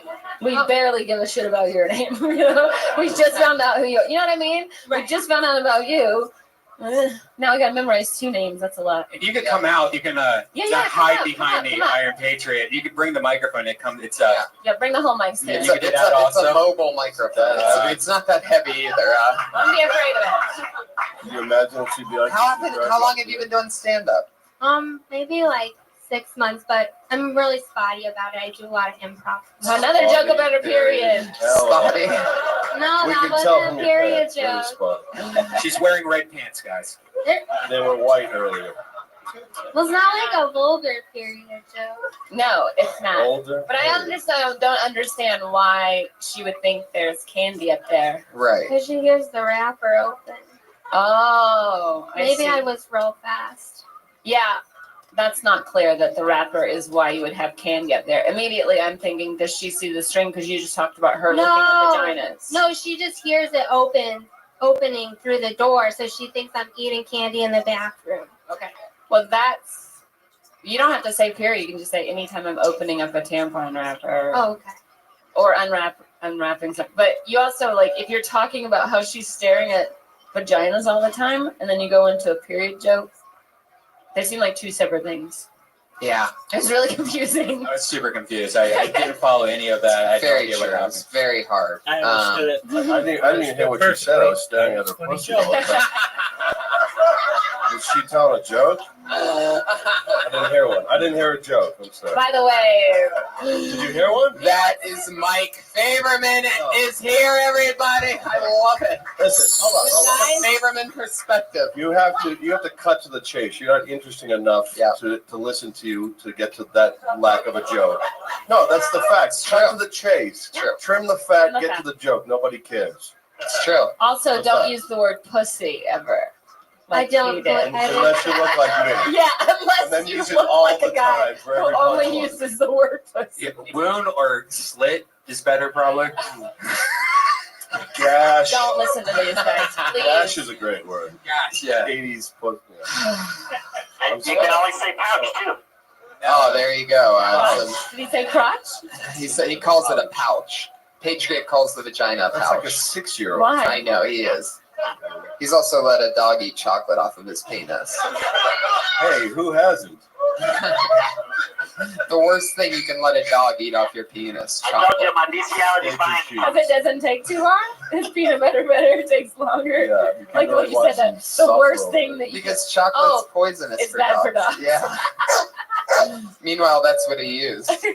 Meanwhile, the guy eats a peanut butter and jelly sandwich every day, so you know he's got peanut butter. I love that I'm the dog owner and I can remember. You should really look that up, by the way. There's so many things you have no idea that's poisonous to dogs, like grapes. Would you ever think that grapes are I poisonous? know grapes are poisonous. What, The other is it day, shell? my dog threw up 2 ketchup packets in a receipt. No, he shit them out, actually. He shit them out. He didn't even throw them up. He threw up 3 things I had no idea what they were. Lindsay, I know it was a minute, and I know you've only been doing it for 6 months, but it really shows that you're doing a lot more improv than you are stand-up, because there was only really one punchline in the whole 60 seconds, and it was sort of a punchline. So, like, how many punchlines should you average per 60 seconds? More than You just one. need As one. many as possible. Yeah, Yeah. a lot. Just if think possible. outside the box. Like, when you think of what the easy joke is, go. Hey. Right, we're just, there's a lot of No. Write it down. Yeah. Write it down and then trim it down to about a third of what you have. Yeah. And then maybe it'll be fun. And then think, is this the Maybe. smartest way to end that joke? What would be, could anybody end that joke this way? And what's a better way of ending that joke? How can I one up? So basically, don't do the joke. No, there's nothing wrong with the that's not joke. what we're saying. No. We're saying quit stand up. That's not. Just kidding. No, we're Shut kidding. up, We're pussy. kidding. Yeah, whoever made that noise, don't do that again. That's for the rest never of a the night. solution. We're just starting the show. No. You can We always don't make owe it. it. Kill Tony. Just watch it happen. There you No, go. we're not saying quit. We're saying watch other people who do it well and learn from what you hear is the right way to Yeah, do but it. you can always save a joke. You can always punch it up and change it, make it different. Don't It's definitely- make it Cut different. out the period part. Right. All the information that doesn't have to do with the Punchline. if you're gonna stick with the candy thing, which I still don't really get. Like, I don't know. If you normally give her candy and you bring it out of a wrapper on the front end of that, then maybe that would make sense. Like, It sounds like the whole joke's just a tag for another joke. Yeah. it's true. I'll tell you- The joke is just the last part about the wrapper. All the other stuff means nothing. That one thing is a joke. So take that joke and put it in another joke or something. Come back next time, do a different minute. Lindsay Wagler. Good job, Lindsay. She's on Twitter at Lindsay_Wagglers. If any of you listeners out there want to give her a punch that up or something. I'll have to punch that up. Punch that pussy, right? Hey, buddy. Did you guys have any jokes that you feel like when you started out that you feel like now like you would never even go near that didn't make that doesn't make any All of sense? them. Do you want me to do Faberman's or? Right. No, Do you have I one for don't him even. that you remember? No, he was always funny. I don't know. I mean, like when you first started, like your first 6 months, and you're doing stand up. Was there ever a joke in which you're like, "Oh my god, I can't believe I did that on stage"? I used to do a joke about how you could put get money for sperm now, and then I said I have this towel at home, it'd be worth a fortune. But it's kind of now. We wrote that like 20 years ago, and now it's kind of hacky. How long have you been doing stand up? 15 now. Wow. 15 years. Long, wonderful years of misery. Fucking pain in my ass. Do you enjoy it? Yeah, I love it, but I hate having to do it, you know? You know what I'm saying? Like, I love doing it. I feel like I'm, good at it, and I just don't love chasing to get work. It's bullshit. It's like, I'm funny. Let's bring on the fucking work. What's the problem? Right. They want asses in the seats. And it's all business. That's all. It has nothing to do with how funny you are. But you get a lot of respect here, which is sort of that like, goes a long way. $15 in the OR. Sarah, do you have a joke that you can't believe that you ever did on stage from your first few months or whatever? No. I mean, I can't really remember because they didn't last very long if they weren't working. Right. I mean, I would try them like 3 to 5 times was the limit. If they weren't working after 3 to 5 times, they're out. Or, but I'll look back. I mean, I used to say some pretty like crazy stuff, like guns don't kill people, black people kill people, which is a fact. It's true. But it's not a joke. That's funny. It's only funny because it's a fact. I used to have this one stupid thing in the first couple months that I'd go, I was born with 2 ball sacks, but I had to have one removed because when the 2 ball sacks rubbed together, there was something about it that was just really gay. That's all I said. That was the whole joke. And then I would change Anyway, supermarkets are crazy because I had no idea what I was doing. Yeah, I don't remember. And now I'm a fucking genius. Who I've would had have tons thought? of tons of shitty jokes. I just don't remember them. It's hard enough to remember. Yeah, the good ones. Try to push those ones back. Better make a list tonight. I better make a silly list. Oh, I know this name. This is a fun African fellow. It's Tim Greer, everybody. Tim Greer. Look at this time. Yeah, smile. Hey, what's going on? How y'all doing? So look, I'm tired of people making excuses for not having fathers. I feel like, fuck you. I mean, you should have had one. Realistically, there's fathers everywhere. Like, seriously. If you turn on your television, there's great fathers. When I leave my children, one day, like every black man should, I'm going to leave my children the box set of The Cosby Show. Word, that's It amazing was gift. 9 seasons of a great father. He was there. He took care of him. And that's how you know, by looking at Theo, how to be a good son. That's my job. How what? Okay. Bailing. How to be a good son. That's my job. Okay. Bailing early? All right. Yeah, call him Bill Cosby. Am I right, people?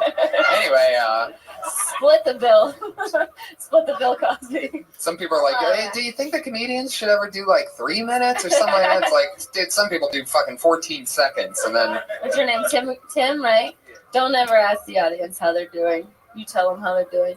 Okay. Yeah. Tell them either they It shows suck. weakness right away. No. Don't do that.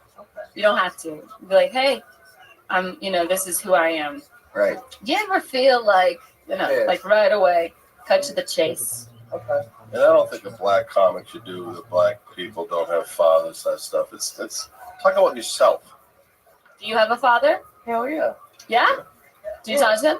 Do you wish he would leave? For a trust fund, yes. No, you see how that was funny? Yeah. You see what I'm saying? No, I'm not putting you down. I'm saying be a little more original. Be more original. I don't like it. But So you've always had a father. So yeah. Do you ever talk about how you break that stereotype? How you weren't part of that? No. You don't have any jokes about that. Your father and you get along? No. No. Why? No. But we're the same. Because you're the same? Yeah. Exactly. The same age? Not Mexican, Tony. He's your father, brother. Your father. Father, brother. Yeah, wait, so you guys are the same? What do you mean you're the same? We're like the same personality. Like strong-minded. Strong-minded? Yeah. Okay. So you don't. Where does he live? In Texas. In Texas? That's where you're from? Does he have a southern black father? No, he's from Chicago. Okay, but he lives in Texas. Yes. And did you grow up in Texas? Yes. And do you ever talk about that? Yes. What do you say? Texas. That's hilarious. Wow. Tim, You got the you whole are the setup and the punch in 3 most words. interesting man in the world. You should talk about how you and your dad are the same person. That's why you hate him. Yeah. Anything, whenever you're talking about something that's real Well, and because he'll watch my comedy, so I don't want to let him know that I actually hate him. Why not, dude? How often is he watching your comedy? Anything I put on YouTube. Mm-hmm. Well, don't put it You on shouldn't be YouTube. putting that on Yeah. YouTube. Whatever You you just shouldn't said. have anything on YouTube. No, I'm kidding. I'm serious. I hate He's putting on my your stand-up on podcast. YouTube. He's saying roadstar hip hop. Well, I just feel like No, what we're saying is talk about you're- what's real. yeah, Okay. when you talk about you, no one can steal jokes from you. Right. You know, because no one can be anybody else. Like no one can take anything that's already yours and really personal. Right. And it takes a while. Like how long have you been doing comedy? 3.5 years. 3.5 years. Yeah. You should be past that right now. You should already be talking about yourself. Okay. And definitely don't say how you're doing, and hold the mic a little closer. And it's not going to Okay. be easy, but that's what makes it good. You know what I'm saying? It's not going to be Yeah, easy to it talk sucks. about yourself.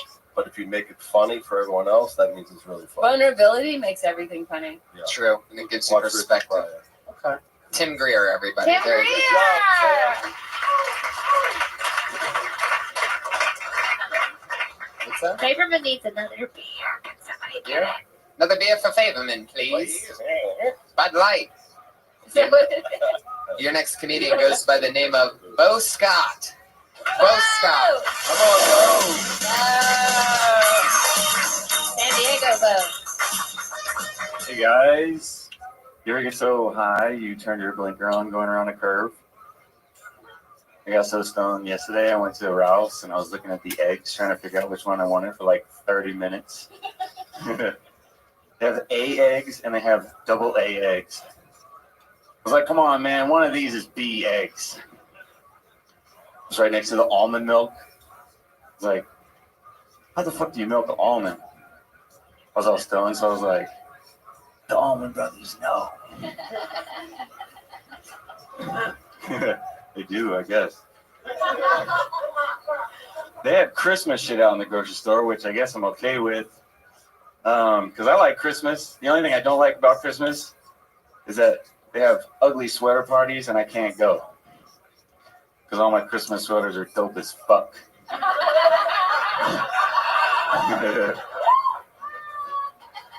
Fucking have Tide is the same price as Tide with added freshness. Who the fuck is buying regular Tide? Some dude's like, I like my clothes fresh, but not too fresh. How you living, Tim? That bear is furious tonight. Jeez. He can't wait to come out. What's good? How was sleeping in your own bed? I'm good. You okay? Yeah, I'm good. Great. You look like kind of, yeah. I still have that feeling like I'm just alive, kind of. I need to like settle in back home. Feel a bit more swampy, but I'm trying to like defeat the swamp. I gotcha. In my imagination, I guess. There you go. And then I'll be at home dry as a sukkah. Very nice. Did you get cigarettes? Yep, I did. I'm gonna be up tonight. Yep. Very cool. Just smoking away. Yeah, not too often. No, man. I'm fine with the cigarettes. I'll probably sleep and then get up in the morning. Because if I don't sleep, then the cigs tend to. Yeah. Otherwise, I'm okay apart from my cigarette addiction, but it's under control mostly. I don't know. I don't see it as a problem, so it shouldn't be one. Well, that's good. Glad to hear that. We're just watching Kill Tony from the beginning. It's really interesting to see this thing that went from like absolutely nothing to millions of dollars a year grossing. It's pretty cool to see. Yeah, it is. I don't know. It's nice to have like a kind of indie kind of scene, but I don't know the Texas indie scene is like if you want stage in like an environment in New York or like one of those cool stand-up places, I think you do like better mostly because like you have talent with it, or it's also like the stakes are higher, I guess. Because people come on Kill Tony and they just like don't know what they're talking about, and they just most of it bombs a lot of the time, right? That's true. But I guess that's part of the fun. Yeah, that's true, but that happens in New York and LA as well. But yeah, you were planning on going for one, right? Oh no.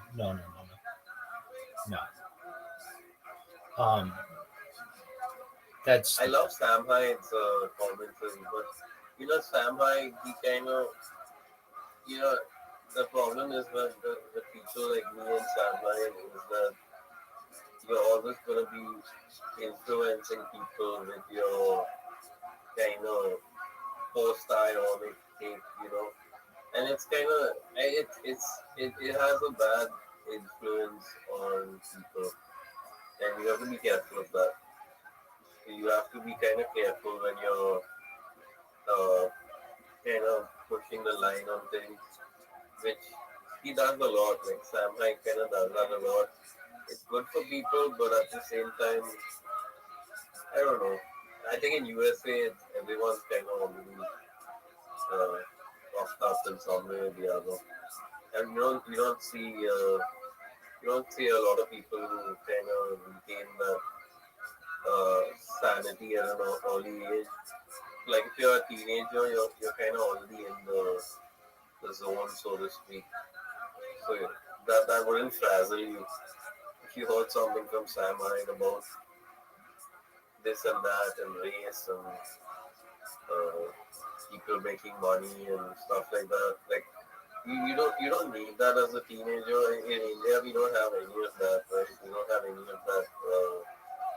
It is also a problem when you don't have any of it. When you don't have any, what do you call, like free speech kind of thingy where you help people be independent and stuff like that. Because I noticed, like, I was watching YouTube shorts and there was this one Indian girl, and it's the reverse stereotype, right? It's like Indians defending themselves against racism or Indians talking about Tinder. So it is the same reverse stuff over and over again. And we've not grown out of it, but I don't know, I guess it works for the kind of PG-13 media that we try to influence people with, or that just like contains the most of whatever it is the space is.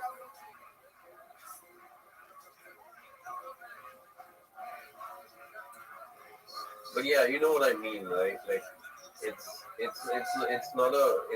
not something you see. Some people don't see it. I bet people like you, like religious people, tend to see it a lot.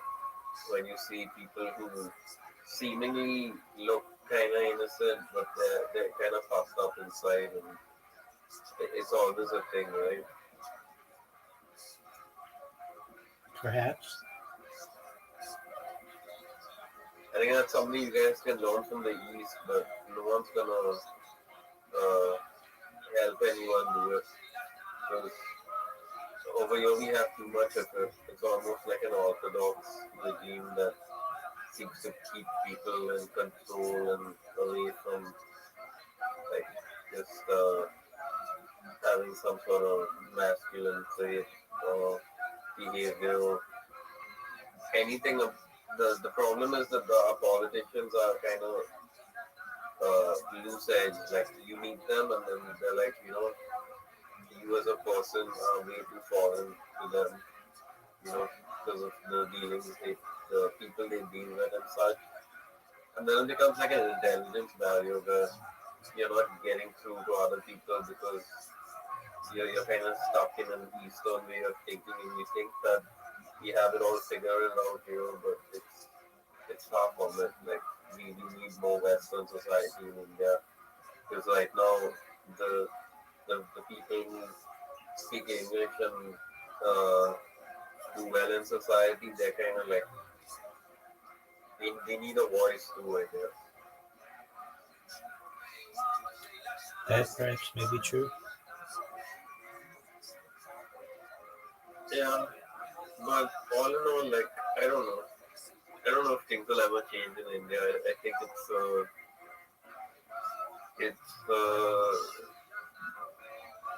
it is what it is. Like you go out, you do stuff.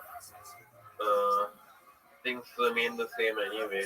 Stuff just passes by in terms of your own eyes. Like stuff just passes by. There's not much you can do to change anything. And in USA, I don't know. The main reason people like me want to go to USA is because there's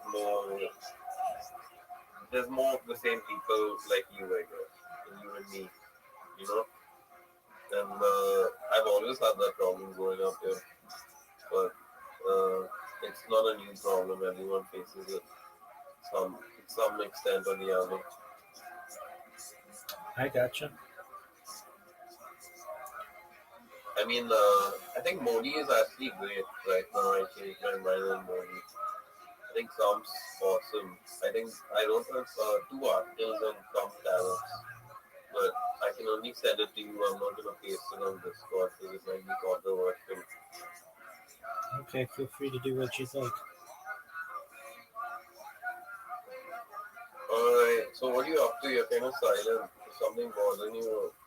Not at all. I'm listening to you, but also I'm watching. I've got 3 robots that I programmed that are messaging people on Twitter, and I'm just making sure that they're working.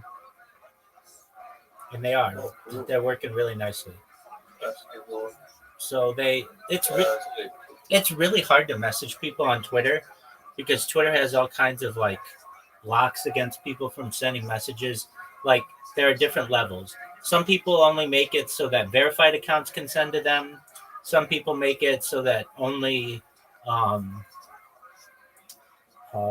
let's see, not just verified, but like they have to like turn on their messaging. That's a different one. Like on Discord, you can send messages to people automatically.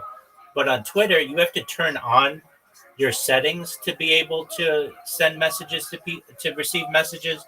So over the course of an hour, it'll send out like 10 messages, and I've got 3 of them going, so that's like 30 messages. I think you should participate in like Twitter controversy stuff. Like put your name out there on these viral topics. Well, I do my best to do that on Twitter Spaces, and so I'm in like 1, 2, 3, 4, 5, 6, 7. I'm in like 14 different Twitter Spaces right now, just to get my name out there so people know who I am. Yeah. So I was in Goa and like, the house has a lot of negative energy, and I just feel that like really often, and at night time it just gets very creepy, to be honest. Because something about Goa is like every time I go there, I don't know, like some people see stuff, some people see like ghosts and shit, some people see this and that. If a house has negative energy, it most likely has like a haunted well. But I was in one of the rooms and I prayed there, I prayed in the other room. We blessed the place on Sunday. My dad and me blessed the place on Sunday, and hopefully it's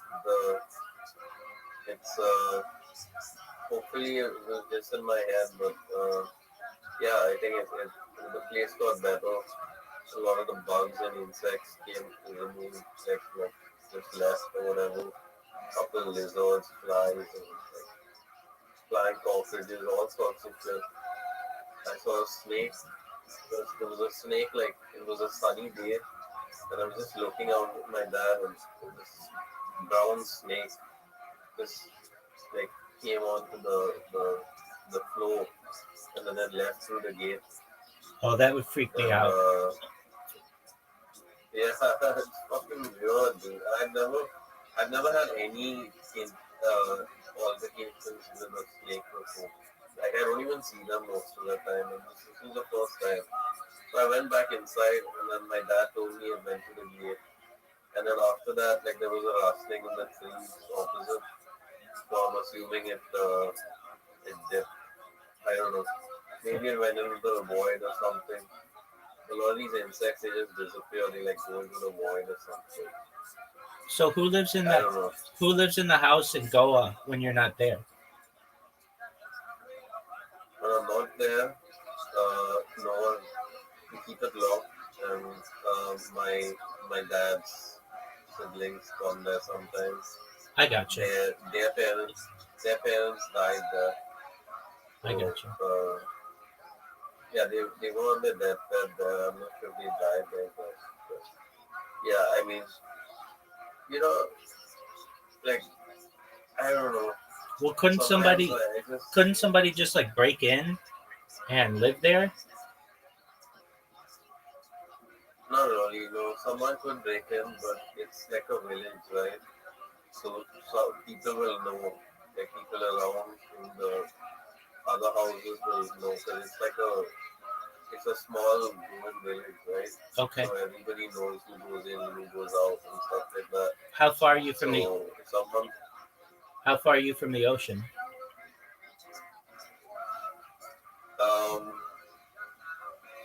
I wouldn't say very far. There are like beaches everywhere. So it's sort of like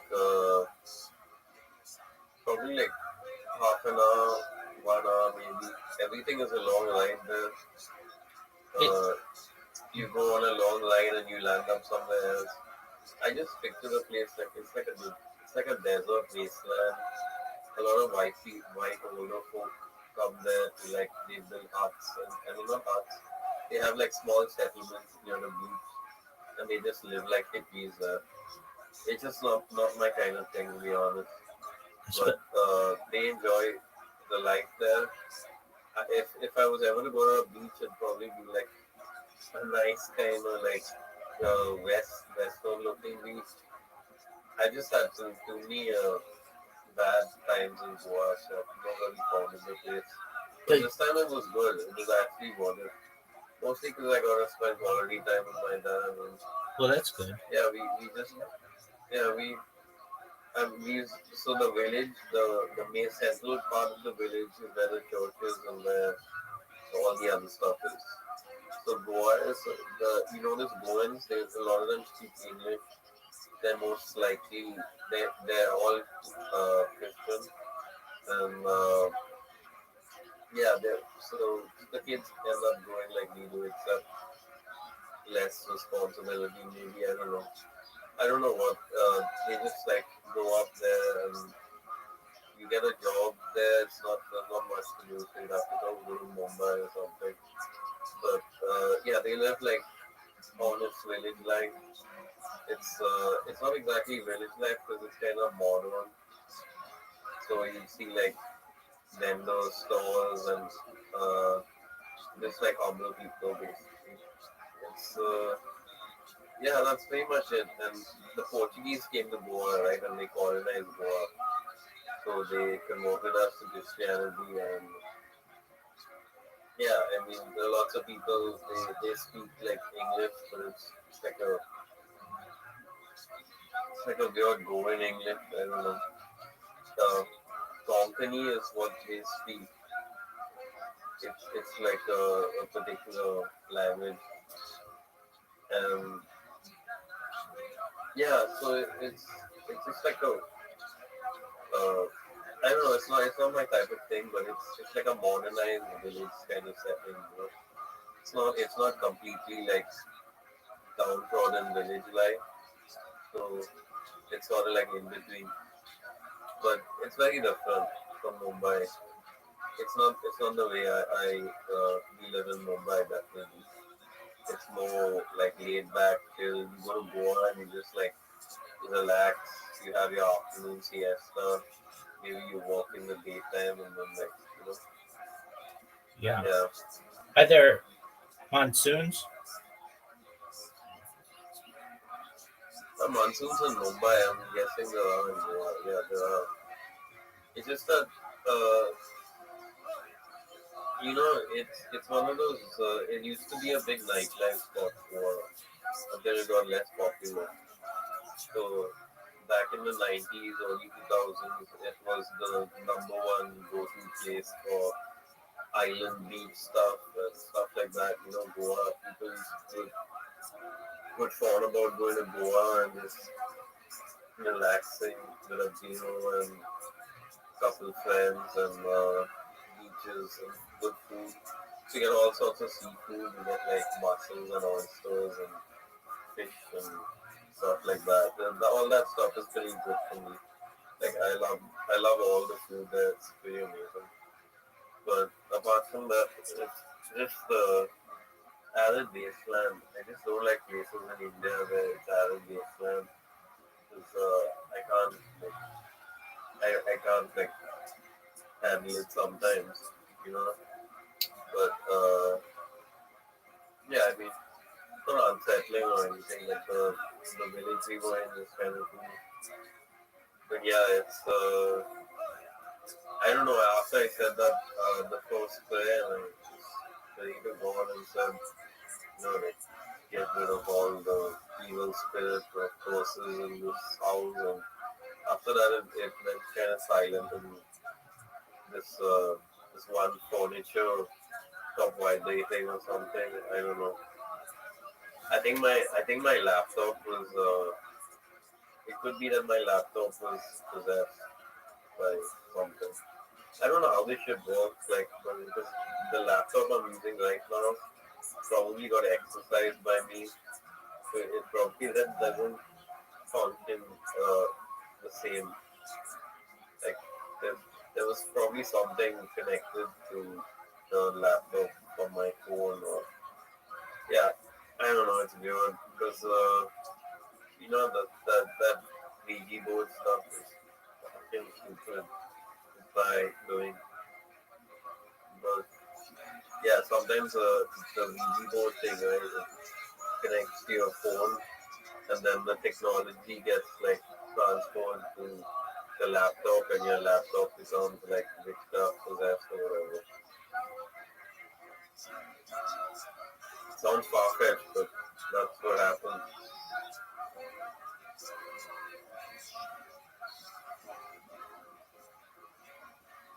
You gotta be very careful when it comes to any of this stuff that like yeah. I don't know. I think the house having negative energy and my laptop being possessed for double control of happiness. It's just that down feeling in the night. Like the days used to be really great, but at night everything was just like insects and bugs and depression basically. It's not a yeah. They, my family they painted the place and stuff. But yeah, it's an very old house. Back then when the power went off, the power used to go off like every night, and they would have these small lamps that they had with like candles inside, and they would take the small lamps out everywhere, and like so yeah, it was like prehistoric. I mean like what do you call it? Those were like Stone Age times, you know, back then, like when my dad was growing up. So a lot of that is still there, and my dad like has to go to Goa so he gets his roots back. He's good about it, and then we go home. But 15 days was way too much. I'm so glad I'm home. Like stuff doesn't even look the same anymore. After I came back, like when I was there and talking to you, I was like just too bothered by everything, I guess. I mean, it was alright. It was fun.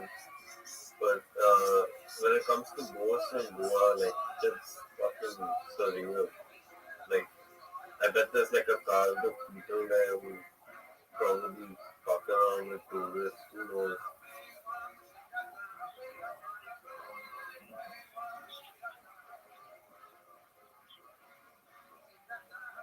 The problem is like you in the West, haunted stuff is a little less indulgent. But over here, it's like everything looks so creepy anyway. So you know, it's sort of like yeah. Long story short,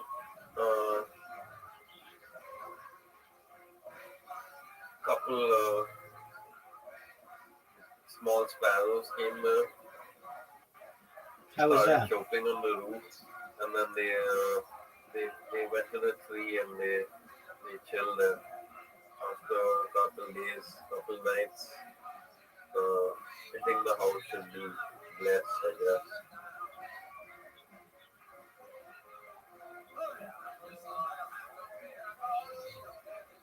Yeah, I'm rambling about this, but that's basically it. That was Goa. It's not for everyone, but it's not Mumbai, that's one thing. But yeah, I mean, village life and such is just people live differently. It's hard to accept, but yeah.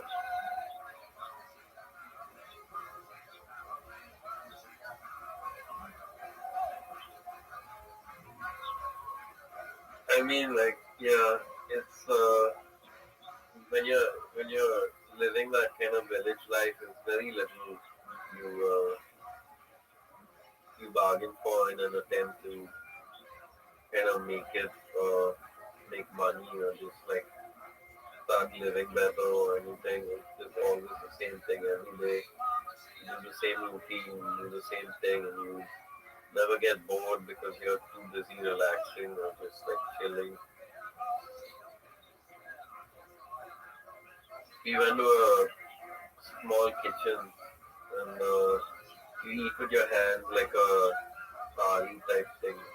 I don't know what if you've heard of it. It's like a thali is a large uh, stainless steel plate and they put like different things like rice and curry and salad and pickle and um, the fish, like dry, deep fried fish, and then you eat that with your hands, and then you drink some water, and then you get up and leave and wash your hands and leave, and pay and leave.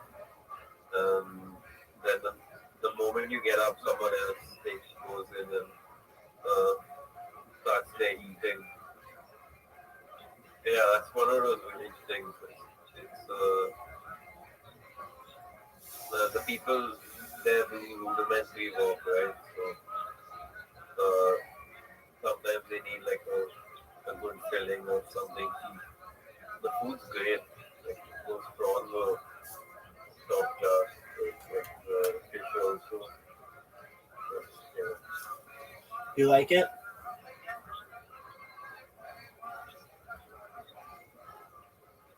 What? You like it? The tali or whatever? Yeah, it's pretty good. It's better than any of the ones you get in Mumbai. So the tali in Goa is better than in Mumbai? Yeah, way better. Why do you, why Finding that place is impossible. do you ever go near Billionaires Row in Mumbai? No, I don't know if I do that. But there are like better places than Billionaire.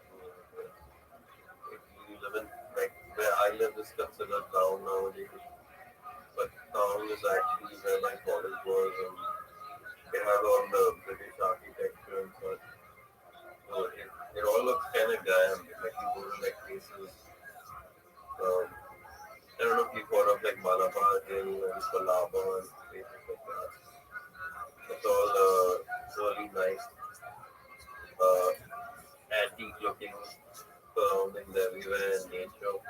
The thing about India, right? We have like stretches of the concrete jungle, but it's always intermixed with trees and such.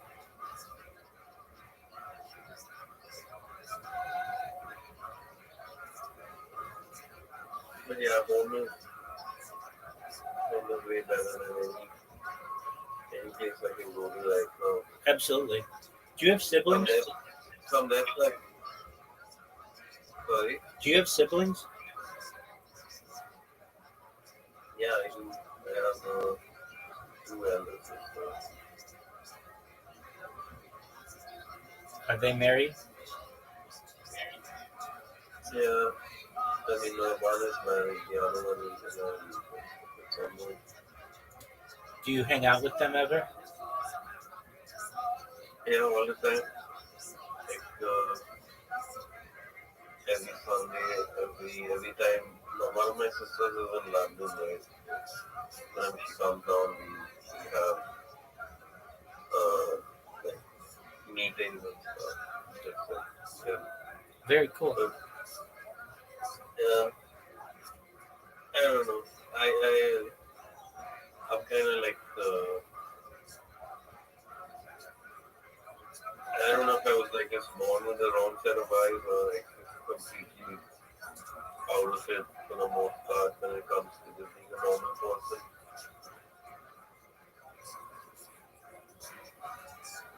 It's hard in places like India because like your average city type person doesn't get by, in India. You expect everyone to have that similarity. Yeah.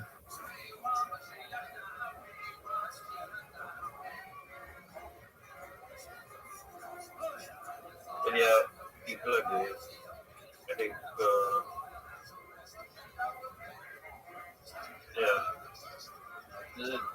on a whole, like the you get more humanity out of a person when they, I don't know. I guess if they at least somehow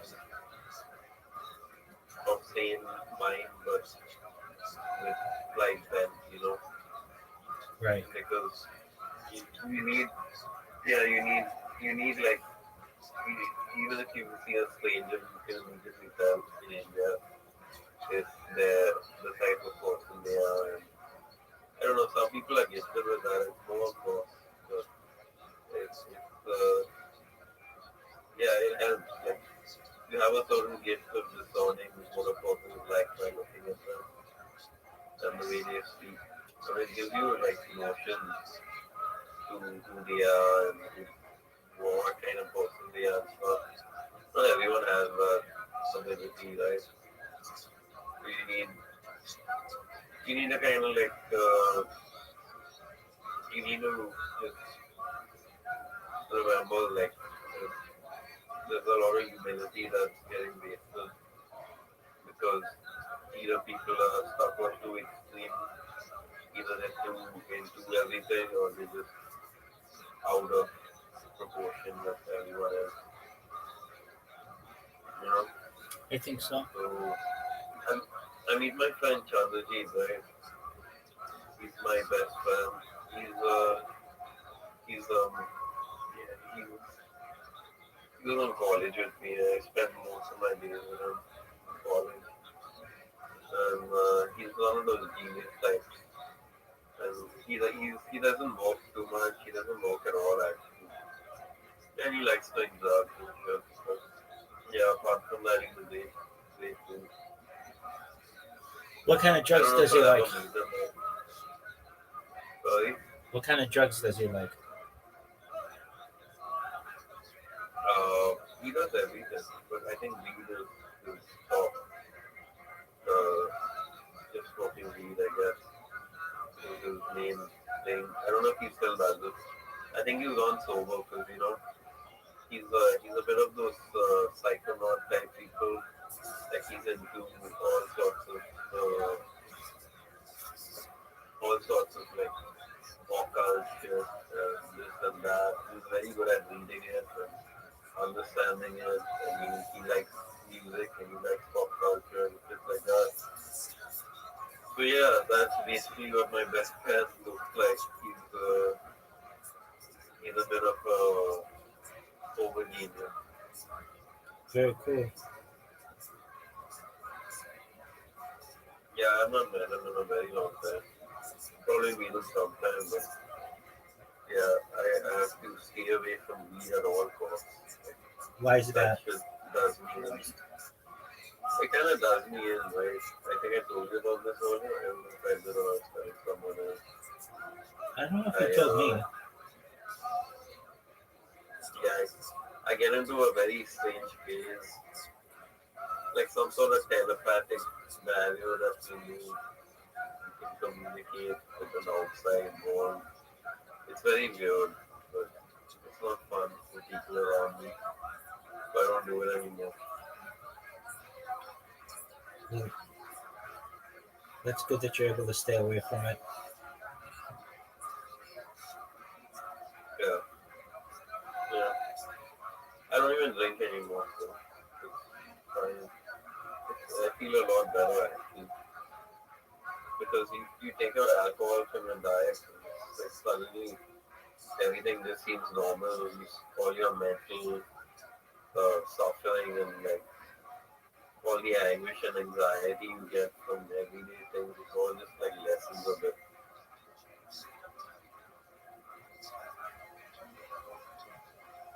Sorry, Rabbi, I'm going to focus on this. Enjoy, my friend. Good talking to you. Yeah, the bear just As always. ate that cat. Hell yeah.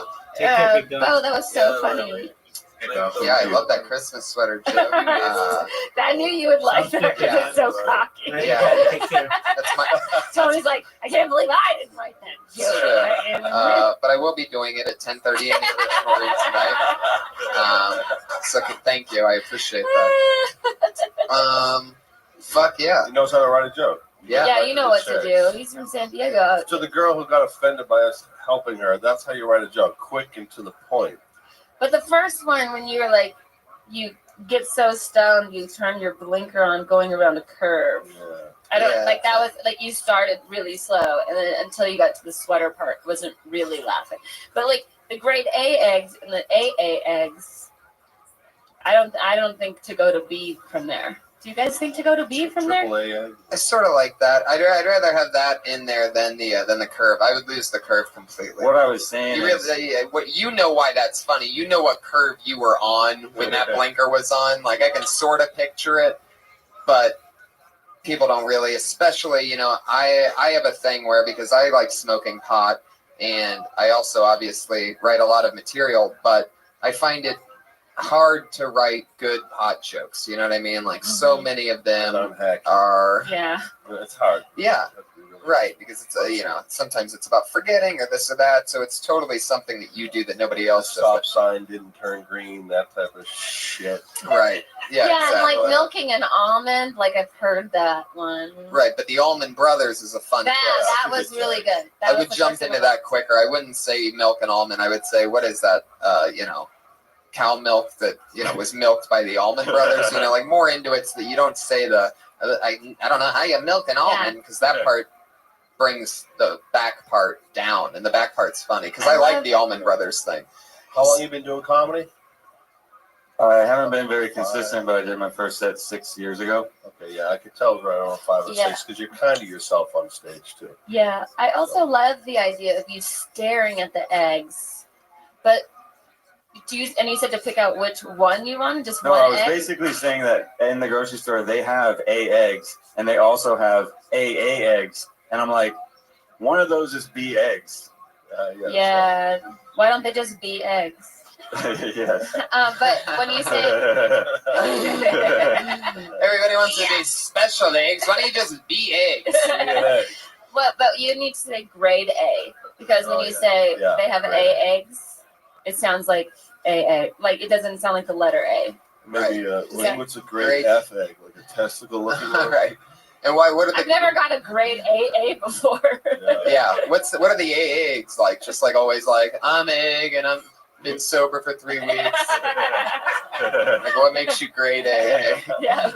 Extra religious, carry around a book with them. Yeah, what do AA people do? I never got an A. I certainly didn't get an AA. Cry themselves to sleep at night. They're all cracked. Sorry to you sober folks out there that don't have the chemical benefits of drinking, but it sucks to be you. Anyway. I don't want the AA eggs. They're all cracked. Right. Oh, that's funny. The AA eggs have a bad crack problem. Maybe I should spend more time at the grocery store on that subject then. Yeah. Also, there's the 12 steps. 12 steps.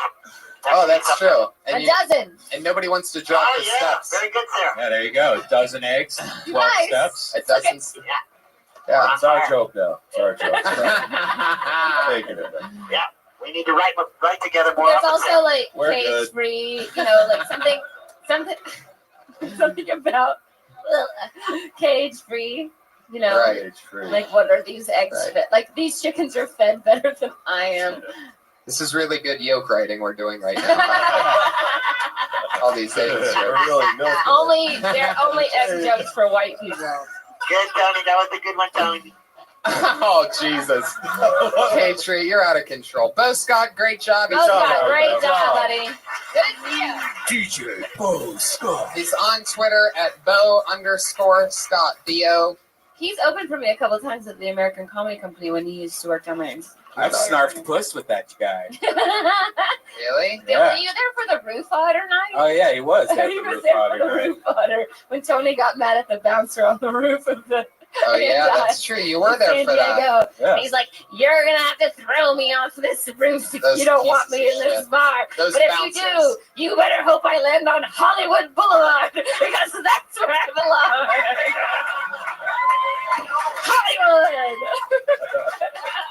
fucking San Diego rooftop bouncers fucked with the wrong people that night.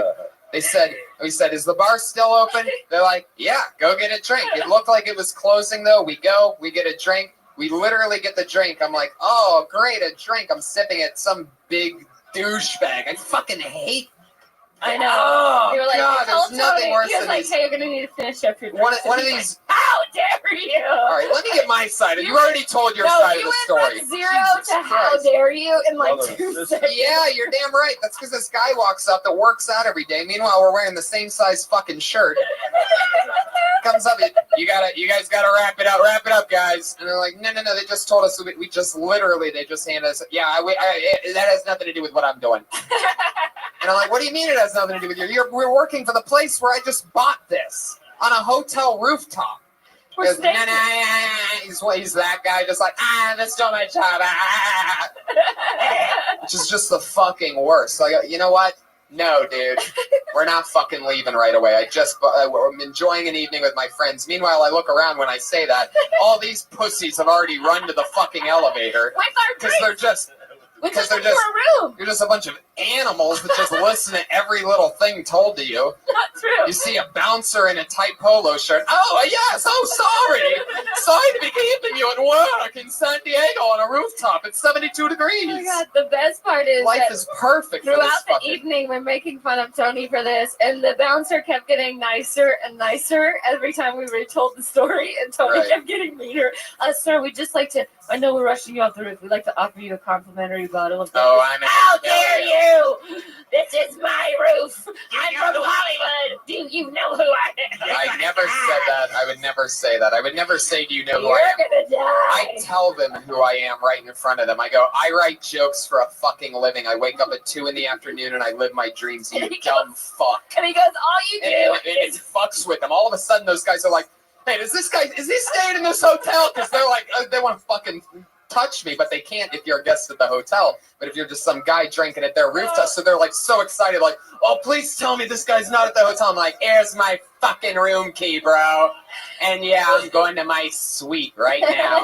I don't write checks, I get checks. Sweet 2-star hotel room. Yeah. I'm going back to my sweet twin size bed. The best part was that you said, listen, I'm on a Hollywood rooftop, so I did not say that part. I didn't say that part. I'm cutting you off. I did not say that part. I listened to that part. You weren't there. You weren't even there I want to either. believe. I didn't. No, what I told them was. Hollywood rooftops. Because it was weird because, I actually write a lot of insult jokes, like, for a living. But what ended up coming out of my mouth, because I had been drinking and I was having a lot of fun, was, like, the worst insult that I've ever told anybody.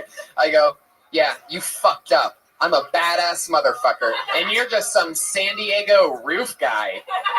And I walked away on that. Everyone turned into Red Band calling him a roof otter. And I immediately, when I turned and walked away, even though none of my friends were there to defend me anymore, as soon as I turn away, I'm like, oh, my friends are going to find out about that part, and that's going to be embarrassing. And instead, here I am bragging about it.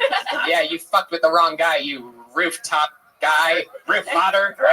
Yeah, and then the joke turned into. And then we caught the hotel room on fire. Yeah, you got the hotel room on fire. What a great The point is, Bounce is a pussy. It's true, man. I'm really anti-bouncer. I fucking hate him. Ugh. Who are we doing? Rebecca Rose Vinegra.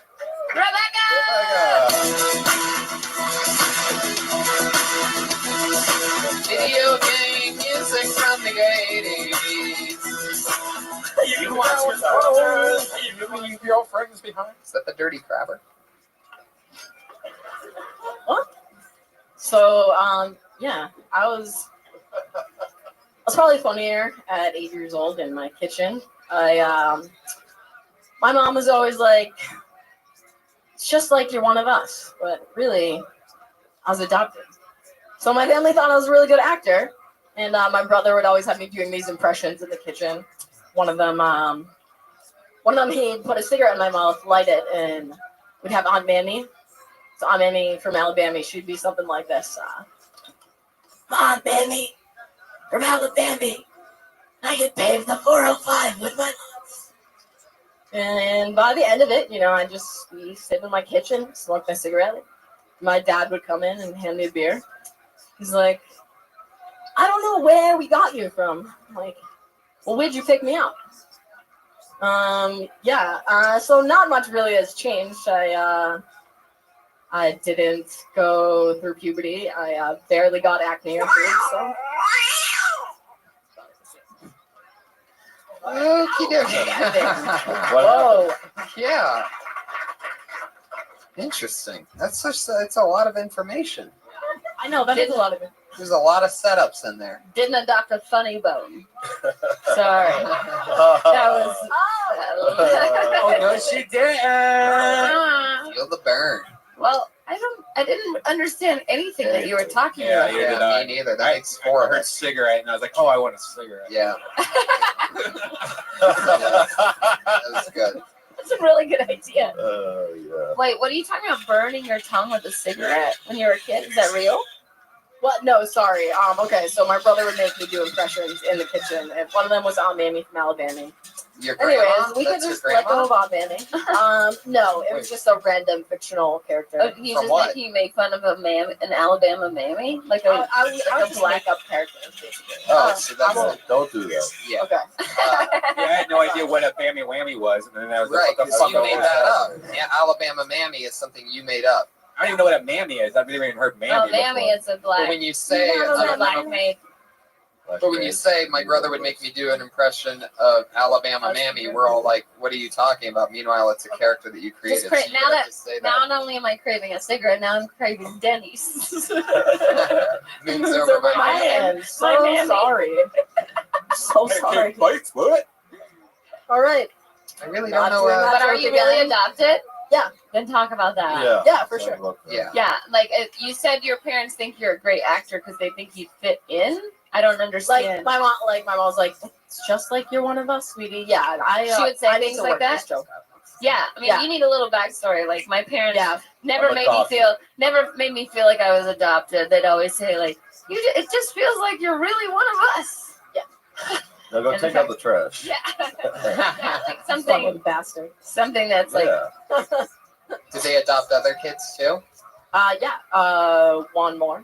My brother After Ray. you? One more. Lawnmower. I know. Are you And surprised did they have? Did they have?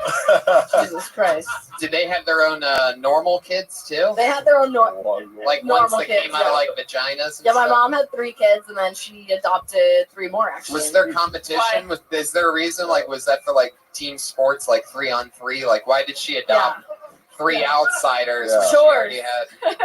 You guys have a big house or something? No. My mom did foster care for a while. My parents are really sweet. My brother, my whole family is like not that sweet, but my mom is really nice. So that's she just She adopted kids because she felt sorry for them. no. Well, her sister died when she was really young, and she Talk about that. she Oh, you should talk about why you were adopted. okay. The adopted thing is great, and then you can use that as a metaphor for everything in life, like how you don't fit into anything. You know. So sorry. But lots of things can fit in me because I'm adopted. I'm adopted. Who is That's it? right.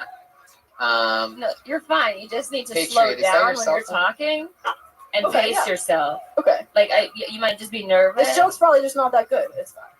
But you should write it out and then have somebody say it back to you. Just have somebody read it to you and then go, huh. Then you can hear how it's read. Okay.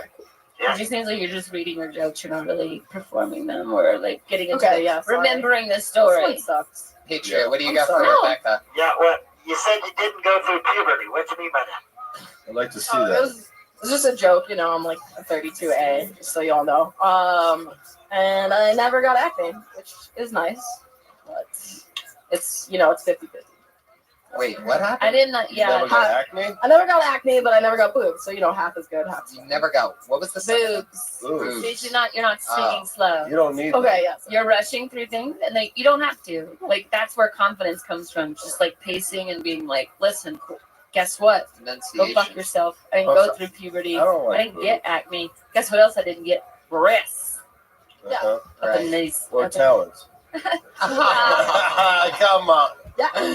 Saberman drops the hammer again. I love it. He's the Simon Cowell of this. I'll take it easy for you guys.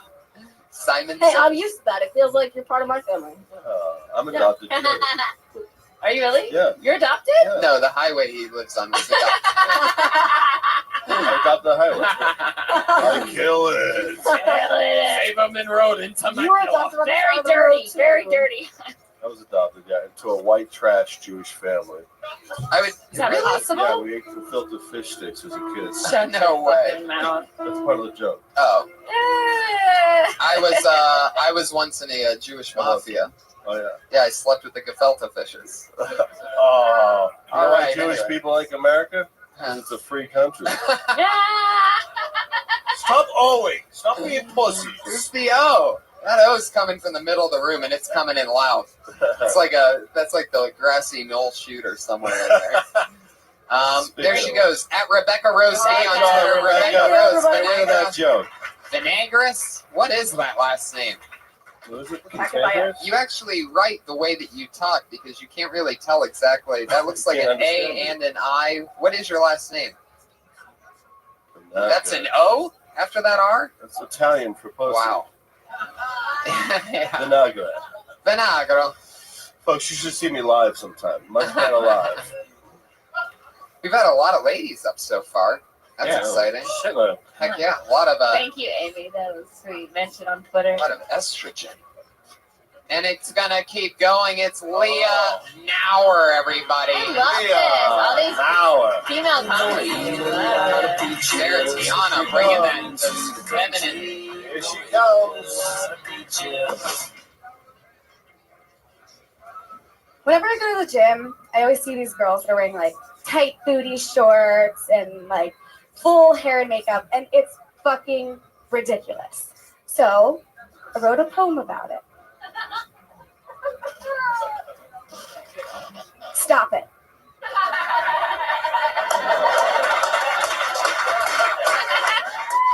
Thank you. It actually prefers snaps. It's more like a coffee shop. So, thank you. Thanks. I can't be the only idiot that thought the curse of D in Disney was a G, right? Thank you. Which spells Disney, which is a completely different production company. Like, I'd like to think if Disney was a real thing, it'd be like slutty Disney porn with like cute pop princesses. I don't know. My favorite, though, is Beauty and the Beast because it teaches children not to judge others by their appearance and also that bestiality is okay. I think Beauty and the Beast had like the roughest sex, and most people would think that. Wow.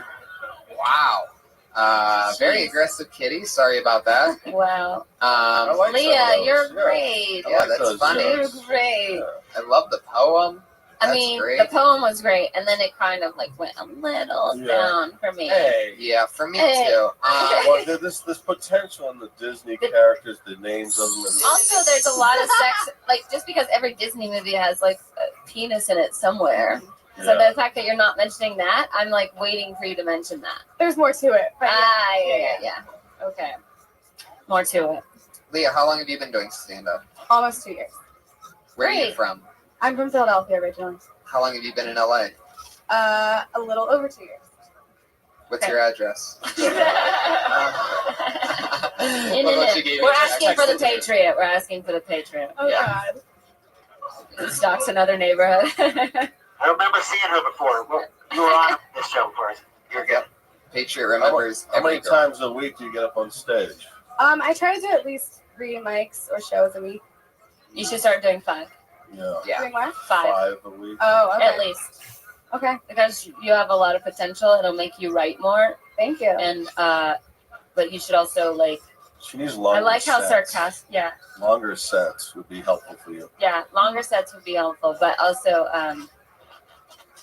Definitely sets longer than a minute. I wouldn't only Yeah. I wouldn't only do minute-long sets everywhere you go. What else do you talk about? Well, last time I was on here, I talked about how I was a virgin until I was 20. I was waiting for love. So I have like a big chunk about that. What happened? Well, Did they not like that one? I had sex. No, but did they like that one or no? Oh yeah. Okay. I thought so. Yeah. When did you finally have sex? Why? No, at what age? Oh, when I was 20. I'm 21 now. Oh my goodness. Yeah. So you've never been crushed before. What does that mean? I'll show her. Okay. Oh yeah. Don't worry, Mike. I got it. Come over here for a second. No, don't go over there at all. And only come here once a week. If there's any advice for me as another female comic that's lived at the Comedy Store for 10 years. Yeah. You ever thought about having a podcast before? Yeah. Hey, Red Band, we found out she has a boyfriend last time, though. Oh, that's right. So what? That's right. Yeah. Oh yeah, didn't you and your boyfriend perform that night? Now I remember. Is he here? How's he doing? No, no, he's not. Is he here? No, he's not. Good. Don't date a comic. Are you guys If I having? can give you any more advice, go out 5 times a week. Don't date a Or comic. not an unsuccessful one. It's certainly not an open micer. Hey, I know. why'd you invite this cock blocker? Which one? Cock blocker. It always amazes me. Like, I'll start dating a guy, and then he'll be like, I've really thought about doing stand-up. Oh. I'm like, I won't date famous comics. I'm certainly not dating an Right. open micer. Right. Like, just sit there and listen. That's to whenever somebody says something like that to me, I just get really honest with them. When they're like, "Hey, I've been thinking about, you're sort of an inspiration. I've been thinking about doing stand-up." I'm like, "You're not funny. Don't do it." Yeah, you should. You have such an innocent, beautiful face. I think you're going to make it. If you continue to do stand-up, you're going to rock it and crush it. And Yeah. we're going to work for you one day. Continue to make it Definitely smart. funky way to the top. Don't go the easy way. Yeah. Don't listen to But Sarah. even It's the the biggest thing. Even the Disney joke is a little, outside of your element. To me, like I like the idea of you being this your natural character being like this pure kind of person that's seeing like girls who try too hard at the gym and like I didn't have sex till I was 20. Right. Like in this day and age, that is a long time. Sure How- felt like it. How was your first Did it experience? feel like a long time? The sex or the waiting? The waiting. How was your first time? Was it good? It was great. Yeah. It was Was it good? romantic. Romantic? Yeah. Oh, that's Wow. Romantic. And that's what also, yeah. Did it hurt? You should talk about Oh my everybody. God. No, don't answer that. Don't. Leah, I'm gonna save you. It's also crazy Did it because last you're long? from Philadelphia, which seems like such a Sure. rough and tough city. I've been to Philly and it's like crazy rough Yeah. there. So the fact that, and like, remember on the Burn, all those, they were like having a big problem with pregnancy in schools there. Yeah. Huge problem. Leah, go up more often during the week. At Go up least 5 times spots a week night. and dump your comic book. Unprotected sex. Leah Knauer with the Good job, Leah. Keep working hard. 5 times a K-N-A-U-E-R. week. Totally even. All right, your next comedian goes by the name of Ken Gar, everybody. Ken Gar. Hey. Oh, wow, here he is. I was married for a while, but it was gross, so I quit. There's a lot of things involved in marriage. I had a lot of rules. I had a bedtime. I don't know what that was about. I was 30 years old. It wasn't like we talked about going to bed. She just shut the television off, and it was time for bed. I could never get off the phone with my wife. I hated that.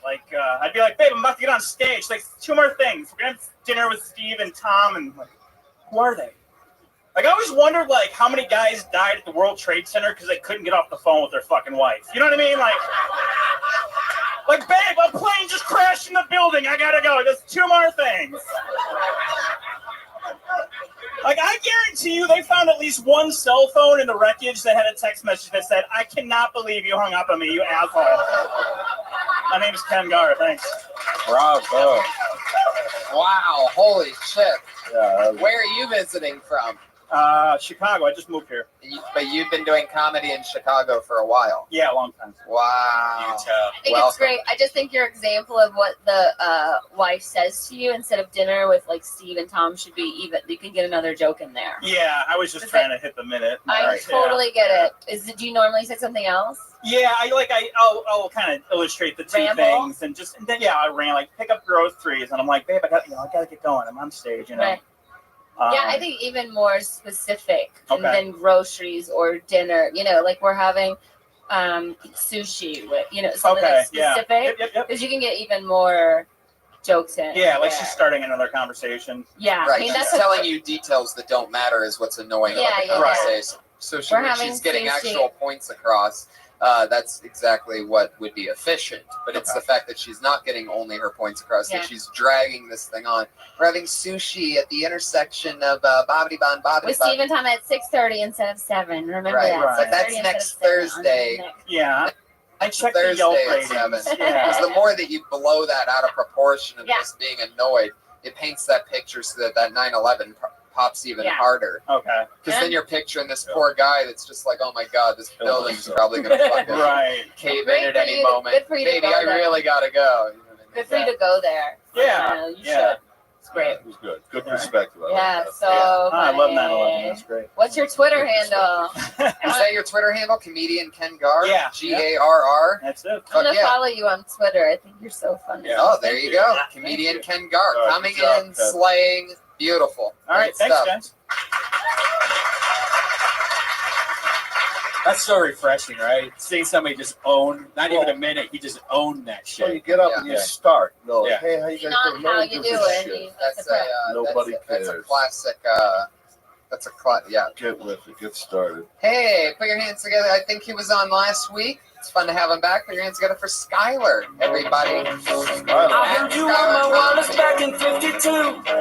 Lying awake, intent and tuning in on you. Skylar. If I was young, it didn't stop you. Deep in the gullet. Ow, ow. So, my grandmother has popcorn ceilings, and I was laying in bed staring at them, and I did the only thing a sensible person would do is eat them. And I was laying in bed, I passed out staring at the ceiling, and I tried to avoid it, so I had to put my cup blanket over me. So I couldn't avoid it, and also, too, I was trying to hide from the monster under my bed. So, I forgot the joke I was going to do. No, Good. I just wrote it. Hold on. All right. Oh, okay. Hey, here we go. You don't have to. All right. So I was gonna run off with the monster in my bed, like where the wild things are, but I decided to tell my ex-girlfriend to stop hiding under it. God. Wow. He was done, and the bear still wanted to chime in on that one. I think the funniest part about that whole thing was his first sentence. I was in my bed at my grandmother's sleeping house. at my grandma's house. Then, And, then I lost. She had popcorn ceilings. The funny part is that you know what popcorn ceilings are. yeah, I don't know what they are. What are they? They're the ceilings that have like the drippy paint looking thing. Oh God, that's what they call that. Crazy. Yeah, why do you know what popcorn ceilings are? They do look like popcorn. They do? Yeah. They look like the bottom of the popcorn, I not was the getting top. really high, and it looked like I could eat it. Carriage. Bottom of the But nobody believes that you would really eat that. I mean, after hearing your set, maybe I believe that you would eat that. Wait, Sarah, what's the bottom of a popcorn? You mean there's like a You know, like at the bottom of the side- bag, the tiny little crumbs? Oh, That's kind of what the bottom of ceilings Like the look like. tank Not of the the top, popcorn. though, which is the perfect. Popcorn is my favorite thing in the whole world. I literally carry around ranch flavored popcorn seasoning in case I go to a movie. Oh. I know, I don't have it on me now. I ran out. The white cheddar's better. That I is like so ranch. down south. If You I are had such dill a pickle flavor, I would bring that. Sarah's such like a little Southern belle. Like we work together every day writing on the burn.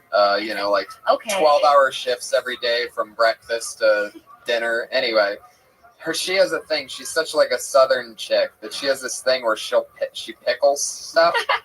I don't know if you guys know, like you can like pretty much pickle anything by putting it in some kind of pickle jar with vinegar or some shit, and it just turns it into a pickled whatever. She pickles everything. It's like, Tony, I brought some pickled artichokes and pickled some peppers. I got pickled pickles. I pickled a shoe. It's delicious. That's why I think these two should start hooking up because they both. Me and Tony? No, you might. Oh, because of the cooking? Yeah. Because we both like See, to you cook. guys look like a good couple. No, there's only one chef in the kitchen. There's something that's going on over here. There is, you know, in all honesty, normally I always disagree with whatever Red Band says, but on this one, on this one, I sort of see some magic here. Yeah, I see you're kids. you're like getting super nervous. clean and pure, and I'm a filthy pig. yes, exactly, and but see, there you go. Yes. Yeah. Well, together. I can tell she likes me because she's Poor completely Skylar. turned away We're from me. totally I'm nervous. just standing here. Yeah. Oh yeah, we forgot you were Skylar. here. About Thundercat over there. Skylar, what do you think of the Iron Patriot? You a fan of his? Like I've seen you at a few of these shows before. Oh yeah, the Dirty Crabber is pretty good. The what? Dirty Crabber, his band. That's the name of his band. You missed Right. it because you were too busy at the photo shoot on the roof. Now, was this joke that you were doing? Were you supposed to be a kid in it, or are you supposed to be an adult in it, or No. Basically, it goes. I'm staring at the popcorn ceilings. I eat it, and then I get asbestos poisoning, pass out. That's why I asked you, because you know the problem I have with it. No one's going to eat it just because it looks like popcorn. No, you I'm know, gonna get yeah. to it. You It's gotta just really hard. Unless you're on mushrooms or something. What I remember last week, the big breakthrough that we found out, not from your stand-up, but by asking you questions, is that you live with your grandma. I mean, you touched on living with your grandma, but you ended it by talking about eating a ceiling, which we're just like, oh, okay, so this guy's going to make no sense for the next 55 seconds. No. So what you should be doing is writing out a list of things that's goofy about living with your grandma instead of just bailing out. I don't think you took the note properly. When we said talk about living with your grandma, we don't mean set up with that. It should be a whole thing. it has to be believable. None of us look at a popcorn ceiling and go, "I think I'll eat that." No one ever does that. Right. Now, there's jokes that have make believe things in them, but that's kind of believable or so silly. But eating a ceiling just because it's called popcorn, that just like makes me want to shoot myself in the dick. It's true. I think a lesson we keep learning is it's not good to confuse the crowd at the beginning of the joke. Very good, Patriot. I wish you would have learned that about 13 episodes ago. I'll take that note. Skylar, there you go. He's at Skylar Comedy. I get the feeling, not the realest Twitter handle. It's more like at Skylar Drama. But, okay, nothing on that one. It worked out earlier on something else. Patriot, how's it going? You hanging in there? Yeah. If you had to guess who Sarah Tiana's texting right now after showing up to the show late, who would it be? Mike, how are you doing? They keep on bringing it up. Should we just tell them? No. How fun! This guy has been getting a lot of buzz on Twitter. One of the big upcoming comics here on Kill Tony. Pleasure for me to bring him up. It's the one and only Mississippi assassin Eric Carter. Everybody is here. This lucky fuck gets his name drawn every week. Come on, Eric. Be strapped up here.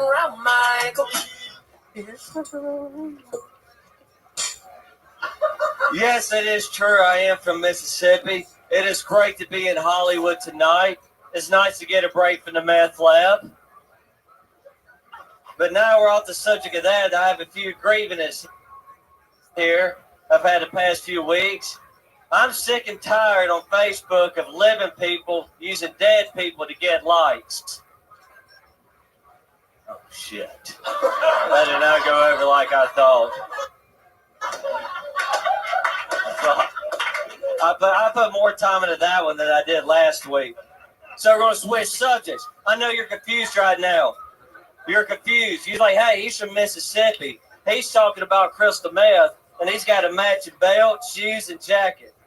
Hey, I bet y'all thinking I should be wearing camouflage. No, I'm not trying to hide from you. I find dipping repulsive, and I hate NASCAR. I didn't have a punchline either. Let's kill the minute. He said that on exactly a minute.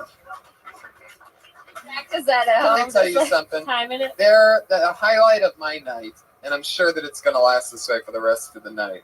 The highlight of my night, but right before I fall asleep tonight, I'm going to go, what was my favorite part of the night? And it's going to go him just waiting for that punchline to get a laugh and just waiting for him to oh, shit. I had patience, but it wasn't coming, so I had to bail out with the old shit. Just a good little southern phrase. Oh, it seemed like it really hit you hard. Like you really thought, like you're like, I'm just gonna wait. They're gonna get it. Oh shit! Nobody got They it. bailed hard. What was Yeah, that dude. again? My brain just eliminates horrible jokes when I hear that. So how did it go again? Well, it's just about people who are alive. They go on Facebook and they'll go on dead people's Facebook profiles and say rest in peace for 5 years, and just do it for likes, do it for bullshit. You knew they wasn't friends. And one thing I was going to Now say, you're getting into the joke finally. What you said before was the setup, and you said, "Oh shit," when it didn't get a laugh. The part that's funny about your setup is that, like, they're always saying "rest in peace." I've been watching. He's been dead for 5 years, you motherfucker, or whatever however you say things. You know what I mean? You've been saying that for 5 years. Or it's just when somebody dies, like they write rest in peace, and then some people like that. I think you should just lose the whole thing. Just lose the whole thing, because I know too many people that actually, like, their husband died, and so they still, like, use the Facebook to remember them by. And I don't think there's that many people that are just, like, collecting Facebook likes for, I don't know. There's just, I think you should dress up like a priest. I think that'd be good. I think it'd be a good look for you. All right? No? Yeah. Sorry, fellas. No, I like the character. The character's good. The jokes have to be sharper. You have a good character up there. Thank you. Yeah, the southern thing's going to work for you. I like your outfit better this week. Yeah. Oh, I kept the coat on. I took your advice. Yeah, but the white I think shirt's better. the funny part is when you apologize for jokes. Yeah. I don't think you should I think you should just keep writing things that aren't funny and then apologizing. I honestly do. That won't be a problem for him. Yeah. Oh shit! I'm sorry, fine, y'all. really. Okay, No, let me I'm try not this. sensitive at all, man. I'm thinking. That's No, I like the like character. that's Yeah. really funny. Like that could be your thing. Apologizing for bad jokes that are kind of funny, but like that are funny but aren't Give him like a shot. I mean, no that are funny but like in a like a Laffy Taffy kind of way. yeah. You know what I mean? Brody. Almost like Jay. I'm sorry. Well, I mean, like, Brody has you has don't his jokes get that it. are, like, Oh, yeah, you yeah, know what I mean? like- Positive energy. Top people. 5 streets in Los Angeles. Right. Satacoy. I always think of that one when he does that. I think. Eric, how long have you been in Hollywood now? 4 months. Wow. How you liking it? It's fun. Anything And he's crazy? still happen? wearing those shoes with jeans, so he's only been here. Oh. He changed his look from when he first got. Oh here. yeah, See, I rode from the beach that day. you rode from the beach. Yeah, well, I live in Orange County, so I was down in Laguna that day, and I just didn't change from the beach clothes. You came from Laguna to. Well, I live in Dana Point. Oh man, Wow. you have a Came lot all of that way money. for that joke. No, I just have a few rich relatives. I'm like the white trash of the family. I'm cousin Eddie. I just Sounds like an Adam Sandler movie. Talk doesn't about it? this. This is what you should be talking about. So you live with your rich relatives? Yeah, we Yeah. talked about this a few Yeah, I mean, we talked about it. I know they're probably tired of hearing Oh, about okay. it, but since y'all joined us, yes, I You did. think the same audience is here every week? I don't know. Jeez, I man. don't know. Not the first time you said that. I don't know. Definitely not. The past hour. Do you want regular or unleaded? I don't know. Eric, keep it up, buddy. You're doing a great job. It's at Call Me EC on Twitter. Yes, sir. Eric Carter, everybody. Good There he job, goes. Eric. The Mississippi Assassin.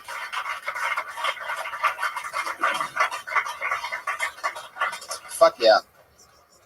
Well, should we do one more? One quick one. We could do quick one super quick one. Super quick. One more super quick. Jesus, somebody really wants to get up. Put your hands together for Demetrius Smith, everybody. Here he is. Demetrius Smith. Oh, he's coming. Here he is. The little blind spider took the wheel. All right. So I had to take my car to the shop, so I had to resort to the city car, the LA transport, So I go to the bus stop and I see this kid. He's sitting on the bus stop, and we're in front of a gas station. And this crackhead comes by and he asks the kid, says, "You got $1 I can borrow?" The kid said, "I don't have no dollar." Crackhead goes to the gas station. He comes back about 2 minutes later. He said, "Hey, little fella, you got $1 I can borrow?" The kid say, "I don't have no dollar. You ask me again, I'm gonna slap you with my economics book." Crackhead goes to the gas station, comes right back. He said, "Hey, you got an economics book?" Kid said, "No." He said, "All right, you got $1 I can borrow?" It's like an actual joke. That's a street joke. Yeah. That's a Street joke. Street joke. You tell a street joke that you got from like a forwarded email. No, it's That's- original. I did that one because he said go quick. That's true. Okay, that's respectable. You write a lot of street jokes like that? I write some street. I actually write jokes about my life, so I just kind of twist them a little bit. That's fun. Yeah. Is that real?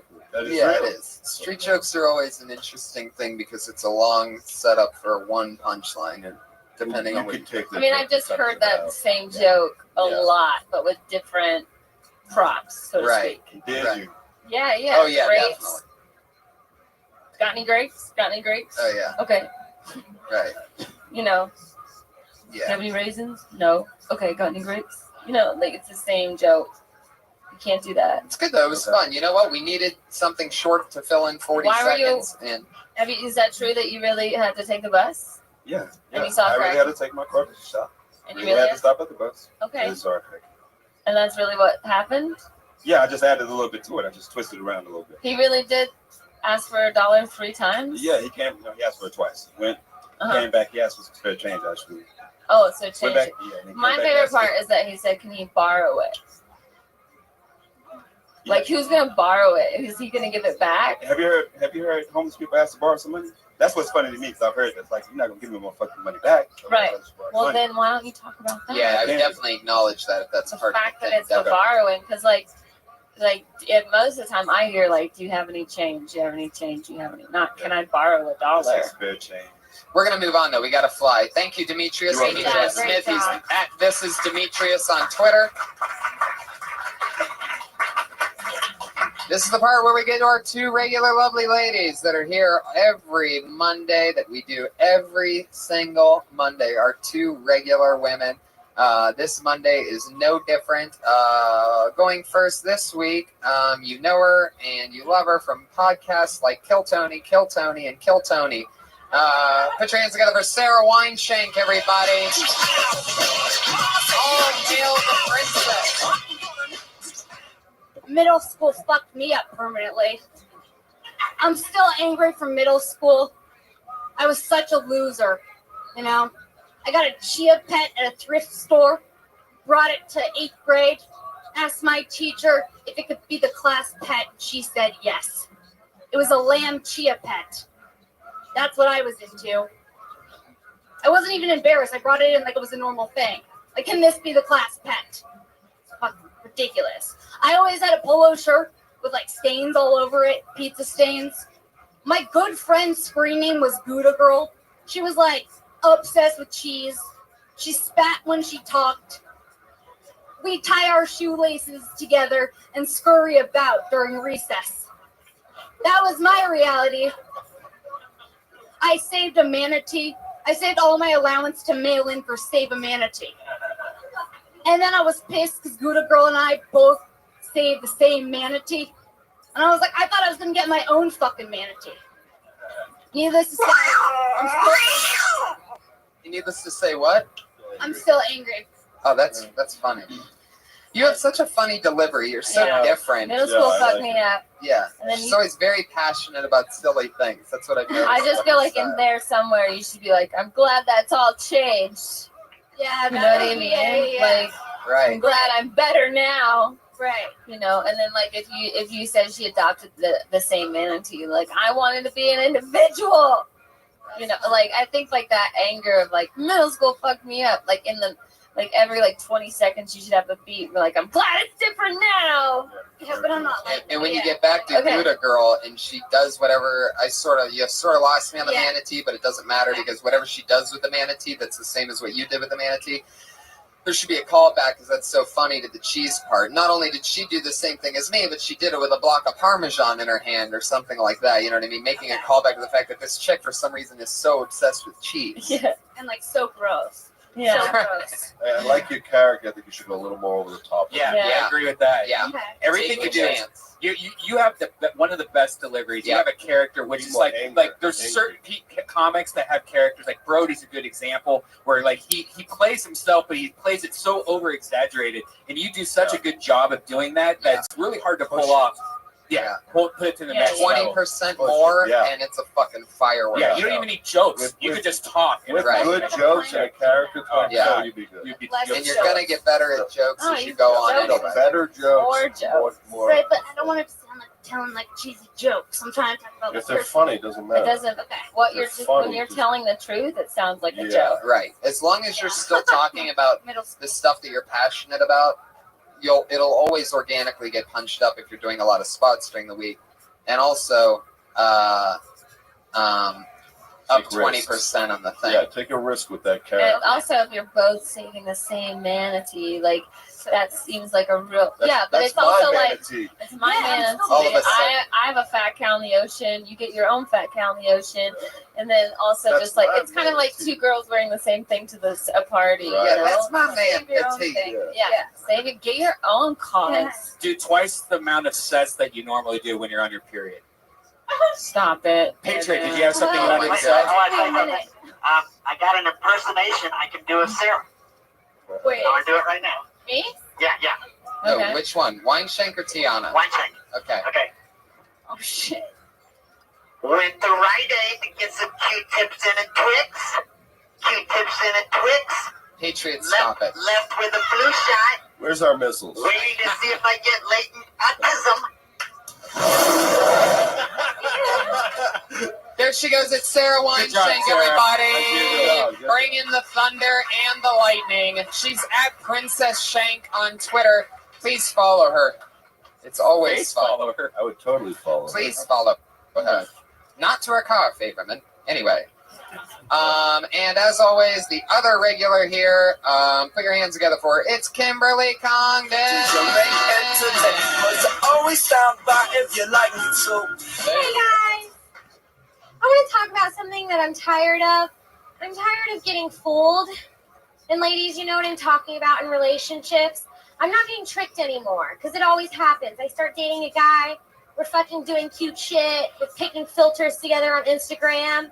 And then all of a sudden I'm like, hey, my cousin's having a wedding. And he's like, bitch, we're not dating. You know, like, I'm like, okay. So I've been getting really suspicious. I went for drinks with a guy the other day, and we were drinking wine. I came back from the bathroom, and he had a brand new glass of wine waiting for me. I came back, and I was like, that's so polite. Thank you so much. But it's also kind of rapey. So he can't drink that. So I made him drink it and order me a new glass of wine, and I was like, what if he did roofie it? And I just drugged him. I'm going to get him back. I'm going to rape this motherfucker. I'm going to do it. I'm going to fuck him. And in the middle of me raping him, I'm going to, give him the good stuff, the stuff my mom taught me. And he's going to wake up and be like, tricked ya. There you go. Good Reverse job. psychology rape joke. Kim, you're back. That was great. Yeah. Thank you. You're going to roofie me. I'll roofie you. That's what's up. I'm about roofies. You could go more into that. I think you have to set it up more about like the things that you're Instagramming, like we're picking out filters. Like you need to describe more relationship things that you're doing, and don't say the word fucking in front of it because it sounds like you're saying fucking. Oh, okay. You know what I mean? Got you. Yeah. We're fucking Instagram. We're fucking like that little beat sounds like two things and not one. I wanted to get into detail about how guys like want to date girls and they do all this fucking cutesy stuff and you like feel like you're together and they're like, no, we're not dating. Yeah. It's so serious. Yeah, but you need to really. That's why you have to really amp up the setup. Yeah. Because then that makes him. If you ask him for to do something more simple than going to a wedding with you, right? Because that is definitely like a dating thing. Yeah, a little serious. Like, hey, do you want to go to a movie? Whoa, we're not together. Right. You seem a little too sweet for a rape joke, too. Yeah. You know, you No, she doesn't. No, hold on. She could have the same content without being so abrasive about it. Because you have a sweet look to you, and this word rape and all these other words coming out of your words, out of your mouth, that doesn't fit your character. I feel like you should quit be more forcing clever with it. rape jokes on us. You should quit forcing rape jokes. Yeah. I like that. Didn't you say that last time you were on this show? Everybody does rape jokes. Like, so sick of them. Yeah. Like, it's just Be more so clever like with it. you are smarter than that. Like, you're smarter than that. Like, Cute.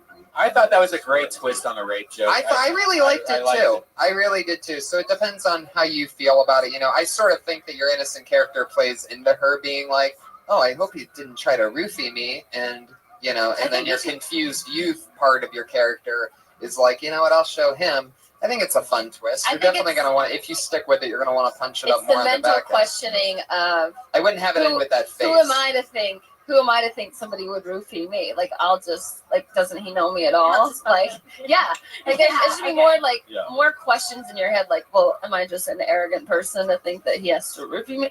Or like, does he not think I'm strong? There she goes. We did it again. It's Kimberly Congdon at Kimberly Congdon on Twitter. That's another fun episode of Kill Tony, everybody. Mike, what do you have that you want to promote that's happening? You got the show coming out? The Punchline, Yep. the boxing show, and I got 3 other shows on the networks in January, and nice. Hopefully sell some. But Ultimate Outdoor Cooking. If you guys like outdoor cooking, go to ultimateoutdoorcooking.com. That's right. And Sarah Tiana, what's happening? Nothing. Awesome. Well, I'm at the Crest Theater with Joe Rogan December 13th. Stand-up Is it the 13th? And Youngstown, Ohio, December 20th and 21st, I'm going to be at the Funny Farm Comedy Club. I haven't been back home in 5 years, and I'm going to be there to say hello to my I'll family. be on Chelsea next week. December 11th in San Jose, California, we are having a Death Squad Holiday Dirty Show at the San Jose Improv with Brody Stevens, Sam Tripoli. Tony's probably going to be there. We're just going to have a huge show, so make it up to San Jose, December 11th, San Jose Improv. Thank you very much, guys. Thanks, everybody. Bye, everyone.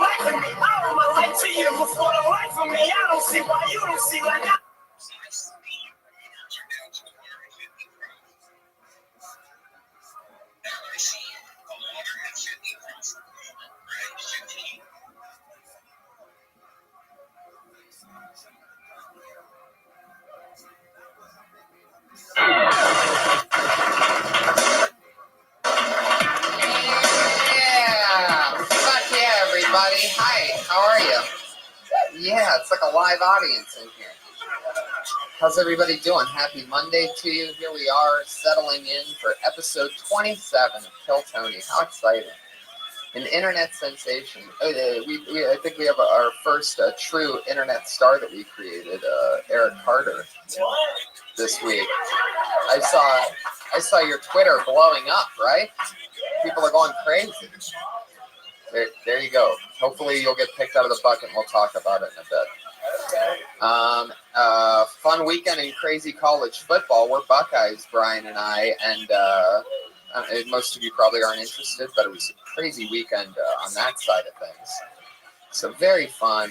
And what else? What else do we do with? I was in San Diego. I got to open up for Joey Diaz. Oh, awesome. Fun time. I love San Diego. It's powerful Joey Diaz. Yeah, Truly Joey one of my Diaz. favorites. I'm working on creating an episode that we do at the Ice House so that we can get Joey Diaz and Joe Rogan on as the guests. Yeah, we'll have that. We'll have to have that outside of the Comedy Store, but that'd be a great event. Yes. Both said they'll do it also. So. Yes, they're both totally in. We just got to throw them a date. Yeah. And book that shit. I guess we're also in talks of taking Kill Tony on the road. Yes. So if you are in a city that has a pretty strong open mic, tell your comedy clubs to get in touch with us because we've already got a couple places that we're starting. One's in San Diego, I believe. So. Yep. And rumors of perhaps Texas, I think it was. Canada. Toronto. Oh yeah, Toronto also. Yeah. Could be in the making. Yeah. There you go. There's some claps for Toronto. Claps for Kill Tony. As always, ladies and gentlemen, one of our favorite people in the whole wide world, our head of security here at Kill Tony. Put your hands together for the one and only Iron Patriot, everybody. Here he is. He was only making some of those noises. The Iron Patriot, the superpower that he is. How's it going, buddy? Yep, I took it easy, Tony, this week. I watched the Cowboy game on Thursday. That was good. They beat the Raiders. You're from Dallas, so that's exciting for you. Yeah, I wanted to talk to you on Saturday. I watched the video of Ice House Chronicles. Okay. And I was looking forward to see that because I wanted to see Kimberly and Sarah on HD, and I wanted to hear them talk.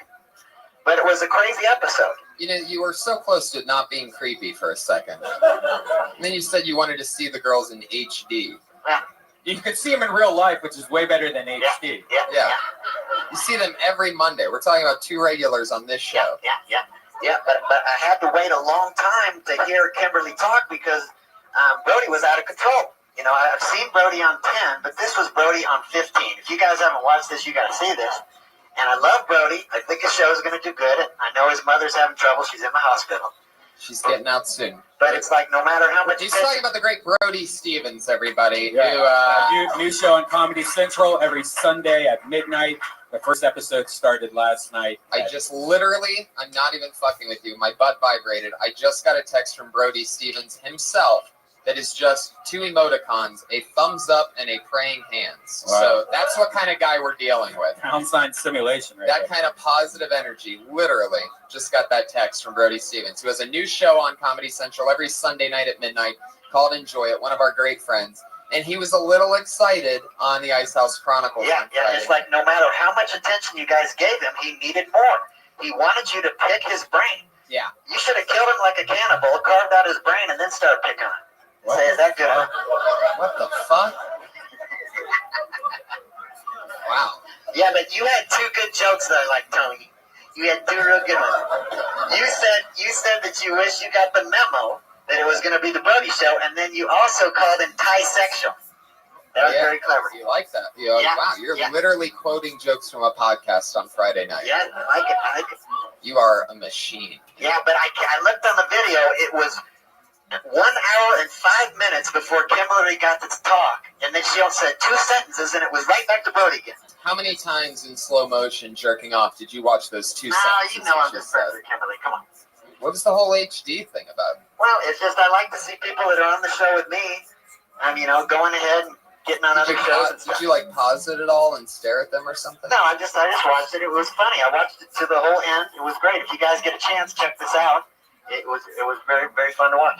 This is one of the crazy things that I remember about you, because I recently went back and listened to a lot of episodes. At one point, Natasha Leggero was a guest on the show, and you said that you saw her on something on TV, and that you paused it at the right moment to be able to know that her left middle toe on her left foot, he noticed, curled in towards her big toe. Well, no, I saw her on the show. When you said that, she goes, "What are you talking about?" She took off her shoe right here, and she's like, "Oh my God, how did he know that?" This guy looks at girls' feet so closely in HD, slow motion, DVR, whatever the fuck, that he told to Natasha something about her foot that she didn't even know about. Well, see, I actually saw her feet on WikiFeet, that website with Celebrity Feet. But the one you're talking about was that girl Jade. I saw a video of her walking on the hardwood floor barefoot, and then I saw that tattoo on her foot. All right. Yeah. It got weirder somehow.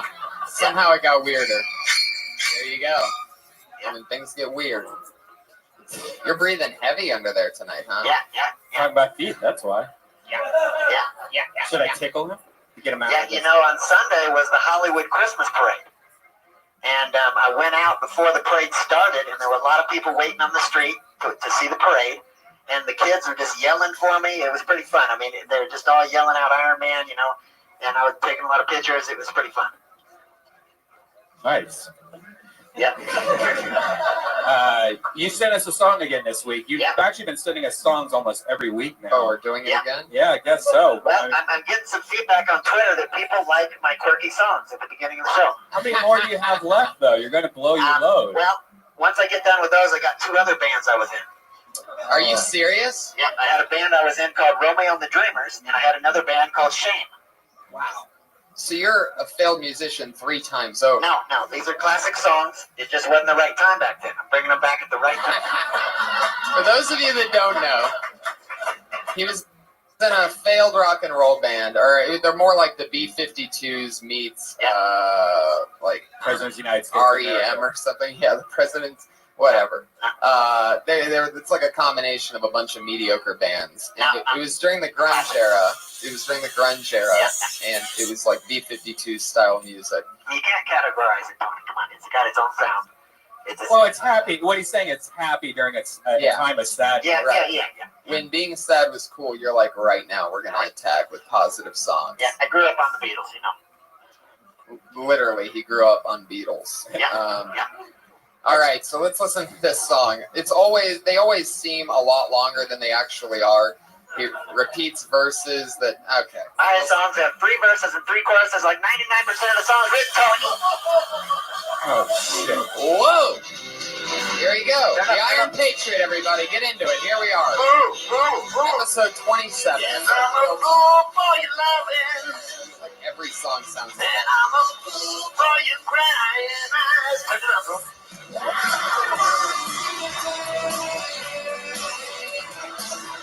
What's up?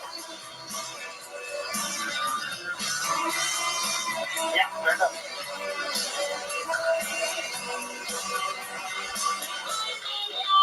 Well, I woke up here last Thursday. I was sleeping with a Bible by my side. I was hoping you might tell me what it means to be loved. 'Cause I need you. 'Cause I'm a fool for your loving. And I'm a fool for your crying eyes. Yes, I'm a fool for your loving. Baby, yes, I am. I'm just a fool. Well, I'm sending you this postcard. 'Cause I'm hoping that you're coming on back to me. I say some things are gonna be different. Some things will be the same. But I need you. 'Cause I'm a fool for your loving. Yeah, that's more than enough. There he is, once again.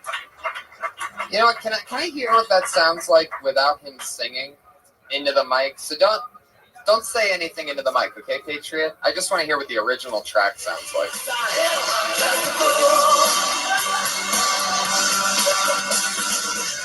Now I know it's not the same. That's you without the robot voice, huh? Yeah. Very similar. It's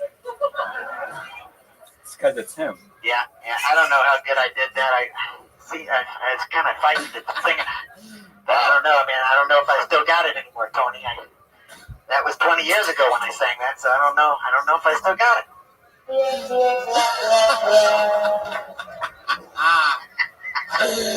Oh, under all that armor, it's just a big softy under there, huh? You said I'm the head of insecurity.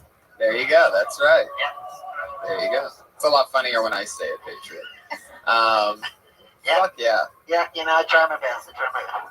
So, like, when you wrote that song, I'm guessing that's called "Fool for Your Lovin'." Yeah, I've been a fool for love many times. The worst story I can tell you was back in 1998. I worked at a place called the Filling Station. I was a waiter. I was in love with this pretty little petite girl that was half Mexican, half white, named Jennifer. Gave her $2,000 to move into a place, and didn't even get to soothe on the couch at all. Wait, you didn't get the what on the couch? Didn't get to do any soothing on the couch. Oh, wait. You say guys are pussy whipped. This was even worse. I didn't even get no pussy. I was just plain whipped. And I was in love with this girl, and she broke my heart. But I think everybody's been a fool for love at times. You ever been a fool for love, Tony? No, definitely not. No. Come on. He's not being honest with you, because I think we've all been fools for love. Yeah, it's hard. It's like women do this thing to me. I just do whatever they want me to. Yeah. Wow. That is. So how long did you live with her? No, I didn't live with her. I was working with her at the filling station, and we hang out a couple times. And it might have been the cocaine. Wait. I tell you what, when you get a girl on cocaine, you think it's gonna be good, but it's not bad. It's not good. It's not good. It might have been, huh? Oh man. Wow. Yep. Well, that's the Iron Patriot, everybody. You guys ready to see who our guests are tonight? It's always fun, always exciting. I'm so lucky to have so many hilarious friends, and tonight's no different. We always have 2 guests on. Put your hands together for this week's guests, everybody. You know them, you love them from things like, wait, who do I want to bring up first? I don't care. Oh, wait, that's right. Okay. But no, I have to think about it because then that decides who's next to me. What did we say earlier? Who's first? Okay, you know this first guy from Chelsea lately and other fun things. Bring us together for Justin Martindale, everybody. He's a paid regular here. He's a big deal on TV. And my other pal is Sean The Texas Rattlesnake, one of my funniest friends, creative mind, hilarious. Here they are. They're both from Texas, everyone. Literally, they are both from Texas. As is the Iron Patriot. Did you guys ever come across the Patriot before he became the Patriot? Yeah. And he was just a proud American? No. No, but I do love that song, though. Yeah. You like it? Yeah. Yeah, I'm not from there, but I lived there for 28 years. That's what they all say. Justin, I did some reading about you today. Oh, did you? I want to talk to you. Before we get the show started, I want to say some things. You're from San Antonio. You started comedy in 2008. You came to the Comedy Store in 2009. Mitzi liked you so much, she made you paid regular right away. Very impressive. Thank you. You opened up for Whitney Cummings. You even went on a cruise and did some comedy. Now, what I want to ask you is, sometimes you write for the Fashion Police for Joan Rivers. Now, what do you think Joan would say about my outfit? That you were the Iron Patriot. Boom! Yeah. Boom! Yeah. No, that was very impressive. Thank you for that Wikipedia. What'd you read about Sean? Okay, Sean. I was listening to your podcast today, the Full Count podcast. Yes. And a particular episode took my attention. It was the one where you were talking about Motorhead.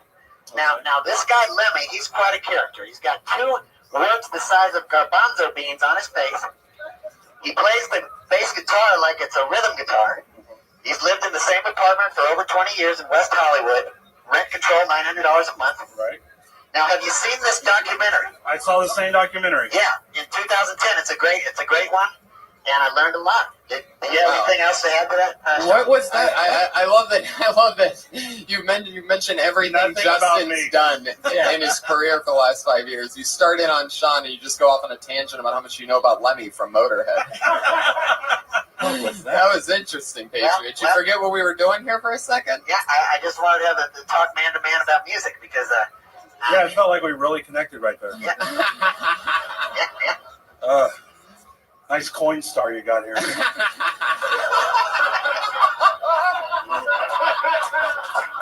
I get a receipt for that? No. That would be great. That's the one thing you're missing, Patriot, is a slot for us to just dump our pennies into. Have you heard of his band when you guys lived in Texas? It was all over the radio. Did you live in Dallas? Yeah, I lived in Dallas. You know, they just had the 50th anniversary of Kennedy being assassinated. That's what I heard. Yeah, Dallas is, if you haven't been to Dallas, it's a very historical city if you want to go see that. If you haven't heard of Kennedy, then Yeah. But were you there in the early 90s? That was when Dirty Crowder was big in Deep Ellum. You've been to Deep Ellum? Yeah. Trees? Did you play Trees? We did. We headlined at Trees on a Saturday. That was one of our biggest nights. Yeah, we worked for several years to get there. You know, and Tony doesn't realize that I worked on these songs, on songwriting for several years to give you these precious jewels that I play every week. These precious jewels. Yeah. Every up for X Factor or anything like that? I don't know. I haven't thought about that. If you haven't seen him without the helmet on, I can tell you he has a great face to be on The Voice. I can do without your sarcasm. It's really, really smart if you guys think about the joke I just said. That's me saying that he's ugly underneath the armor. He's a great face for The Voice. I didn't get anything, so I'm just making sure. I do like the songwriting skills, though. If you've never written a song, just put I in front of everything. I went to the store and then I got some pancakes. You're like, this fucking song. I'm a fool for your loving. I broke my heart in two. I bet if we sat here for 20 minutes, each with an iPad, we could find literally 100 songs that have almost those exact lyrics in there, right? Yeah. What? He's like, that's where I found him. Was Leonard Skinner one of your influences? Yeah, we got a little bit of influence there. I like that band. I like it. And that Freebird video on YouTube, that's a classic video. If you guys want to watch. Yeah. Not the song, the video. Well, just I like them. There's a lot of mixture in our music. It's a combination of everything, you know. And then my own style was burning. Wow. Yeah. A little creaky tonight. That suit's making a lot of noise over there. It's moving around. Really getting deep. You might be time for some oil. No. What is... I like it's trailing off. Just Yeah. I'm trying to figure out what's going on next to me. Making creaky noises. Oh, okay. Yeah, we know. You're Yeah. really good at them. Fuck yeah. So you guys know what we do here, and this week's no different. Over 30 comedians signed up for the opportunity to do a minute on stage and watch comedy magic happen, and perhaps their own material or their own whoever they are, and however it happens. A whole bunch of craziness. You get to see stand-up comedians, and then you get to hear us talk to them. So it's always fun. You guys ready to get this thing started or what? It's fun. I mean, let's do it. I've been doing comedy with you guys for years, so I know that we all have fun opinions and different perspectives on things. So I know for a fact this will be exciting. For those of you that don't know, perhaps you comedians out there, you get 60 seconds. At the end of that 60 seconds, you know your time is exactly up because you will hear the meow of a kitty. It's going to sound like that. That means to stop doing material. If you keep doing that, if you run your time, you're going to hear the sound of the angry West Hollywood bear. And that bear sounds That was Sean Halpin. extra angry tonight. So you don't want to bring him out. So what do you say we get this thing started, huh? Okie dokie. All right, 2 people are excited. It's all happening. 2 people. Our front row is reserved right now, if you're wondering why it's empty. We're expecting them to come in. A bunch of big producers and stuff. Cast the crew of Fast and Furious. Yeah. Service industry. Yeah, they made the reservation a week ago. It's the whole staff from the Fast and the Furious, and I'm really surprised that they're not here. I hope everything's okay. Wonder what they're doing. Yeah. You know they have a new movie coming out and everything. Anyway, maybe like a preview or something. Anyway, your first comedian tonight, put your hands together for Skylar, everyone. Skylar. Oh, coming from deep in the farthest possible walk. Make an entrance, Skylar. Make an entrance. Here he is. Skylar, everybody. Wow, he made it. Not as fast as a Thundercat, that's for sure. So, if you guys don't know this, I just moved to LA. And I did the sexiest thing you could do for women. I moved in with my grandmother. Yeah, I know. It's weird. It's weird dating, like living with your grandmother, because I invited a date to watch a movie because that's all I can afford. And, my grandma kept chiming in with like, hey, are you hungry? No, Grandma. You want something to drink? No, Grandma. And we started making out. She heard the noise. Do you want a condom? No, Grandma. But, I should have taken her up on the condom because asking her for a ride to the abortion clinic was a bit awkward. There you go. 53 seconds from Skylar. Now, I've seen you a couple times on this show, and I have to say that I'm excited that you're actually talking about living with your grandma, because I know that we found out after a couple previous sets that was something in your life that we felt like you should be talking about. So I'm glad that you're finally doing that. I like the fact that you're keeping it real and making a funny thing about something that's actually true to you.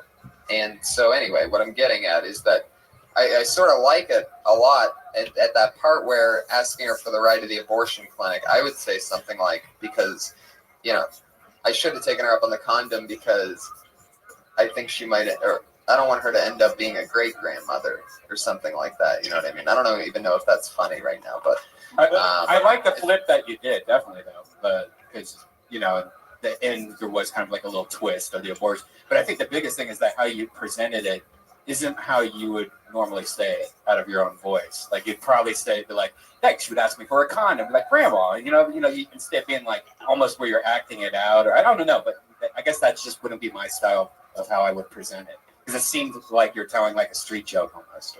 How early are your dates? Like 7? Why is Grandma up? Why is she up? Make sure it's like 10:30, 11 o'clock. Grandma should never be asking for for condoms. I thought you were having sex with grandma. I thought you were like my girlfriend, and then grandma was like the Anthony Perkins and Psycho thing. You're like, oh yeah, my grandma, you know.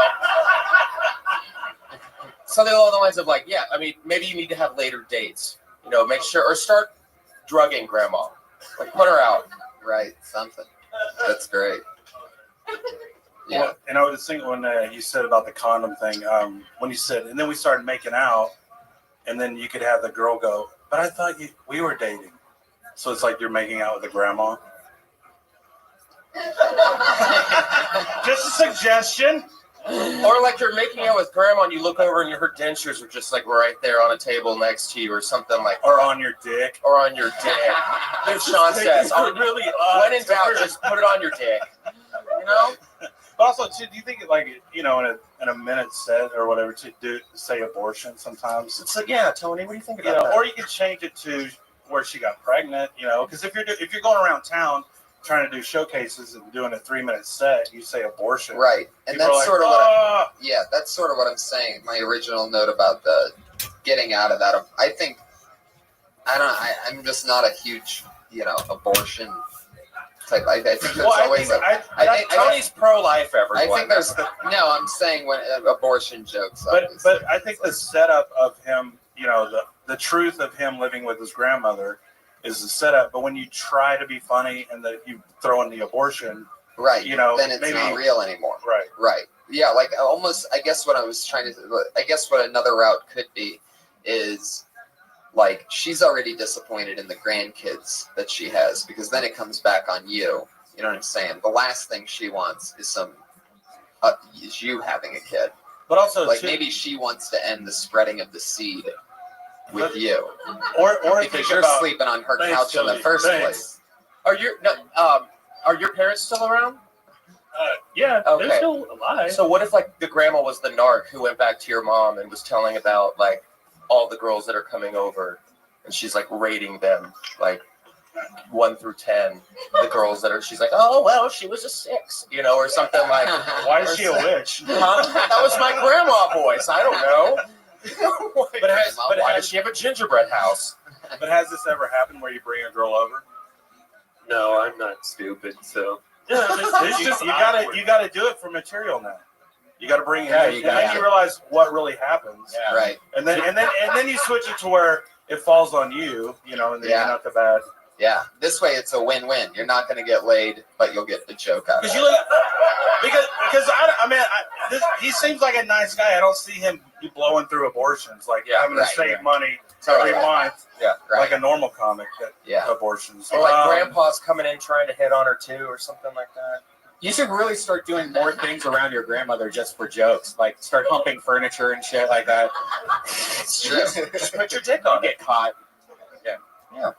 Awesome. That's Skylar, everybody. Good job, You still don't have a Twitter account? At Skylar Comedy. At Skylar Comedy. You didn't write that down. You wrote down the word bombing. Did you do that? Right. Okay, that's enough. Skylar, everybody. There he goes. Too late to explain yourself now, my friend. Heck yeah. How long have you been doing it, Skylar? Not long, right? Oh, wow, okay. Anyway, wow. Your next comedian, this looks like a new name. It's awkward. Put your hands together for Carlos Escobar. Ooh la la.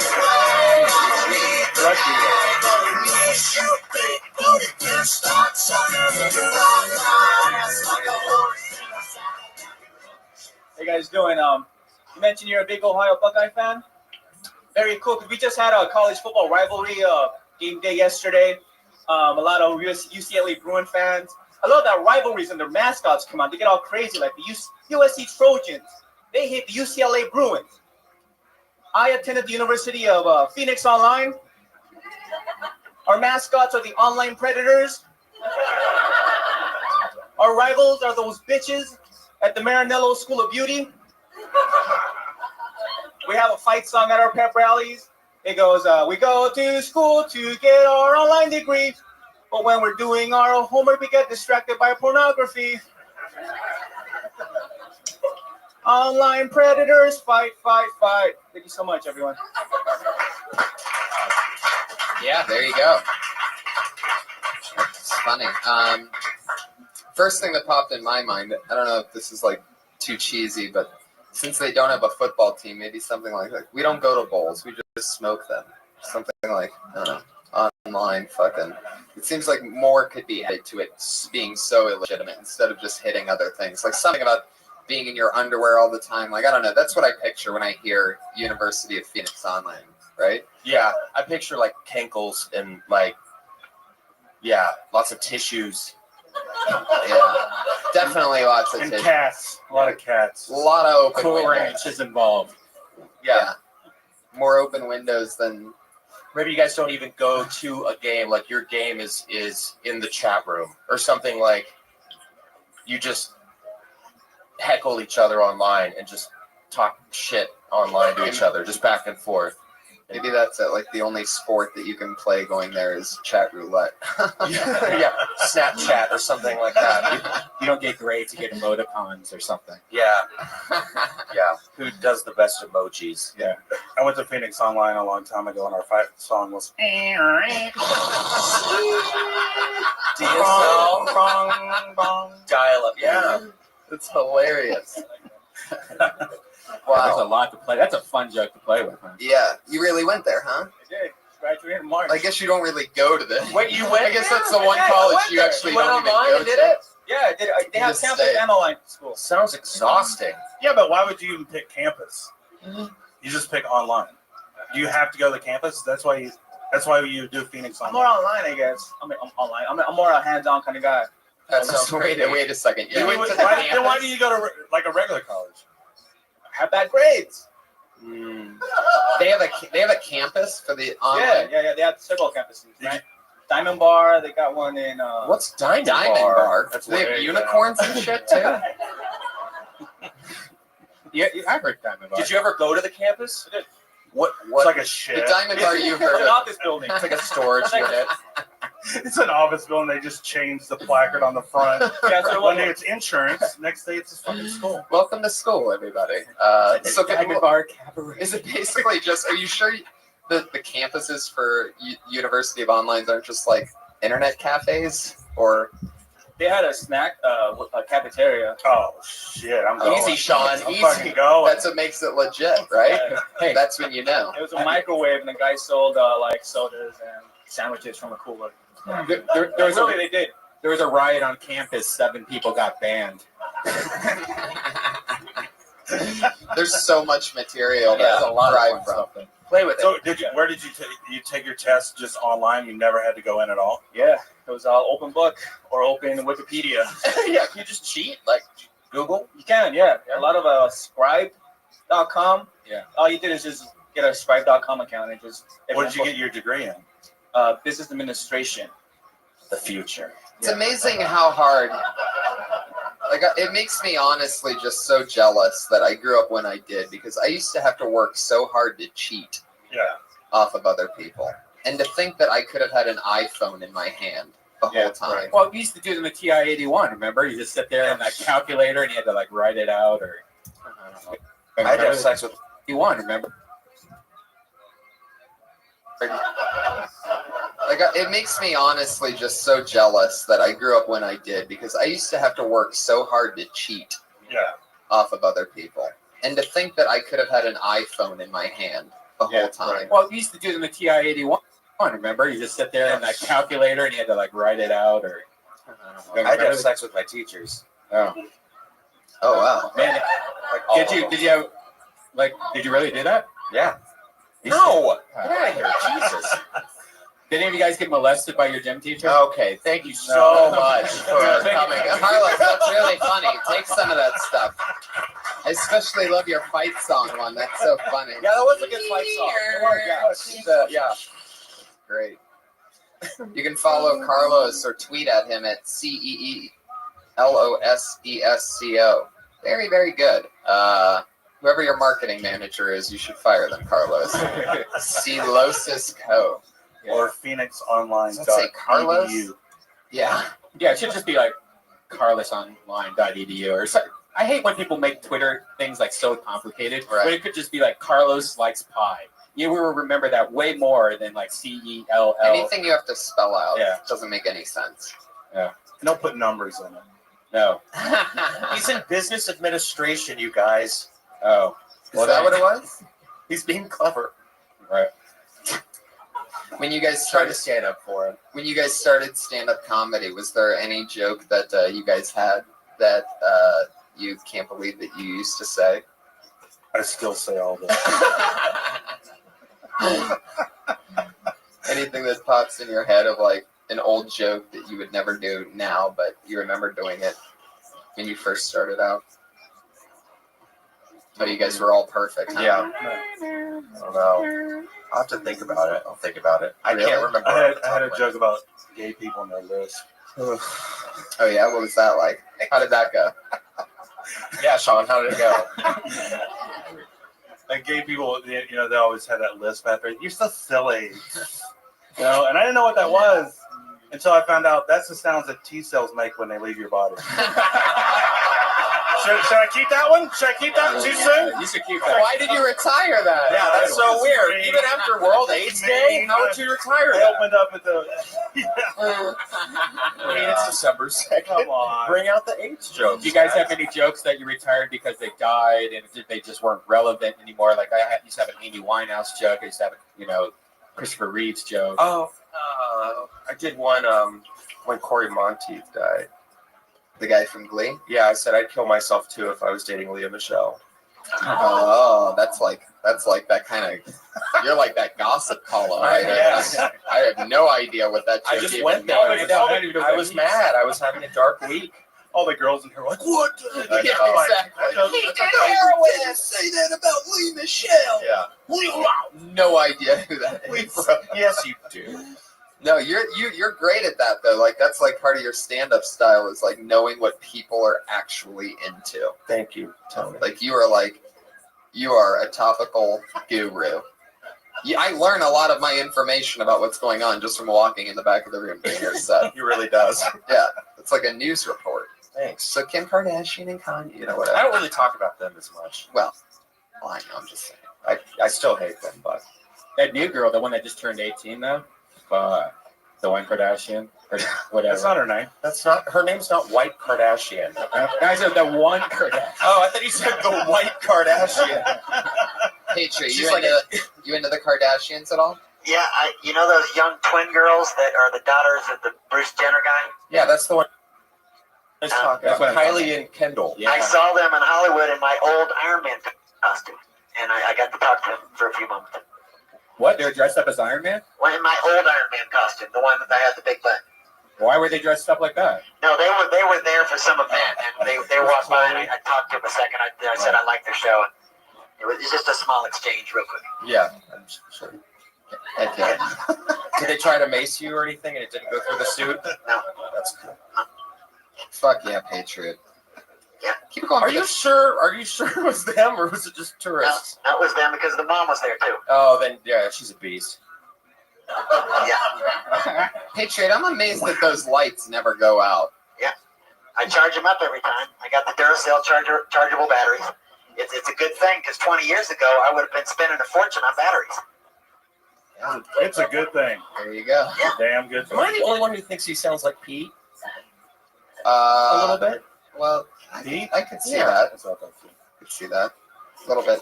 A little bit like Pete. There you go. All right, your next comedian, everybody. Let's get to it. Chris Jenner. Patriot, you're doing a great job over there. I appreciate that. Why does Chris Jenner look like Chris Angel?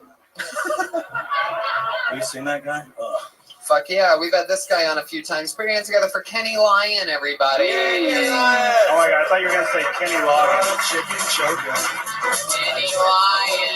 Oh, there he is, singing a pig and Oh, triple double spin. What's going on? Kill Tony!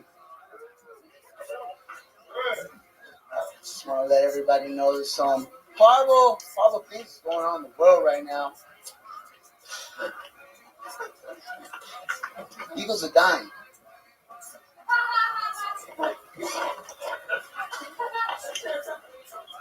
eagles are dying. Windmill farms are getting shitted on because eagles are flying straight to the propellers. I mean, how are you going to be the greatest symbol of this great country when you're going to act like a cunt? Fuck. You can see miles away.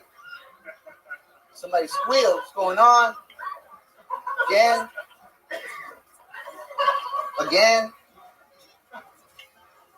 So, yeah. I think I'm done. There you go. You're right. There's the sound of the cat. So that makes it official. You were just going to keep doing that until it ended? That last part? Nah, you know, you guys have a minute now. Well, I'm glad you came prepared. Yeah. There's some interesting thoughts in there. They can see far away. That part should be closer to the front. That should be where the joke starts, I guess. Right? All that front end stuff before that.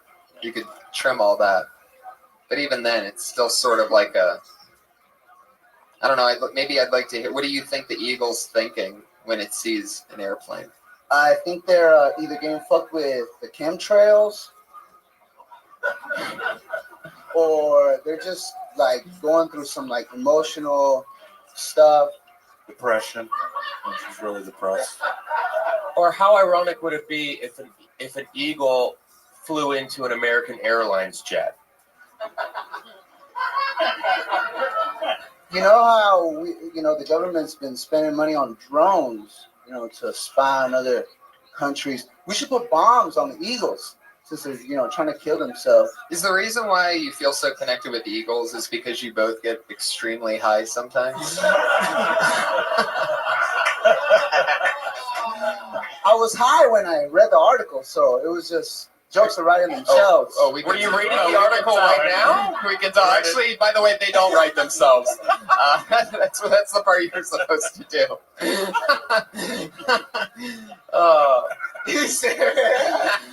They don't just write themselves. It's not that easy. That's so funny. I just like jokes that that personally affect you. Like, how is that?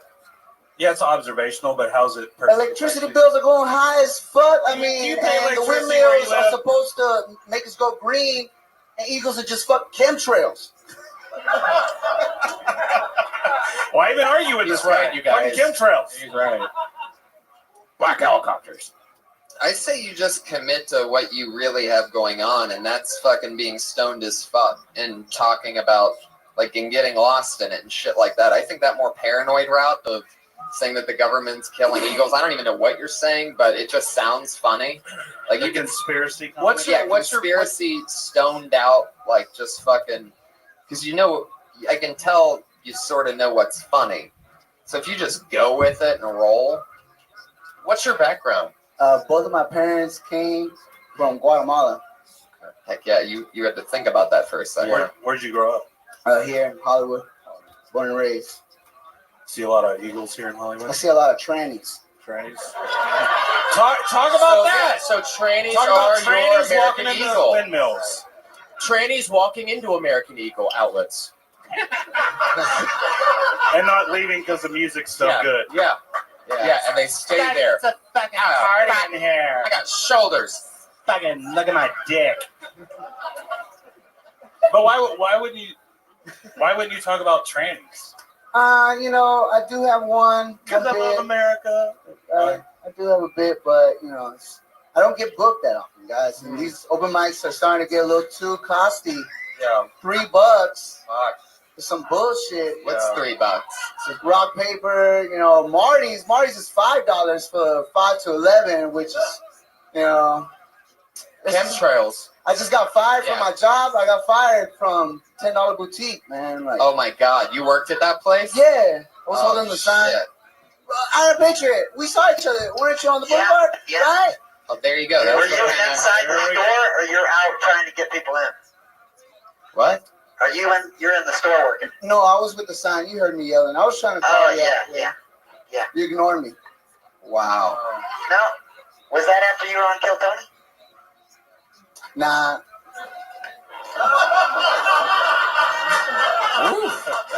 Man. You know it's good conversation when I get dizzy and almost pass out during it. Like I'm just trying to figure out what the fuck's going on. You're trying to connect everything. I'm like grabbing onto Red Band, trying to fucking stay I up. feel like I'm on chemtrails right now. Can we hear his tranny joke? Yeah, let's hear the tranny joke. I was not expecting to do this. You know, everybody, it's just really, really, really ironic that a male, you know, comes up with these nifty tricks. Are you writing this right now? Well, the whole premise is that guys are smarter than women, so they know. That is not true. Guys are smarter than women. Males are smarter than females.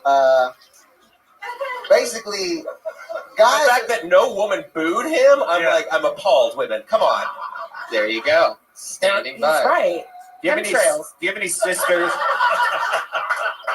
Do you have any sisters the age of 18 to 20? I have a sister, an older sister that's 1 year older than me. How old? She's 22. Oh, cool. Yeah. How old are you? I'm 21. Fuck yeah. Are you really, or are you just saying that so you can be inside of this club right now?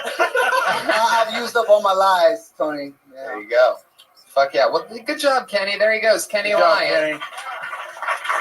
Fuck yeah. Good job, Kenny. He always makes me laugh, so. Yeah, totally. It's always fun to watch Kenny. I like eagles. Yeah. I got eagles. There is something there. Like, Yeah. I can't believe that's our national bird and they're that stupid to fly In in the the South, plane. it's the mosquito. I mean, the last national, thing, what would be the proper? The last, what do they call that thing? That bird, like a national bird, like it's like a. The albatross. Ah, fuck. What? Like a symbol, like someone says The- symbol. Yeah. That's great. The last big American symbol to The fly into an Mockingjay. airplane was the World Trade Center. Next comedian, everybody. Usually, World Trade Center jokes get a much bigger. reply. Tony Brody said you'd be ready for the Tonight Show in 3 years. I think you're ready right now. Patriot, the fact that you said that right after the one joke that didn't go well in the past 45 minutes just goes to show me that you're actually against me. I believe in you, Tony. He kind of giggled a little. You're ready. Yeah. I just want to say, Tony, you're ready for the Tonight Show after that one. No, I believe in you. I want you to take me with you when you go to the Tonight Show. Oh, yeah, I'm sure that I'll just cruise right through the x-ray machine with you. Yeah. You need your security there. You have to take off your belt and hand me your cell phone, and also that 300-pound guy standing right behind you can't come in at all in a million years. Fuck yeah. All right, I pulled a name. He's a funny guy. It's Sean Conn, everybody. Here he is.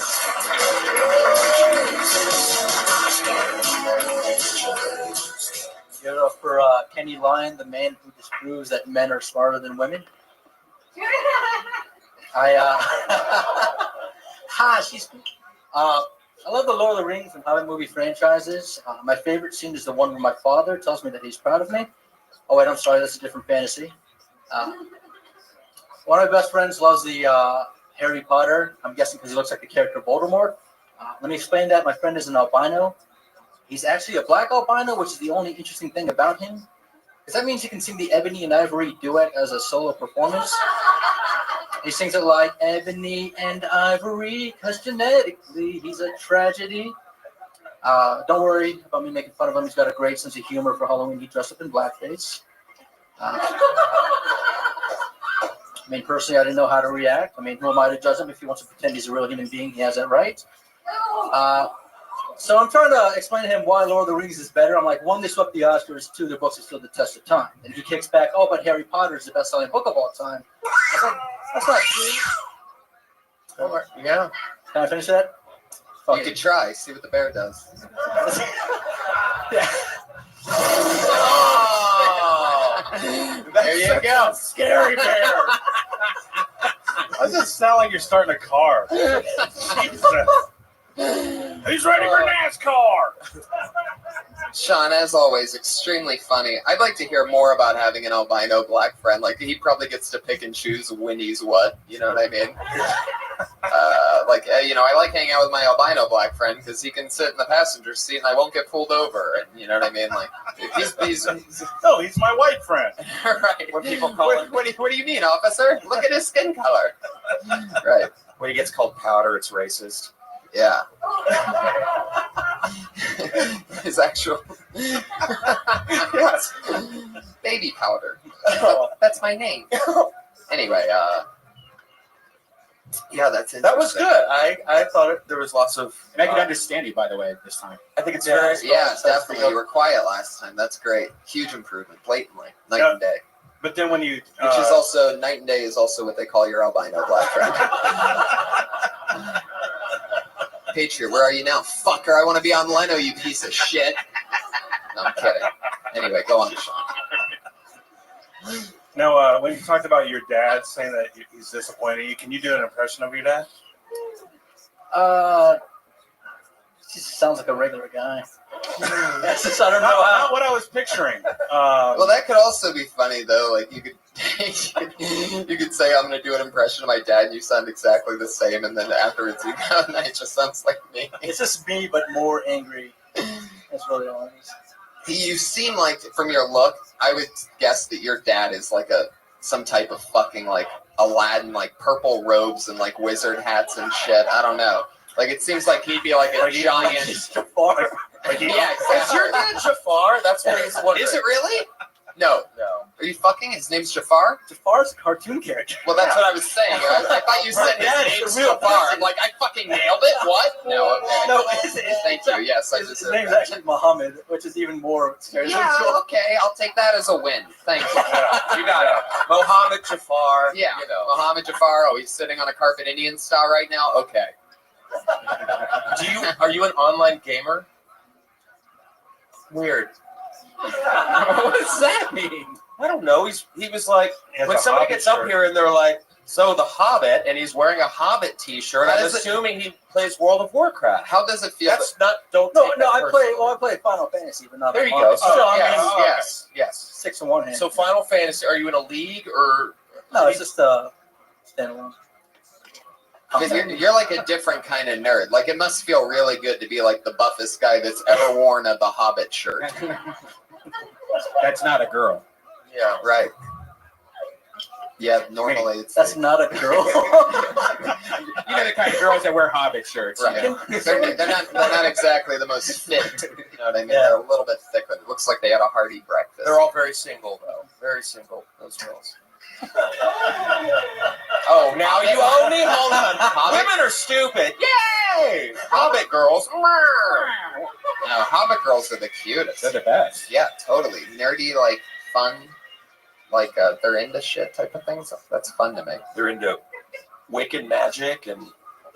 Well, if they're into that part, that's creepy. That's weird. You ever do a magic spell on somebody? Maybe. Strangest question I've ever asked anyone, perhaps. I said that with a complete straight face. Like, hey, maybe you've done a magic spell before. Yeah. And I was sort of looking at both. Have you done a magic spell on anyone? Oh, you're not even going to dignify that by lifting the mic to your mouth. I see how it is. Okay. I've casted a spell or two. Really? How'd it go? I played Dungeons and Dragons. You guys gonna play that shit? No. Let's keep it going for our one-person laugh track, by the way. She's holding it down in the middle of the crowd. I absolutely love her. You've been there all night, just firing it off. Give it up for our Coke dealer, wherever he is tonight. Sean, great job. Yeah, that was good. I'd say stretch out. I'd love to hear more about an albino black guy. It's all great. I'd say stretch that part out. Something about, like, maybe, I don't know, all that stuff that I mentioned before. Magic and your dad's Jafar. Yeah, I would talk about how you do. You have a joke about how your dad's name Muhammad and like anything about that stuff? Because I really think you give that type of appearance of Aladdin. It would be something that people would be interested in. Yeah. I have such little stuff about my family. It's just like I don't really talk about them. Right. Gotcha. Fuck yeah. Why not? There's something there then. Are they they gonna here? talk about? I saw child abuse jokes that I have. Yeah, those. Oh, yeah. See, I'm not we're like getting Kevin Hart, somewhere. who had like a fun family. It's just all like depressing material. Wow. So they're That's probably where- not. They're probably not talking about you either. Oh my god. Probably not. Yeah. I look how Happy jaws are Thanksgiving, dropped. Come on, everybody take it easy. All right, there you go. Sean Conn, as Thank you, always, Sean. very funny. Still not on Twitter, huh? You're committing to that? You don't think it's going to take off? The hundreds of millions of people? Someone should make him a Twitter account right now. It's true. Can Patriot, can you get on that? Yep. Oh, shit. Ladies and gentlemen, this guy has become an internet sensation from this show. I've been following it. I always think he's funny as fuck. I can't even believe we're lucky enough to have pulled his name yet again. Put your hands together for him. It's the one and only Eric Carter is in the house. An internet fucking sensation and a funny rising stand-up comic that's just moved here a couple months ago from the state of Mississippi. It's true. It's damn true. I've been living in California for 2 months, and I'm originally from the state of Mississippi. And ever since I've been in the state of California, I've been confiscating a lot of man cards. Thank you, I needed that. But if you don't watch football on Sundays, you hand me your man card. If you wear skinny britches,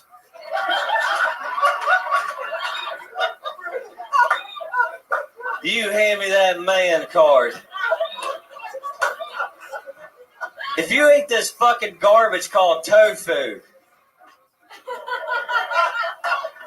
you just hand me that damn man card. Thank you. I had a vegetarian joke, but I just forgot it. But anyways, President Obama was here last week. Make some noise, you love him. And he ran over a cat. Eric, first of all, I owe you 2 man cards. I eat tofu, and I guess I just found out that I wear skinny britches. There you go. Justin gave you 1 man. Do we need any more? All right, settle Okay. down. I don't even know whose card that was. I just gave it. I can't read. What does that say? Well. Can you really not read? Mm-mm. Eric Carter! Oh, yeah. This is a fucking prodigy. I love you. Are you serious? So all these people, this is what the funniest part of this is. I'll tell you right fucking now. These people on Twitter are going insane, and he doesn't even know what the fuck they're saying. Well, hang on You're one just second. retweeting everything that Oh, people bunch of mention. yes. You have somebody that reads it for you? Yes, but aside from that, I got to get 3 shout-outs right now. Oh, and it's God. real quick. Oh, my The God. high school I went to back in Mississippi. They're not listening to this. All right, go. oh, not the bear. No, being real quick. They're going to state champions. Serious, Eric. Look at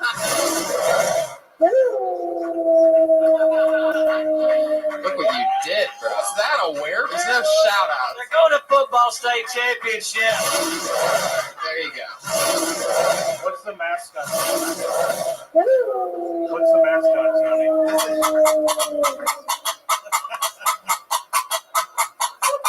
Fuck yeah. Jesus. I didn't know that. I feel assaulted. Right after we find out he can't read, he gives his high school a shout out. Yeah. I can't read. What high school But did just you go a to? quick shout out Where are you to from, them Mississippi? who didn't do a damn thing for me. The Hickory High Bulldogs. No, our mascot. What, the Billy Goats? I'm watching his fingers. Okay, no, the high school I went to, they actually are the Bulldogs, but they're the Aggies, and they're going to state championship for the first time ever. Hell yeah. And I'm proud of those boys. They're good boys. I just want to give a shout out, giving them some damn love. Where are you from in Mississippi? Hattiesburg. It's 90 miles east of New Orleans. Wow. No, I can't read. I was just fucking bullshit. That was a joke. I actually got a bachelor's degree That's so in weird. history, poli-sci, French. Oh. Bonjour, monsieur.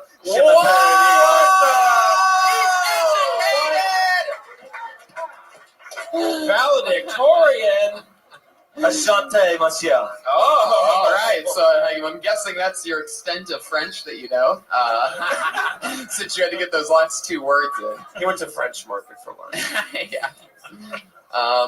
Eric, what did you even talk about? Oh yeah, the man card. Yeah. I lose the football one. I like what you're doing. You can sell those Foxworthy-esque type of. That's what I was gonna say. It's very Foxworthy. Yeah. But I think that's right up your alley. Here's This is your something sign. you're talking about. I'd say start with skinny britches so that. Why Does lose this go the- out? I just lose audio on there. No. Really? Tony, why lose the football one? I guess it leads into it, but I Hey, just the don't. Buckeyes fan. No, that was just a joke. Was it? No, that was a good win, Michigan. They went for the two. I just like it when your writing is in the actual picture, like skinny britches. Right. Britches. You know, that's fun. I think. And I remember britches. Well, my mom's from Tennessee, so like I always get switched and all that. Switched and yeah. Britches? It's when you pull They a say stick that. off and they switch your legs. It's like switch it. You know, switch. You know what a switch? Oh yeah, you gotta go pick you out I'm a like, you were switch. You beating. got a Come stretch on. pair. They beat you with the switch. You have to go. Hell yeah. You go pick a switch. Y'all Sean, from you got Texas? switch. No, you're from San Antonio, right? Well, like I live there, but like my grandmother lives in Olive Branch, Mississippi. All right, Mount Hall. That's where Steve McNair's from. I have no idea what you're talking about. Okay, no, it's south of Jackson. Justin's gay, which means that he got hit with the switch a lot more than you two got. But Jesus, I wouldn't hit you with the switch. What? All right, okay. I say I wouldn't hit him with the switch. All right. We could tell just because you said that that's not true. Watch out! Look in the bushes on your way home, Justin. If you hear somebody going, Again? Start running. God, I do that every day. You never know. Anything else about Eric, guys? I liked it. I think you could keep going with it. Like, go with like the tofu. Go with like, yoga. You could do farmers market. You could do wool hats when it's 90. Yeah, like I'm just saying. There's Remember, a lot I to say go. yes and stretch it. I agree. I'm saying keep an Eric Carter part of it in there. Don't just have it be things. The reason why I like skinny britches is because you're mixing it with britches. If you're saying tofu, I'd say instead of just saying if you're eating the tofu, whatever, say eating the tofu, Yeah. whatever the fuck. You're Make it you're country. you're You making would it really like say- What he would If really you're say gonna when make he's it hanging out with his skinny friends. them white Yeah. cubes Yeah. of jelly, or I don't know. Yeah, that tofu jello bullshit, Yeah. like whatever you would call it, I'd say keep adding that shit in there. Magnets on the icebox. Them sippy cups. Yeah, sippy cups. You want to go to Titty Bar? He speaks my language, dude. Okay? He's dying I right know. now. Dude, I say it like that, man. You some bitch. Some bitch. There you go. But he reminds me of every high school football coach I had. Oh yeah, totally. You know? It's like a combination between a high school football coach and a wrestler cutting a promo. The way Yeah. he looks straight out when he's doing the tail. Like you, if you're one of those guys, hand me your man card, and I'll see you Monday night, Madison Square Garden. Oh yeah. Or I was thinking of with the promo, it was like the worst used car salesman, like in the middle of East Tennessee. Yeah. Come down here and get a tractor. Yeah. Like, You I'm put going a there- little bit of like Reverend, like Southern Baptist Reverend Right. in it. You can get a little like. I would think. See, I mean, like it will go, you piece of shit, God bless you. yeah. I hate you. We're gonna pray for you. I love it. Eric, Hey, you're a stop destroyer. laughing. Eric Carter, Good job. everybody. Thank you. Blowing up. I love it. Keep coming back. Keep doing what you're doing. Keep writing. You're a monster. And he dressed up for us. Yeah, he always does. He He's put always on a belt. dressed. He always dresses like he's going to church. Yep. He'd be a Southern preacher or something. Oh, yeah. Yeah. Fuck yeah. Patriot, you've been watching Eric Carter for a while. Yeah, I think he has a lot of potential. The man card thing was good, but I think he needed something to really close it off strong. True. So let's close. I agree. Do you have any ideas what that could be? Like, what's No, I was trying to think. It's a fertile ground out here. We're in West Hollywood. fertile ground? Whoa. Fuck. Eric Carter is Call Me EC on Twitter. He's got a lot of fans. It's very exciting to see that happen. And so keep it going. Eric Carter one more time for it. Funny. Oh, son, bitch. Oh, son of a bitch. It's always fun. Oh, this guy's interesting. Put your hands together for GT, everyone. You know what that means. There he is.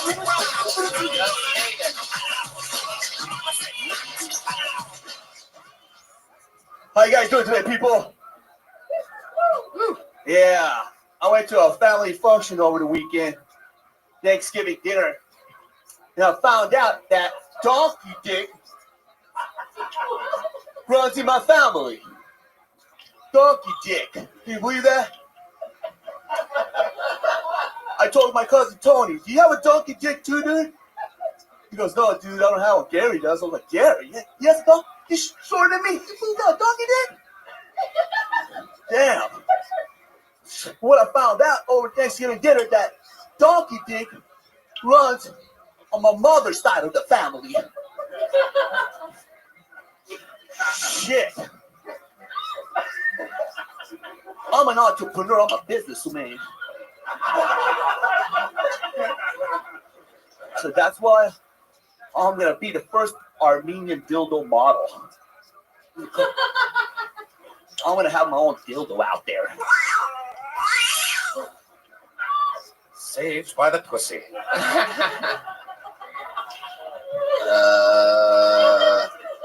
Okay. Oh, what a weird Thanksgiving. Donkey Dick, huh? Now, what is Donkey Dick? Donkey Dick? Yeah. That's what my prostitute comedian girlfriend called my dick. She goes, you have a thickest... I seen that's like, you got a donkey dick. Like, so it's a large penis. Dog, yes. I thought it made it smell like hangs down like... So, oh, yeah. Okay. You come in and it goes, oh. Your girlfriend is both a prostitute and a comedian? Yeah. Really? Wow. Yeah. What is her name? Can we give her a shout out? Do we get a discount? Yeah, you could. She here? No, she's not here. She's working. She's working. She's out getting laid. Heck yeah. Oh, wow. Which is working. She's out busting a real good nut. Well, I think that would be something to you. I mean, you don't really have to say that she's a comedian. You could just, I think, you could go into along the lines of you have a prostitute girlfriend, yeah, who says that you have the biggest dick ever. She validated it. Okay, calm down. Yeah. How would she validate it? She put a tramp stamp like of approval. A little circle with a little white. All this time I thought I was normal. I thought I was average. So this whole time you thought Until she said, you have like I'm the gonna validate elephant this man shit. You have a dick donkey of all dick. time. You have elephantitis, apparently. Yeah. How would you think you're normal if you have? What is elephantitis? Like elephant dick? Is that what you... It's a little bigger than donkey dick. Yeah. Yeah. Two different size animals completely. I used to work at the LA Zoo after I graduated from high school, but I've never really checked out an elephant's dick. Well, you should check it out. It's everything. So I think something about along the lines of that, like, you know, you have this girlfriend whose job is to just get plowed, and I think, like, you know, how is her vagina? Tasted pretty good. Oh. Right. I ate her vagina. Like donkey vagina. Does she have donkey? It's really sensitive. It was really sensitive. Is it like throwing a hot dog down a hallway, or is it like just? I mean, is it? You went down on her? Like, what is that? A prostitute's vagina? Is that just like a latex casserole, or? It smells like throw up. And like Selena Gomez perfume. Ricotta cheese is coming out of it. It's just like fucking a Like you wanna have- slow glitter drip. Like you want to have sex with her, and she comes home and she's like, "Oh, I put a hard day's work in." I'm like, Oh yeah. Hey baby, made a lot of money today. Sweetheart, I'm a little tired. I'm going to bed. Is that a glazed donut between your legs? Oh God! Come on, guys. I made her come. I made her come, bro. Yeah, I licked that pussy so good, I made her come. Well, actually, I made her come as well. So I'm just right. Anybody can. We all made her come. Well, I think that would be something to go along the lines of is dating. I a like prostitute. eating pussy. Cool. Yeah. Okay. Very good. Heck yeah. That's interesting. But did that conversation really happen? Even though I'm Armenian, I like eating pussy. Armenian guys don't like to eat pussy. They pretend that they don't like pussy. They don't eat pussy. Eating a prostitute's pussy is like that kid in grade school that would put his mouth directly on the water fountain nozzle, like all the way. You're like, why does that one kid do that? He was a rebel, Tony. Yeah. Like, would you rather lick a payphone or eat her vagina? I would eat I out would a like a prostitute payphone. over some bitch from the club any day. Half the time, those bitches from the club didn't use condoms anyways. You know what I mean? You know what I'm talking about, man? You lose yourself in that character. You're a It's poet weird. among men. It's better when the real you is talking. You know what I mean, man? Yeah, whatever that is. Hey, man, give me your man card, man. Fuck yeah. Here's his act in a different voice. Yeah. Give me the card, Your man. Armenian card. Oh yeah, you are Armenian, huh?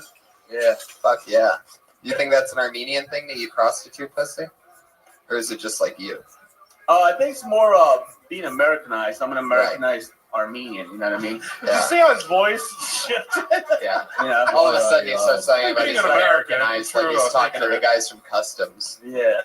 Oh yeah, no, I'm one of you guys. Well, I noticed And earlier. your Armenian friends don't like going down on girls. I don't really have a lot of Armenian friends. Neither do we. I have some. Yeah. But the taxi drivers, No, I they do probably not. ask them, do you like eating pussy? You should go up to them next time you're down. No. I I bet you know you Uber might don't get everywhere. angry. No, we Armenians don't eat pussy. Huh. Oh, interesting. Okay, I there feel you like go. there needs to be like a the more you know that flies over your head. They're in the closet. There we They're in the go. closet. They want to come out. They have to come out. Fuck yeah. Donkey dicks. So Donkey dick. Are we back on donkey dicks again? I'm ready to bust a real good nut. There he goes, GT, everybody. Yeah. Follow him on Twitter at GT Music. Is that correct? That's it. GT Music. GT Music. That's okay. One last sound effect. Why can't that eagle fly into a jet engine?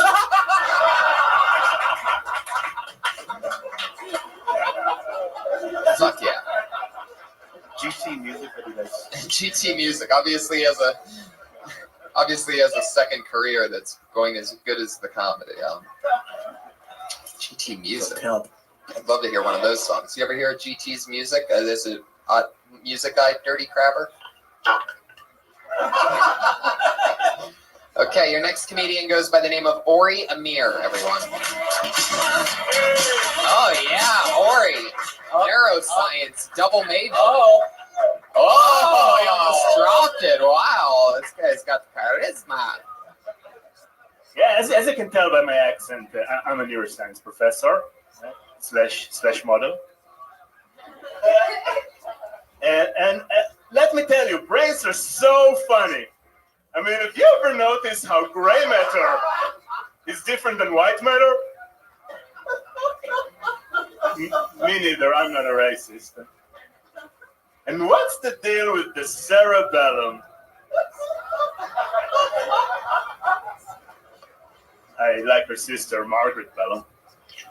So funny. So funny. My dream is to become a professional model and an amateur neurosurgeon. This way I can just cut brains for fun. Joke, left amygdala, right amygdala, la la la la la la la. I only practice neuroscience for the singing. So, my girlfriend doesn't appreciate it when I say, boy, honey, you have a really nice brain container. Though she does, don't hate.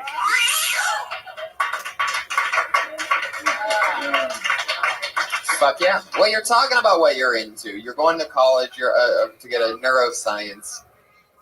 Be a PhD, yeah. Yeah, to be a doctor of the brain. So you are there. Fuck yeah.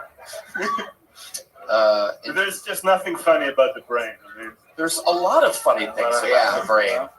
Yeah, and you're onto something the way that you start the jokes with a lot of excitement and then trickle away slowly as you get to the punchline. That's something that's very, like, you get right into it and then it's sort of just, I don't know. It's a very, like, mad scientist quality about it. Like, it's like if Dr. Frankenstein did an open mic. Like, it's very, like, and I think that's, you can go in a creepy route with that where it's like, you know, you have a girlfriend, which I'm just amazed. That's incredible. And as a neuroscience guy, I bet she gets really good head. You made that noise? See, when you make that noise, I went like, oh, it was clever. It's a neuroscience Yeah, joke. it's a neuroscience. You think I do that on stage or something? That neuroscience joke? You're just firing off those synapses, aren't you, Tony? Yeah. So wait, what does she do? I think Brody was wrong. she's a swim teacher.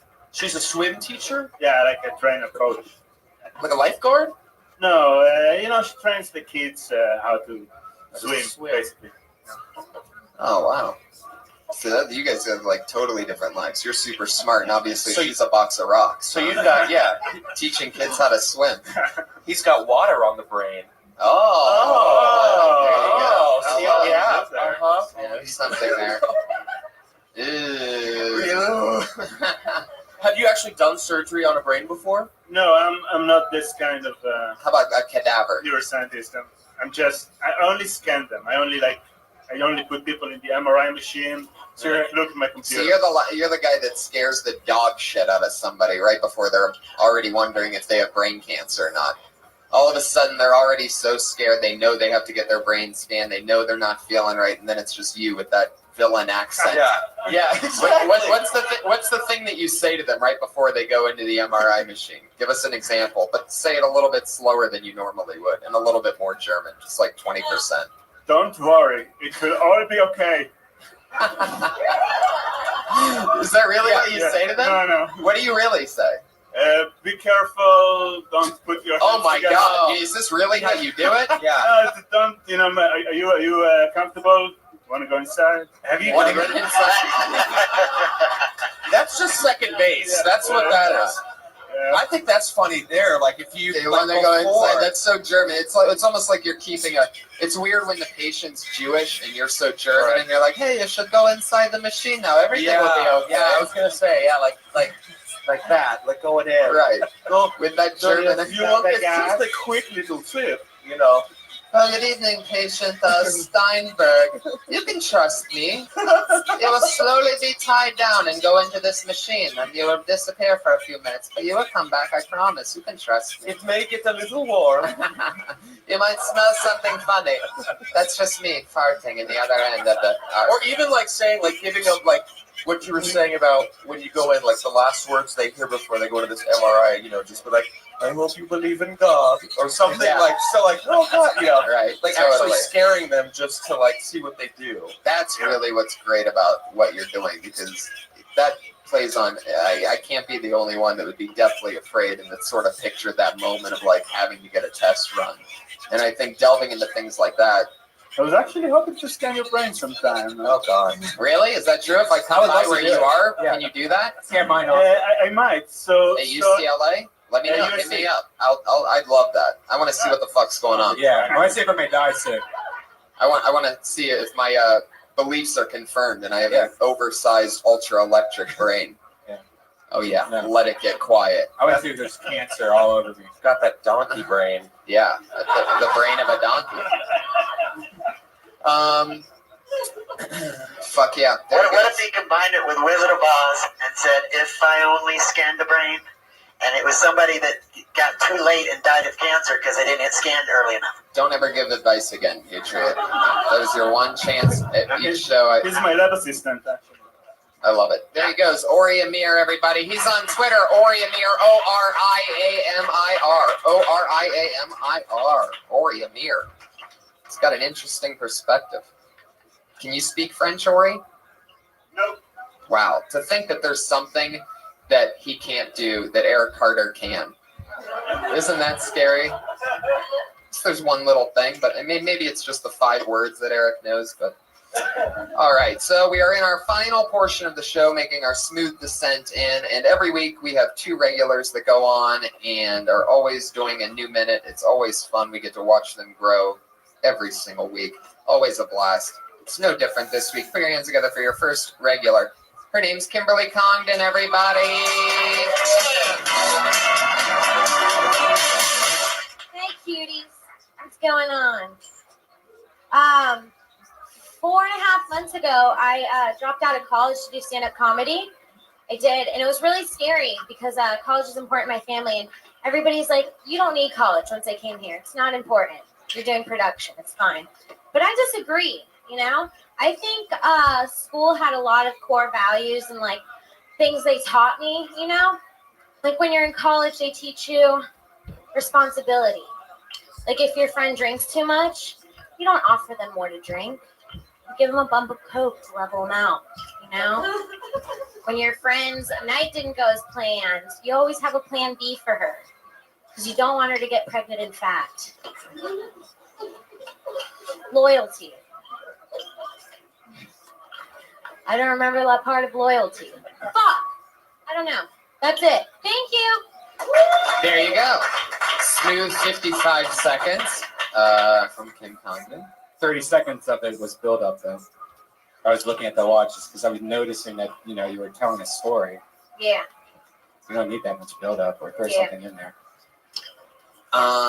Yeah. What was it even about? Somehow I Headband. literally Yes. forgot. It's like It was everyone about, under your chairs are stones. We're just all just gonna. People are telling me college isn't important, and I was just saying the stupid things that you don't actually learn in college. Mm-hmm. You know, whatever.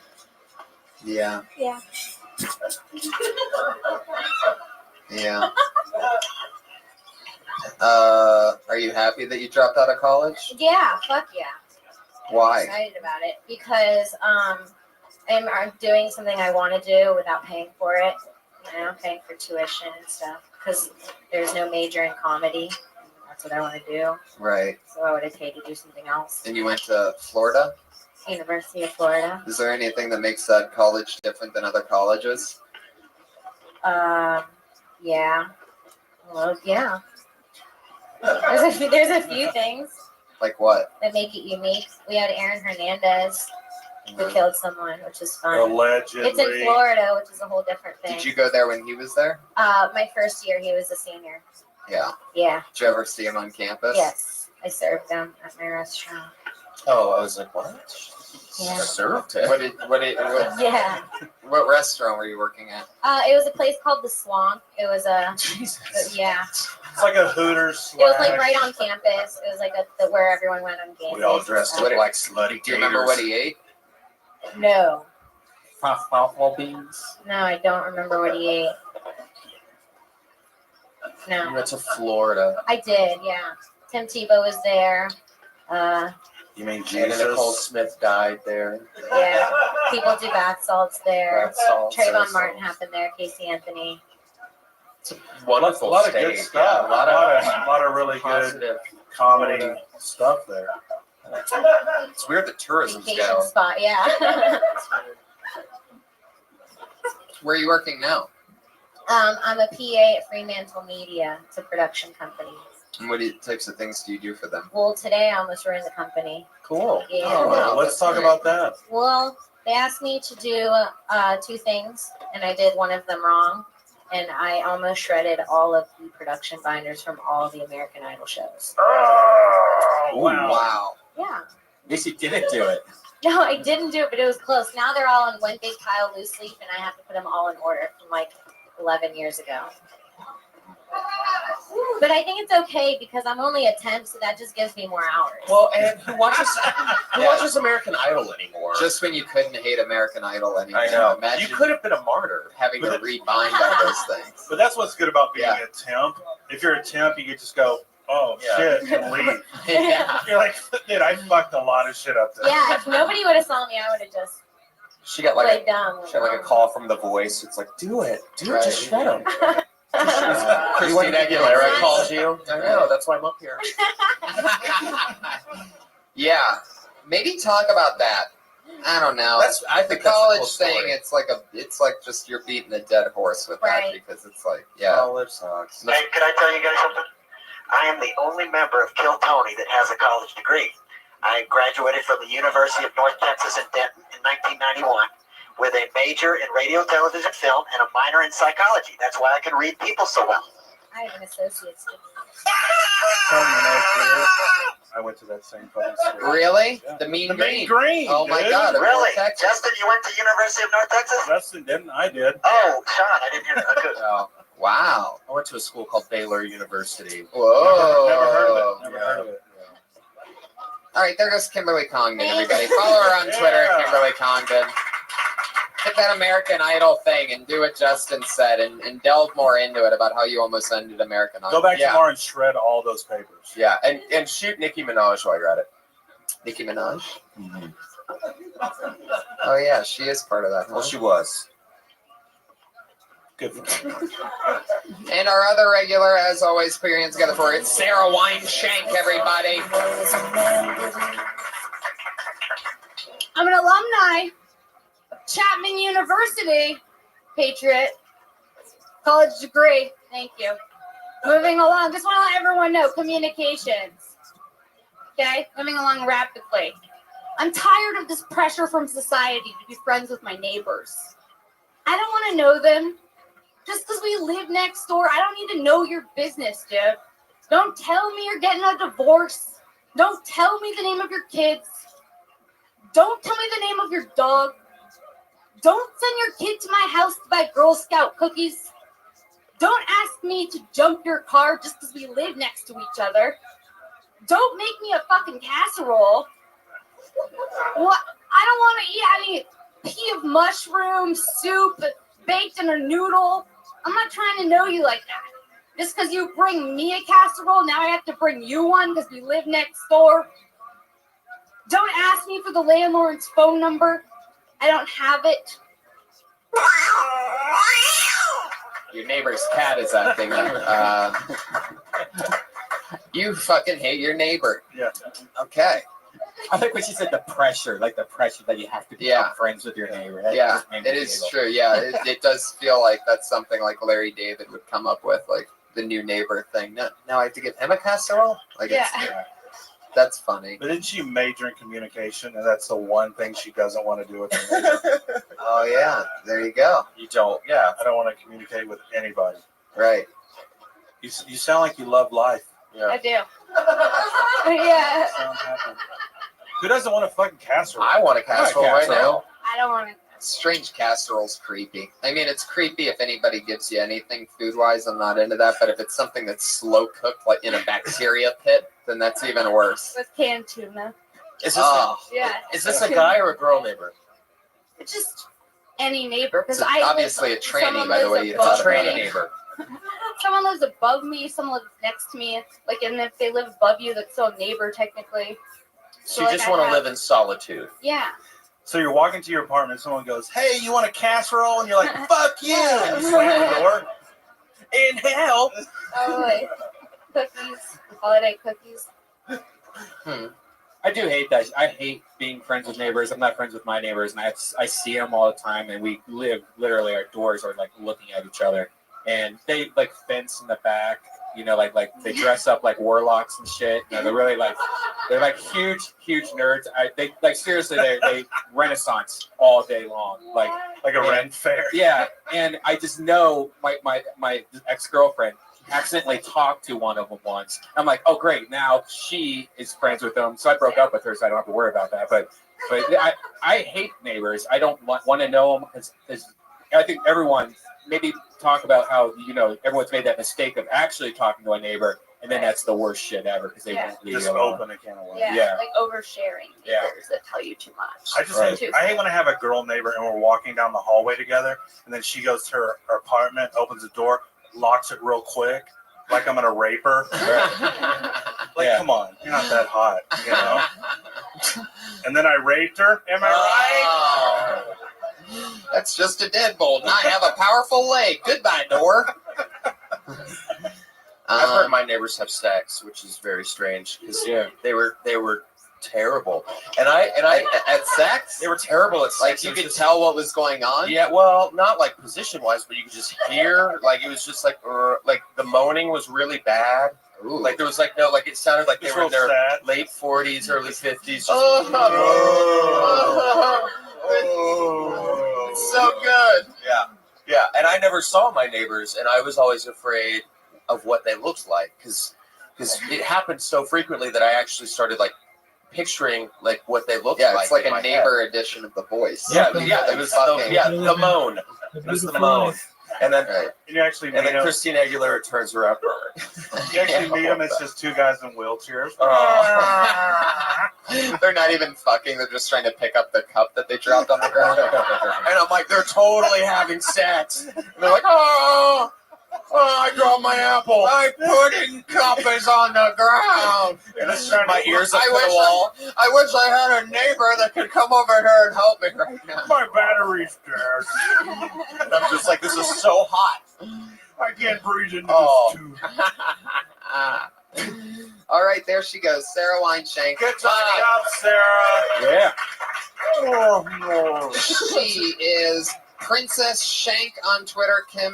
Kimberly Congdon is Congdon with the C, and Princess Weinshank. Princess Shank, SHENK, and Kimberly Congdon with the C are two regulars. The Iron Patriot, you're at Comic Patriot on Twitter. Need to get a passport, buddy. Need to get a passport. There are rumors of Kill Tony going international, and it is time to prepare. I'm ready to go, Tony. Let's do it.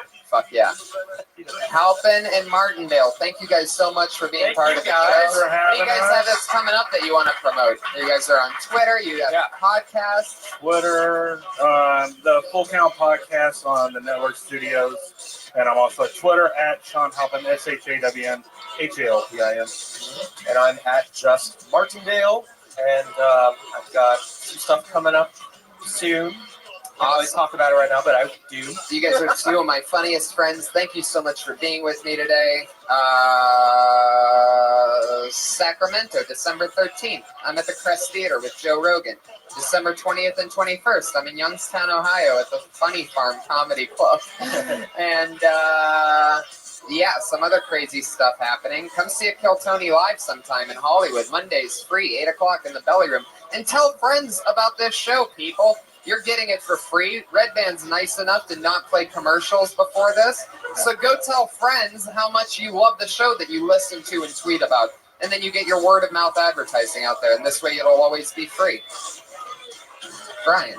Death Squad 30 Show, San Jose, California, December 11th. It's going to be me, Sam Tripoli, Brody Stevens, and a bunch of other comics are going to be coming up there. Also, the new Death Squad sticker is at shopsquad.tv. Check us out at deathsquad.tv. Obviously. Thanks, buddy.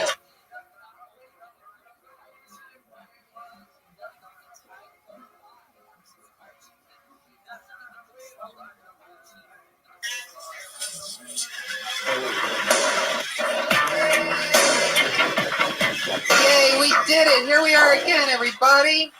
That's how exciting. Hi, everyone. How are you guys doing tonight? Yeah. Oh, yes. How awesome.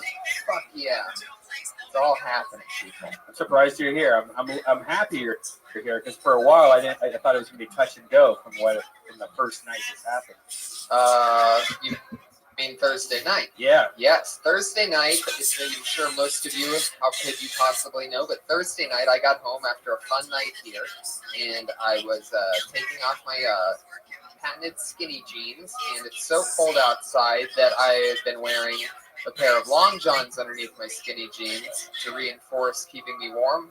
Those of you that know me know I'm about 125 pounds of pure steel and muscle, and I had them around my knees, and just like you never think of it, I'm just pulling that pant leg off, but it was really hard, and instead of just pushing my pants down farther, I just kept pulling. So I'm like, it's gonna fucking slide off any second, and pop!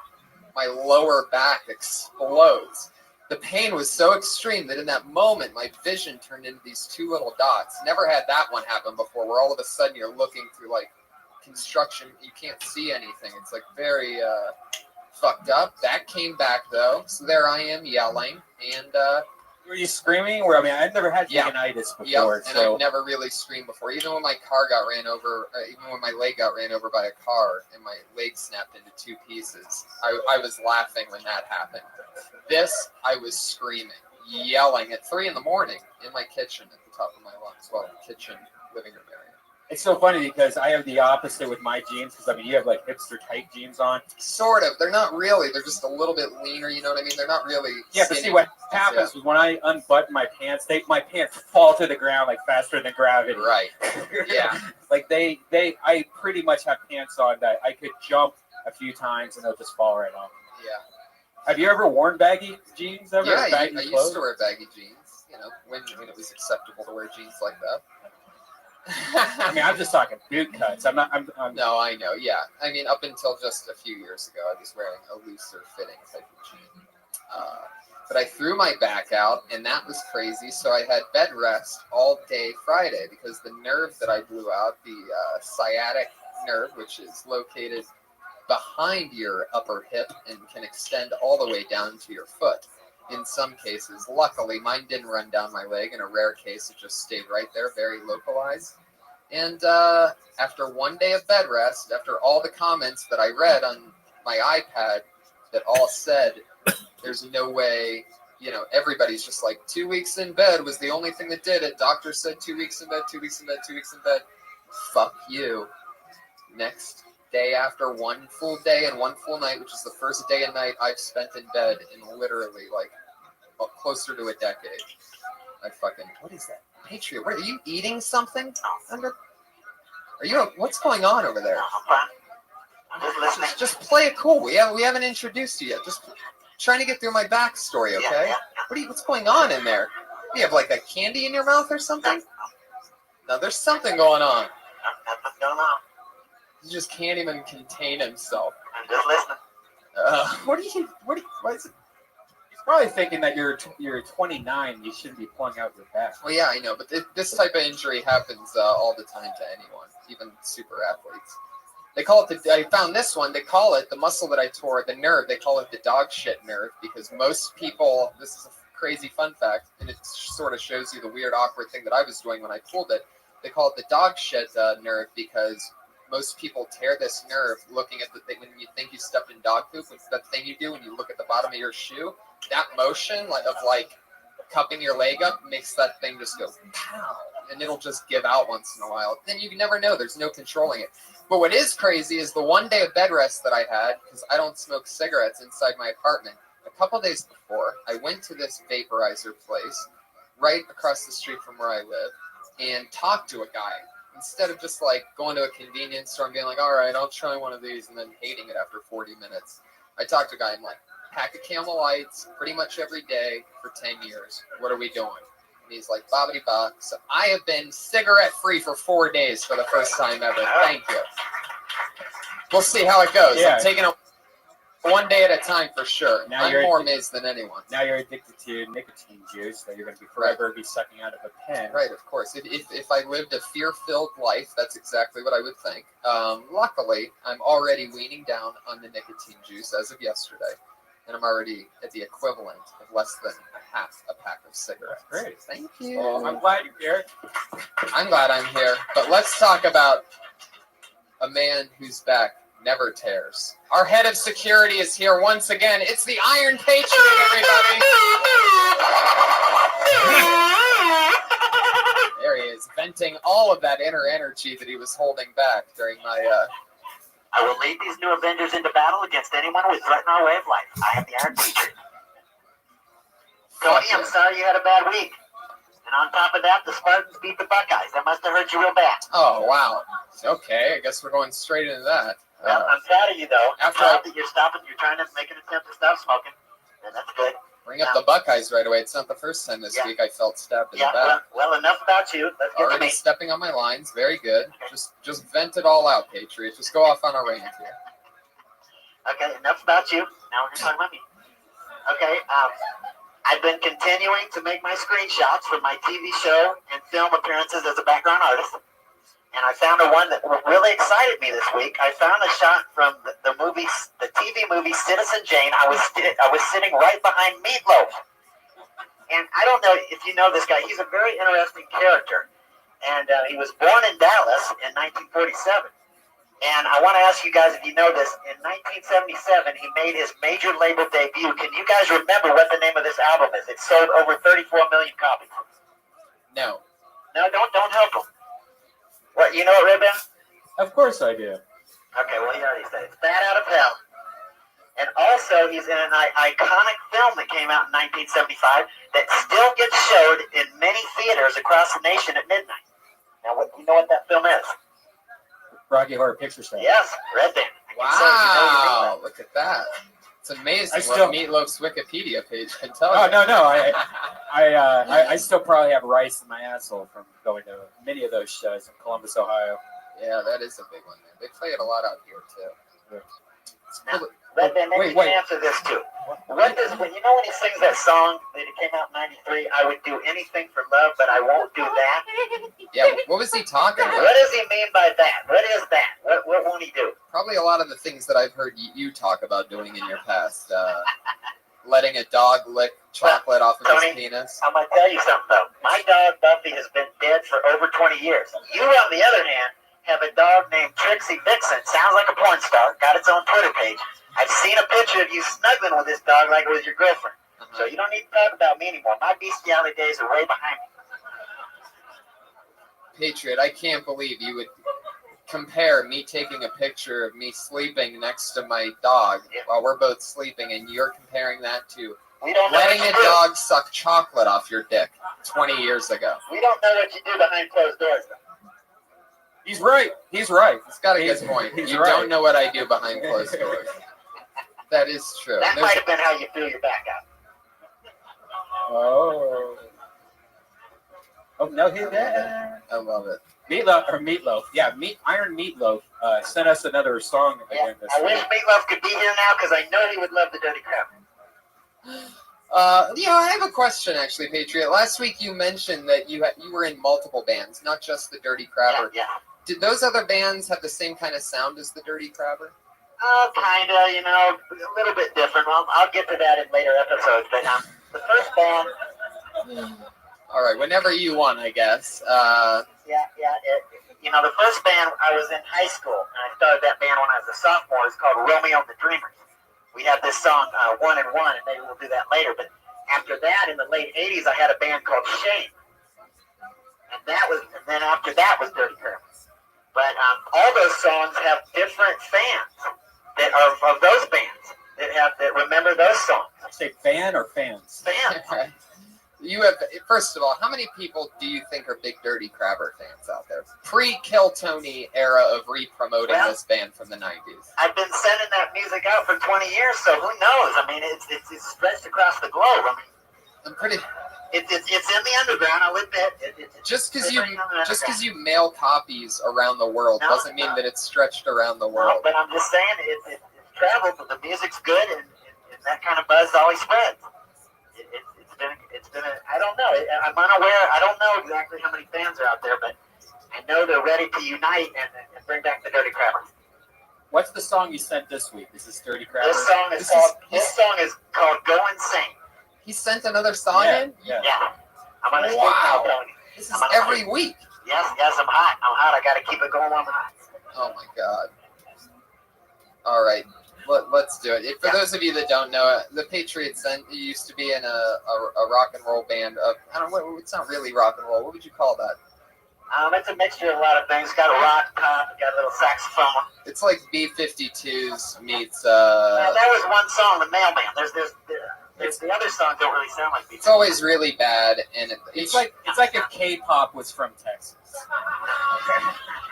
all of his songs are always like 6 minutes long, but we only can possibly play like a minute and a half before it feels like it's been 6 minutes. So, all right, that guy's lost. Don't take it out on me, Tony. Oh, do your fucking song. Oh, now the song won't play. It's because the Buckeyes lost. Where'd you go to college? University of North Texas in Denton. The Mean Green. Yeah, yeah. Turn up, turn up. Whoa. Feedback system. Is that part of it? Oh, wow. He can only move certain directions, people. I need a change. Looks like I'm gonna go insane. I need a change. Looks like I'll go insane.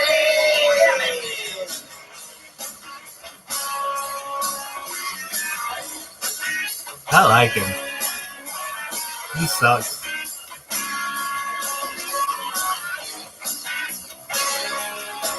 There's magic in the air. With lots of loving everywhere. There's a love you just don't find. Looking on the back line. And it goes on and on again. Fever keeps running through my head. And it goes on and on again. Tingling on my backbone. This mystery is kind of crazy, but it's meant to be. Looks like I'm gonna go insane. I need a change. Oh my god. Yeah. All right. You guys don't really have to clap. He's not going to kill himself. So how long ago was that song from? Which band wrote that song? Is that the Dirty Crabber? That was at the end of Dirty Crabber in 1993. Do yourself a favor, go to iTunes. Never listen to it again. This is the first song on the Dirty Crabber album. Go to iTunes, download this, listen to all 9 songs, because the musicianship is outstanding on this record. Now, we got a guitar player on there named Eric Presswood that was the original player of Edie Brickell and the New Bohemians. Do you really think anybody gives a shit about this? I know Like, they do. in what possible world would you be name-dropping a guy from 93? What does he do now? What is he wearing a Batman costume on Marin's podcast? Like, what's going on? Well, he lives in Argentina, but I'm going to get him back once we get this revival going. He'll come back. Now, the guitar solos on this album sound like Buckethead on heroin. They're intense. Now, this album will take you on a journey. If you want to smoke a little reefer before that, they'll make it better. It'll take you on a journey to the roof of your apartment building to jump off. Yeah, it jams in. It's a good, clean recording, and I had that band tight as shit, man. I had them practicing for months. They went in that studio. We did a few overdubs, but basically that was just live. That's a real band, and it's raw.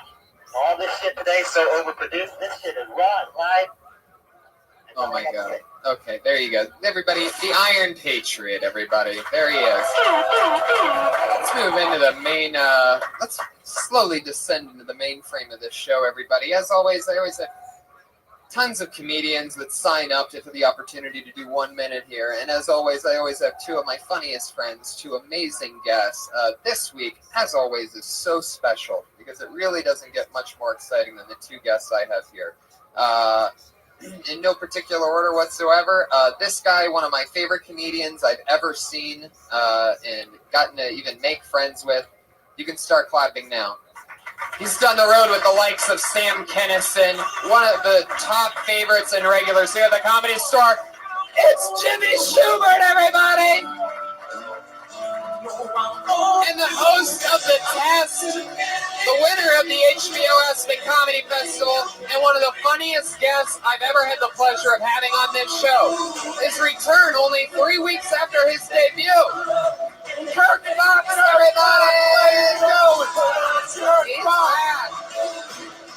He's back. Yeah, there he is. We're all here. Welcome. Thank you. Thank you, Tony. Kirk, it's good to have you back. Thank you. This is the place to be tonight. Thank you so much. Jimmy, how's it going? Fantastic. You ever do a show next to a specimen like that? No, but he's a background artist. But I'm right here. Are you looking at me? No, I'm right here. You talking to me? I love it. Yeah, let me say something to you, Jimmy. I'll fucking pull your Duracell battery, bro, and you'll fucking shut down quicker than the motherfucker, please. Yeah, don't threaten me. We're just getting to know each other. All right. Okay, Jimmy. I don't know if you're aware. What time do you have that suit back by? What time you get that rental till? I will say you do look a little shinier than last time, so you've been armor-alling, correct? I'm battle worn, but what I want to say is, I don't know if you're aware, but yesterday, December 8th, was Sam Kinison's birthday. He would have been 60 years old. Really? And you don't think I fucking know that? you all of a sudden I'm a fucking dope? Really? Well, as Tony said, you went out on tour with him before he died. Can you tell us anything about what that was like? Excuse me, Tony. I'm gonna talk to somebody who's fucking not in a fucking suit. I'm gonna talk to you and Big. I'm gonna talk to somebody who dresses up like fucking the Iron Patriot. Patriot, could you possibly have asked a more like regular question than that? Just what was that like? Well, I think it was good timing because his birthday. What do you think it was like when your best friend dies? What would happen? What do you think? I was thinking, but he went out on You think I like talking about it? Yeah, let me tell you what it was like about my best friend. Listen, if there was a transformer you were fucking, and then all of a sudden it stopped and just wouldn't transform into anything, how would you feel about that? The tour. What was the tour like when you went on tour? Yeah, we heard that. Yeah, it's only an hour and a half fucking podcast, right? It was fantastic. It was a lot of fun. You think you might have had a chance to open for him if he was still here? I think he would have liked open a door. He actually crashed into a car that looked just like you. That's right. The guy was that outfit was made from the fucking car parts from the car that crashed into The him. last thing he saw was a truck with So one headlight. yeah, great. Glad you could fucking show up in the car parts from the car accident. Can I say something to you? Can you say something to me? Before we do the show, I want to talk to you for a second. I read something about you that was very interesting today. Back in 1990. You have a lot of free time. That's awesome. Go ahead. Yeah, I got a lot of free time. In 1999, you were married to Clint Eastwood's daughter, Allison, for 10 months. Now, why did that end so quickly? How did you meet her? And did you spend any time with Jesus her? Christ. Well, listen, I will say it ended when I found out that she wasn't living with Clint anymore.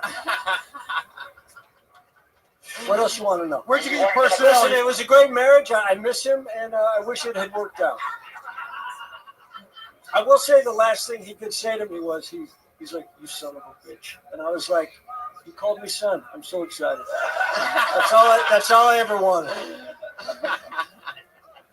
Did he tell you to get off his lawn after that? No, he said, "Get off my daughter." No, it was great. It was. It just didn't work out, but you know how that is. I'm sure there's been a lot of celebrity daughters that you've married. Yeah, I'm sorry the last vagina you saw was the one you came out of. Iron Patriot. Fucking, why'd you get your, this guy's got the kind of charm you can wipe off with a damn cloth, this fucking Iron Patriot cocksucker. Well, I just like how low the mic is. That to me is my favorite part of this. It's like his dick is talking. I got to speak in my chest, so the sound's coming out this way. Yeah, I don't care where it's coming from. I don't listen to much of it. Well, we are already off and running. I am so glad to have you two guys Tony, here. where else would you be? Exactly. This week is actually pretty exciting. You guys know comedians come on and do a minute and then we chat with them. Today we set a record for all-time highest amount of sign-ups at 38. So that's a new. Wow. 38 Nice. comedians. So you're saying we're going to be here at least 38 minutes? No, not everybody gets up. We run it to a certain clock. We have to be done. You want me to pull it Jimmy, up? how you feeling? You feeling good? I feel good. Let me pull it Hey, first. Brian, what's up, Brian? Oh wait, before we do that, I just have to say, comedians, you all know that you're doing 60 seconds. When you hit 60 seconds, you're gonna hear the meow of a kitty. You better wrap up then, because That if is you an run- angry kitty. It's true. You better wrap up then, because if you run the light, you're gonna hear the West Hollywood angry bear, and that bear sounds extra angry tonight. Holy shit! It's always extra angry. We got EC. Is that an angry bear? Wow. EC's coming up. This guy has been on the last 4 weeks, an internet sensation. Proves to you how crazy the show is. Schubert just picked this out. The return of Eric Carter, everybody! Internet sensation.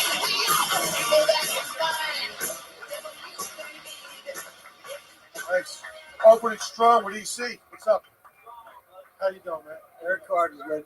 Yeah, well, good to see me. What's up, Hollywood? Let's give it up for Kill Tony, this awesome cast.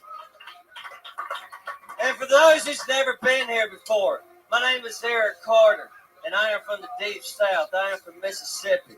and I have been living in the state of California for 5 months. But it doesn't matter where I've been or how many countries I've been to or how many languages. I always get treated like a damn idiot every time I first meet somebody over here. They always get the, hey, where are you from? And I'm like, I'm from Mississippi. Oh, I bet it's different from here than the South. No, it's the fucking same. Same diversity and same everything.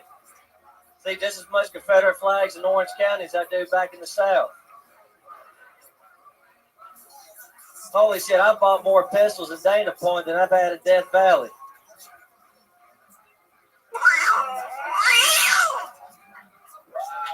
Yeah, I like it. I like All it. right. I like it. Yeah, I gotta say, Jimmy, he reminds me a little of you.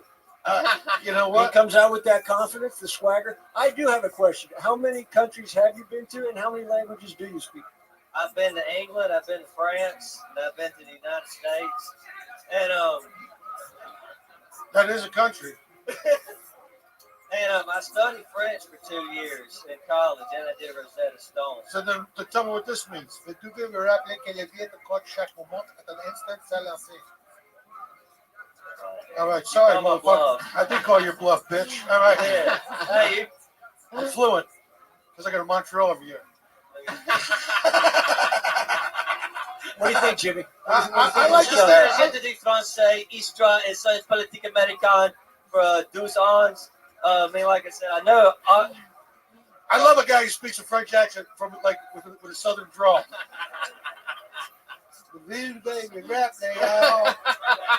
Hey, la vie est chaque moment. Hey, bonjour. I like it. It's fantastic. Good. Thank you. Good Merci stand-up. beaucoup, monsieur. Merci. Have you thought about doing your act in French? I have. I do have a French fan base, and I got a little fans in Montreal. That might be who you should target. Be the next Jerry Lewis. Why not, man? That's where the money is. Yeah, they think he's a genius. Took you a long time to get to the part about the Confederate flag. It did. I don't know. I got a bit intimidated. I'm a big Sam Kinison fan. I've seen your stuff, so just all Sam's right. not here. Yes. I don't know if you heard. That I don't know if you heard the Iron Idiot, but it's the 20-year anniversure of his death. 21 actually. It actually was 43 seconds till you got to your first, I guess, tag joke part of it. Yeah, Yeah, you need to figure out what's going on. But I like your swagger. I like your confidence, and I like you. You know, you get this very that southern draw. I like it. Just get to the punch quicker. Yeah. So, especially Because then if it 60 doesn't seconds. work, you can get to the next one. Totally. Yeah. Well, But Eric Carter, you're going places. Totally. 5 I mean, as months. long as Been you have over a car. 5 months. Yeah, I got here in July. Well, continued success, man. Keep at it. You're definitely going places right And now. I hope it after works your out with you and Rosetta Stone. Thank you. That's All right. at Call Me EC on Twitter, guys. That's Aaron Carter. Eric You Carter. like picking? I like picking, man. I I like like picking. Jimmy the Picker. Making them up, mixing it up, I love it. mixing it up. Oh shit, Brad Sachs. Oh shit. Oh shit. There we go. Oh hey. Oh man, how are you, Brad? Fucking on top of the world. Where else would we be? That's right. I'm engaged, guys. I recently got engaged. Thank you. Thank you. My fiance hates comedy. She does. She hates that I do comedy. She used to like comedy, but then she saw me do it. She said, it's not for me. A lot of people tell me when they see me do this, they're like, don't quit your day job. They do that, but then someone, when they'll see me at my day job, they're like, kill yourself.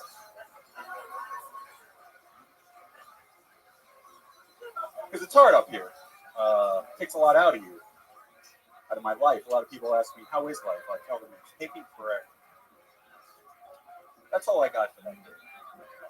There you go. What do you do in your other job? I'm a salesman. So Yeah, you should mention that. yeah, What do you sell? cleaning products. So Nice. I have a little bit about it. And I'll also say, if you have 60 seconds Use it. and you get to 40 seconds and you're done, find another 20 seconds. Just stand there and just Stretch. take it I in. like to end it real quick, Well, real fast. Well, this isn't fucking. This is comedy. So draw it out a little. But you're funny. Those are good jokes. Oh, but thanks, but man. if you only have 60 seconds, Right. stretch those out a little. Yeah. Now, why does she hate comedy? Why does your fiance hate it? Because she's come to so many, Oh yeah. shows and stuff, but now she's like, just fuck off. Basically, But I got to tell you, that's not bad because you don't want her coming to your shows. So maybe your mission worked. Yeah, I don't want her because then I gotta, I can't really. It's like say how it's much I like hate her. hanging the Christmas And lights. you can't fuck other people at your shows. Right. Which I do. I do that. Talk about it. That would have been a good extra 20 seconds. See that laugh? Well, hopefully, That could have been yours. hopefully the engagement will last longer than your fucking set. Yeah. How long have you been engaged? Since April. So. When are you guys gonna pull the trigger on it? Probably like about a year, maybe. We're thinking. So you're not really getting married. Yeah. No, we are. We're doing. You don't seem confident. I'm not. Oh, there you go. Hopefully, Well, good. hopefully, we are. Hopefully, she won't listen to this podcast. Why would she? She hates comedy. Right. Exactly.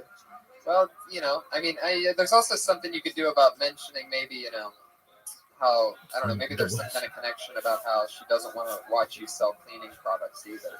Yeah. I don't know. What kind of soap are you selling? It's like industrial. You can't even get through it. Why aren't you talking about this? I mean, you The got fact that to we're selling talk industrial about soap. selling soap. No, Yeah. I do. I Maybe tie in soap on a rope and then say you'd like to hang yourself with the rope. That's good. I have a soap on a rope bid. Well, so do I. Oh, you do? I do now. So stop doing it. It's funny. I said it first. I've been working on a bit. I've been working on a bit like that for 6 months now. I did a soap on a joke last year. You're so Soap on a joke? dirty, but you should also hang yourself. Soap on a joke. Industrial strength soap. Yeah. Industrial, like, and paper products. And I gotta tell you, no one has an industrial strength. So you soap talking about joke. orange chlorides and DDTs and that shit? Industrial strength, like cleaning products. So like Fucking hotels. cause cancers and stuff. Yeah. Yes, That's correct. what you do. So basically, you're asking if he'll come clean your house. No, fuck no. It's got to be really dirty people you need to sell to that they need that kind of cleaning stuff. Oh yeah. What do you try to figure out, like murderers that just got out of jail and stuff You like just that? murdered a hooker, and now all the DNA's in the rug. How do you clean it up? Get my new fucking industrial strength. You're gonna have a lot of jokes. Just keep diving into those. Yeah. All right. Yeah. Throw a vacuum into one of them. Yeah. Okay. I'm gonna some industrial strength jokes next time. That would be great. You son of a bitch. You son of a bitch. There he goes, Brad Sachs, Brad everybody. Sachs. All right. He's on Twitter at Brad Sachs. He is on Twitter at Brad. SACHS. Yes. I think that marriage might work. Yeah. It doesn't work I out. think there's a chance. You mean him? The Well, not marriage with him, between but she's him getting married. Yeah, totally. We got one. This is Carlos Escobar. Whoa. Carlos Escobar. How you guys doing? Thank you, man. Appreciate that. You guys said that right, Carlos Escobar. I'm Colombian, and the first thing that people always ask me is, "You must know how to dance salsa or sell cocaine," which is a big stereotype. Colombians are also known for their food, our cuisine. It tastes a lot like Mexican food, except Colombian food is served on a glass plate, and you eat it through a rolled-up dollar bill. I also work out. I do P90X. It's a great workout. You go online, you can check out their transformation videos. I saw this one chick had an amazing transformation. She used to be a size 16, and now she's a dude. She sweat the pussy right off her body. But I have a bad back, so my girlfriend said you should try yoga. And I'm like, I can't do yoga. I'll do P90X yoga, because anything with P90X in the title is tough and gets you ripped. Like if my girlfriend came up to me and said, "Hey babe, you want to get your nails done?" I'm like, "No." But if she said, "You want to get a P90X manicure?" I'm like, "Let's do this shit." My fingers all ripped. Some dude came up to me and said, "Oh my God, Carlos, you're so funny. I really want to pick you up for drinks." I'm like, "All right." No, finish the joke. Yeah, so I was like, "Oh man, I appreciate that, but I'm flattered, but I'm not gay." He's like, No, you totally misunderstood me. I just want to take you out and give you a P90X blowjob and get you all ripped." Okay, next.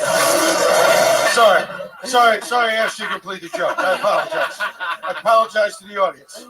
Fucking So nervous, man. Sorry. No, it's all right, bro. Shaking like a dog trying to shoot a peach seed. I get it. It's a fucking very hot fucking podcast we're doing here. Everybody's fucking nervous. I like it. It was one joke after another joke after another joke. You had a good rhythm. I like it. Carlos? I got to be honest. I liked it as well, but I think you should slow it down because you have funny material there, and your delivery was just so fast. You're blowing through the punchline. Even though you have 60 seconds, doesn't mean you have to have a joke every 10 seconds. You can have a killer joke every 20 seconds. Is that how fast you talk if you're doing, say, like a 10-minute set, or were you trying to get a lot of jokes out in 60 seconds? the joke's not that long, so it's pretty good. Right, yeah, I really wouldn't do that. That's something you sort of learn here, also just doing the open mic, because they only give you 3 minutes when you very first start here, and a lot of people are like, why do they only get 3 minutes there? But I think it teaches something about, because people can tell when somebody's really rushing through material, and to be able to get the best out of your minute while still sounding like a human being. And I also think it's really important to be able to hear the audience, because you don't even know if they were laughing because you're blowing through the punchline. So Yeah, the quick. train take off at 90 miles an hour. You didn't give them a chance to get on the train. But you're before you took Colombian, off. you're probably on blow. Fuck it, it's cool. I've done so much blow with Sam Kinison. I once got a handwritten thank you letter from your uncle, Pablo Escobar. Are you, how long have you been doing stand-up? 4 years in May. Nice. And do you have a lot of like cocaine jokes and Escobar jokes and things like that? Or?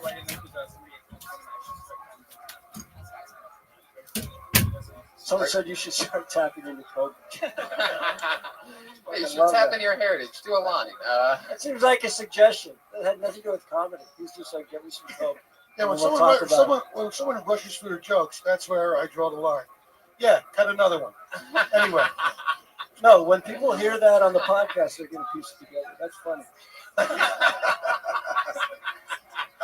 Right. A lot of this shit won't hit here, but later, when people can When it's play it time over release. and over again. When it's time release jokes. P90, that's where the money is. That's right. If you invented it, not if you're doing jokes. That was a P90X set. You rush through it, feel like you had a workout. And when you say that get your nails done, I would say, you know, if you're gonna take that route, which I wouldn't, I would say manicure, because nails done really doesn't make any sense. Like you want to get a manicure, or do you want a P90X manicure? Because nails done and then doing P90X manicure. But I would change it from manicure altogether. Make something else seem more extreme, especially that last part that Jimmy asked you to do. Don't do that part over again. And I didn't know what it was before I asked him to do it. no, I know. There was no way you could know. No, I know. Yeah, but because of you, we all suffered. even the bear came out on that one. Yeah. But that was fun. Carlos Escobar, everybody. Carlos There you Escobar. go. You're funny. He's on Twitter at Silos Esco. Who do you got to show your tits around here to get a drink? That's what I What want do to you? know. Oh, a vodka rocks. Oh. Fuck yeah. Who is this? Let me see. Is this actually No. happening? Oh, wait. You got to show them to the judges first. Oh my God. Oh, yeah. Hold on. Let's see those. What are all those dollar bills?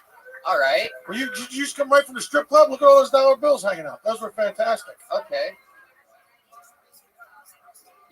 We knew that. Your name's Crazy and you're a comic. What a shocker. Did you say? You never meet a fucking crazy comic. Yeah, Go your ahead. minute has already started. You take off those bows, you can do whatever the fuck you want.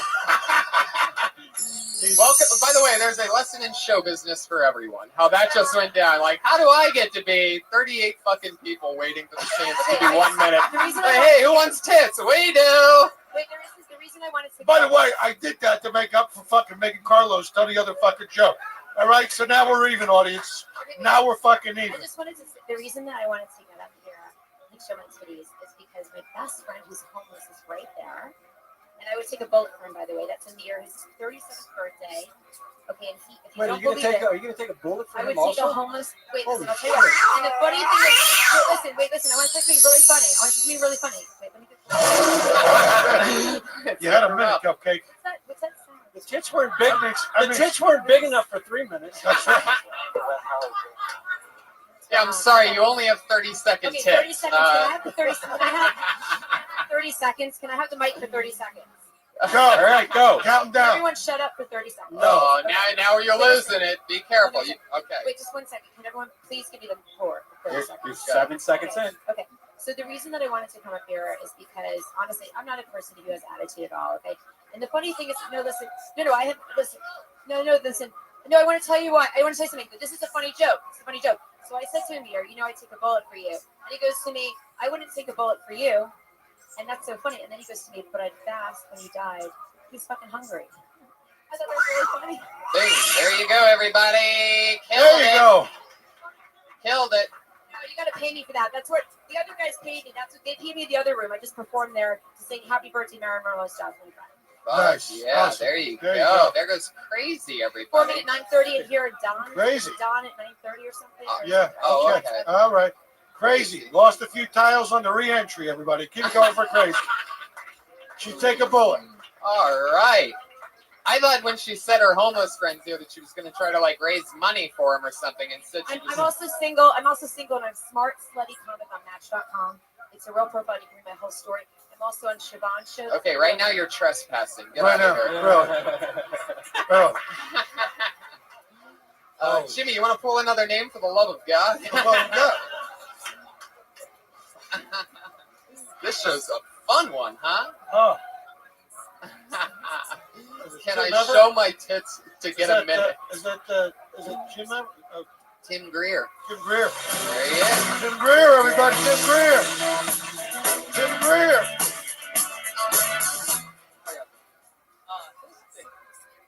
I'm getting old, and I noticed that the older I'm getting, like I actually hate twerking.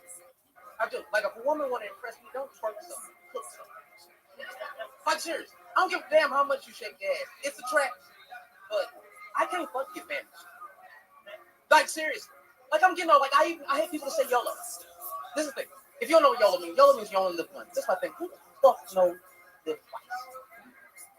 Like seriously. And if I'm gonna follow somebody, why would I follow somebody that live once? Follow somebody that lives the second time. Jesus. Megatron. Anybody with a secret. Like seriously. Like little black kids, we always tell them to keep it real. 2013 people can't tell every motherfucker to keep it real. We have rapists, pedophiles, terrorists. All them niggas keep it real. They don't need to. That's all I'm saying. Like shit, women, they say the dumbest shit in the world. I'm looking for my dream man. Bitch, why are you awake? Don't take a nap. This is what I think it's only fair to roofie women as long as you do it so they shut the fuck up. That's my time. Thank you.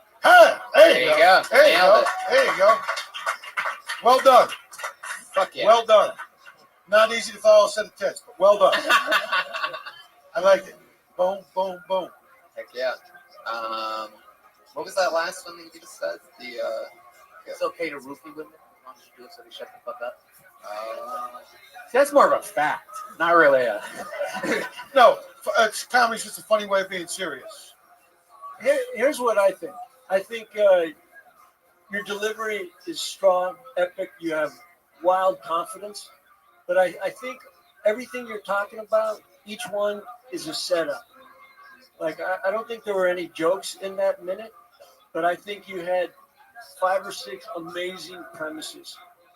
So I think you should take each one of those premises and then just start adding punchlines. Punch them up a little bit. You also have but I'm not saying it in a negative way. I'm saying you're very engaging. Yeah, and you should say right on those premises a little more and punch them up a little bit. But you also have something you can't learn. Because you could take one of those premises and get 5 or 6 tags. You did 10 or 12 jokes when you could have done 2 jokes and gotten 6 tags for each one. Yeah. And for $5,000, I'll do it for you in an hour. Yeah, you look like you got money, so we'll talk after. All right. No, but you're on the right track. Wait. Dan, hold on a second. What are you guys doing? Hold on. Wait, Jimmy, what are you doing? You're already pulling names. I'm excited to be here. I love it. I'm so happy to have you. Yeah, spread that stuff out. Like, if you're going to say something about roofing a girl to only have her shut up, like, there's got to be more. You got to stay in a pocket. There's got to be a reason why you need her to shut up. Yeah. Right. Like, when you engage, like, do your impression of her going on and on and on. Right. So I think it's okay to roof a girl just to get her to shut the fuck up. Because then you get the audience the information. Now you can do the punch. Even if all that they're saying is, I don't know if I want to have sex tonight, that's enough for them to be talking too much for you to roofie them. Like, if you're playing the role in this like I'm joke, sitting here, my fucking left ear is fucking bleeding. I'm going to roofie her just to get her to shut the fuck up. Right. Yeah. Or to kill her. Yeah. The things you gotta do to get some pussy. You gotta hear the fucking whole life story. And then when I was 2, oh, there goes the roofie. Flop, flop, fizz, fizz. There you Shut go. the fuck But up. you're on track, man. I think you're gonna do great. There he goes, Tim Greer. He's Tim Greer. Do you, Jimmy? Let me ask you a question before we pick our next comedian. Okay. Do you remember any? Like material that you did when you were first starting out, like a joke that you did? Yeah, he's still doing it.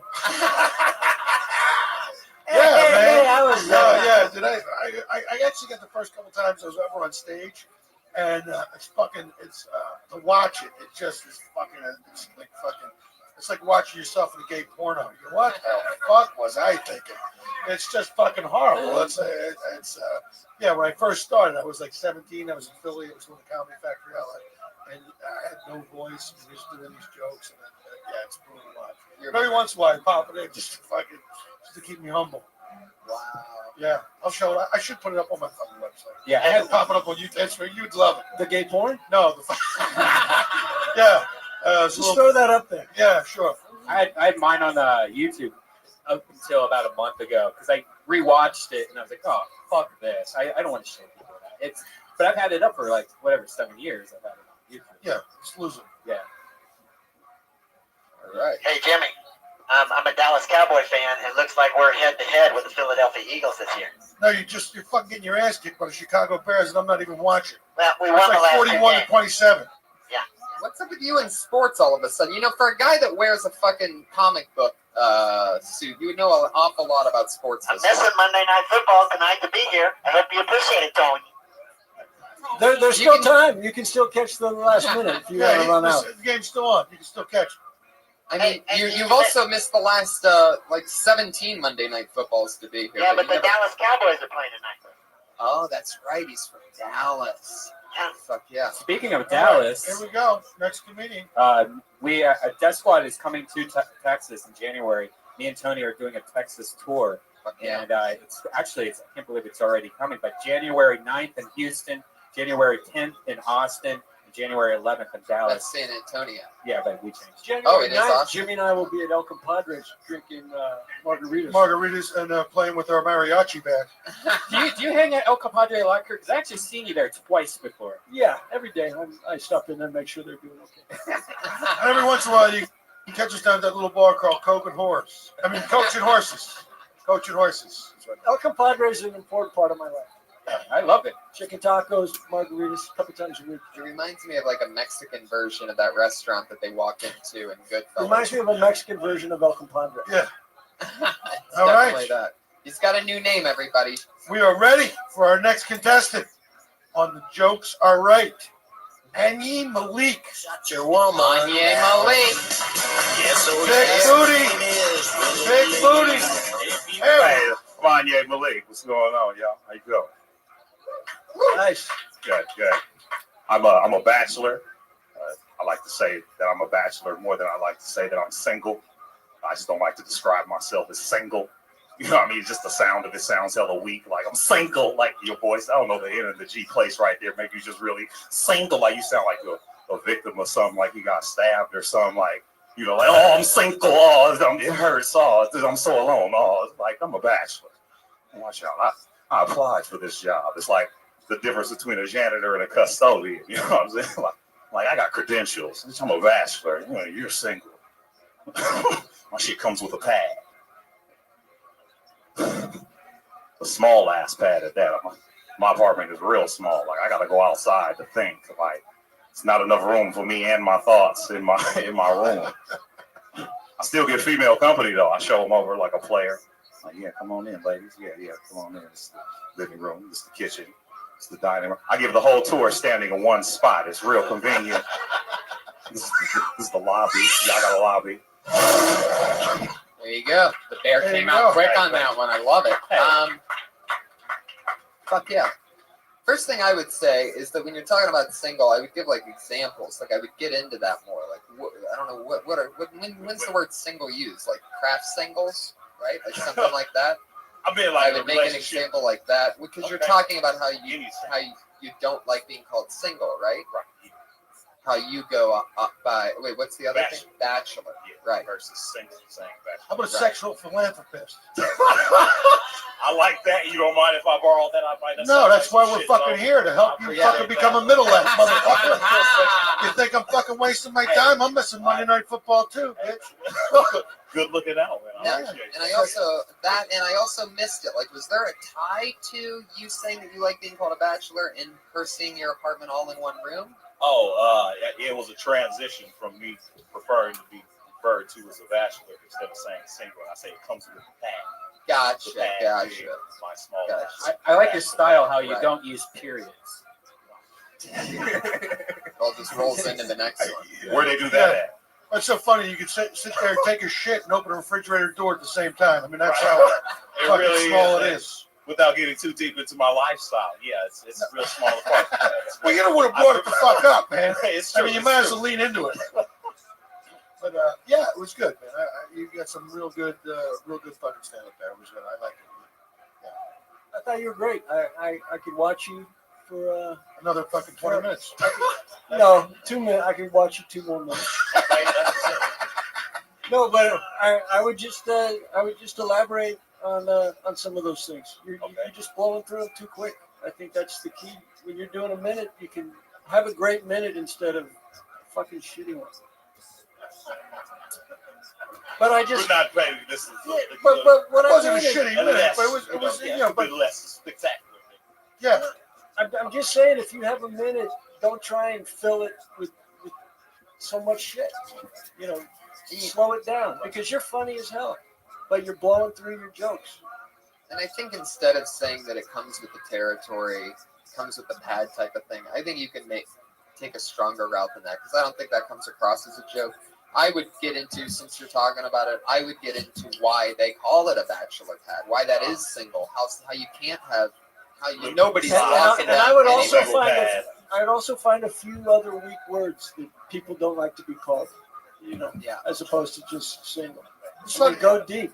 I mean, Yeah, I always like when you watch. What else don't you like to be called? Look on his face. Y'all know if you can see it. Yeah, but did you see what just happened? They laughed at that. Right.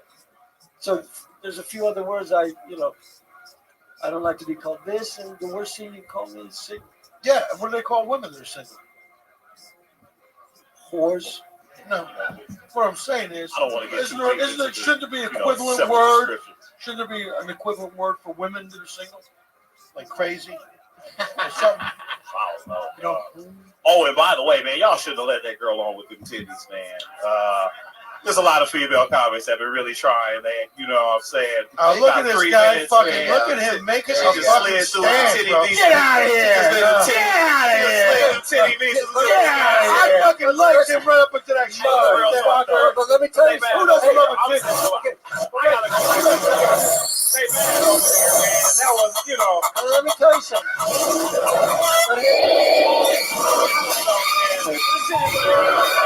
It's just. Get out of here! Get out! Come on, motherfucker. You're not producing the Patriot. show. You're not producing the show, Malik. Patriot, get his ass. Malik.com. Oh. Wait. Hey, guys. But if he had done 60 seconds on the titty visa, that would have been a great. Yeah, it would have been nice. That would have been. Speaking of titties, We didn't know what kind of titties they were going to be. Hey, let me say something. If we would have gave her another 30 seconds, she might have took off her pants too. Yeah, that's right. I see now we're on the same page, Aaron Patriot. Yeah. Now me and you are fucking great. Shit, you guys should actually live together. Get a little sitcom going. fuck that. I think it might work out. If the Patriot had a nose, you guys could do blow after the show after this. Those days are long gone. I retired my straw. It was a Hall of Fame career. You would never do more with somebody who looked like a fucking vacuum. No, fuck no. That's fucking stupid. All right, coming to the stage. Coming to the stage right now. Hoover, Melanie Baldonado, ladies and gentlemen. Melanie Baldonado. Melanie Baldonado.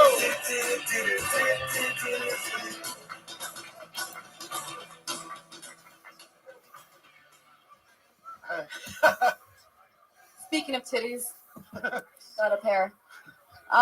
There's so many people who are so feisty in this world, all these feisty people. I saw two deaf girls arguing in the street. two deaf girls. One deaf girl said to the